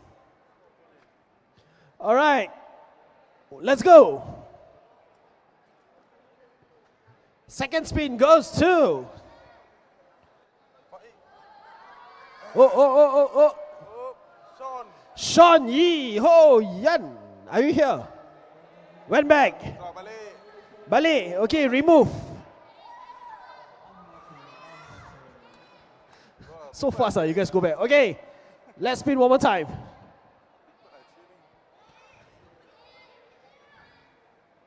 Oh. Kinyu, yeah. Siapa? Come lah. He's so excited, but he don't want to come up. Thank you. All right, congratulations, Kinyu. Please face the camera. Congratulations. All right, congrats, yeah. Okay, we have another one for the junior division, which is Iron Valiant Gold Card. Okay, but we remove the name for Kinyu, yeah. All right, so let's go. You want booster pack or you want card? And the winner is Muhammad Faik. There he's here. Congratulations. Okay, come, stand here. Okay, tengok depan camera. Okay, smile. Okay, congrats. Last one is a Mew EX Shiny. Full art, by the way, yeah? Okay. Have we removed the name? Okay, cool. Let's spin the wheel.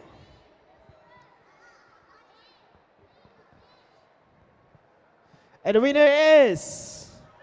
Oh, oh, oh, oh, oh, oh, oh! Hey,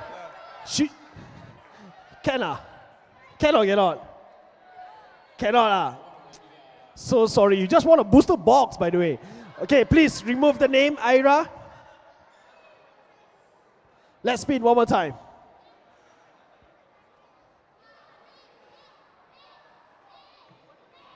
Oh, hey, hey,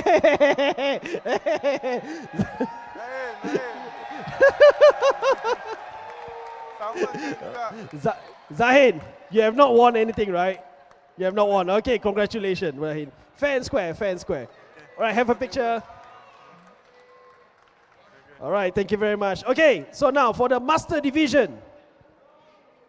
Once again, you have a mystery pack over here. You gotta put up the name on the screen. Hey, why got 5 minutes one? Junior, don't go back first, huh? We'll go with your prize giving ceremony after this. Okay, so let's spin for the Master Division. Ramai kan, the wheel nampak pening kan. And the winner is Muhammad Izzat. Oh, you're here. Thank you so much, yeah, for still staying with us until the end. Congrats, congrats. Okay, come, run. All right. Congratulations, Muhammad Izzat. Okay, have a picture. Thank you. Enjoy it. Okay, second one. Erica's invitation full art.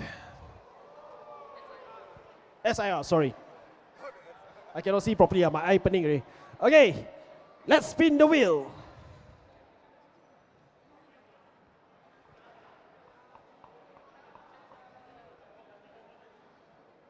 And the winner is Chua Jin Liang. Oh, customer.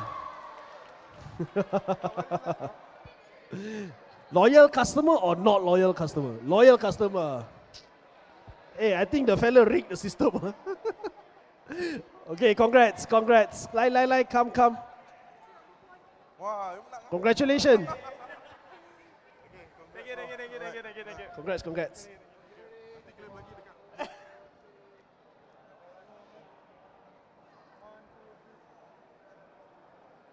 All right, thank you. And the last final prize is a Chen Pao EX gold card. All right, so let's have the final spin. Let's go.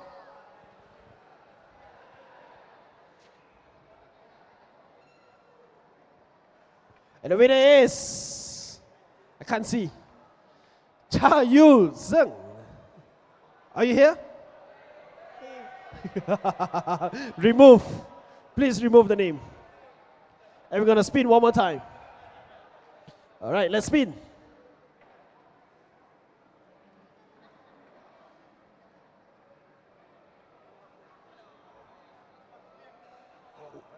Chan Bing Jun. Oh, congratulations!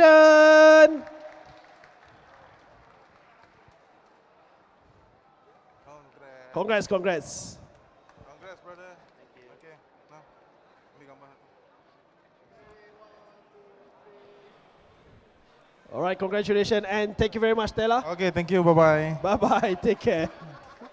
All right, guys, that's the end of the lucky draw. We will proceed with our prize giving ceremony for the junior division, and I would like to call upon Iman Humaira, event director, and Farah Hafida, director of finance. Guys, can we give a round of applause, please? Okay. So, we're gonna go by top 8, number 4, 3, and 2, as well as 1. So for the top 8, we have Mio Faris. Come. Stand in front here. Yep. Okay, Mio, Okay, there you go. Congratulations. Next, we have Mariam Fitra.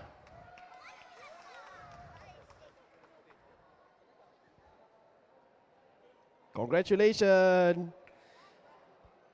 Next, we have Melissa Fareha.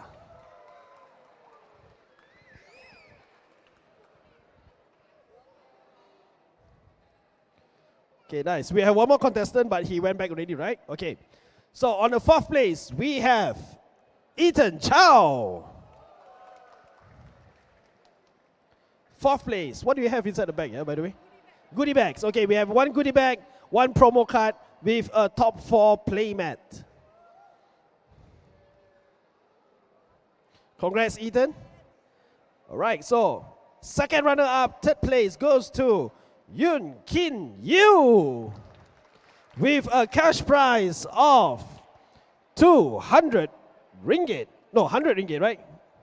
200, okay, 200 ringgit.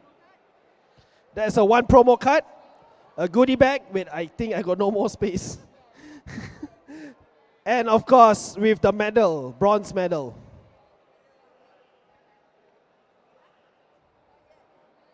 Let's put it on you, yeah? Bronze medal. You do know you got third place, right?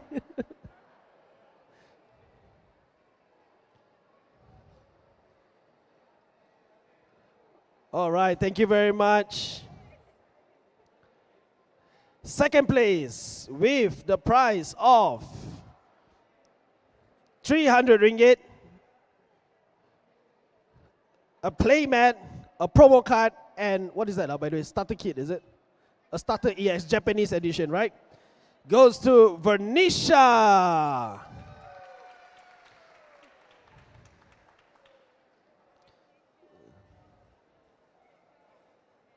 And a silver medal. Yep, there you go. Smile for the camera. Congratulations, Vernisha.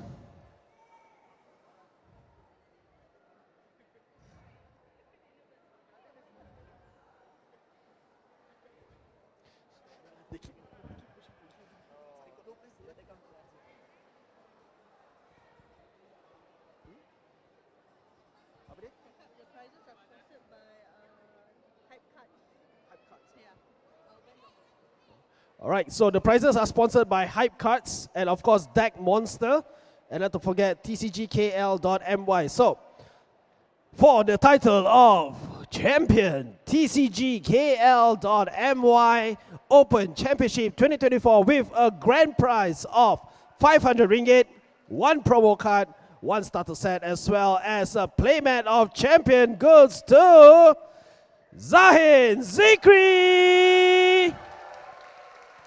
And not to forget your gold medal.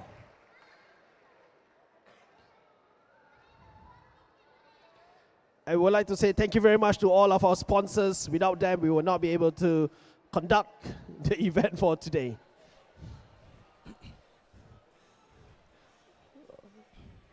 Okay, Zahid, I'm pretty sure your father is happy, yeah? Okay, so for number one, for all of the contestants with the top 8, please head over to the left side of the stage and please have a group picture with Iman as well as Puan Farah, yeah? Please head over there. Okay, so in the meantime, back to you, to the casters. Welcome back, everyone, here at the Pokemon Trading Card Game Open Championships. My name is Aaron Minjut, with me Darren Chen. We're at the final round here for the Masters Division tournament. And once again, we have Yong Kai Jen. Again. He is 7-0 in My this goodness. tournament. Once again with Chen Pao, the Dunsparce, and up against the only other undefeated player, Wong Chen Seng, Which we featured earlier. which as we well. featured earlier, He playing played Gardevoir. So we took a couple of rounds break from the Masters Division to feature the Juniors and Seniors Division. That's now concluded. We crowned a new champion. Now back to Masters. We are going to see which of these two players go into top cut as the first seed. This is going to be an explosive matchup. Both sides have their own pros and cons. Mhm. Gardevoir is more prone to Chen Pao with Iron Hands and also Radiant Greninja. That's true. But going to the later game, Gardevoir EX, if not threatened early, can overcome Chen Pao's basically the back line, the beard, the dance pass, the chair, the B barrel. There's no B barrels, so that's one thing. But the Yeah. Excalibur gets knocked out by Screamtail. That is going to be an interesting matchup, regardless of the fact this is, after all, the final round in Swiss, and we'll go cut straight into top cut pretty much after this one. It's going to be a long, long day still for us, but we get to bring to you once again some top players from Malaysia and the region. Now, I know for what it's worth, Kaijen and Chen Seng are both from Malaysia, right? So they have been fending off not just local players here in Atria, but also players from around Southeast Asia going off into, trying to get the cash prizes. And now here, let's go into the match. As we start our Swiss round 8, our Yep. final round. After So- this is top cut, and Kaijen is going first. Kaijen going first here with a Chen Pao active, his ideal starter with Oh. a Frigibax on the bench and a Rotom already in play. Shivery Chill to check for his for whatever's prize. Not sure what his hand has, but he does have a Frigi already benched. Looks like it's capturing Aroma. Heads or tail? Tails, looks like tails, yep. So guarantees at least another basic, lightly eyeing up the Dunsparce. Or Radiant Greninja. Or Radiant Greninja, But- you are right. Alright, there it is. I thought it was prize, so he might need to pivot to the heavy ball later. Potentially. So what do you think is Kaijen's game plan here in this matchup? Just go fast. Set up your Greninja. If Seng doesn't set up his Manaphy, Yep. he's gonna get Greninja, and there goes all the routes and Curlias. And even then, there is a canceling cologne on Yes, the that's side like- of the Chen Pao player. So Yes. even with a Manaphy, it might be that Seng will immediately find himself on the back foot. Yep.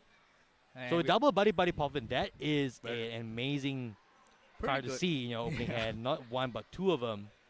Although we have to take into effect that there's also Iron Hands in Kaijen's deck, so that could take effect as well. So not only just Greninja's pressure of 2 prizing, taking the first 2 prize early, but Iron Hands also can take the first 2 prize in terms of knocking out whatever in the active position for Seng. That is true. Now we see Seng here looking through his deck a couple of times. Is the Manaphy prize? Uh-oh. I did not see it. He does have his Devo. Oh no, it's Manaphy there. is there, It's yeah. there. My bad. Remember, Seng does play Devolution, TM. Oh. That is going to be very important later on, after like possibly a Iono. An Iono into a Devolution. TM Devolution. Yeah, That it will would be be clutch. devastating. Yes, Because indeed. Seng plays Hyper Aroma, so a much more consistent build. He does play Evolution, TM Evolution as well, just one copy. It's a 1-1 in his deck. 1 Evolution, 1 Devolution. And I'm not sure if it's in the deck or does he have Arven to play. There's, Yeah, there's he has definitely an Iono in the hand, so we will see a support to play. It's just that it's probably not the ideal one. He might be just on a thin out his deck. Not sure you want to get Radiant Greninja to just draw more cards after this Iono perhaps. I don't see an energy in the hand though for Seng, so potentially not being able to draw cards right now, but maybe after the Iono. Oh, going for a Screamtail early. That's a little too early, I want to say, but okay, so Monkey Dory comes out Okay, Monkey instead. Dory. Still a bit early, I feel. No Radiant Greninja. Yeah, I feel Radiant Greninja is fine into this matchup because you have to power through your deck fast to keep up with the speed of Chen Pao once they get going. And as we understood from Kaijen's 7 rounds, he blazed through all of them. Indeed. Here comes the Iono here from Seng. Now, he's looking for an energy as well as for that TM evolution to at least get into a couple of Curlias. Or maybe even the Hyper Aroma for next turn. Oh, we see Evolution. both TMs, yeah. Evolution. Both TMs with the energy. That's big. The Evolution is big, like very big. This puts the pressure on Kaijen to get his Excalibur set up ASAP. Like, if he doesn't get it out, high chance his Frigiback is not going to survive after this turn. That is true. Seng here having the ideal start, going second. Being able to pass turn back to Kaijen here, who already has the Frigibacks in play, but not the Excalibur. And So- again, it's the only Frigibacks in play. So Seng did go for the TM Evolution play, getting 2 Curlias from the deck, and immediately evolves into the route. So that's the power of TM Evolution. Evolving the routes into the Curlia. Yes. And now, pretty much, Kaijen is going for the Shivery Chill as well as for the Excalibur. Capturing Aroma. So Yep, it of was the Capture heads. Aroma. Does Yes, he indeed. have a rare candy? Doesn't seem like it yet. So it's all about this Radiant Greninja. His hand, he has only energies and just a Super Rod, and I don't think he has anything else. And the Dance Pass, if I remember, yeah. So This is gonna be clutch, right? It's So a conceal big cards for conceal 2. card. Does he have anything? There's a Pokestop, the mic. So Iron Bundle Pokestop. Just attachment and No. no instant charge. Just going for instant charge Oh, here. that's big. Smart play here from Kaijen to not even think about going for Yeah, he doesn't want to risk knockout. it. Yep. I mean, why would you? You free up a bench spot and you essentially go on the odd price count. So smart play here from Kaijen. Now Sang draws, gets into the dark energy. So potentially being able to start piling some damage on Kaijen's side of the field. This dark energy is very important because this allows Monkey Dory to help Gardevoir EX knock out this Chen Pao in the active. That is true. So putting that 3 damage counters onto the Chen Pao in the active. He does have a lot of refinement to do. Oh, Discarding the TM big. Devo. Are you sure, Sang? Oh no, this is very risky play here. Does have a Does Gardevoir EX. get the Gardevoir, so the Guardi in hand. Not sure he has any energy though. That's the thing. He Looking needs for energy 2 right now. more energies. He has an Ultra Ball, but he needs 2 Psychic Energy. An Earthen Vessel would solve all this problem. Yep. So hoping for an Earthen Vessel here, or even an Arven to get the Earthen Vessel, but I can't see what 2 cards. He only gets a 1 energy. I didn't see what was in Sang's hand right there, but I would have think he could have Ultra Ball and just got another Curlia, thin the deck before going for the refinement. But he wanted to have an Ultra Ball to discard the Psychic Energies that if he has chance to. That is true. Because then he only has 1 in field. He doesn't have any in the discard. Oh, he does have an Arven. So the Arven was there all the while. Not So- sure that from saying what was his thought process, but I would presume he will go into the There it Earthen is. Vessel. There you There it go. is. So Earthen Vessel for a couple more Psychic Energies. Earthen Vessel Psychic to draw to get 2 more Psychics, and then you can Ultra Ball the Psychics away. Getting to that final Curlia. So on Sang's second turn, he has 4 Curlia in play. Yeah, this is the strength of Gardevoir when it does get an optimal start. And Kaijen didn't get the optimal start to say because he didn't get a Baxcalibur turn too. That is true, but now Sang here will be able to put the pressure on, potentially retreating this active Ralts into a Curler that can evolve right away, would take a knockout here on the Chen Pao. Now, I'm not sure what Sang is thinking, but he has to retreat this. Yep. Yep, and there you go. Is that the right one? No, though? no, that's not the right Curlia. That wasn't the right one.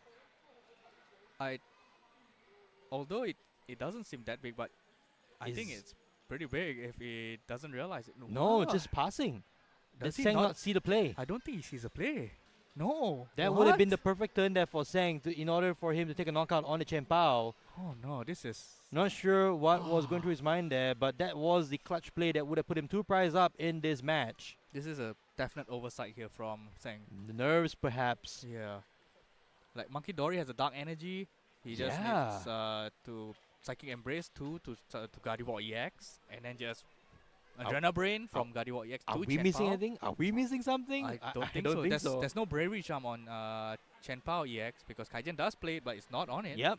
So he does take it essentially takes 2 prize, which puts you in a lead against Chen Pao, which kind of solidify your matchup already. Mm-hmm. Because all you need is just take another knockout on the Rodom and possibly another Chen Pao. Oh pick up. no. So here comes the canceling clone play. Oh, this is bad. So that was I think that was a Prime Catcher into the Manaphy. Yeah. Now the Manaphy does have a Bravery Charm on it, so Sang did think about this play here.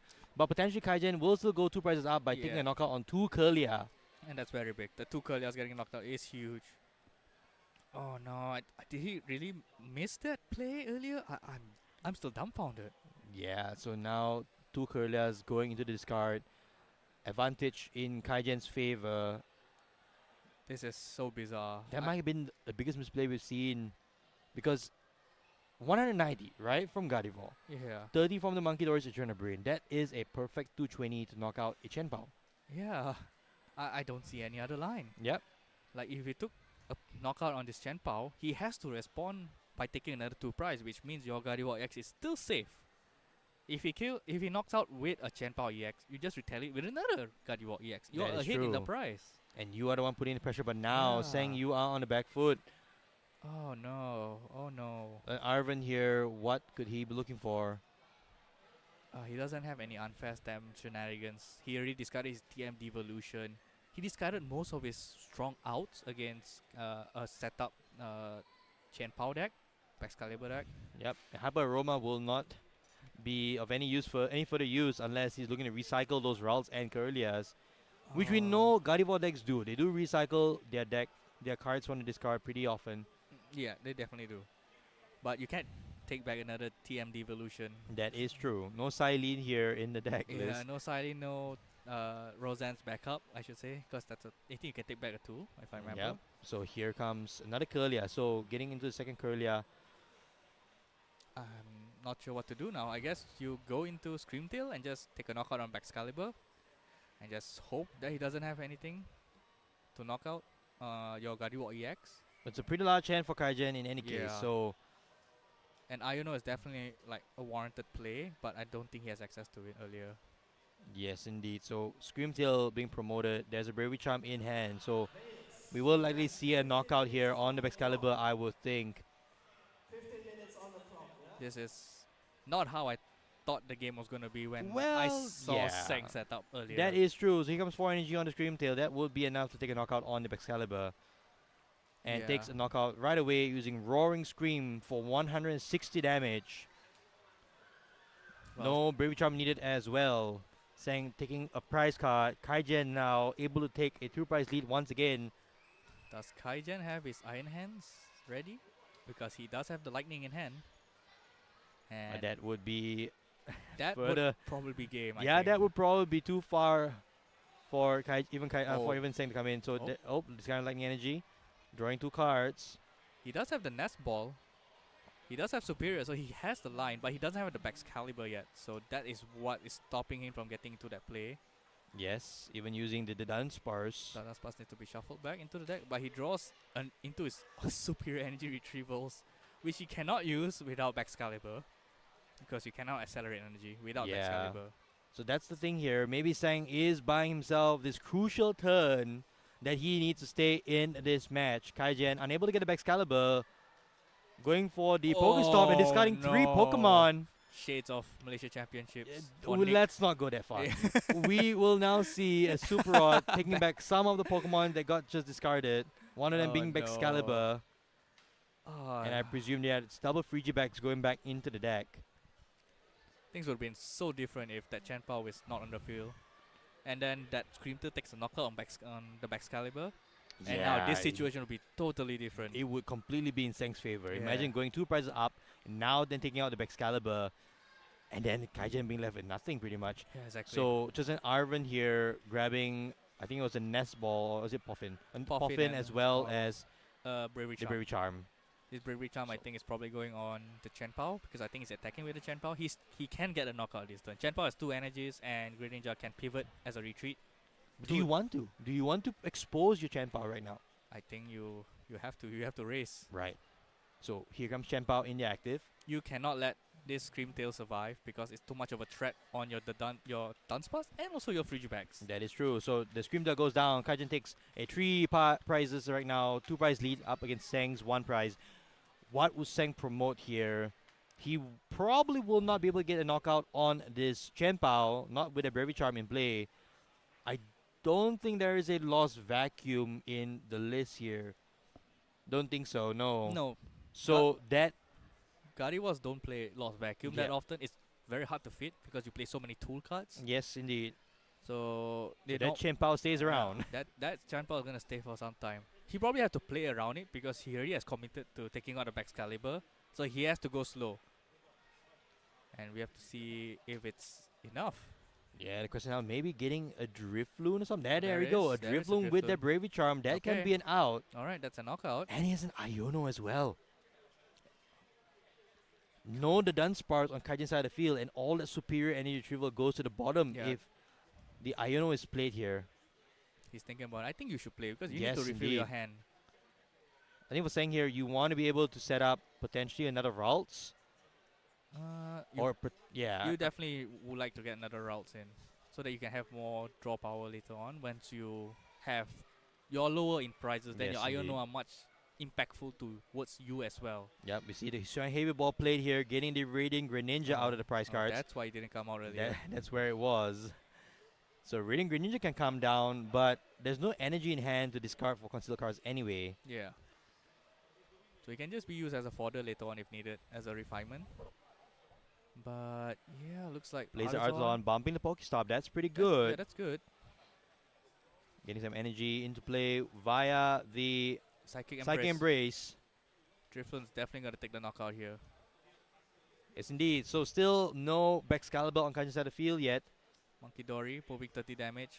I would go for the Dunsparce I maybe. think you go for Dunsparce, Yeah. pressure it. No, going for the Rotom. Oh, he wants to Roaring Scream it later with Scream Tail. Okay. So but he has to Super Rod it back later on. Indeed. So we do see 5 energies on Drifloon. I still think it's a bit too rushed to do that. The 30 damage from Monkey Dory to the Rotom. I think you just pressure his Frigibacks or even the Dunsparce. Here comes Pokestop discarding. Oh, no. no. Not again. Not again. Kaijen, what happened? I think there is a Excalibur in hand, but that's all there is. He needs his rare candy. He discarded his Dunsparce, so I'm not sure if he has another one. Maybe he has because he's super rodded, but I didn't catch whether he super rodded the Dunsparce in. Yes, indeed. So we do see 5. Oh no! Well, oh, that's not great. That's an instant charge. That's an instant charge for a pass. Sang here, tying up the game so far, and will be able to take another knockout. He's probably gonna take the lead here. Yes, indeed. He will take the lead. The question is on which Pokemon. If he has the Boss Order, I think he would slam it down right now. Boss's Order is definitely what you want. This is a back and forth game. This has completely turned on its head. Sang had the advantage, which he did not take. Kaijen raced ahead, and now Sang was able to buy one turn that flipped the game. Oh my goodness. So we do see the Super Rod come down. Looks like He's grabbing the Scream Tail. and Yes, probably indeed. He's thinking about the routes. So taking a knockout here with the Drifloon again on the Frigibags would be decent because then you could just have the Scream Tail on the bench ready to snipe that Rotom for the knockout. Yeah, I think that's what he's trying to play for. Just force Kaijen to knock out this Drifloon. Which And is still a threat, isn't it? It's definitely a threat, but I think this kind of seals the game if Kaijen didn't take a knockout on this Drifloon plus something else. I think he's a bit too far behind. Yeah, that was a pivotal turn here. We're getting quite a nail biter here in the final round at the Trading Card Game Malaysia Open Championship. Sang up against Kaijen. Yeah, both these players undefeated, 7-0 at this stage. Yeah, Kaijen also doesn't play Lost Vacuum, so Oh, that's a clutch card there. So refinement for 2. This is. Do we see the Boss's Order? I think you just pressure with just the Drifloon, I guess. I think that's the better play to knock out with the Drifloon. So you can just force out. So you can just knock out with Scream Tail later. That's true there. We do see, I think that's an Ultra Ball. He can grab it if he wants. Yeah, just benching it right now. Yeah. Just to secure it on the bench.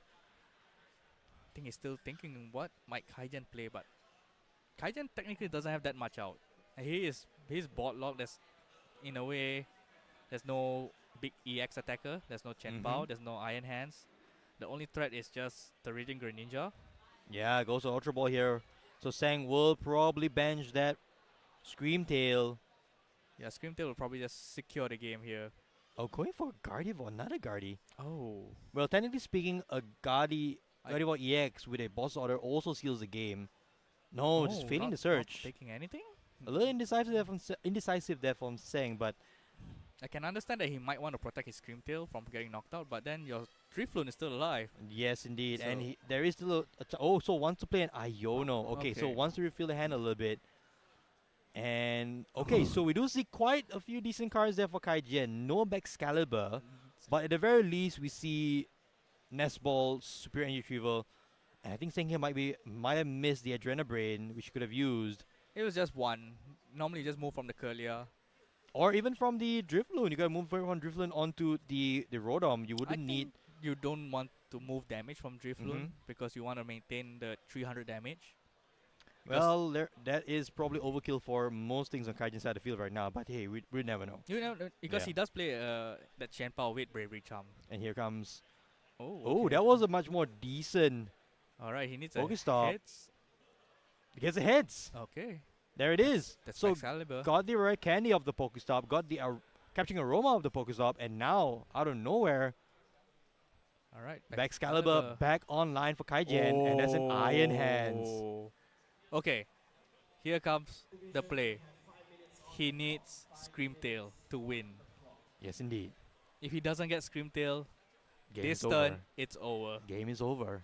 It's all about these hands. He's handsing this turn. Yep, there will be a hands play here. Iron Hands EX going to race Kaijen back to the lead here with a single prize left to take. I'm not sure if Sang has his counter catcher in his hand. Oh, that's interesting. Oh, Accelerating oh. energy, getting the Dunsparce to attack. All right, Dunsparce is good. All right, okay. Well, Dunsparce can attack. We're just not sure what that attack's name is, but I believe it's for 30 damage, which I think should be enough It's to take a definitely knockout. enough. Yeah.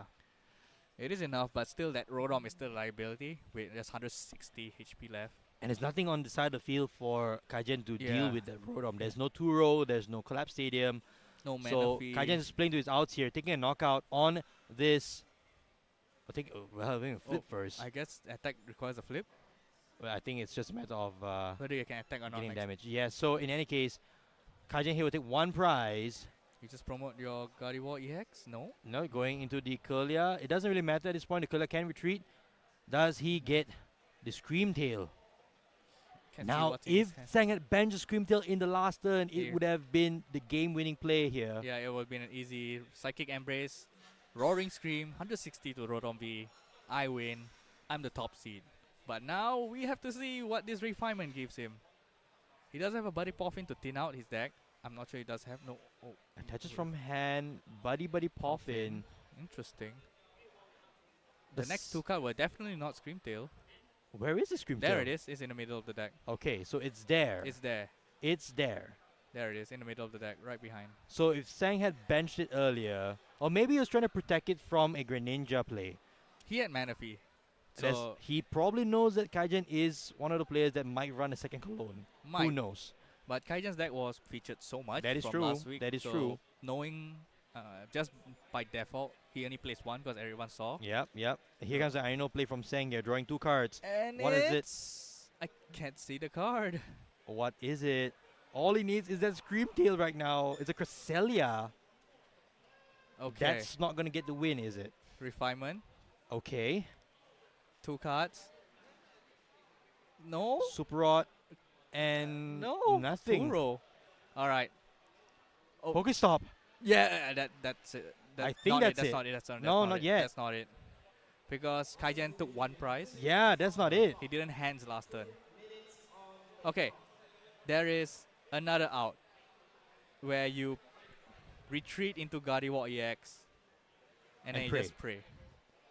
Or you evolve the Curlia to Gardevoir EX And pray. Because actually you can just retreat and just don't attack. Yeah. Because then Kaijen's bench lock. Then Kaijen's only way of victory is just Prime Catcher. He cannot put down the bundle. Which Iron bundle. Prime Catcher has been played already. Yeah, so if he doesn't, if Sang knows this, he just pass. Yes. He just pass and it's actually really safe. Because there's no way of attacking, of knocking out this Gardevoir EX. Yeah. If There's he knocks no- out, this Chen Pao might come out. Okay. Adrenal Brain. The moving Adrenal Brain, 13. okay. Alright. There is one play from Kaijen here. The Dunsparce into an Iron Bundle. Oh, he takes a knockout. Uh-oh. That's over. That's over. That's Iron over. Bundle will be the card here. Yeah. Irida, Iron Bundle. That's the game. What a match here. Almost down to the wire for Kaijen to take the win and go 8-0 top seed here at the Open Championships. Saying, very unfortunately, I think could have played it a little differently. Yeah, he But at the end definitely- of the day, he still probably locks up his top 8 spot anyhow in this prize pool, his huge prize pool of the event. But that could have gone very differently, Darren. Yeah, it could have went so many ways. Sang actually had a lot of upper hands. Yep. But didn't make use of it. And then that late game Ultra Ball, he didn't get a Screamtail. Yeah. And that proved his defeat. So I don't know. It's just maybe an oversight by him. Well, maybe we'll see Sang again in top 8. We are very sure both these players will lock themselves into top cut this stage. We are going to get a few more matches done and dusted before going into top 8. Don't go anywhere. We'll be right back. See you. From Pokemon, One Piece, Magic the Gathering, and many more. Not only that, we'll be having hourly auctions. So keep your eyes open and your ears open for our hourly announcement. So make sure to bring your family and friends on the 2nd of March. See you guys then!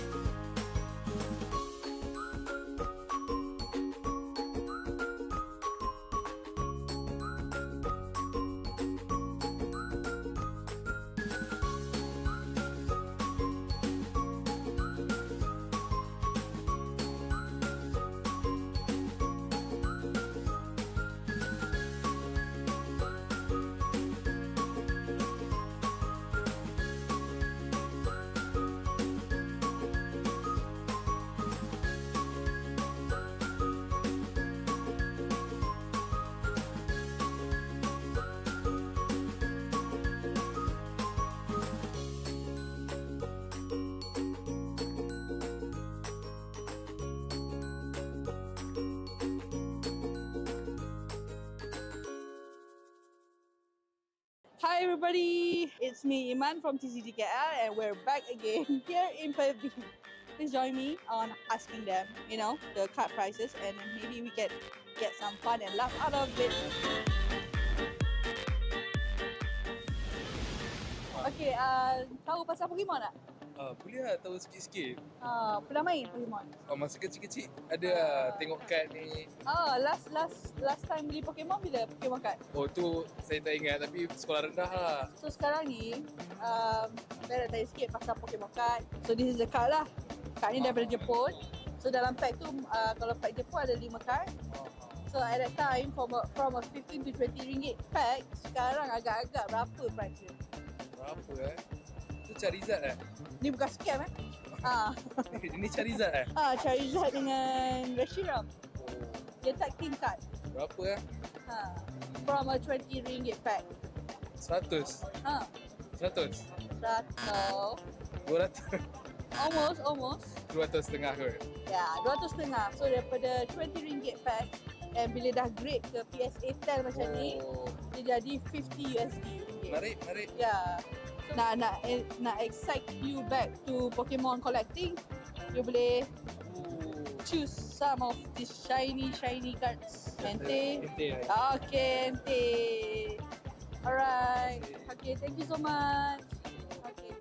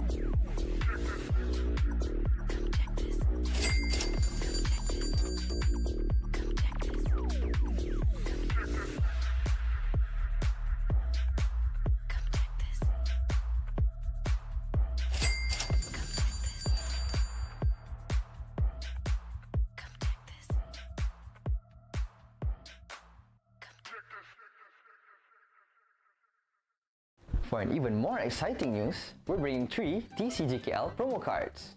All of them will sell at 24 ringgit 90 cents. For our first promo card, however, we'll be doing a Collect Them All series, where if you manage to collect all of the Collect Them All series during our mini events this year, you'll stand a chance to win our international guest meet and greet lucky draw. These cards will have a serial number on the back, so only one person can own one card and needs to be registered during the event. So, make sure you don't lose it. Bye!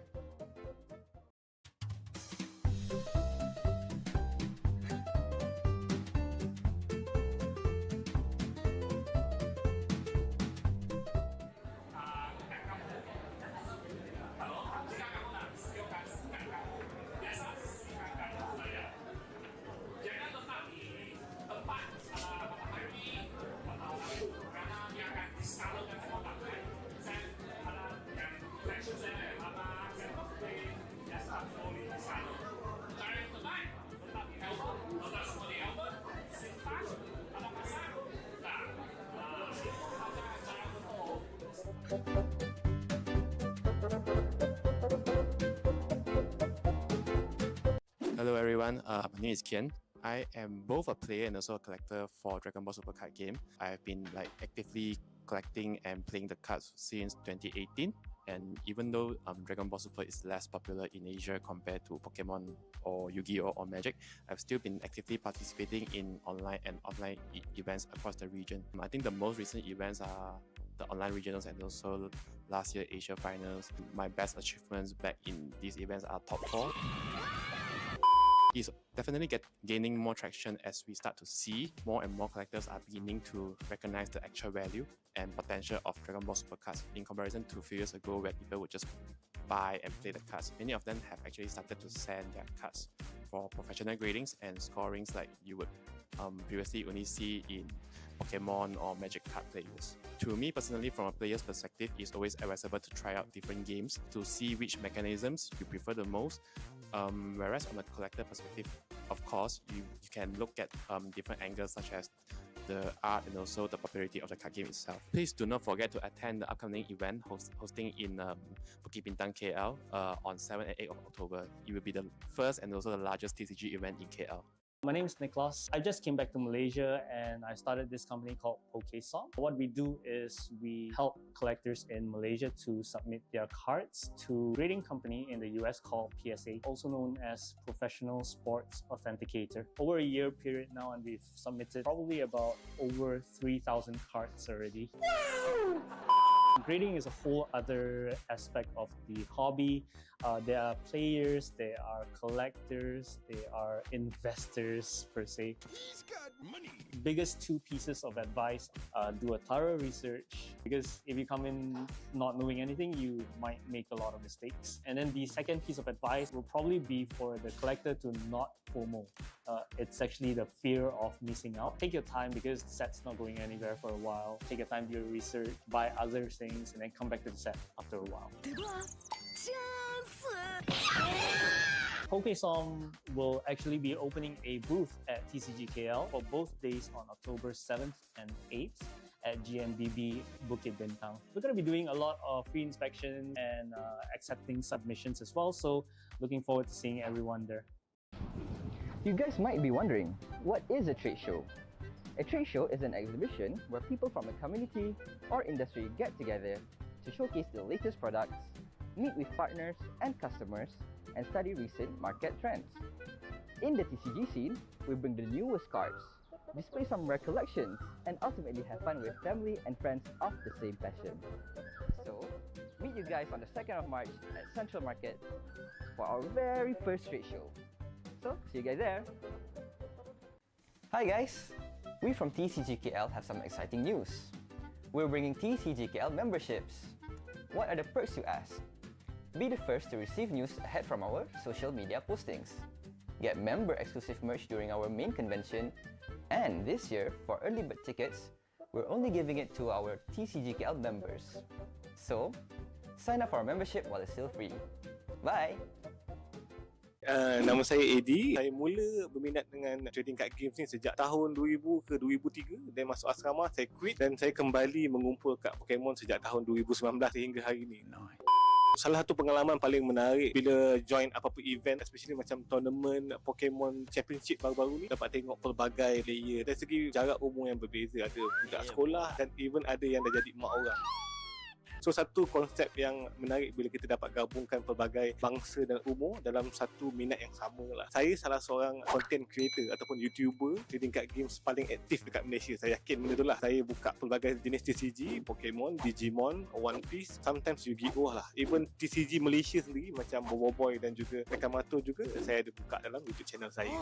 Aku terbaik. Jangan lupa untuk datang ke TCG Convention pada 7 dan 8 Oktober. Pelbagai TCG akan dipromosikan. Ini adalah satu-satunya convention yang tertumpu pada trading card game sahaja. Kita jumpa kat sana ya. Oh, hi guys. We're currently at Toys Bar. Do follow us, like us, share us for you to have a chance to win some giveaway as well.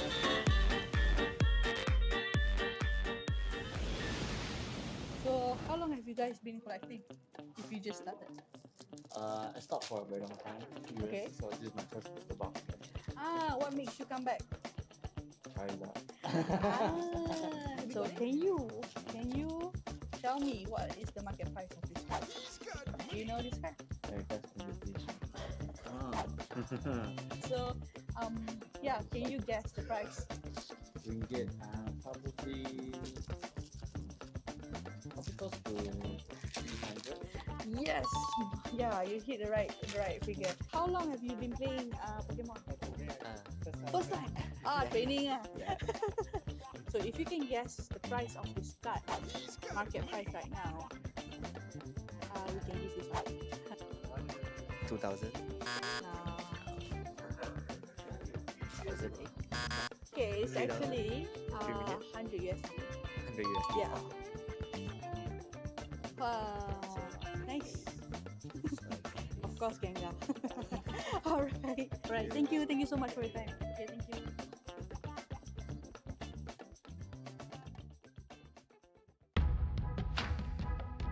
Hello Malaysia, my name is Koki Saito. I am a restoration artist from Japan. Please come and join me in the TCGKL 23 competition and see you all this November.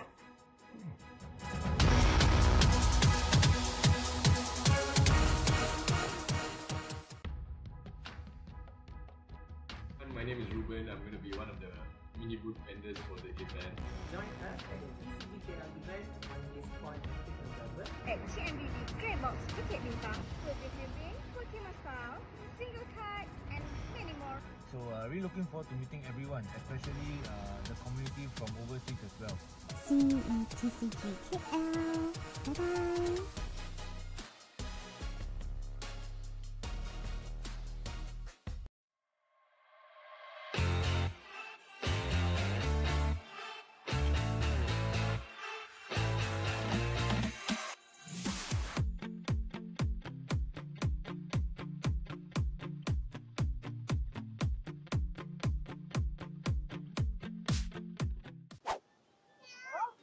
Hi guys, it's me Iman from TCGKL. So we are now at Bukit Bintang Pavilion. So please come and join me and see what we have for you today. Okay, so do you guys ever heard of Pokemon? Yeah. Do you play Pokemon? No. Collect Pokemon? No. Do you have friends that play Pokemon?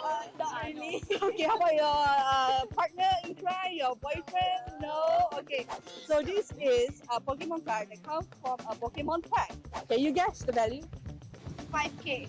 From 20 ringgit pack. Be realistic. 100? A little bit more, a little bit higher. No. No. 200? No. Is it 3 digit or 1 more? It's 3 digit. 500? No, it's 400 ringgit.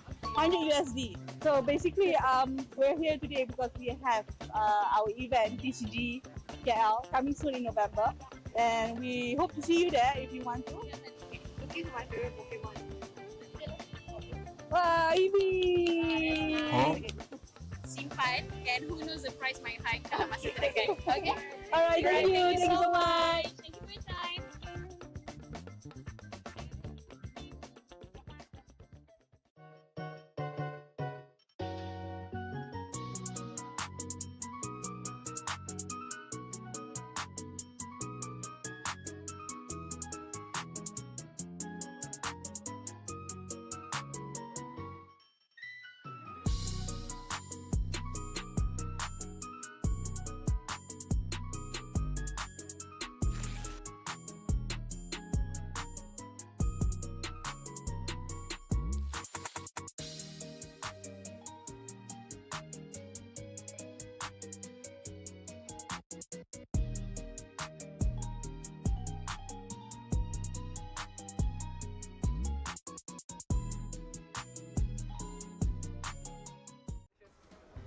Hi guys, I'm Nazmi from TCGKL. Next month we'll be holding a trade show event on the 2nd of March. Where will it be? Drumroll please. Central Market. So block your dates now and make sure to see you guys then. Bye! Promo card? Of course we'll bring our promo card to the TCG Malaysia Open Championship. Only those who sign up as a player for our tournament will receive a complimentary serialized promo card. And if you manage to collect all from our Collect Them All series, you could stand a chance to win a free meet and greet session with our international guest illustrator for our upcoming TCGKL 2024, which we will be announcing in a month or two. So, sign up now and grab yours at the tournament. Good luck! Hi, Richard Low here. I have had quite a few good experiences. Sometimes you meet people who are middlemen and can help you to do trades from overseas. Things that they don't have to do, but out of passion for the industry or passion for the hobby, they do it. And yeah, it's really nice of them. They don't charge anything and they're all friendly. You make a lot of good friends.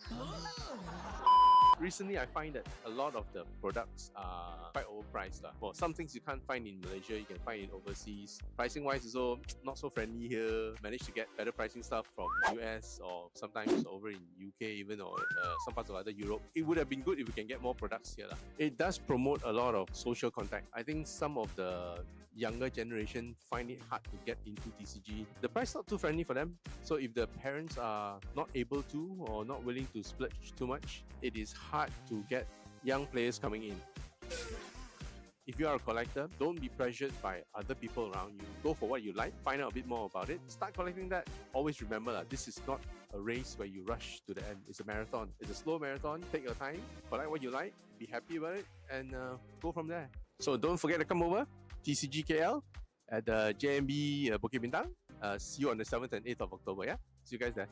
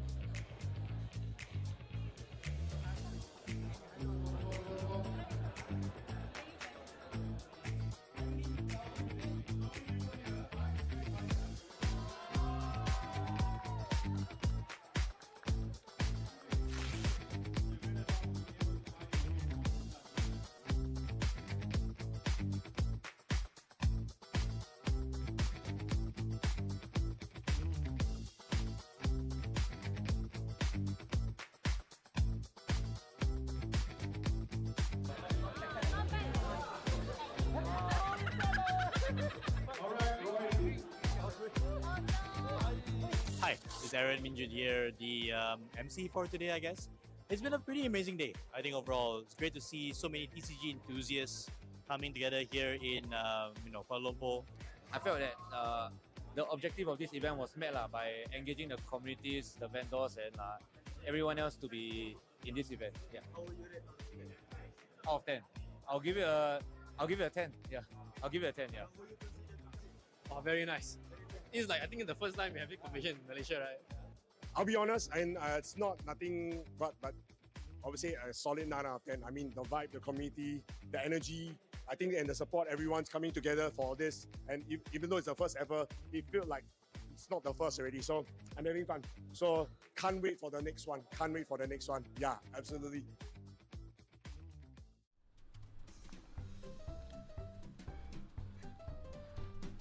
Oh, hey guys. Registered for our tournament this 6 and 7 July yet? Don't take any chances. Our slots are filling up fast. We're having One Piece TCG on Saturday and Pokemon on Sunday at Atria Shopping Gallery, with a total of 5,000 ringgit up for grabs. Don't miss this chance to be the first TCG Malaysia Open Championship champion. Pre-registration closes on the 3rd of July, so head on to our profile and click the link to register now. See you guys then! Oh, hi guys. We're currently at Toys Bar PJ. So we're doing a giveaway, physical giveaway with all the members that we have. Okay, so basically, have you ever collected Pokemon? Yes, I have. What is the last set you bought? My last set was Sun and Moon. Basically, my last game was during the GX season. You play as well? Yes, I used to play. Yes. Play and collect? Yes. Okay, so you might know the cards. Maybe. The famous question is, how much is this? I can't recall. I think it's over. You can almost, yeah. I'll say 1,000 USD. But no, I don't think so. Not that high. Yeah. This is only what, 2019? Yeah. But no, so this one should be at least, I think, around 200-300 This was last year. Yeah, 200-300 USD. No. No? No. So lower than that. it can't be lower than that. 100 USD. Yeah. Oh wow, okay. Yeah. So what am I supposed to do? You can choose. I can just choose. just for fun. Alright, sure. I think of everything art style wise. Gengar. Yeah, I think the Gengar looks nice, or the Yeah. Aerodactyl, but I'll fit the Gengar. I think for you I give you. Okay. All right. Thank you. Thank you so much. Thank you so much for your time.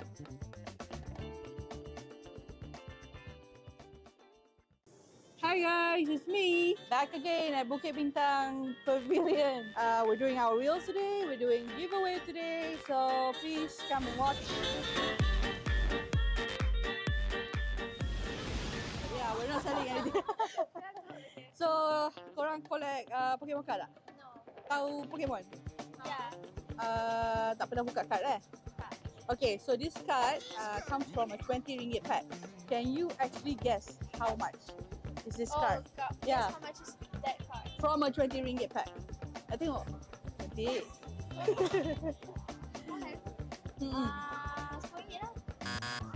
This card was released last year. So it's 20 ringgit when it was released. The pack was 20 ringgit. So we pull it from a pack. Right now, the price is 100 USD, which is 400 ringgit. In just 1 year. Oh yeah. Yeah. Oh, mana dia? Yes. You can try. You can choose one. Was Yeah, you can choose one. This is from us. Yeah, Vaporeon. Really nice. Yeah. Yeah. Oh, I got to choose one. Yeah, you too. Oh, okay. Now ambil pair, Jolteon. This is actually a sotong. Sotong. Jolteon siapa? Ni. This one. Oh, okay. Yeah, dia macam pair lah. Vaporeon and Jolteon. Yeah. Okay. Alright, thank you so much for your time.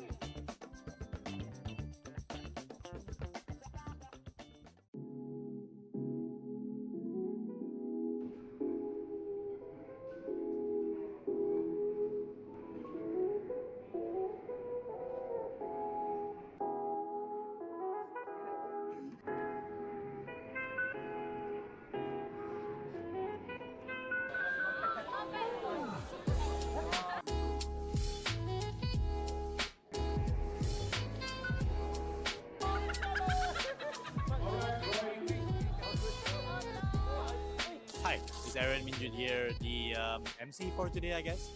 It's been a pretty amazing day. I think overall, it's great to see so many TCG enthusiasts coming together here in Kuala Lumpur. I felt that the objective of this event was met by engaging the communities, the vendors, and everyone else to be in this event. Yeah. Out of 10. I'll give it a 10. Yeah. I'll give it a 10. Yeah. Oh, very nice. It's like I think it's the first time we have this competition in Malaysia, right? I'll be honest, and it's not nothing but obviously a solid 9 out of 10. I mean, the vibe, the community, the energy, I think, and the support, everyone's coming together for this. And even though it's the first ever, it feels like it's not the first already. So I'm having fun. So can't wait for the next one. Can't wait for the next one. Yeah, absolutely.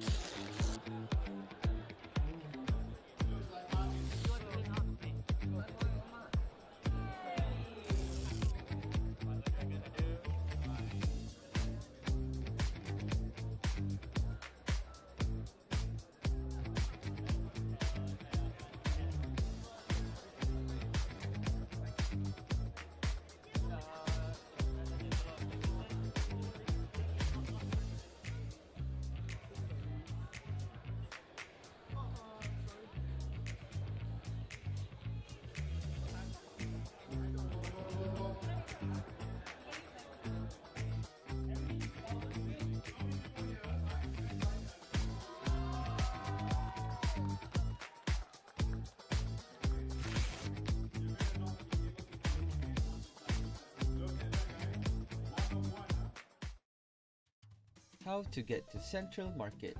For the second parking, we have City Parking, which has an hourly rate, but caps at a maximum of 13 ringgit. It is also around 10 minutes walk to Central Market.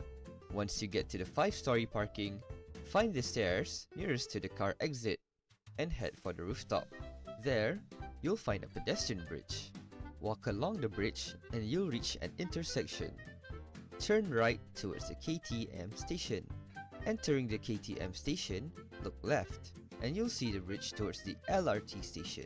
Remember, take the smaller path on the left, as the larger path leads toward the LRT station payment gates. Continue along the smaller path, and you'll exit at the LRT station's staircase, just in front of Central Market.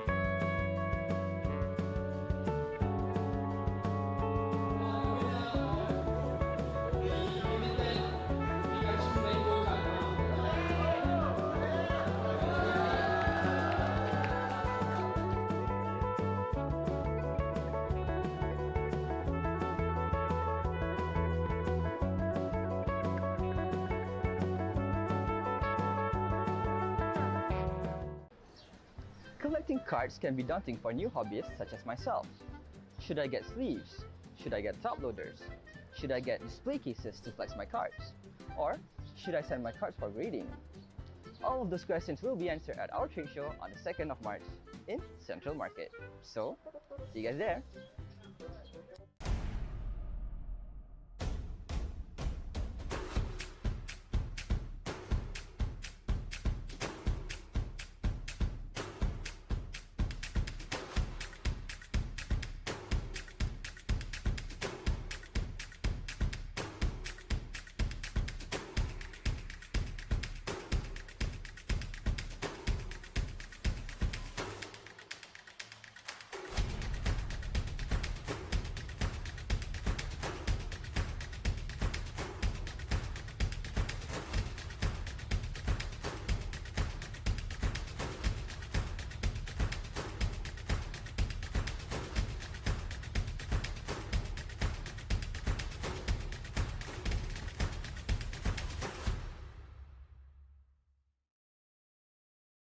Hi guys, I have an announcement to make.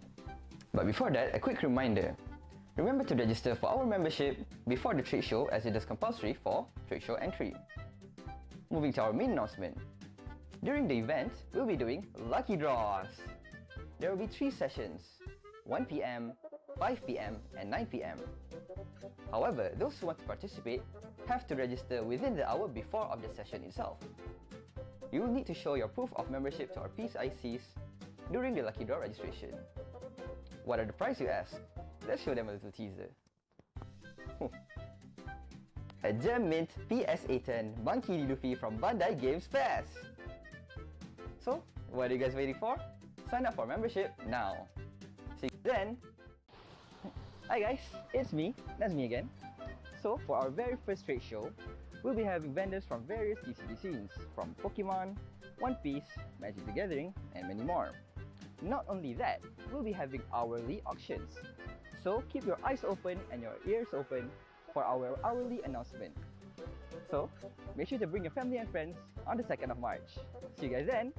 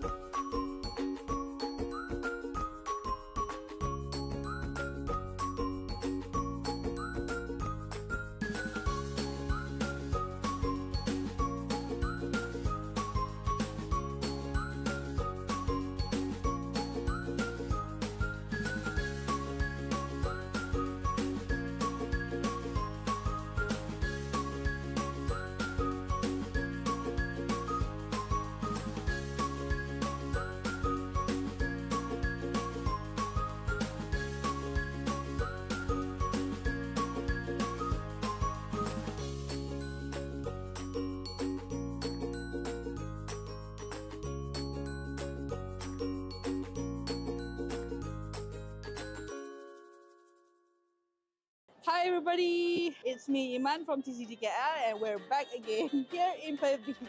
Please join me on asking them, the card prices and then maybe we can get some fun and laugh out of it. Okay, tahu pasal Pokemon tak? Boleh lah tahu sikit-sikit. Pernah main Pokemon? Masa kecil-kecil ada lah tengok kad ni. Last time beli Pokemon bila Pokemon card? Oh tu saya tak ingat tapi sekolah rendah lah. So sekarang ni, saya nak tanya sikit pasal Pokemon card. So this is the card lah. Card ni daripada Jepun. So dalam pack tu, kalau pack Jepun ada 5 card. So at that time, from a 15 to 20 ringgit pack, sekarang agak-agak berapa price dia? Berapa Tu Charizard Ni bukan scam Ini Charizard Charizard dengan Reshiram. Dia tag team card. Berapa From a 20 ringgit pack. 100 100 200 Almost 200 setengah kot. Ya, 200 setengah. So daripada 20 ringgit pack, and bila dah grade ke PSA 10 macam ni, dia jadi 50 USD. Menarik. Ya. So, nak excite you back to Pokemon collecting, you boleh choose some of these shiny cards. Ente. Okay, ente. Alright. Okay, thank you so much. Okay.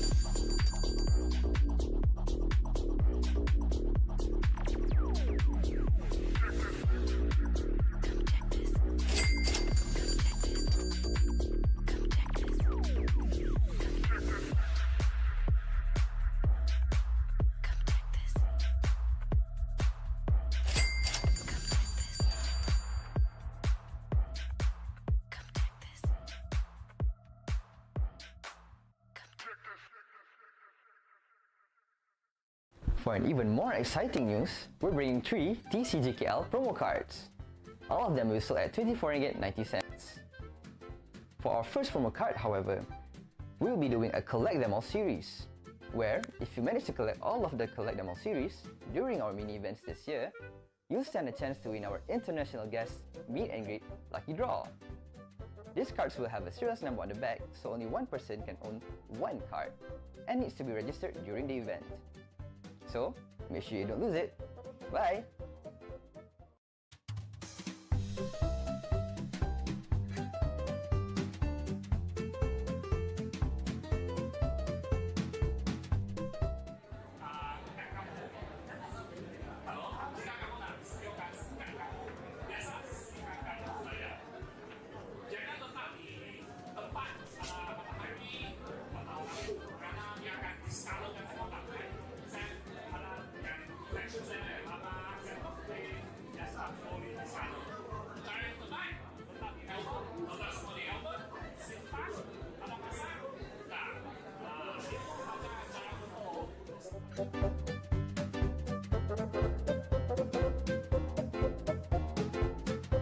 Hello everyone, my name is Kian.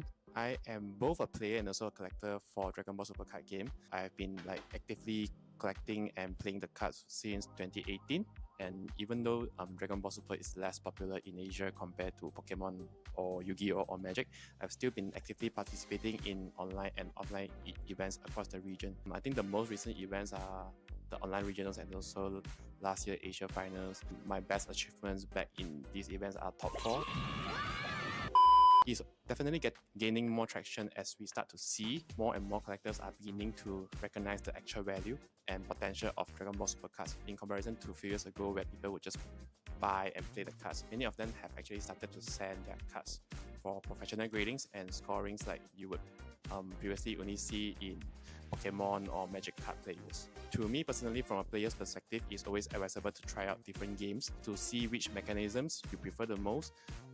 Whereas on a collector perspective, of course, you can look at different angles such as the art and also the popularity of the card game itself. Please do not forget to attend the upcoming event hosting in Bukit Bintang, KL on 7 and 8 of October. It will be the first and also the largest TCG event in KL. My name is Niklas. I just came back to Malaysia and I started this company called PokeSong. What we do is we help collectors in Malaysia to submit their cards to a grading company in the US called PSA, also known as Professional Sports Authenticator. Over a year period now, and we've submitted probably about over 3,000 cards already. Grading is a whole other aspect of the hobby.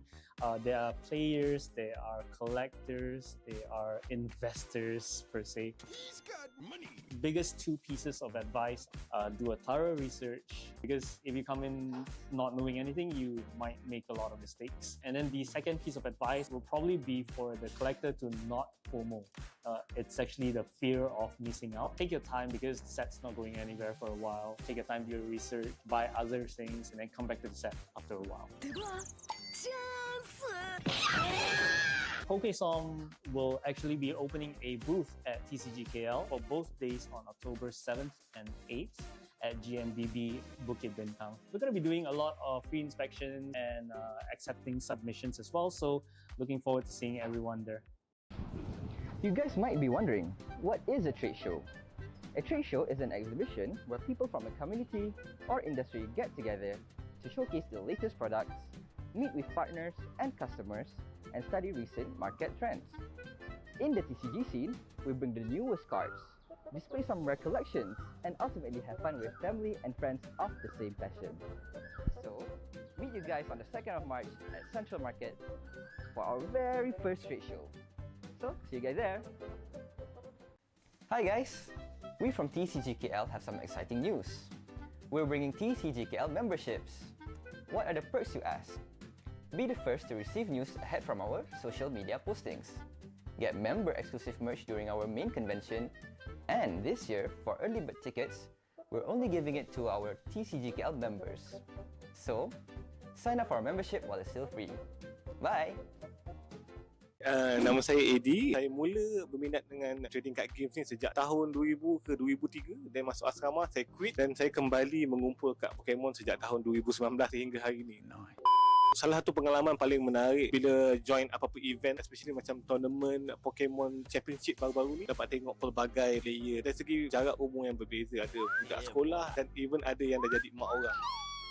So satu konsep yang menarik bila kita dapat gabungkan pelbagai bangsa dan umur dalam satu minat yang sama lah. Saya salah seorang content creator ataupun YouTuber trading card games paling aktif dekat Malaysia. Saya yakin benda tu lah. Saya buka pelbagai jenis TCG, Pokemon, Digimon, One Piece, sometimes Yu-Gi-Oh lah. Even TCG Malaysia sendiri macam Boboiboy dan juga Rekamato juga saya ada buka dalam YouTube channel saya.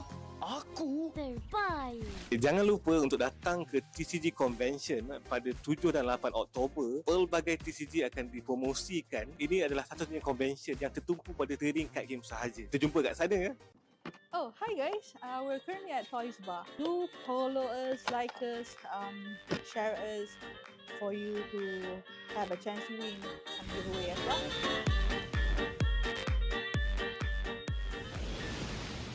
So, how long have you guys been collecting? If you just started? I stopped for a very long time, Okay. so this is my first pistol box. What makes you come back? Try that. So can you tell me what is the market price of this card? Do you know this card? Veritas invitation. So, yeah, can you guess the price? Ringgit, probably close to 300. Yes, yeah, you hit the right figure. How long have you been playing Pokemon? First time. Training. So if you can guess the price of this card, market price right now, we can give this out. 2000. 2008. Okay, it's actually 100 USD. 100 USD. Yeah. Nice. Of course, Gengar. Alright. Thank you so much for your time. Okay, thank you.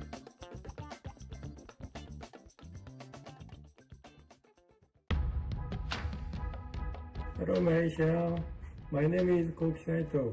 I am an restoration artist from Japan. Please come and join me in the TCGKL 23 competition and see you all this November.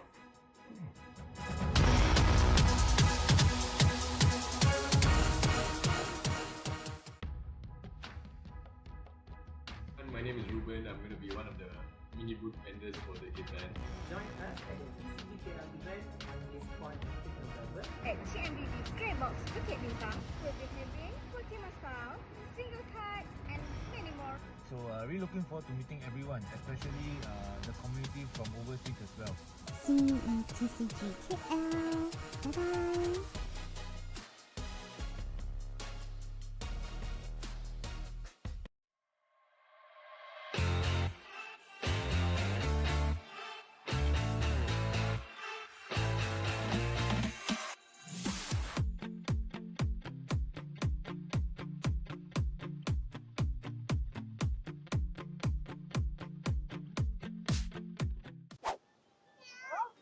Hi guys, it's me Iman from TCGKL.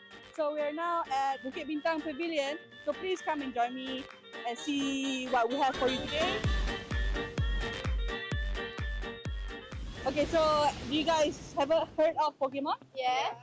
Do you play Pokemon? No. Collect Pokemon? No. You have friends that play Pokemon? Not really. Okay, how about your partner in crime, your boyfriend? No? Okay, so this is a Pokemon card that comes from a Pokemon pack. Can you guess the value? 5K. From 20 ringgit pack. Be realistic. A little bit more, a little bit higher. No. No. 200. No. Is it 3 digits or a little bit more? It's 3 digits. 500? No, it's 400 ringgit. 100 USD. So basically, we're here today because we have our event TCG KL coming soon in November, and we hope to see you there if you want to. Looking for my favorite Pokemon. Ivy. Simpan, and who knows the price might hike kalau masih terdekat. Okay? Alright, thank you. Thank you so much. Thank you for your time.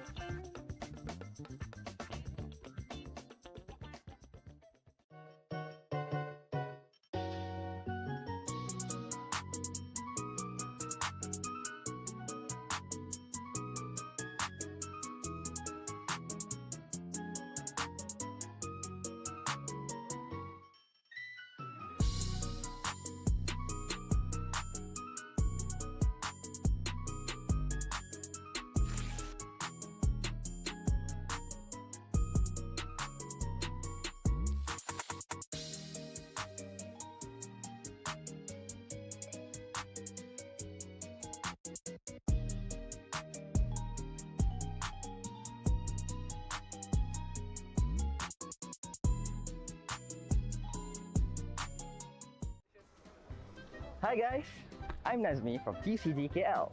Next month we'll be holding a trade show event on the 2nd of March. Where will it be? Drumroll please. Central Market.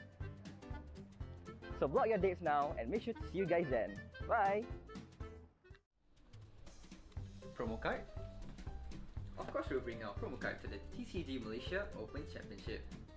Only those who sign up as a player for our tournament will receive a complimentary serialized promo card. And if you manage to collect all from our Collect Them All series, you could stand a chance to win a free meet and greet session with our international guest illustrator for our upcoming TCGKL 2024, which we will be announcing in a month or two. So, sign up now and grab yours at the tournament. Good luck! Hi, Richard Low here. I have had quite a few good experiences. Sometimes you meet people who are middlemen and can help you to do trades from overseas, things that they don't have to do, but out of passion for the industry or passion for the hobby, they do it. And yeah, it's really nice of them. They don't charge anything and they're all friendly. You make a lot of good friends. Recently, I find that a lot of the products are quite overpriced. For some things you can't find in Malaysia, you can find in overseas. Pricing wise, also not so friendly here. Managed to get better pricing stuff from US or sometimes over in UK even, or some parts of other Europe. It would have been good if we can get more products here.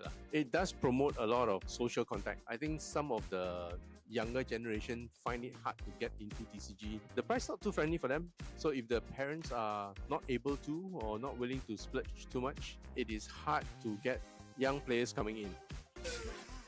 If you are a collector, don't be pressured by other people around you. Go for what you like, find out a bit more about it, start collecting that. Always remember that this is not a race where you rush to the end. It's a marathon. It's a slow marathon. Take your time, collect what you like, be happy about it, and go from there. So don't forget to come over, TCGKL at the JMB Bukit Bintang. See you on the 7th and 8th of October, yeah? See you guys there.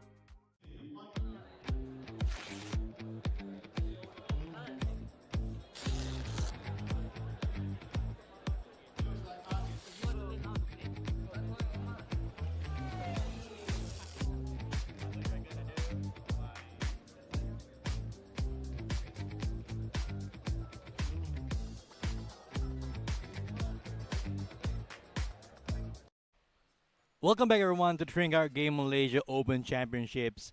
Aaron Minju, Darren Chen, we're in the top 8. Yeah, we have the top 8 list right here. It's been a long day of casting these matches. We are able to showcase some of Malaysia's best players, not just from the Masters division, but also from the juniors and seniors. And now we're into, right away, the matches here in the top 8.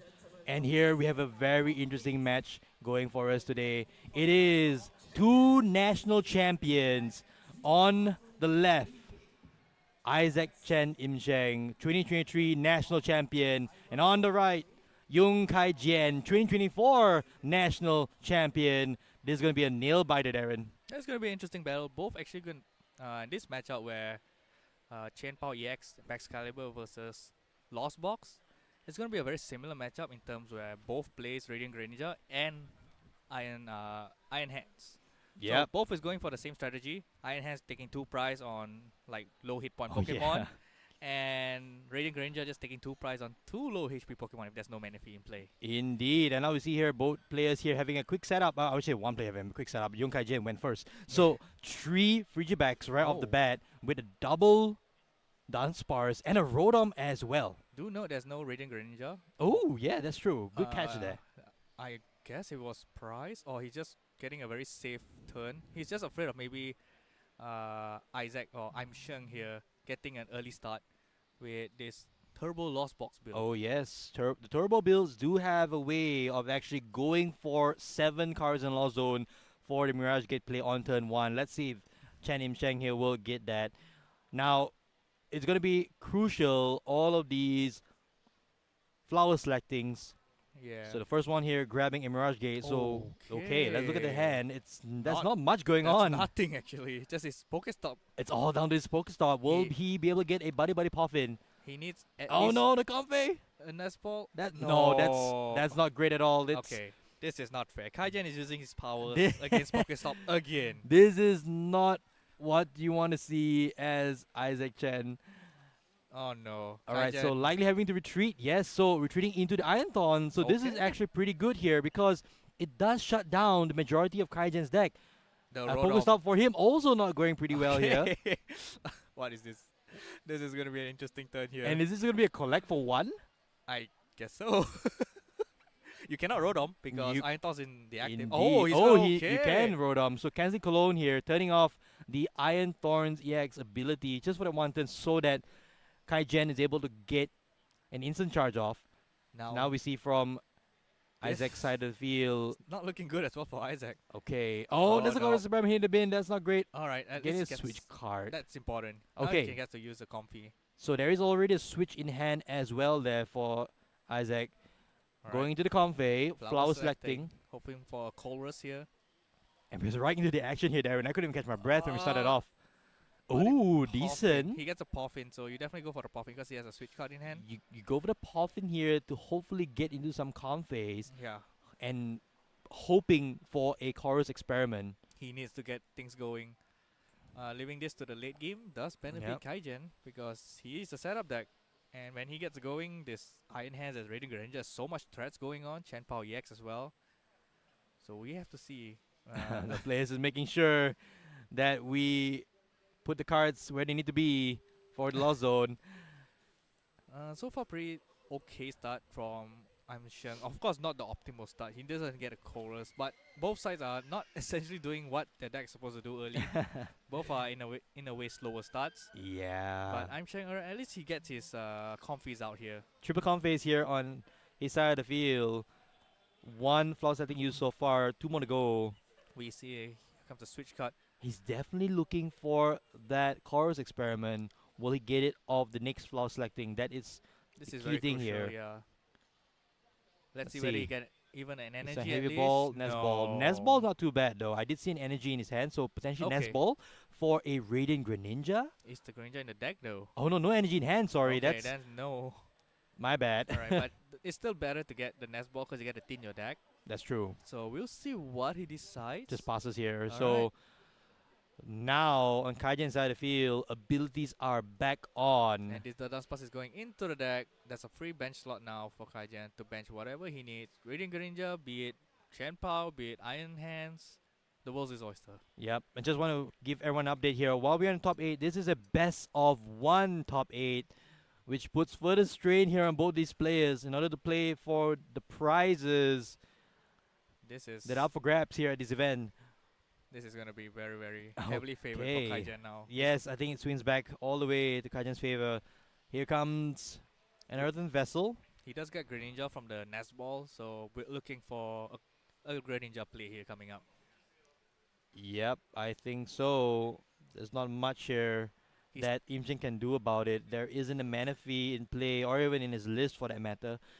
And it's going to be likely 2 prize cards Conceal cards for 2. for Kaijen if he's able to get a It's an Excalibur. Irida, I think, later. Oh, was it an Irida already? I think I saw an Irida, but here comes a Capturing Aroma here. Grabbing another Dunsparce Yep. for the hand. So there is an Irida. So So we are going to see Excalibur on turn 2 as usual for Kaijen. This is turn 3. It's for turn 3, tier yeah. 3. You're right. A Turn bit 3. slow, but he still made it, no? It's understandable at this stage. So Chen Pao and a rare candy. That just signals that he has the Excalibur in hand already at this stage. So we are going to see, as you said, Radiant Greninja come up into the active spot. Is there enough energy? I think so. I think he has energy. I think he has Superior in hand. There you go. Here comes Radiant Greninja. Going to Oh, be there's so many energy. giving in hand as Kaijen the well. lead here in this top 8. Oh, that's ball. Heavy ball first. He showed heavy ball. The Iron Hands wasn't the Yep. prize. Yep. Okay. That's very good. So now upcoming turn, when this Dunsparce does go into the deck via the Dunsparce draw, Mhm. that Iron Hands can come down. That is true. And that's gonna seal the game here for this. And how many this times match. have you seen Kaijen just pull up this play, right? I don't know. It's amazing to see how quickly he's able to just get set up. I just find it so amusing that he get to do this so consistently. Yep. All the way now to top cut. Although it's a best of 1 for That is this true. For this particular top cut. Well, I mean, that's how you build the decks, don't you? You Yeah. build the decks to be able to win the best of 1, and hopefully Oh it also works in the best of 3. Here comes There it goes. the double prize turn of the Radiant Greninja. Hey, you got a Poffin back. Another Puffin for Im Sheng. I don't think you want any more confies on the field. No, but you have to go for it if you're trying to build up that lost zone. He's at 3, so essentially he can build up to 7 because he does play like 3 Lost Vacuums Mhm. and Pokestop is still in play. So he does end an out, although the key card is Chorus Experiment. Indeed. So in Im Sheng's case here, what will be the right play. The Puffin first, leading to grab the final Comfey perhaps, just have it in play. This is a very tough situation for I'm Sheng here because Oh, Iron Hands and a switch. Okay. Kaijan is very ahead now. He has Iron Oh, Hands no. in hand. There's no disruption coming out. There isn't any. So There is a Roxanne in Im Cheng's list, but you can't use it right now. The card he's looking for is the Chorus Experiment. A very difficult choice here for Im Cheng. Iron Hands or Switch. this is not the right cards. You in want to order. get a Switch, so you have to bin the Iron Hands. Oh no, he has to. I think the switch is way more important to get him set up. Oh no. It will be a very crucial turn if you got Iron Hands this turn. Oh, there goes the Roxanne. Oh, okay, I guess the curse continues. Oh, that's not great. So the Roxanne goes into the discard pile. There is a Palpat, I believe, already in his hand. So potentially you buddy Puffin here for the Comfey. Palpat the Roxanne and the Chorus Experiment in just to increase your odds that little bit. You know, you can even bring out a couple of Comfeys thanks to the Super Rod if you like. I think it's either you take 2 Comfeys or you take 1. I think you take 1, both the active and the one that you're going to bench, both going to get knocked out by Radiant Greninja anyways. So So here goes a Comfey and 2 Lightning Energies into the deck with the Super Rod. What would Im Cheng do here? He's already behind on board state and on price count. So Super Rod, these 3 cards in. I don't see a line here for I'm Sheng. This is very, very rough for this situation. You can go into Cramoran. There's 4 cards in the lost zone already, but that's not gonna get a knockout. At least not right now. That is not the card to get. You want to stay in this price race. Maybe if you could. Oh, he has a Prime Catcher at the bottom, so maybe you get the Excalibur out and damage it somehow. But that doesn't actually change the game plan from Kaijen's side of the field. He's 1 Yeah. energy away from being able to use Moonlight Shuriken once again. Yeah, exactly. So goes to Cramoran? Okay. However, I think if he goes into pivot where he attacks with Cameron onto Excalibur, he can maybe go for a Sableye play later on. Just take knockouts, multiple knockouts in a turn, and with a Roxanne. I think that's his line. That's the only line I can see at the moment. It's so tough here being on the back foot for Im Cheng. Yeah. Not having the cards he needs already in the lost zone. 4 is not where you want to be. You want to be at 7 and by this stage as a turbo lost zone player. Yeah. You want to activate Mirage Gates. This is not looking good. I think looks like he's just going for the Comfy. This just gives Kaijen another prize to take if he goes for it. Yeah, I think for Im Cheng, he has a gamble list. Only through Comphase will you be able to dig through a deck enough to get the cards you need. You are also trying to get more cards into the lost zone, and Comfey is the card that does it for you. Oh, not getting chorus early. Yeah, it's such a pain. It got discarded off the top from that Pokestop. But it seems like he did price like I think 1 or 2 chorus. I'm not sure because his deck doesn't seem like he has many choruses Just left. failing the body Puffin. I guess, yeah. So then why play the Super Rod and cause your deck to be more a little bit more cluttered with Pokemon as well as energy. Maybe just second guessing himself now. Yeah. Like this Palpad here, okay, so that 1 chorus is going back into the deck. So Okay. with 1 Roxanne. So there is the line of play. But I'm not sure he gets to attack. But to in this, the Excalibur this turn. I mean in this particular turn, why not just get the Comfey onto the bench? Because then the Radiant Greninja will get a 2 price knockout. That is true. So here comes the Cramoran. Looks like just gonna cram the active. Getting 110 damage on the active Radiant Greninja. Not enough for a knockout, but does set up some math for the Sableye. We have to see whether Kaijen can get his Iron Hands out here. He needs to first get the Dunsparce in and use Runaway Draw, which then he can bench his Iron Hands EX. So Irida comes in, water Pokemon as well as an item. Probably gonna be something like Capturing Aroma perhaps. Probably Capturing Aroma. Oh, Nest Ball. Looks like Nest Ball, okay. Okay. Not sure he has any more Capturing Aromas in the deck. He plays 3.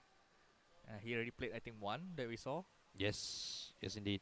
So energy attachment. So I think Kaijen says, I'm in the lead here. I'm just gonna take it real nice and slow. Interesting.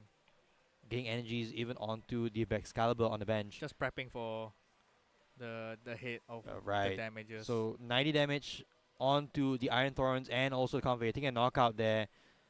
Kaijen removing all Comfays off Im Cheng's side of the field. 3 prizes down.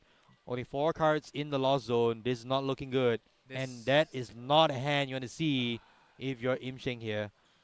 He probably has to go for the Pokestop. This is pretty rough. I'm not gonna lie.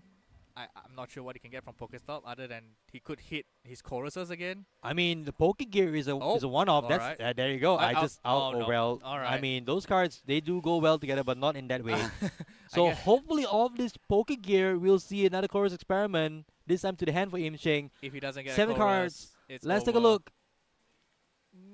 There Okay, it is. there is a So there chorus. is a chorus Alright. experiment.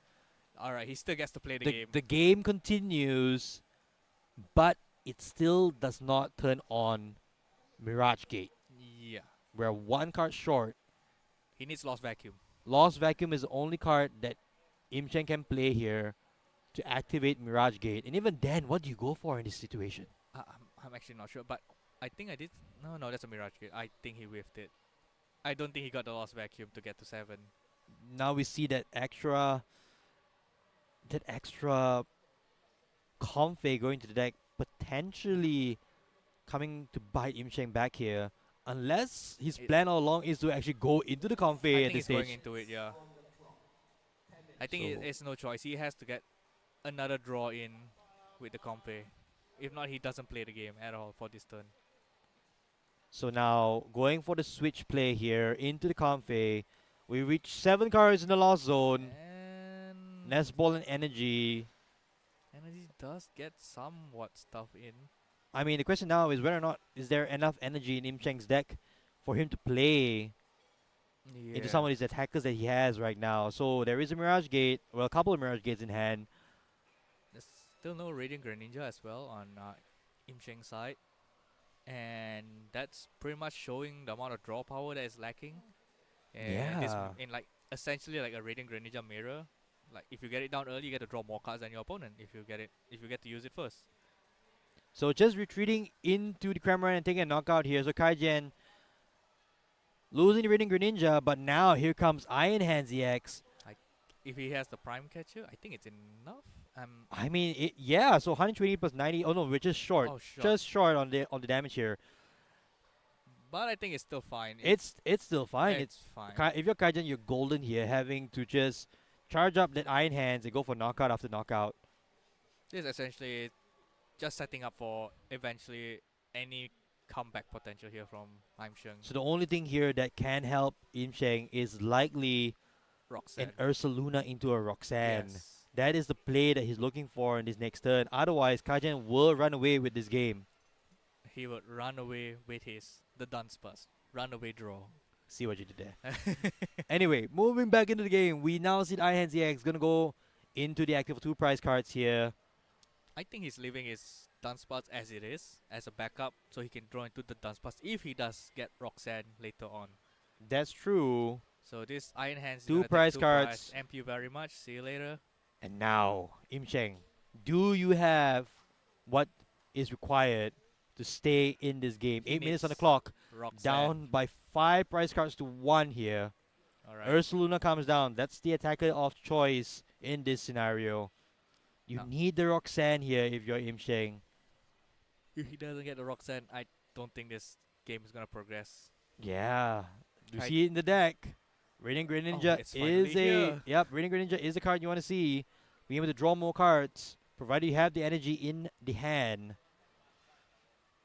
Still pretty tough situation. He Super Rod. Okay. That's gonna fill the deck out with some energy.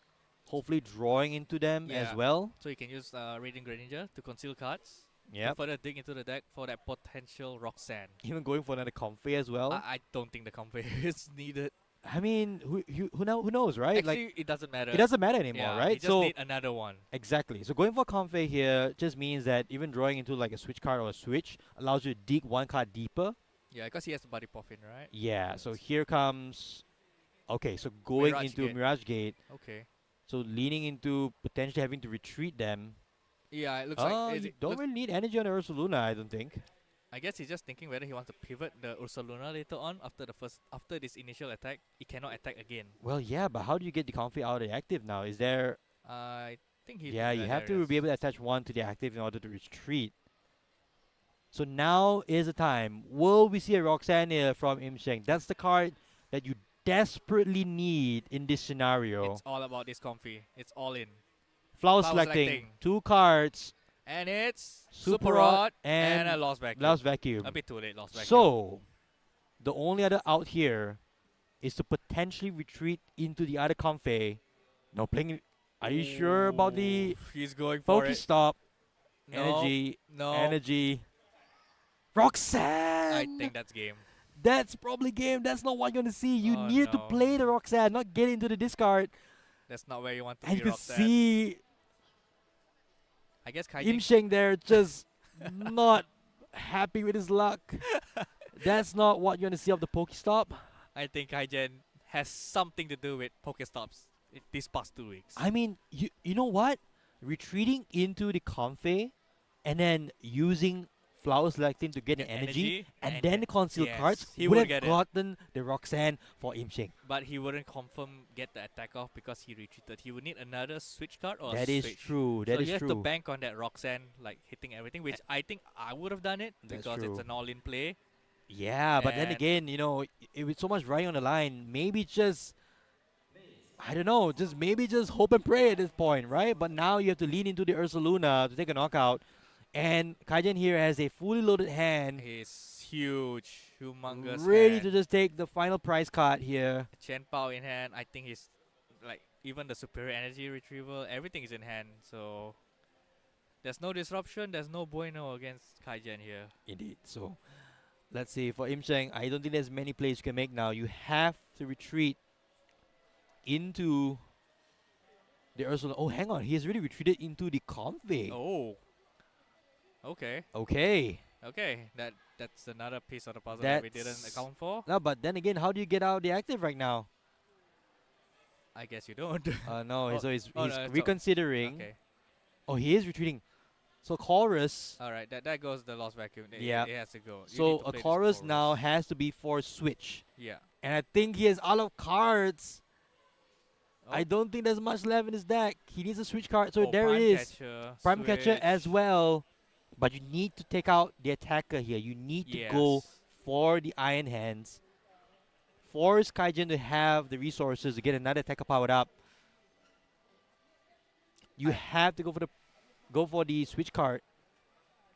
He needed the Roxanne last time. He needed unfortunately, Roxanne last time. He needed to indeed. disrupt Kaijin's huge hand. He had everything now. He preemptively searched out his Chen Pao. Yep. He Iridot get the Excalibur out, so he had everything in hand. Indeed. So I don't think there's much here for Im Sheng. It was a valiant try to go this far, but his run might just come to an end here in top 8. And of the 2 national champions, looks like Kaijin might be the one eking into top 4. That's nothing. He's running hot. He is. He's not eking into it. He is running real hot right now. Blazing hot. Ooh, Sableye here, potentially for Oh. Im Sheng. Would he try for a stall play here? I don't know if he... Oh, he does have the Prime Catcher. Yeah, so going for the Sableye play. But what do you bring to the active?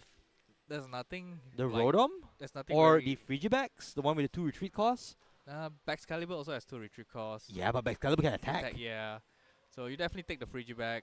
You should take the Frigibax. Otherwise, Yeah. well, I mean, we can go on and on about this, but It a doesn't- superior energy retrieval yeah, would it- just it'll be over. seal the game anyway. So here in this scenario, you are going to get a Lost Mine for 12 damage counters onto the side of the field on Kaijin, but he is literally 1 card away from a place in the top 4. That's huge. And Kaijin drawing through his water energy. There it superior is. Energy retrieval. And I think that's all she wrote. 4 energies, or just 2, retreating into it. And Young Kaijin books his spot in the top 4. A pretty quick, I want to say, run. But then look at the time. It's almost the entirety of that top 8 match. It went pretty back and forth because both players started a bit slow. Yep. Not blazing fast, but things really picked up when Kaijin got his Excalibur, and that's when he Yeah. started going with the Raging Greninjas non-stop. And that's all. That's the thing, right? Growing the hand size on Kaijin's side of the field and not getting disrupted just made it so that the win was inevitable, Yeah. right? What Isaac needed at that particular turn was the Roxanne, and potentially that could have been a comeback turn, right? Going going up 2 more prize cards, bringing it 3 to 5, I want to say.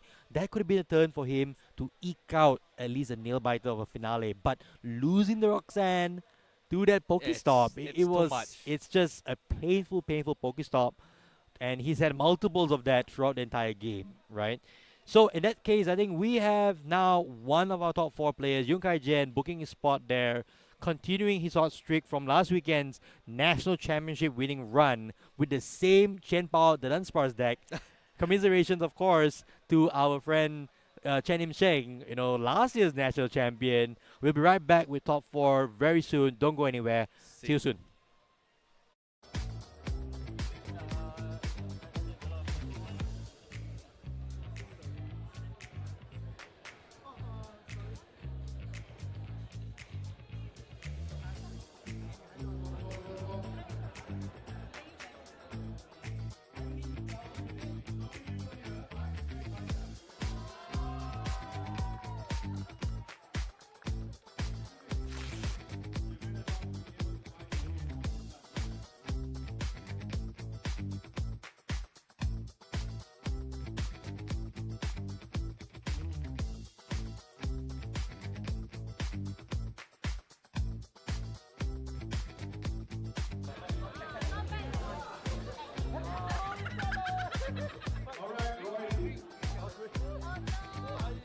Hi, it's Aaron Minjun here, the MC for today, I guess.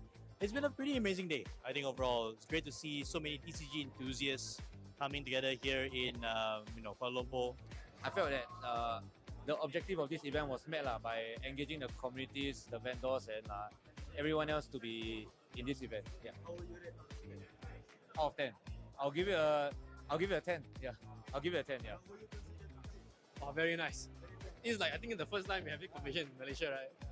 I'll be honest, and it's not nothing but obviously a solid 9 out of 10. I mean, the vibe, the community, the energy, I think, and the support, everyone's coming together for this. And even though it's the first ever, it feels like it's not the first already. So I'm having fun. So can't wait for the next one. Can't wait for the next one. Yeah, absolutely.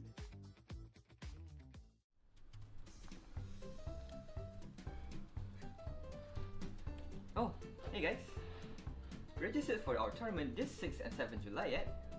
Don't take any chances. Our slots are filling up fast.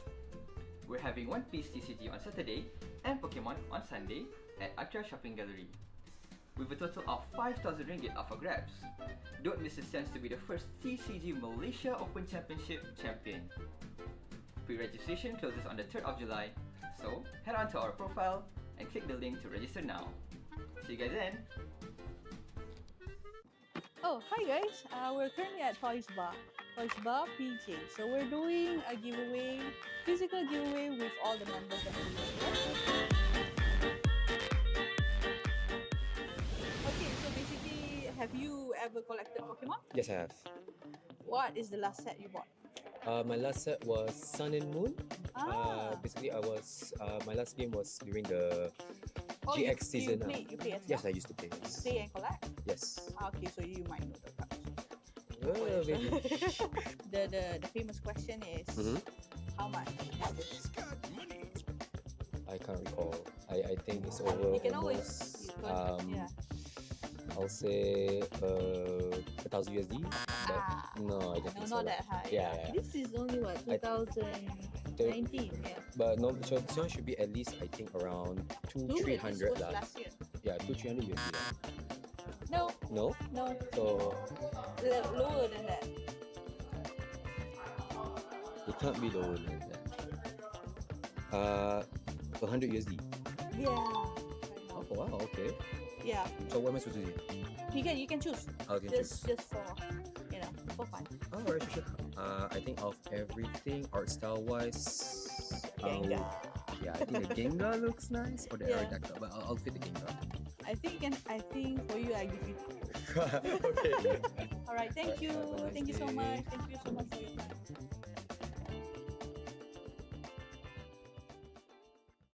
Hi guys, it's me back again at Bukit Bintang Pavilion. We're doing our reels today. We're doing giveaway today, so please come and watch.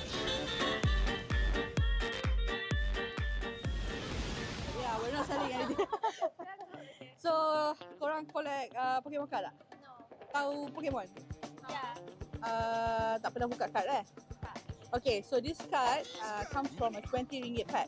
Can you actually guess how much is this card? God. Yeah. How much is that card? From a 20 ringgit pack. I tengok. Cantik. Okay. Mm-mm. RM10 lah. This card was released last year. So it's 20 ringgit when it was released. The pack was 20 ringgit. So we pull it from a pack. Right now, the price is 100 USD, which is 400 ringgit. In just 1 year. Oh yeah. Yeah. Oh, mana ada glass? You can try. You can choose one. Oh, see? Yeah, you can choose one. This is from us. Yeah, Vaporeon. Really nice. Yeah. Yeah. Oh, I got to choose one. Yeah, you too. Oh, okay. Now ambil pair, Jolteon. This is actually a sotong. Sotong. Jolteon siapa? Ni. This one. Oh, okay. Yeah, dia macam pair lah. Vaporeon and Jolteon. Yeah. Okay. Alright, thank you. Thank you so much for your time.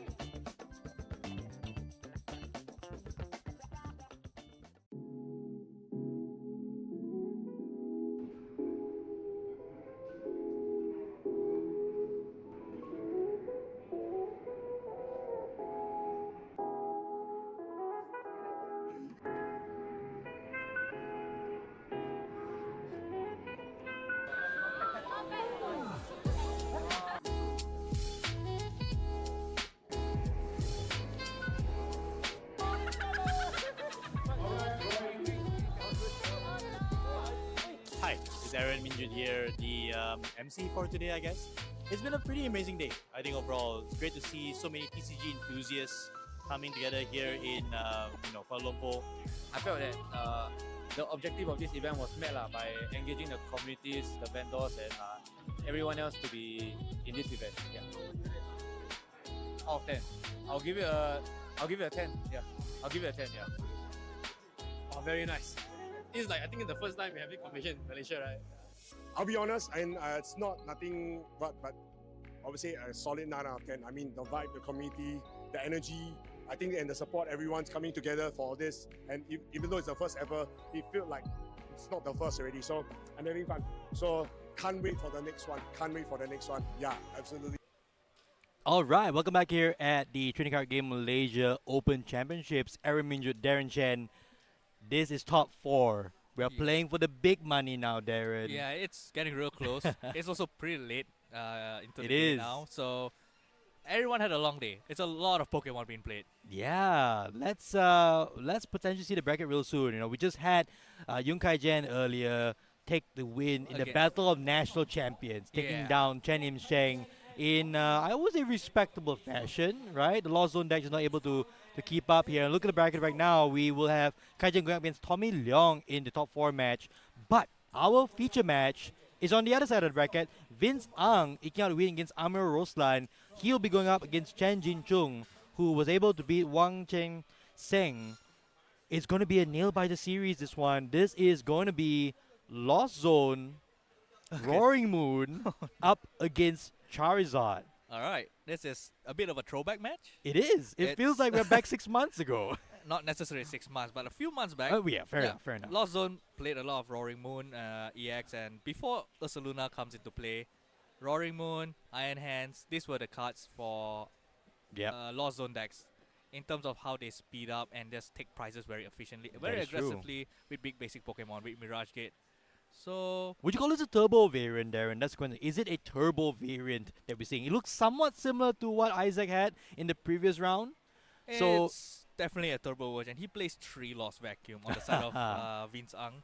Right. So it's definitely going to, if he gets the optimal cards out, not maybe discarding your chorus from Pokestop maybe. Let's not go there. Let's not go back to that match. But if you get to play the game, you get chorus out, you get your Lost Vacuum into your Pokestops, and you can get to 7 Lost Zone as fast as turn 2. Maybe even turn 1. Maybe even turn 1. Yeah, if everything hits. That's the game plan for this Lost Zone variants. We didn't get to see in the earlier rounds today, but we are seeing now in Top Cut. However, one has gone down, unfortunately. Yeah. Can Vince break the Lost Zone curse, or will we see Chen Jin Chung come out on top here with Charizard, it remains to be seen, right? Yeah. This Charizard, we called Jinchung earlier yeah, today. we called Jinchung earlier. So Yeah. we have seen his deck in Yeah. action. So it's gonna be Vince is the new one on stream. So Indeed. it's gonna be also a Lost Zone deck, the second one after our. But let's not talk about that previous match where it wasn't going as well as Im Sheng wanted to. So what are the key cards in this matchup then, Darren? If you look at the list that we have today, these players will be signed out real soon. Any key cards that you see out of this Lost Zone variant that will potentially tip the scales in his favor? Definitely the both EX Lightning Pokemon. Why I Okay. say both? Because Iron Hand is one, Iron Alright. Hand EX, and of course the Iron Thorns EX. Exactly the same two that we saw in the previous round. So if those two get to come out and play, Charizard EX won't be playing its game. Indeed. So now we see the players here already set up, waiting for the cue to call. Chen Jinchung on the left with Charizard, Vince Ang on the right with Lost Zone Box. It's going to be a fun one, Darren. Yeah, it's going to be a very close one. If both players set up, because we're going to have an exciting match. Indeed, and both these players here are essentially playing for a spot in the finals at this stage. And we have begun. And here we go. Confe start on the right for Vince Ang. He goes first up against Chen Jinchung's lone Pidgey start, but he's going second. We see Sableye hit the Lost Zone right off the bat. He runs 2 though, so not too bad. Not the worst.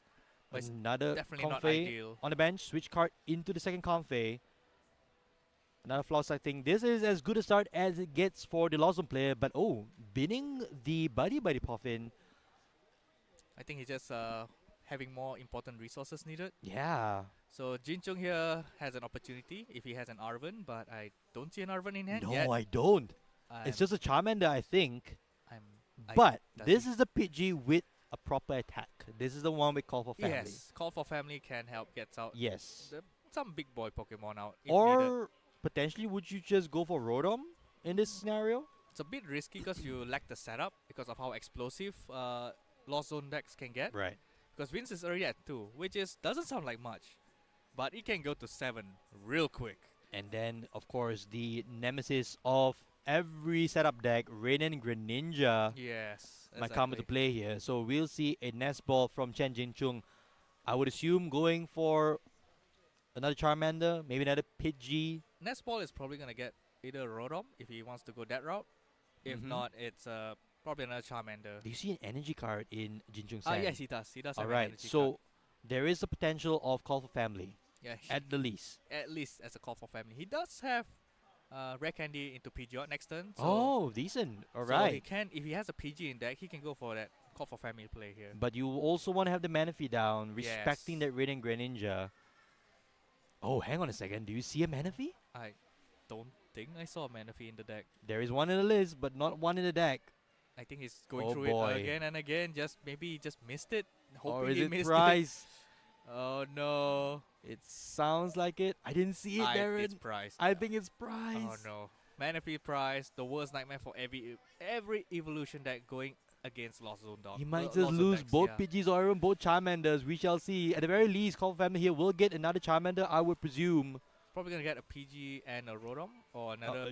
Well, I'm not sure now actually. I would go for Pidgey and Charmander, Pidgey, respecting Charmander, the, the Moonlight Shuriken. Charmander, yeah. Yeah, You have this is to a safe protect. play.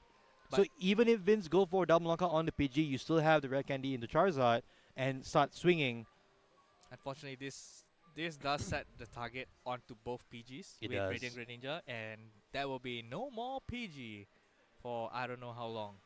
That is true. The question now is whether or not Vince is able to carve his hand to get to that elusive 7 cards in the Lost Zone.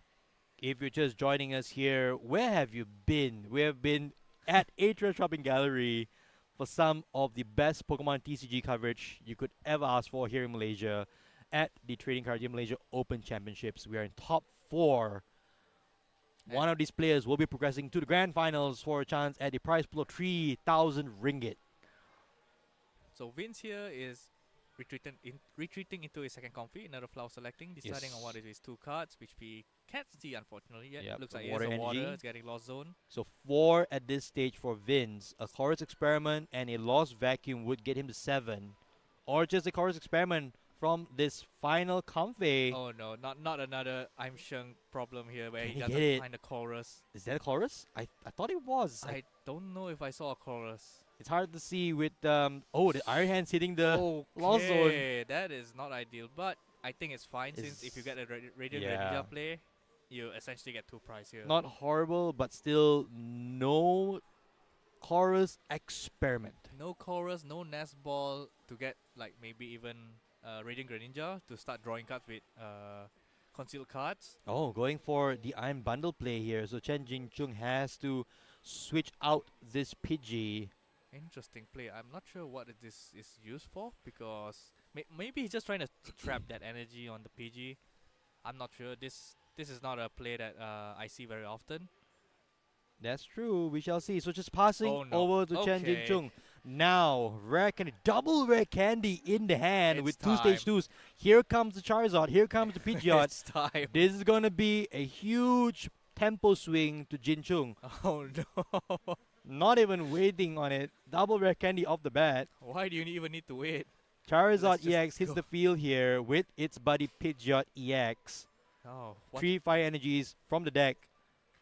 This Man. is the exact situation Chen Jinchung wants, and the exact opposite of what Vince would like to see. This is the Charizard play. I can't believe he got a second rare candy. Yeah, off the top as well. Now- and now, only free? now, playing a quick search for free. Any supporter he wants because he hasn't played supporter. You can even go for an Iono here to disrupt Vince's hand, which is pretty Although- large at this stage. Although he didn't play any choruses. That's true. So he's considering maybe there's a lot of important cards in the hand, maybe like Mhm. Mirage Gate and whatnot. The thing is, there's no chorus, so you Yep. cannot dig into the deck. However, actually in Iono distance, actually also it's okay because Vince is already up to 5. Yeah. So 2 more flower selecting can already activate Mirage Gate, which he has a few in hand. That is true. So- What did Jinchung get here? I'm not sure, so we're gonna It's see a boss's boss going for order. the energy. Okay. A little overkill, I'd say, but it does remove the energy off Vince's field. It, It- makes it a little difficult. It removes a pivot for the Yeah. comfy. So it needs additional resource to pivot now for Vince Ang.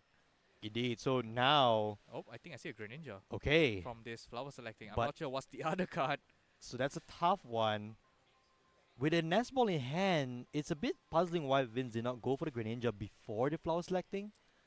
Oh, no, it's Cramorant. Okay, it So- was a water type, but it wasn't the water Okay. type. Oh, no, no, it was. It So was. that's why I say it should have been played. The nest ball should have been played right before the flower selecting to get one of those Pokemon out of the deck to give Oh. Vince a little easier time with flower selectings, right? But now This he is- loses a potential attacker just to make sure that he has a Radiant Greninja in the bench. So now up to 6 cards in the lost zone. We're still missing that one more card.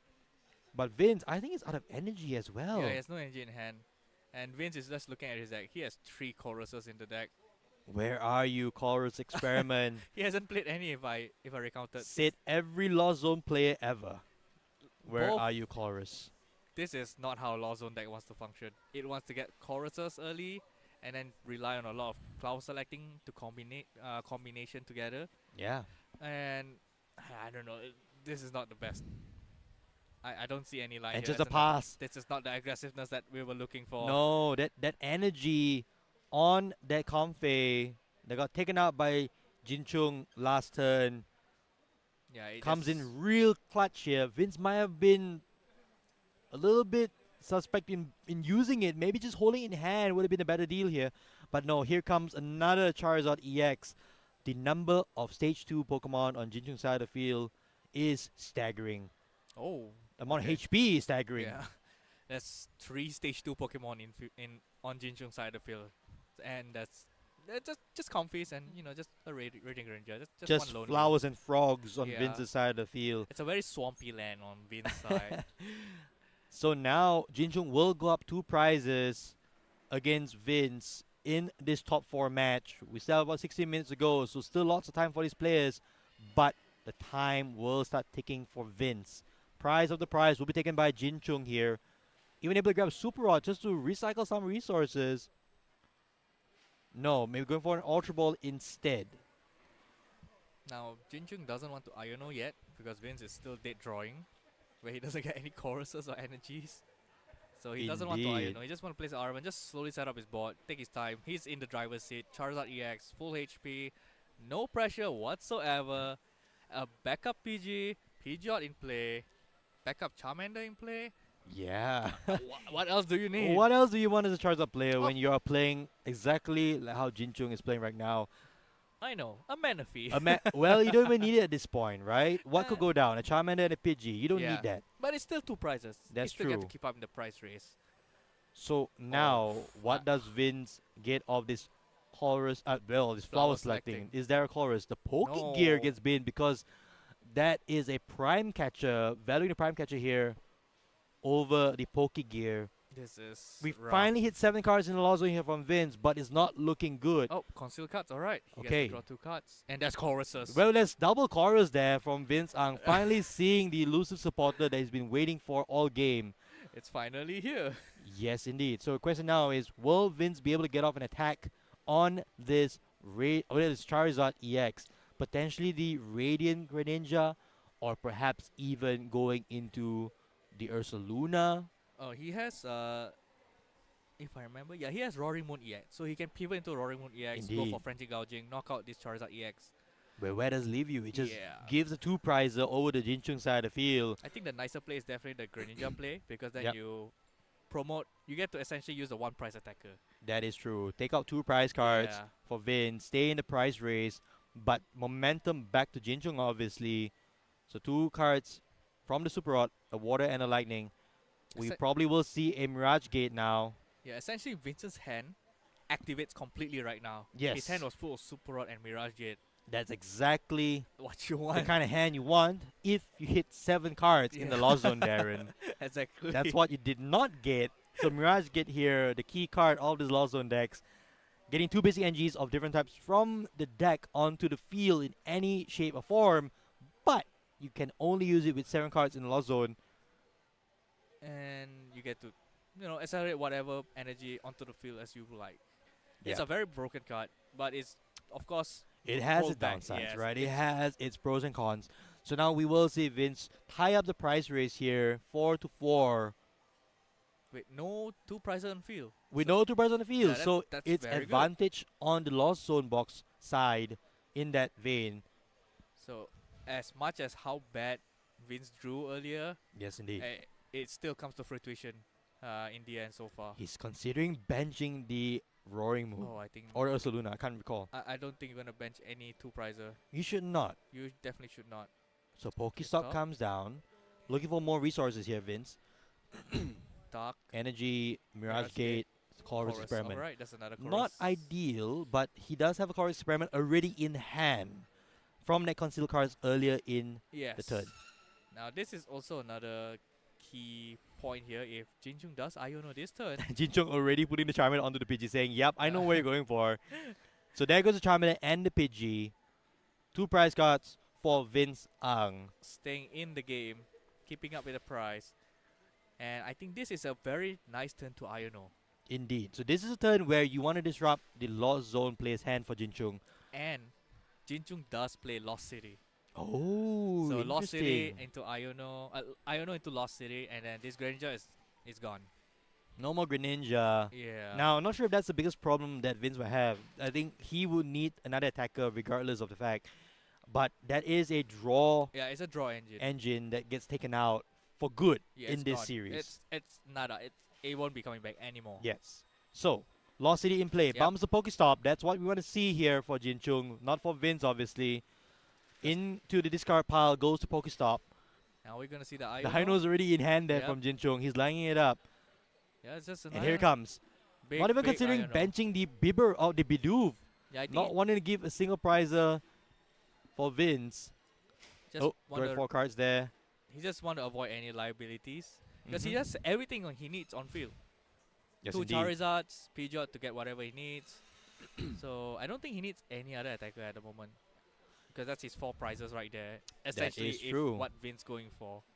So what do you think Vince needs to do here in this turn? Does he go right into that Roaring Moon? He has to, and he got the Nest Ball.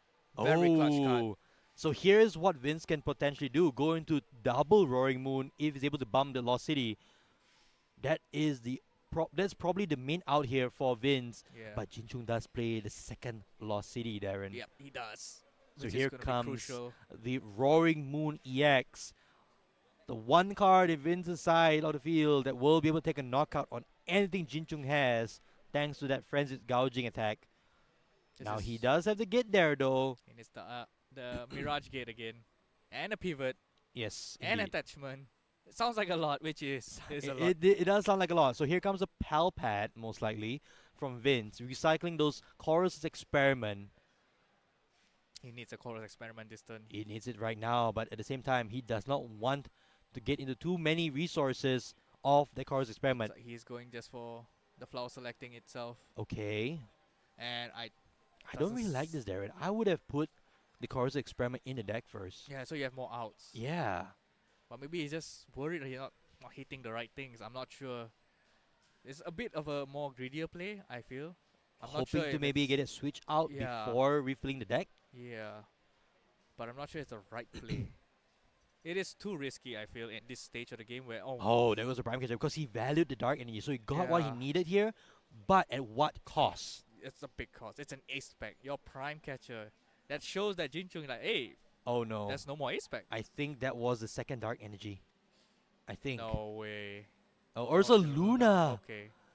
There goes an attacker for the Pokestop. So valuing the Pokestop here to dig deeper into the deck. And also discarding the Lost City from play. It is. Oh, that is painful from Vince. Oh, that's, no. That's reminiscent of last weekend. Yeah. Deja vu here at in one of Malaysia's No, events. And he's it's just scooping it over, up. it's That's over. Chen Jingchung moves on to the finals here at the TCG Malaysia Open Championship with Charizard. Vince Ang, unfortunately, just not getting the cards he needed off that Pokestop. I have no comment. I don't know how many times we have seen choruses get discarded from Pokestop. It's a meme. I don't know. Maybe just don't use Pokestop when you have choruses in the deck in Malaysia. I think just play a different deck. Whenever there's a Pokestop on stream and the Lost Zone player uses it, it's chorus. This Chorus? is the Chorus. second week in the running where we've seen Chorus Experiment getting discarded off Pokestop in multiples. We saw last week 3 Chorus Experiment off at Pokestop, and then this week we see 2 of them with a Sableye as well, so no value at all. It's rough. It's rough. It's especially rough when it comes to a deck that's very thin. That he is just needed a true. Mirage Gate. That's That what is true. he wanted. Well, in any case, we are going to go to the finals real soon here at Atria Shopping Gallery. We will be back real soon to crown a champion at the TCG Malaysia Open Championship. Don't go anywhere. We'll be back real soon. See ya.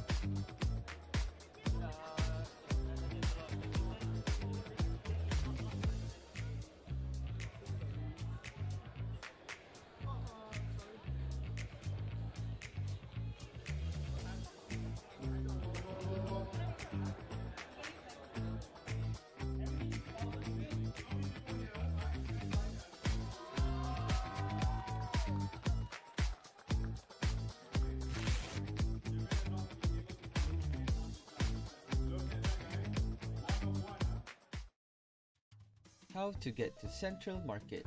For the second parking, we have City Parking, which has an hourly rate, but caps at a maximum of 13 ringgit. It is also around 10 minutes walk to Central Market. Once you get to the 5-story parking, find the stairs nearest to the car exit and head for the rooftop. There, you'll find a pedestrian bridge. Walk along the bridge and you'll reach an intersection. Turn right towards the KTM station. Entering the KTM station, look left and you'll see the bridge towards the LRT station. Remember, take the smaller path on the left as the larger path leads toward the LRT station payment gates. Continue along the smaller path and you'll exit at the LRT station's staircase, just in front of Central Market.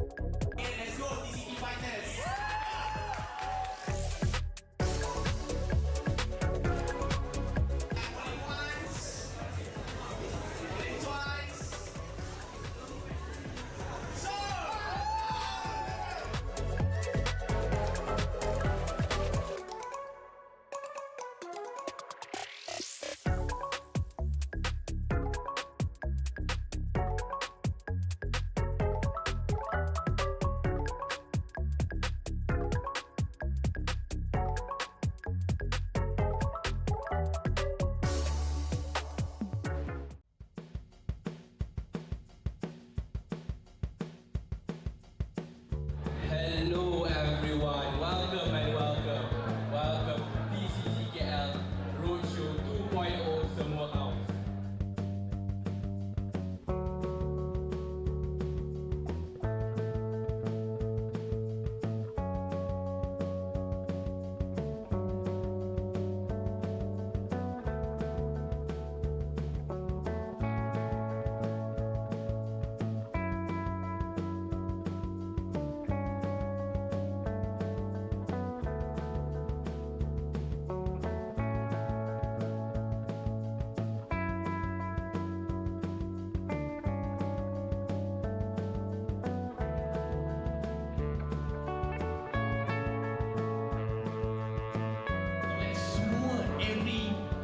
Sangat susah and requires niat. Basically, you need money.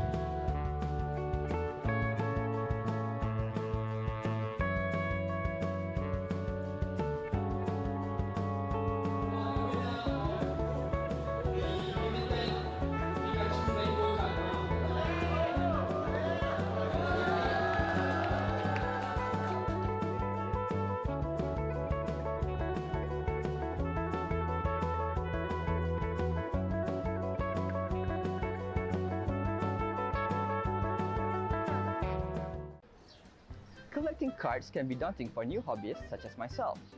Should I get sleeves? Should I get top loaders? Should I get display cases to flex my cards? Or should I send my cards for grading? All of those questions will be answered at our trade show on the 2nd of March in Central Market. So, see you guys there!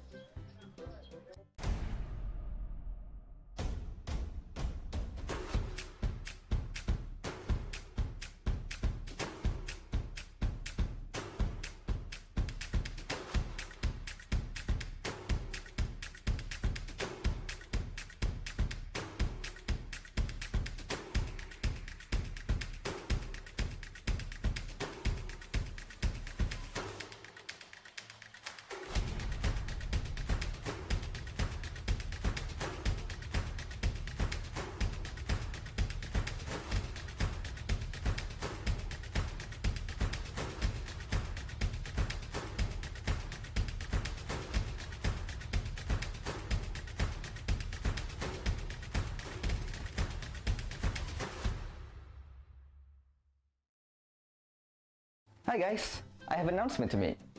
But before that, a quick reminder. Remember to register for our membership before the trade show as it is compulsory for trade show entry. Moving to our main announcement. During the event, we'll be doing lucky draws. There will be 3 sessions, 1 PM, 5 p.m. and 9 p.m. However, those who want to participate have to register within the hour before of the session itself. You will need to show your proof of membership to our PCICs during the lucky draw registration. What are the prize, you ask? Let's show them a little teaser. A Gem Mint PSA 10 Monkey D. Luffy from Bandai Games Fest! So, what are you guys waiting for? Sign up for membership now. See you then! Hi guys, it's me, that's me again. So, for our very first trade show, we'll be having vendors from various TCG scenes, from Pokemon, One Piece, Magic the Gathering, and many more. Not only that, we'll be having hourly auctions. So keep your eyes open and your ears open for our hourly announcement. So, make sure to bring your family and friends on the 2nd of March. See you guys then!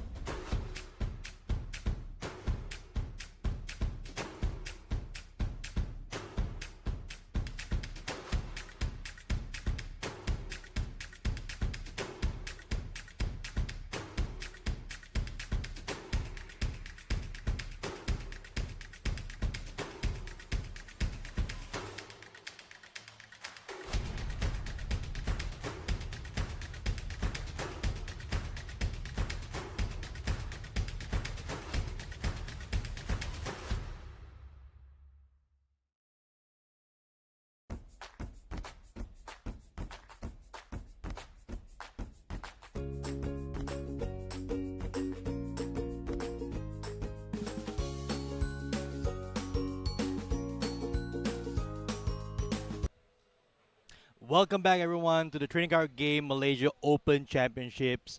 Aaron Minjut, Darren Chen, we are at the finals. If you're just joining us, great timing. We will now crown a champion here at the first ever Open Championship. It's between Chen Jinchung versus Tommy Leong, Charizard versus Gardevoir for a 3,000 ringgit first prize. Yeah. And who would have thought? Gardevoir and Charizard in the finals. Yeah, it's we reverse back the time a bit. That was a lot of meta between this mirror in this matchup. But now moving here, it's actually very uncommon actually. Yeah, and we have an awesome treat here for you. We've been going through best of one throughout the entirety of today. We are going to go into a best of 3 match to crown a champion to take home one of the biggest prize pools in Pokemon TCG history here in Southeast Asia. I'm excited for this, Darren. I know you are as well. We get to see Chen Jinchung once again. However, this is the first time seeing Tommy Leong on stream in a Gardevoir deck. I know Gardy is your favorite deck, Darren. Talk us through some of the cards you're seeing here in Tommy's list. Well, he's playing a pretty tactical Gardevoir list. He does play Technical Devolution. He plays the Klefki, which can come up clutch against Jinchung. Yeah, he can prevent Rotom V, Luminion V, and all, even Radiant Greninja. All these can be used under Klefki. Oh, it's yes. all under Klefki's world, so you have to play by its rules. And of course, Flutter Mane, there to stop Charizard EX getting ability off if it's inactive, so a bit more annoyance. A little bit more disruptive, yeah, we would disruptive, say, right? Okay. As well as Unfair Stamp. Yeah, don't forget about Unfair Stamp. This is going to be interesting. We do know Chen Jinchung did take down a couple of Guardians earlier today. One was in top 8, and then I think another one was Mayabit in Swiss. Yeah. We see players here setting up. Tommy Leong on the right, Chen Jinchung on the left here, setting up with the basics for the start of the game. Essentially, Jinchung is not playing an ace pack for this matchup. And why is that? He's playing maximum belt. Well, you don't need it in this You don't need matchup. it. Interesting. He's probably going to be a fodder for this card. Let's kick it off here at the grand finals. Chen Jinchung up against Tommy Leong. Chen Jinchung opening up with a Pidgey in the active. Tommy with a Drifloon. Nest ball from Jinchung here. Probably Looking for Charmander, I would say.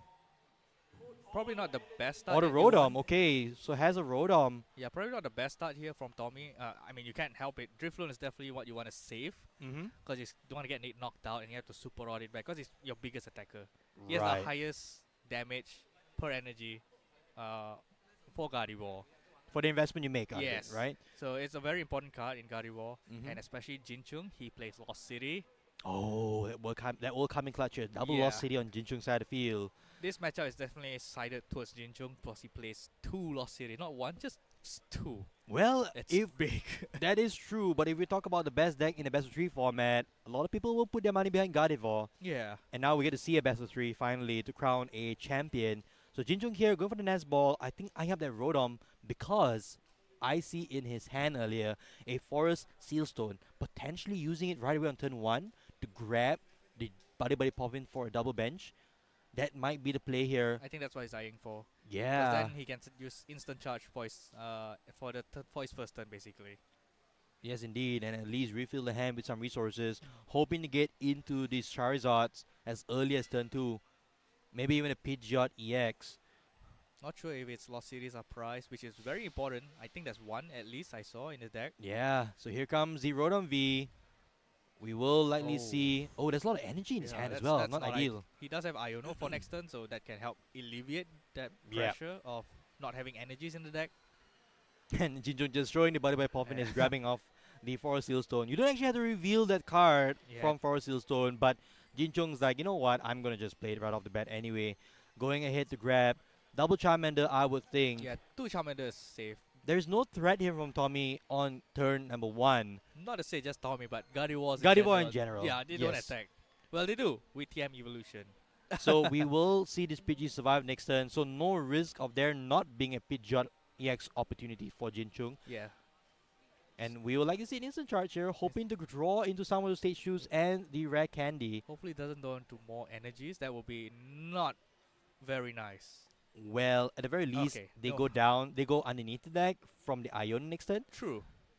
Now, over to Tommy's side of the field. Let's see, there is an Arven in hand, so that is what you want to see. A Nest Ball first, though. Just to check the deck. Yes, indeed. Both these players here playing for the grand prize of 3,000 ringgit. A lot of money on the line here. And also the bragging rights to be deemed the champion of the TCG Malaysia Open Championship. The first of its kind here in Malaysia. And the first of many more, I hope. This is a... I'm not sure how Tommy's going to navigate this, but as of now, he doesn't... I'm not sure if he knows that Jinchung plays Lost City. Oh, you're right. So, if he doesn't, he can take this game 1 as like an experience, so he can use it for game 2. Right. To learn about it. Because I don't think this Drifloon is going to be coming back once that Lost City comes out.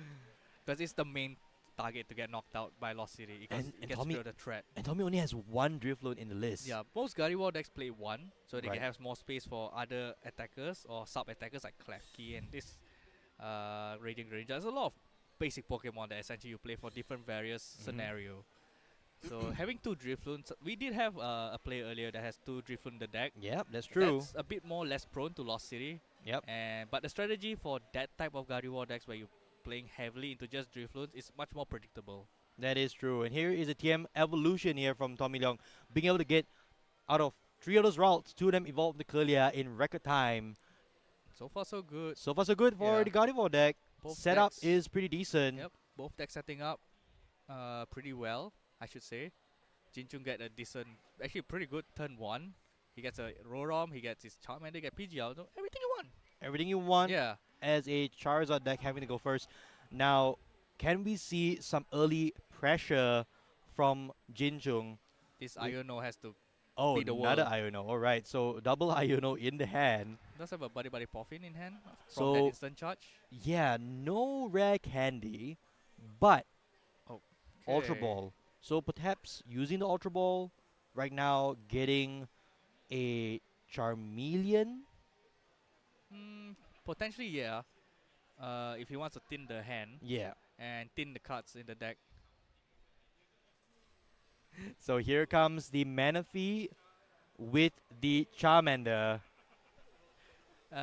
Essentially, he's just afraid of Screamtail later on. Yes. So this Manaphy is important. So protecting the bench here at the expense of not having a backup Pidgey, which I don't think is horrible if Jinchung is hoping to get into a Charizard. So attach your energy as well to Just the to Pidgey. be safe. Just to get it to retreat in Yeah. case he does not get the Pidgeot.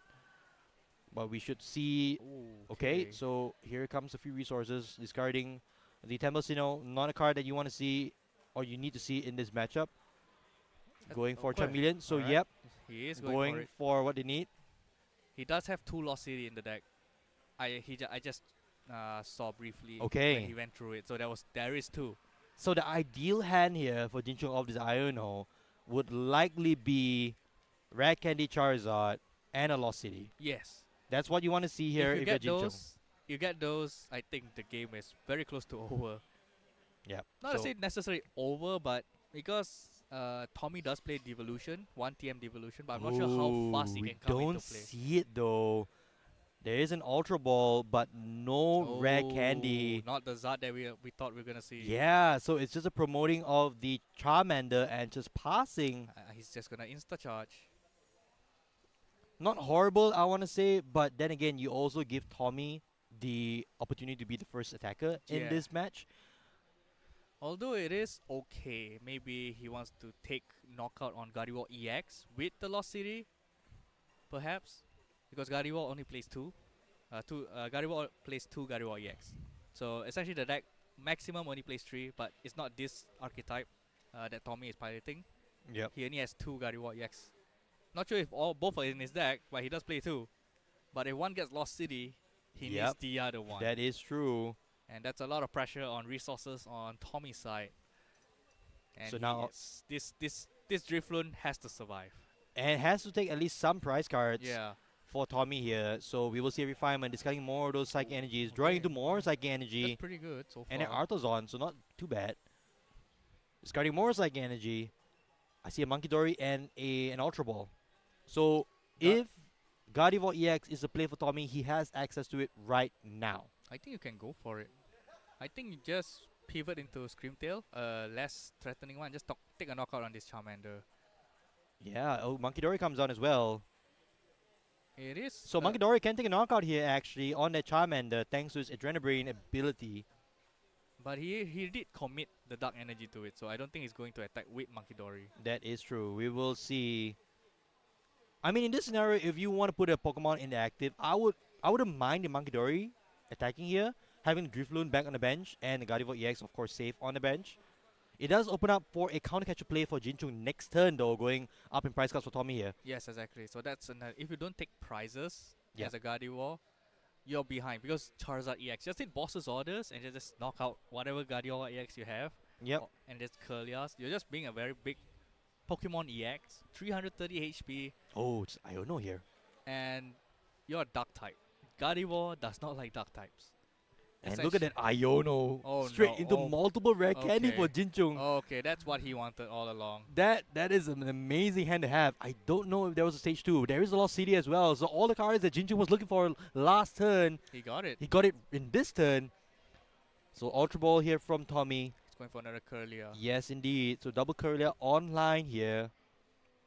Maybe Tommy could pivot into a Flutter Mane attack here, because it forces Jinchung to get disrupted by have to pivoting from different Pokemon because of his ability lock, and but I'm not sure he has it in hand. We shall see. I still think one of the best ways to get a knockout here is that Monkey Dory, keeping the Drifloon on the bench for a later turn. But Do you want to lost zone your Monkey Dory? I mean, it's better than getting my Drifloon in the lost zone, I want to say. Oh, you're definitely not attacking with Drifloon, but if he does, that means he doesn't have a choice. Yeah, that's true. You always want to pivot into another attacker, but I think he doesn't know that Jinchung has Lost City. Oh, that will be clutch here. I have to say though, Tommy actually runs 2 Monkey Dory. Okay. So that would have been a bad play at all, using a Monkey Dory rather than the Drifloon. Interesting. Yeah, I mean, if you have 2 Monkey Dories and only 1 Drifloon, why not use the Monkey Dory in this scenario to take a knockout? So he's gonna use Monkey Dory here to move 30 to PG, most likely. Yep. Okay. Very classic Gardevoir tactic here. He's gonna finish off with Flutter Mane later on. Putting a timer on that Pidgey. If you're not going to get involved with Jinjung, it's going to go down. But joke's on you. I think he does have it, I think. Okay, so for Jinjung now, it's a situation where you have to respond with a knockout. He's taking a bit of time, which tells me he does not have what he needs right off the bat. I think he has a Charizard in hand and he has a Rare Candy, so... Yeah, so Charizard and multiple Rare Candy. The question is, what do you play? Which do you promote? Alright, I think the safest choice is definitely the Charmander with energy. Okay. And then you just go from there. Alright. And he tops deck an Arven. Oh, okay. that's brilliant. That's what you want, I think. Arven is clutch here. Will give Jinchung a chance to get into the Pidgeot, although he will have to expend quite a bit of resources to get there. I think it's fine going for the Pidgeot. Protects the PG. I think you kind of have to. You have to protect the PG. But that does mean you have to throw quite a bit away, including perhaps the Two-Rose scenario. Yeah, I don't think he has enough cards in hand. But he does have the Arven, so Arven can take out maximum belt. Well, we'll talk about his maximum belt. Yes, it's indeed. not useful in this matchup. It's useful as a discarding fodder, so I guess that can be a choice. Arven for possibly an Ultra Ball and a maximum belt. Then he has a Rare Candy to get into PG, into PG or EX. And then the Charizard's already there. Yes, indeed. You say maximum belt. There's also even a choice belt here for Jinchung that will not be usable. So even discarding that would be decent. You know, just using the right resources. Perhaps throwing away or getting rid of the choice belt and a fire energy. But we have to do a count here on how much energy has been expended here by Jinchung. We saw a couple of retreats earlier and now a single attachment in the active. So I think Jinchung just being really careful here. Is he going to steady fire breeding? No, he's not. No. So going for the Charizard right off the bat. He's going to just check his deck to see his resources. Yeah, there's only 1 energy in the deck. Alright. That's the so one. I guess it's 1 and only. That's all he needs so far. Yeah, so playing it safe here, just going for the Charizard EX in the active. Now, there is still a time clock on that Pidgey. Jinchung will need to evolve it to keep it around next turn. And he has to do it with that Arven. If he doesn't see this, I'm not sure what his plan is. Attaching the energy. Okay, so playing the Arven. Alright, so there's the Arven play. Maybe valuing the Two-Rose and not wanting to discard it. Counter catch it. Okay. Oh, okay. Looks like he's just going for the very straightforward. Oh, alright. Lost City, counter Going catcher. in, yeah, just the play that you just mentioned just now, which is to go for the Gardevoir, which is clutch here. It would remove from play the entire Gardevoir line with a Lost City in the hand. 3 Pokemons into the Lost Zone. Huge value here coming from Jinchung's attack. He's probably just thinking whether, is it better? Do I get into Pidgeot and just set up my board? Or do I just knock out this Gardevoir being aggressive? Yeah, this is a huge swing here in this best of 3. Lost City into play. Lost into play. There goes the Gardevoir EX. Jinchung taking a tremendous lead here. Oh, this is rough. What does Tommy have? There's only 1 more Gardevoir left in his deck. And if that gets Lost City, there is nothing left for the Gardevoir deck to come back with. It's an amazing deck, isn't it, Gardevoir? But it relies so much on having Gardevoir in play. Recycling it as well with Super Rod, but you can't do that with Lost City. Not to mention, as I mentioned earlier, Gardevoir doesn't like Dark type. Charizard can always take a 1-hit knockout on Gardevoir EX. It looks tremendously favored here for Jinchung. Obviously, this matchup can swing back and forth.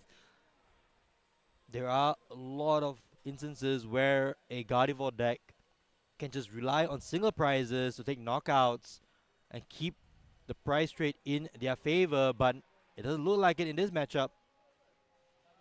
This is pretty rough. I'm not sure what Starting to look like it, yeah. Tommy is gonna get here. Looks like Flutter Mane's a bit too late since the Charizard's already evolved, has energy. Hence why I was a bit more wanted that Flutter Mane attacking earlier. To prevent Charizard using his ability to accelerate more energy into play. Or maybe forcing more resources out of Jinchung. But now, 1 turn too late, the Flutter Mane does come down to the bench. There is a boss, I think, in Tommy's hand, but that's not what you're going to see. Counter catcher is decent. Alright, that's pretty okay. Going after the Charmeleon to tie up the price race. That's actually pretty good. In this case, there's still a And chance. here comes the reset stamp. That's big. That, or unfair stamp. I keep Unfair saying stamp, reset stamp. I'm sorry. Unfair stamp from Tommy here when Jin Chung does not have a Pidgeot online just yet. Alright. Lost City has been discarded. He has 1 in deck. And the most key thing is this Charmeleon is getting knocked out. Means It's a 2-price turn for Tommy, actually. We keep painting a doom and gloom sort of situation for Tommy, but... no, he can't. He needs to keep the damage on his Drift. Oh, you are right. So I keep missing out the fact that there's no Guardian in and play. he has his Devo for next turn. And that's the most crucial Oh one. my. That's the most important thing because you cannot Devo, you cannot use TM Devolution to Devo the Charmeleon because Charmeleon's flare availability prevents that. That is interesting. So this knockout here on this Charmeleon is very crucial because then his Charizard EX, the only one in play that can attack, is going to get Devoed. Clutch plays potentially coming out from Tommy here. I think Once Tommy again, this is 3,000 ringgit on the line. I don't think Tommy played a supporter yet. I don't think. He played Unfair Stamp. Yes, I would think so. There was a boss in his hand earlier before the unfair stamp. Takes a knockout. Doesn't need to take it out. Doesn't need to take a knock. And doesn't need to play a supporter basically. So just what saving did it for Jin next Chung turn. get off the Let's unfair see. stamp? Oh, Cleffa, Cleffa. Oh, that could be big. Puffin. But that's gonna be a very expensive Cleffa. Discarding No, 2 fire energies. I mean, why would you do it right now? No, not right now. Yeah, it's because it's a free food for Monkey Dory. indeed. So right now, Jin Chung is probably considering finding a way to get back more Charmanders into play. He also recycles back the Charmeleon. You mentioned about the rare candies. That is one route to a Charizard without the use of rare candy. And even though Jin Chung looks to be in a decent position here, that TM Devolution you see on your screen, that will be the card that could make or break this game. And potentially give the win over to Tommy. And Burning Darkness. Alright. Takes a knockout right off the bat here. So Jin Chung now up 3 prize cards against Tommy's 2. Game is still pretty close. Essentially, we could see Fluttermane go up here and be the one to use the devolution, as it's it hinders a lot of. Oh, active Iono Pokemon. off the top as well. No energy though in Tommy's hand. So that's the situation he's in. He needs but his with Gardevoir EX. yeah, it is Gardevoir EX. Well, of course, with refinement, you are going to dig really deep into your deck. He does have a slight price swing here with Monkey Dory. If he does get Gardevoir EX into play, that's if he gets Gardevoir EX into play. And he needs to keep that Temple of Sinnoh to help bump the next Lost City. And I don't see a Gardevoir No, EX. I don't see Gardevoir as well. Could it be prized, Darren? We didn't see the prize cards earlier. We don't have prize cams at this time around. Yeah. But potentially, could it be prized? I'm actually not sure. So we're likely going to see a Super Rod here, getting the Monkey Dory and the Drifloon and the Darkness Energy into the deck. Just to set up second Monkey Dory if he does get it. Yeah, so second Monkey Dory and a potential Adrenabrain, a second Adrenabrain, I should say. Yeah. But still, no Gardevoir. Not yet. I think he might want to play the Iono. Yeah, I think you Iono here. Oh, he it was does? in his hand all the Okay. while. Hidden behind, I guess.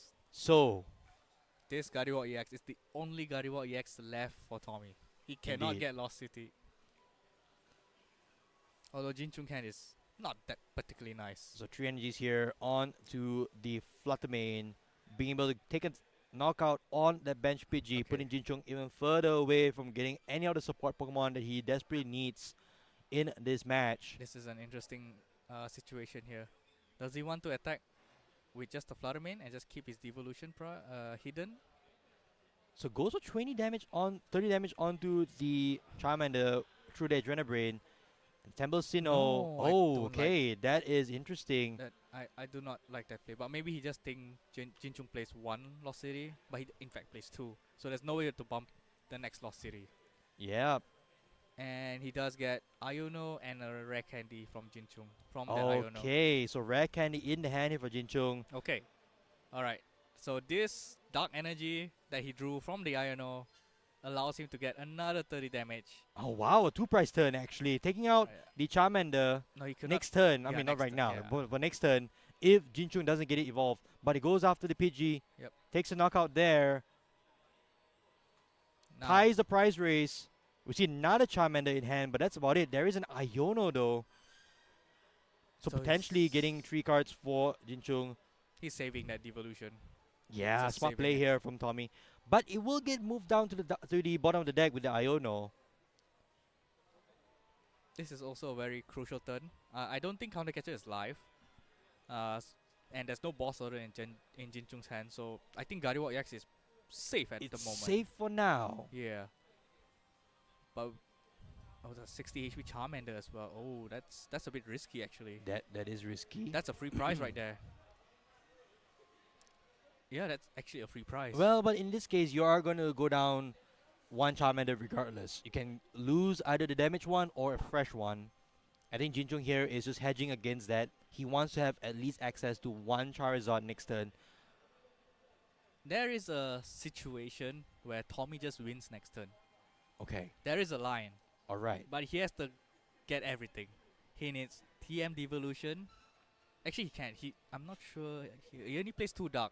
So he Okay. needs like Super Rod and a Vessel. Well, the Dark Energy is already in the deck. He has 2. Both is on the Monkey Dory. Oh, okay. So they're already on there. There's a reason why I say he needs a Super Rod, because once you use 2 Monkey Dory, you can use Professor Turo to pick up another one. One of the one that you use. So the Dark goes into the discard. Then you use Super Rod. And you get a Earthen Vessel to reuse another Monkey Dory. 3 Adrena Brains for So the win. 3 Adrena Brains. Because then you knock out the Charmander that has 60. And you knock out the one that is full HP at 60 HP. So you knock out 2 Charmanders and then you use Devo. The That Charizard is true. You the bring Charizard's down knockout. 3 Charmanders in one turn, but well, let's see if that's even doable. Yeah. But at this stage right now, Jinchung will take a knockout. Yep. Going up a prize in the lead here. 2 prizes left. Gardevoir Tommy's EX. 3. Gardevoir in the active. I will presume will be retreated real soon. You don't want a Gardevoir in the active here if you're Tommy. Yep. Ideally, you want to even throw it out of the way so that Jinchung does not have a way to actually take the win the next turn, leaving only single prizes on your side of the field. But you need an attacker. Jinchung is down to 2 prize, so a boss wins him the game. So this Gardevoir EX is the liability at the moment. It's interesting, right? You need the Gardevoir EX, but Yeah. it's also liability in this matchup. By the way, Poffin here from Tommy. Let's see what he grabs. Is there anything left to grab? I don't think there's any left. Just the Screamtail for later. No, I mean like as a attacker later on, but you cannot grab it with Buddy Poffin. I Yes, think just use indeed. it to scout his deck, what's left of resources. That's true. Because we're reaching near the end game where Gardevoir is going to use See the Turo. last few resources that he can. Yeah, that Turo is in the hand now for Tommy. Here comes the energy. Let's see what play does Tommy does here. Well, potentially this could be a knockout on the Charizard even without the TM Devolution. 190 oh, going for the Charmander. Alright, Yep, take there a goes another knockout. Charmander, taking another prize. Double Adrenabrain. And now 190 damage onto the Charizard, I would think. He just needs 10 Oh, damage. there's a potential counter catcher here. He could go for the benched Rotom. No, he couldn't. He took a prize from Oh, the Charmander, that is true. unfortunately. But here comes the TM Devo play. So, he will be able to knock out this active Charizard EX. But, all Jinchung needs is a rare candy. And a counter catcher. That's true. He does need a few cards, but it's not impossible. Yes, indeed. So, retreating this Gardevoir, going into the Drifloon. One Lonely Drifloon. It is the Lonely Drifloon that will be able to take a knockout here through TM Devolution, devolving the Charizard. Knocking out the Charmander. Yeah, that he knocking the evolved from. Charmander. Is there rare candy in hand for Chen Jinchung? That's the thing here. I think there's Arven in hand, was it? I couldn't see that. Oh no, there's a Pidgeot. Oh, there's the infamous Maximum Belt. What do we see up the top here? Just a fire energy. Oh, it looks like this is. We're going I to think that's it. We're going to game 2 with Tommy taking game 1 here. Oh, that's such a clutch play from Tommy Long and scoops it up. Jinchung has to go to the game 2. Tommy takes game number 1 here in the Masters Finals. If this was a best of 1, it would have been over, but no, it's a best of 3. It's actually pretty close. Yeah. The counter catcher into the Gardevoir EX and lost it. It put a lot of pressure on Tommy, but he stuck through it. He got his unfair stamp out, and he got another Gardevoir EX out and start attacking, putting Indeed. pressure on multiple of Jinchung's bench Pokemon with Monkey Doris. The Ma- monkeys. Monkey Doris, double Monkey Doris coming in clutch Yeah. here. So the whole play about keeping Monkey Doris in play, that came in really important there Yeah. for for Tommy against Jinchung. So how would Jinchung respond here? What was missing in that game number 1, Darren? Maybe not breaking a bit. I guess he just had to play his game. He was playing pretty well, but he just set up one Charizard. And he didn't set up any Pidgeot. He was just afraid of the devolution. But in Right. the end, it hindered his own setup. And his Charmeleon got knocked out. And it Yep. leads to a lot of collapsing jigsaw puzzle after that. Indeed. Maybe the play to go after the Gardevoir was a little bit too early. I don't know. It could have been, a situation where he go for the Pidgeot, but then as you say, TM Devolution would have reset his entire board. Yes. Right? So who knows, right? The whole situation right now with this particular matchup is Charizard will take knockouts. The question is, can Gardevoir disrupt Charizard enough and then take the win from there? We just saw Tommy do to go one game up here in the grand finals. Again, 3,000 ringgit on the line here in Atria Shopping Gallery Damansara at the TCG Malaysia Open Championships, the first of its kind, and we will crown a winner today. They'll be taking home the full 3K. Yeah, taking home the full 3,000 ringgit. And now we see players here set up game number 2. And it looks like Jinchung will be going first here. Starting a Charmander up against Monkey Dory. And this is a decent start for Jinchung. Double buddy popping for Jinchung. I think he has a Rotom in hand. And a Rotom in hand. Wow. Okay, that's everything in it. Well, I guess the way to win is just get everything you want turn 1 and then just set up better. Potentially the thing that we need to see here from Jinchung is actually leaning onto the Bibarel rather than the Pidgey. That is an option for Jinchung. Yeah. So why not lean into something that will not get disrupted by a TM Devolution? I think he was afraid of Still, because Bidoof is 60 HP. That is true. It could get knocked out by double Monkey Doris. So with the TM Devo, it still gets knocked out later on. With Yeah. unfair time and whatnot. So there is some lines where Gardevoir can still make it work through all that and get the Bibarel knocked out. Well, the same argument could go for Pidgeys. Pidgeys Yeah. have 50 hit points, so PG in is the end... very, very low hit points. Yeah, so in this scenario, I think for Jinchung, we have to see the Bidoof, which is I think is lining up right now. Yeah. We have to see multiple Charmanders in play as always. Probably And hopefully, PG. hopefully it takes a lead here that will ensure we get a game 3. I know it's running late here. However, we still have a crowd here at almost at 10 p.m. here in Atria Shopping Gallery. It is a huge crowd that's still staying for this final match, I which think hopefully goes all the way. this is a pretty fun matchup. Very technical. Very indeed. Everyone just says, oh, Gardevoir is weak to dark. Charizard is dark. Charizard wins. No, and then you have also folks on the other hand who say Gardevoir has a huge advantage against Charizard due to single prizes. Yeah. But I believe we see how swingy this matchup can be, Darren. It is very volatile, especially with the Lost City. If he gets it Yep. the right time, it swings a lot. Indeed. So 3 Charmanders on the side of the field for Jinchung, a Charmeleon in hand, a Rotom as well. Here comes the instant charge for 3. Wow. Rare Candy, Turo, and Fire Energy. Not what you want to see though. True. Still missing some cards there from Jinchung. He does not have a strong turn 2, but let's see what happens from Tommy. 2 Red Candies in hand as well. Yeah. So if he does get an Ultra Ball, that swings everything. An Ultra Ball or potentially the Pidgeot. Yeah, Pidgeot into a Charizard. So he just get everything rolling. Just an Ultra Ball and Arven. So he's a few outs. Yes. Oh, we see the Clef Key in Tommy's hand here. That might come in clutch. Bit too late, I think. Because he already used Rotom to instant Oh, charge. fair enough. Fair enough. So he already got his usage. You want to start with the Clef Key, Yeah, obviously. If you can start with Clef Key, it's pretty ideal. Yep. It doesn't hurt you that much unless it's a mirror. Because Gardevoirs don't... The only thing you stop is just Radiant Greninja. Pretty much it. But the most problem with Clef Key because you turn off your own mana fee.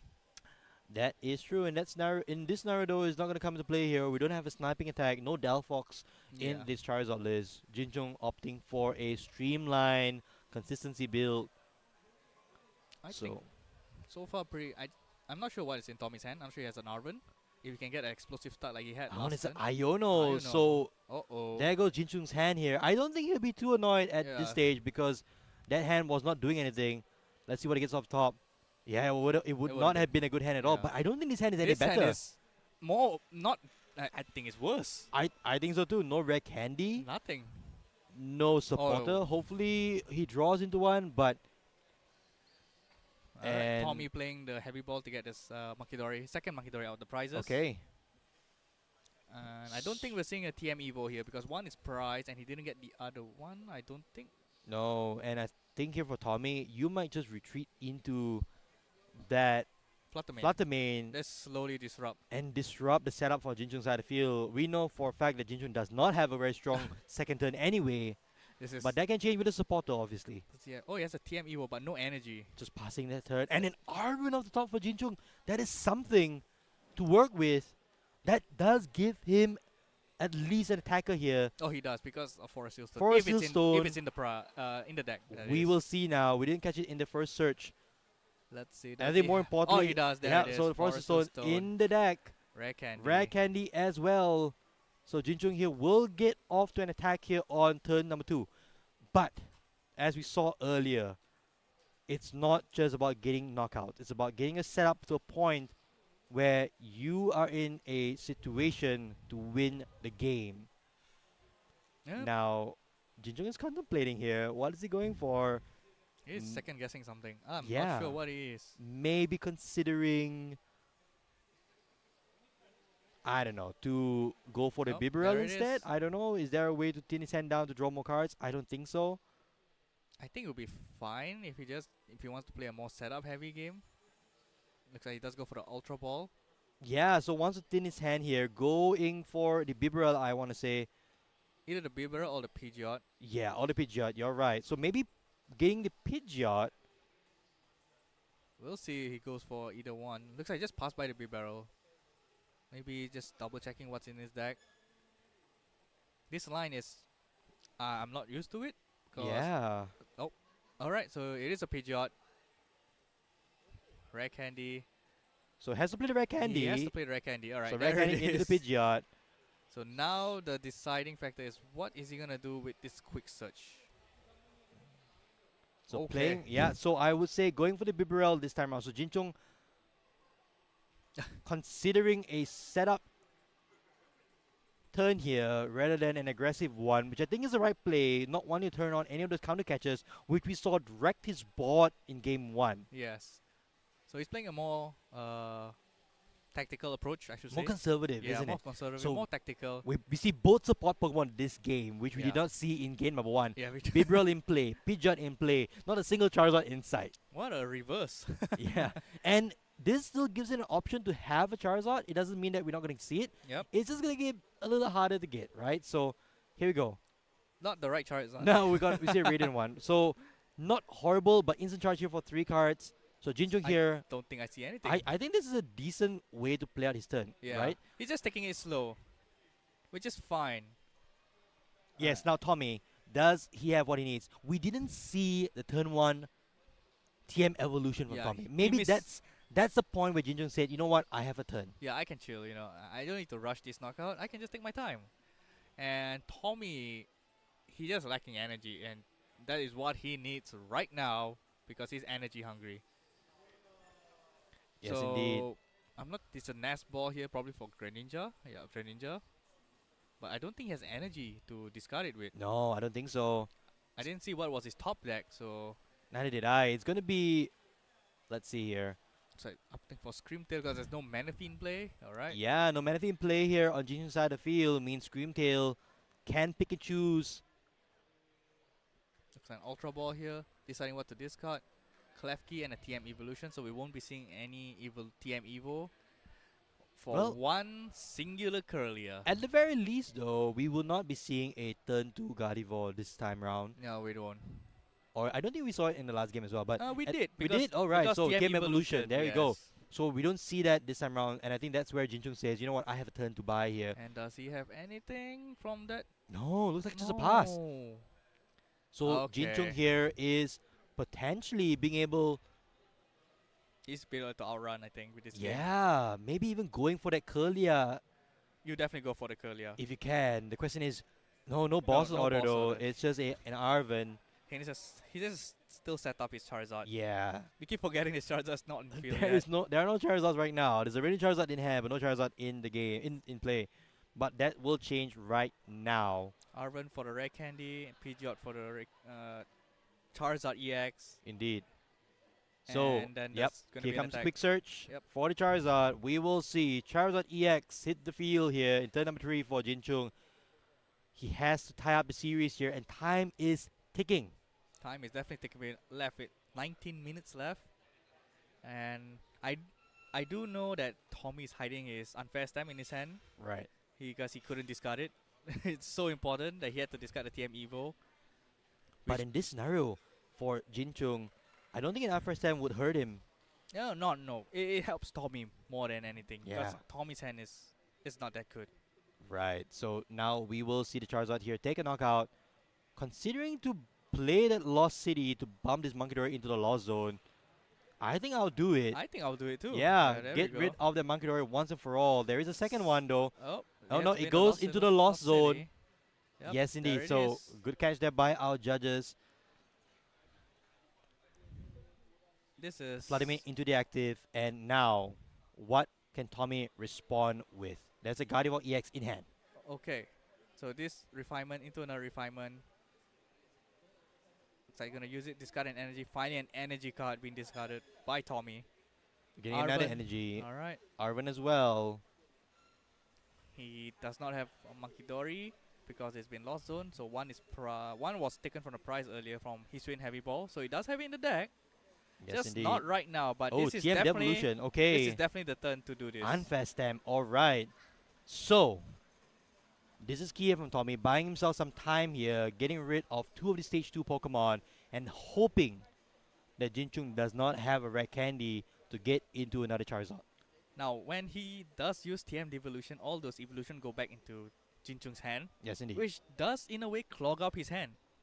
That is true. He So cannot won't be able to B-barrel. B-barrel out of Yeah. it. So there is an only out here from Tommy since it's so far behind. Yep. From how the game has been progressing.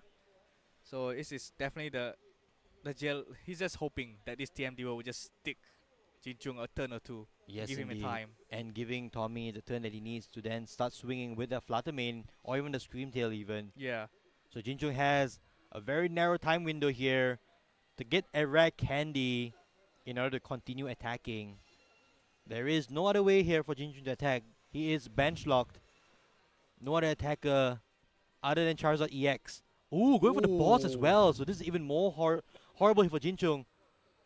That's having to move a that's a Bibarel from the active. But then again, It's it's, a actually a Bidoof now. So It's not, a one energy. not the worst case scenario. And draws the energy as well. So potentially retreating. But His hand is clogged, and I he don't will think not be able to get I an don't attacker here other than, well, potentially getting the Bidoof down into the bench is the one way to get into attacker. He needs to draw into a Rare Candy from the Industrious Incisors. I don't think he's able to draw. His hand is super rod. Well, you and can. You all- can draw 2 cards. That's the best case scenario. Yes. So retreating the Bidoof with the energy in hand into the Charmander with energy.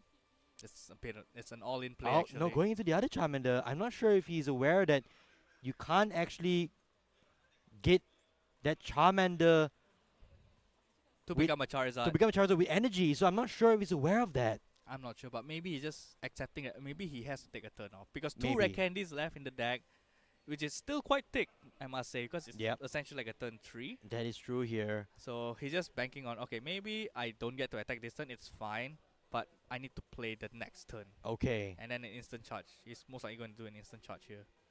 So he's just sacrificing that lone Charmander that Oh, has gets even a Charmeleon. So that's good. The play here from Jinchung paying off. Probably sacrificing that Charmander, but that's fine. Instant charge for 3 cards. no red Does candy. not get a Red Candy, Yep. but there is a Charmeleon already in play. Here we go. Gardevoir's turn. Refinement, discarding energy. Buddy Poffin. Gonna probably fish out a route if he has. Because this Flutter Mane is what you need. Indeed. So this is the card of choice, the attacker of choice right now for Tommy. And I should say, a counter catcher here is going to be brutal for Jinchung. Taking out that Charmeleon would just mean that Jinchung is back to square one. needing the Rare Candy in order to get any attacks going. There's no Manaphy in play. There's no Manaphy in play, So exactly. Screamtail is definitely going to take a knockout on this Charmeleon and even Lost City bumping is the gone. Lost City as well. I would have. 2-row up. Oh, okay. And going for another refinement. Yes, another refinement just to draw an additional card. This is going to be key here for Tommy. This is a turn where he will disrupt Jinchung's board enough He to the does point get- he can't come back after this. That's a lot of buddy poffing that he doesn't want to play. He does probably want a Monkey Dory. He has one in his deck, but looks like he's just opting for the routes. Yeah, going for more routes, more Curlia. So definitely the play is to definitely go into Screamtail and just knock out the Charmeleon with energy and Yeah. the maximum. It just prevents the Charizard EX from ever coming out. And just forces the Rare Candy. Yes. From Jinchung, which we know is not in his hand just yet. You definitely go for that. You take your chances here because you were behind and You- you you had to do. use the Devo. This is definitely the best play he can get. So two energies on the Screamtail. Is He it needs enough? one You need more. one more. Oh, goes for the one with the energy. So okay, that is interesting. I don't think that might be the right play. It's a knockout, but why go for the Charmander when you know your opponent has Charizard in hand? Yeah, he has 2 Charizards in hand, which is quite a lot. And now, Jinchung being able to go into the Charizard, He does have- potentially even getting rid of this Screamtail for good with a Lost City in hand. Yeah, and on addition, he has Super Rod in hand. Wait, I think he used it last turn. No, he used it last turn. He did use it last turn, so we will not be Oh. seeing another Super Rod. But Charizard back in play here.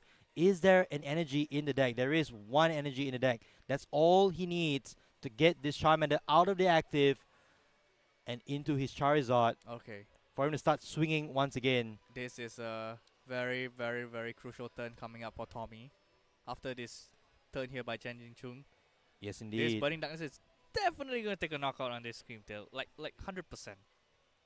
The problem is, if his Charizard goes down, I think that's it. And that's probably game. Yeah. But at this stage right now, Jinchung will have an attack off.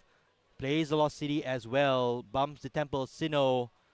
So the Screamtail will be knocked out for good and will no longer be seeing play beyond this. He can meet Monkey Dory, in the Lost Zone. Okay. So he does have drawing Arven. to Arven. Okay. Potentially going for the Rare Candy. Oh, he's going for this play again. Well, he can't actually play it. They're Yeah. tied on prizes right now. It's 5 each. They cannot. I mean, the counter catcher is in a live play here for Chen Jinchung. So he cannot play it. No, he can't play He it. cannot play it. He can't play. It's 5 each. Jinchung did not see that. Yeah. And it's caught by the players, thankfully. So he has to take a knockout on this Yep. Screamtail. So he could have gone for the Rare Candy into the He Pidgeot. could have done it, but he just hindsight. He just forgotten about it. Yeah. So now he takes the lead here, but he has a card that is dead in hand, which is a counter catcher when he could have gotten a Pidgeot.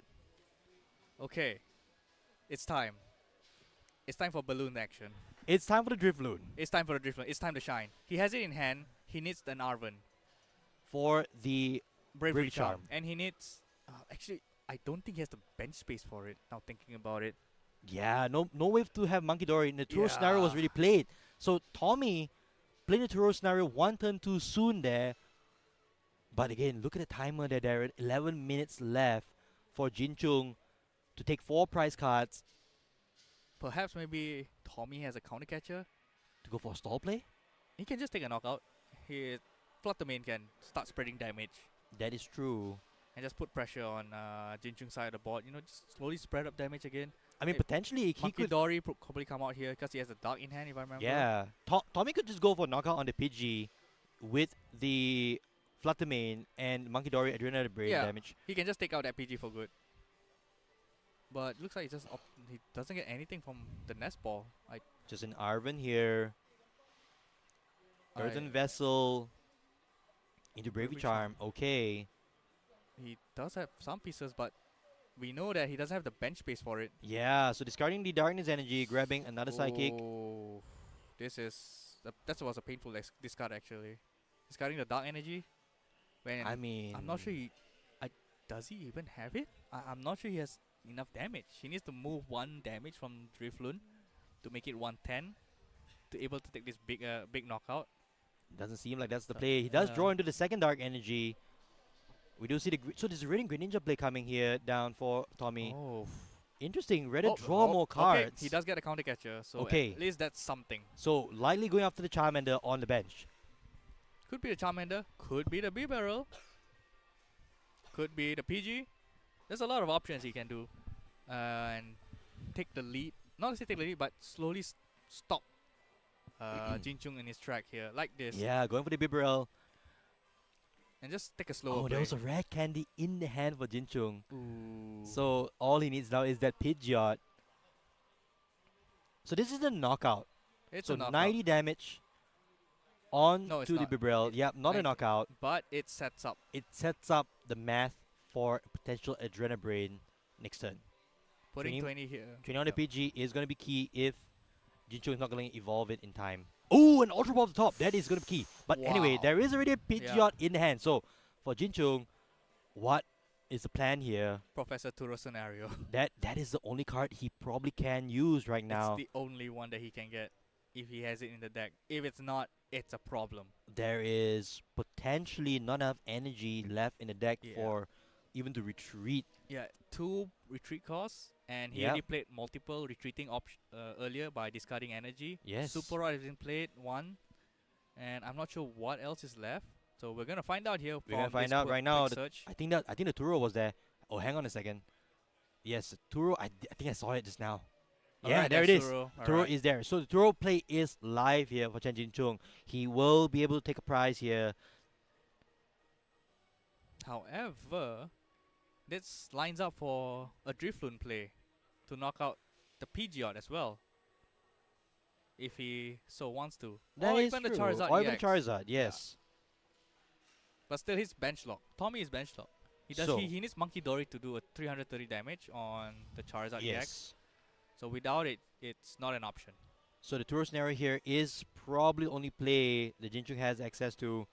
Now here comes the Ultra Ball, discarding the Manaphy and the Counter Catcher. 2 cards that probably useless at this stage of the game right now. What's he going for? That's nothing. He's just thinning out his deck. Yes, indeed. So Jin Chung here just thinning his hand to be able to draw more cards off the Bibarel. Probably also just getting ready from the Iono later on. Yes, indeed.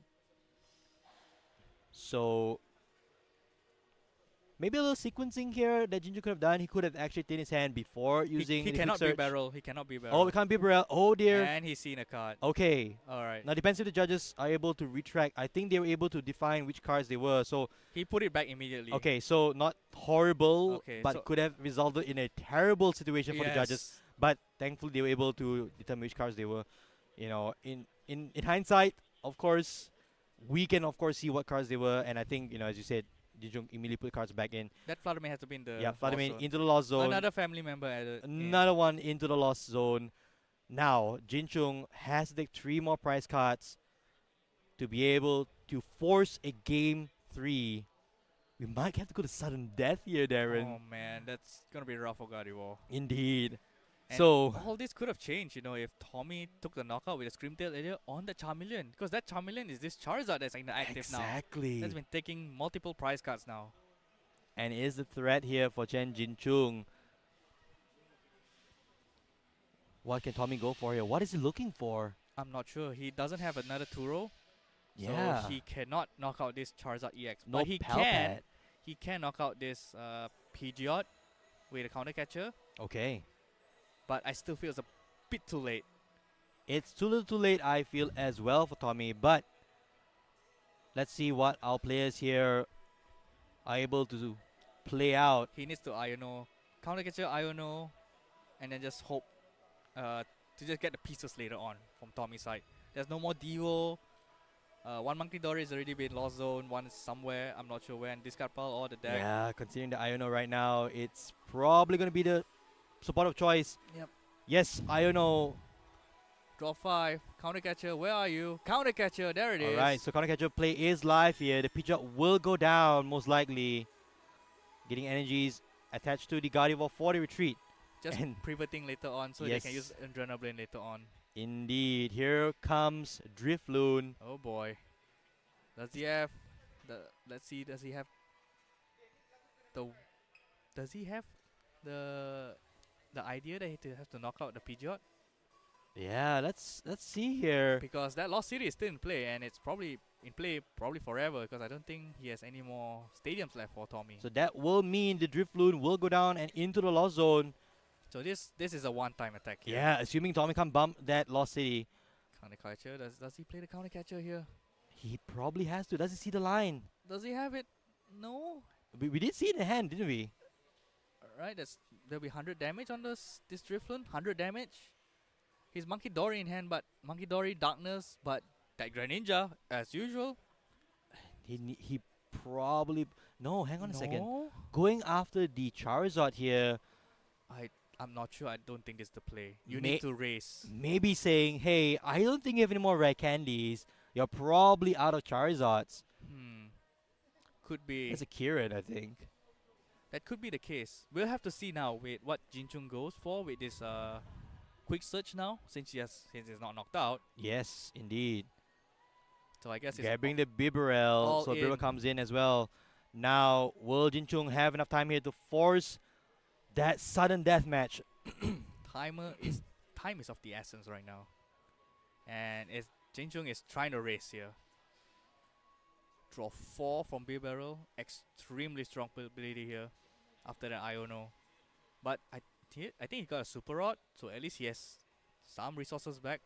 But I'm not sure rare candy wise is what he managed to get, because that Charmeleon is in the active. It's underneath this Charizard EX that has damage, so it could not be recovered immediately and get back into the deck. So this Charizard, I don't think there'll be another Charizard after this. It's gonna be interesting whether or not that last rare candy. Do we see all 4 rare candies played already so far? That's the question. Yes. Oh my. Yeah. Oh, there goes here comes the boss. So Okay. taking 2 prize cards here, but leaving the Drifloon unchecked. This is a line here. This is interesting. There's an option here for Tommy to take 4 prizes if he wants to. He needs a Gardevoir EX to do this play. Problem is, he needs a Gardevoir EX to do this play. Right now. Alright, so here we comes go. the Monkey Dory. Time to refine. He needs Gardevoir. No, Iono again. Oh, hang on. Alright. Looks like he's contemplating. Thinking about it. What does Tommy do here? This is an extremely crucial turn. Alright, he's going for the knockout on to Charizard EX with Monkey Dory. So the Takes Monkey 2 Dory, prizes. yes. What does he get? I don't think I see.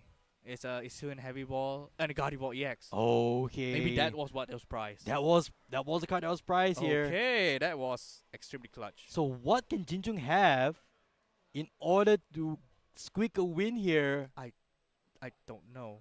Jinchung is at 1 prize, so Radiant Charizard is his final attacker. Oh my.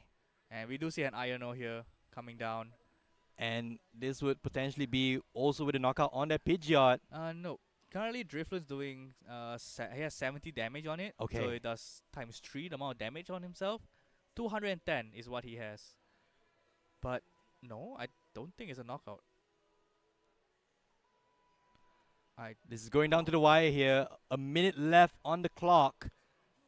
And just getting damage in, that's it. So, last 50 HP on this Pidgeot EX.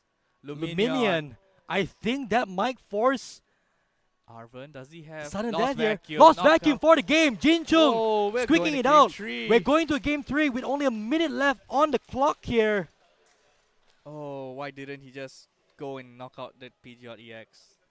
I think this might be a sudden death match. Oh no. With a minute on the clock here. A sudden death match in the finals?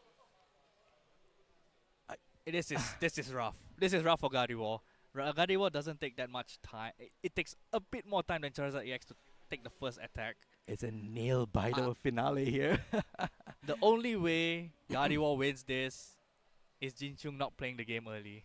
Means he doesn't get the optimal setup, doesn't get his Arven, doesn't get his Rorom. No, things have to happen. Like, it's a lot. Yeah, and I think if we can get confirmation from the judges, it might be a sudden death, single prize sudden death match. That's gonna We be will get confirmation here real soon. It's insane. And I'm just looking over the cross here because we want to just make sure that the judges are going to get this done. It will likely be a sudden death single prize match. We will see real soon. This is pretty much as good as it gets. As close as it gets, as good as it gets. Although this matchup is very volatile, but a sudden death takes it on a whole other level. Although it is much more favored to Charizard because Of course. Rare Candy. Indeed. Rare Candy makes all the difference in the sudden death games. Yes, indeed. I think with time already called pretty much, this will likely be a single prize sudden death match. Oh boy. Let's see what happens next here. We're in for a treat, I We guess. are in for a treat. It's pretty late here in Atria Shopping Gallery. In Kuala Lumpur. It's very late. TCG Malaysia Open Championships, the first ever, and we're treated to a nail-biter finale here at the Grand Finals. 3,000 ringgit on the line. It's all for the 3K. Indeed. All comes down to a sudden death, game 3, for the 3,000 ringgit cash prize. Okay, so now into the game here. It seems like we are setting out with 6 prizes. I think the first... So it's sudden death, so 6 prizes set up. Yeah. The first player to take a prize wins the game. And the match and the Grand Finals. And I don't think Jin Chung has a turn to Rare Candy yet. I don't think he has. He's lacking 1 card. He has an... I'm not sure, an Arven or Kieran? No, it's a Kieran, so it's not even an Arven. He has an Iono. It's an Iono and Prey here for Jin Chung. This is... It gets on another level. It's interesting though. So Tommy decided to go second in this match. He has to get his TM evolution out. Right. That's his only choice. And this is what he's doing right now. He's Yeah, ready he to got play. it. So Jin Chung has 1 turn. It's his last turn. If he doesn't get a Charizard out and take a knockout on this, most probably a route, it's over. This is a nail biter of a Grand Finals here. Both these players. He gets the perfect cards what he needs as well, like Earthen Vessel to help thin out the deck. Yeah. Getting the TM evolution, get Curlias out. So he just need the Gardevoir EX. And to think it was all down to that lost vacuum. And Arven of the top 4, the lost vacuum for Chen Jin Chung. Oh, this is... Alright, all in. All in here.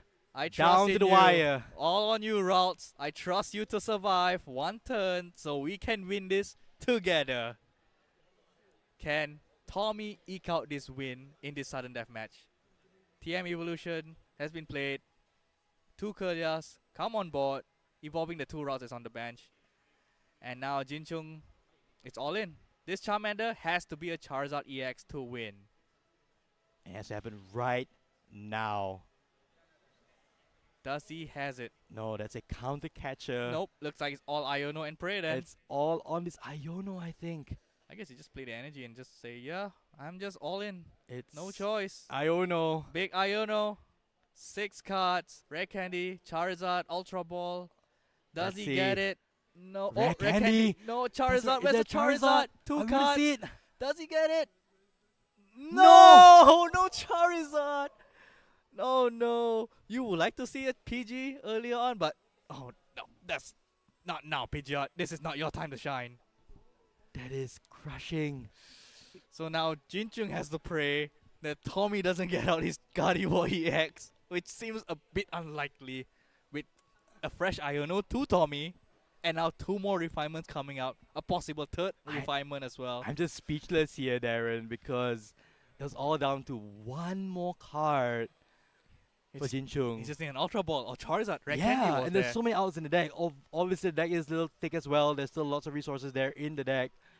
Could he have played it any differently? I don't think so. I don't think so. There was no other There was way. no other play. There was no other cards in hand that he could have used. Best possible play that he could have done, which is just play Iono and just pray. That was a 3,000 ringgit Iono. And it could be a 3,000 ringgit wave. Oh. Let's see here from Chen Jin Chung, or I should say Tommy, because It's we all on need to Tommy. see Yeah. whether or not he is able to get a Gardevoir EX.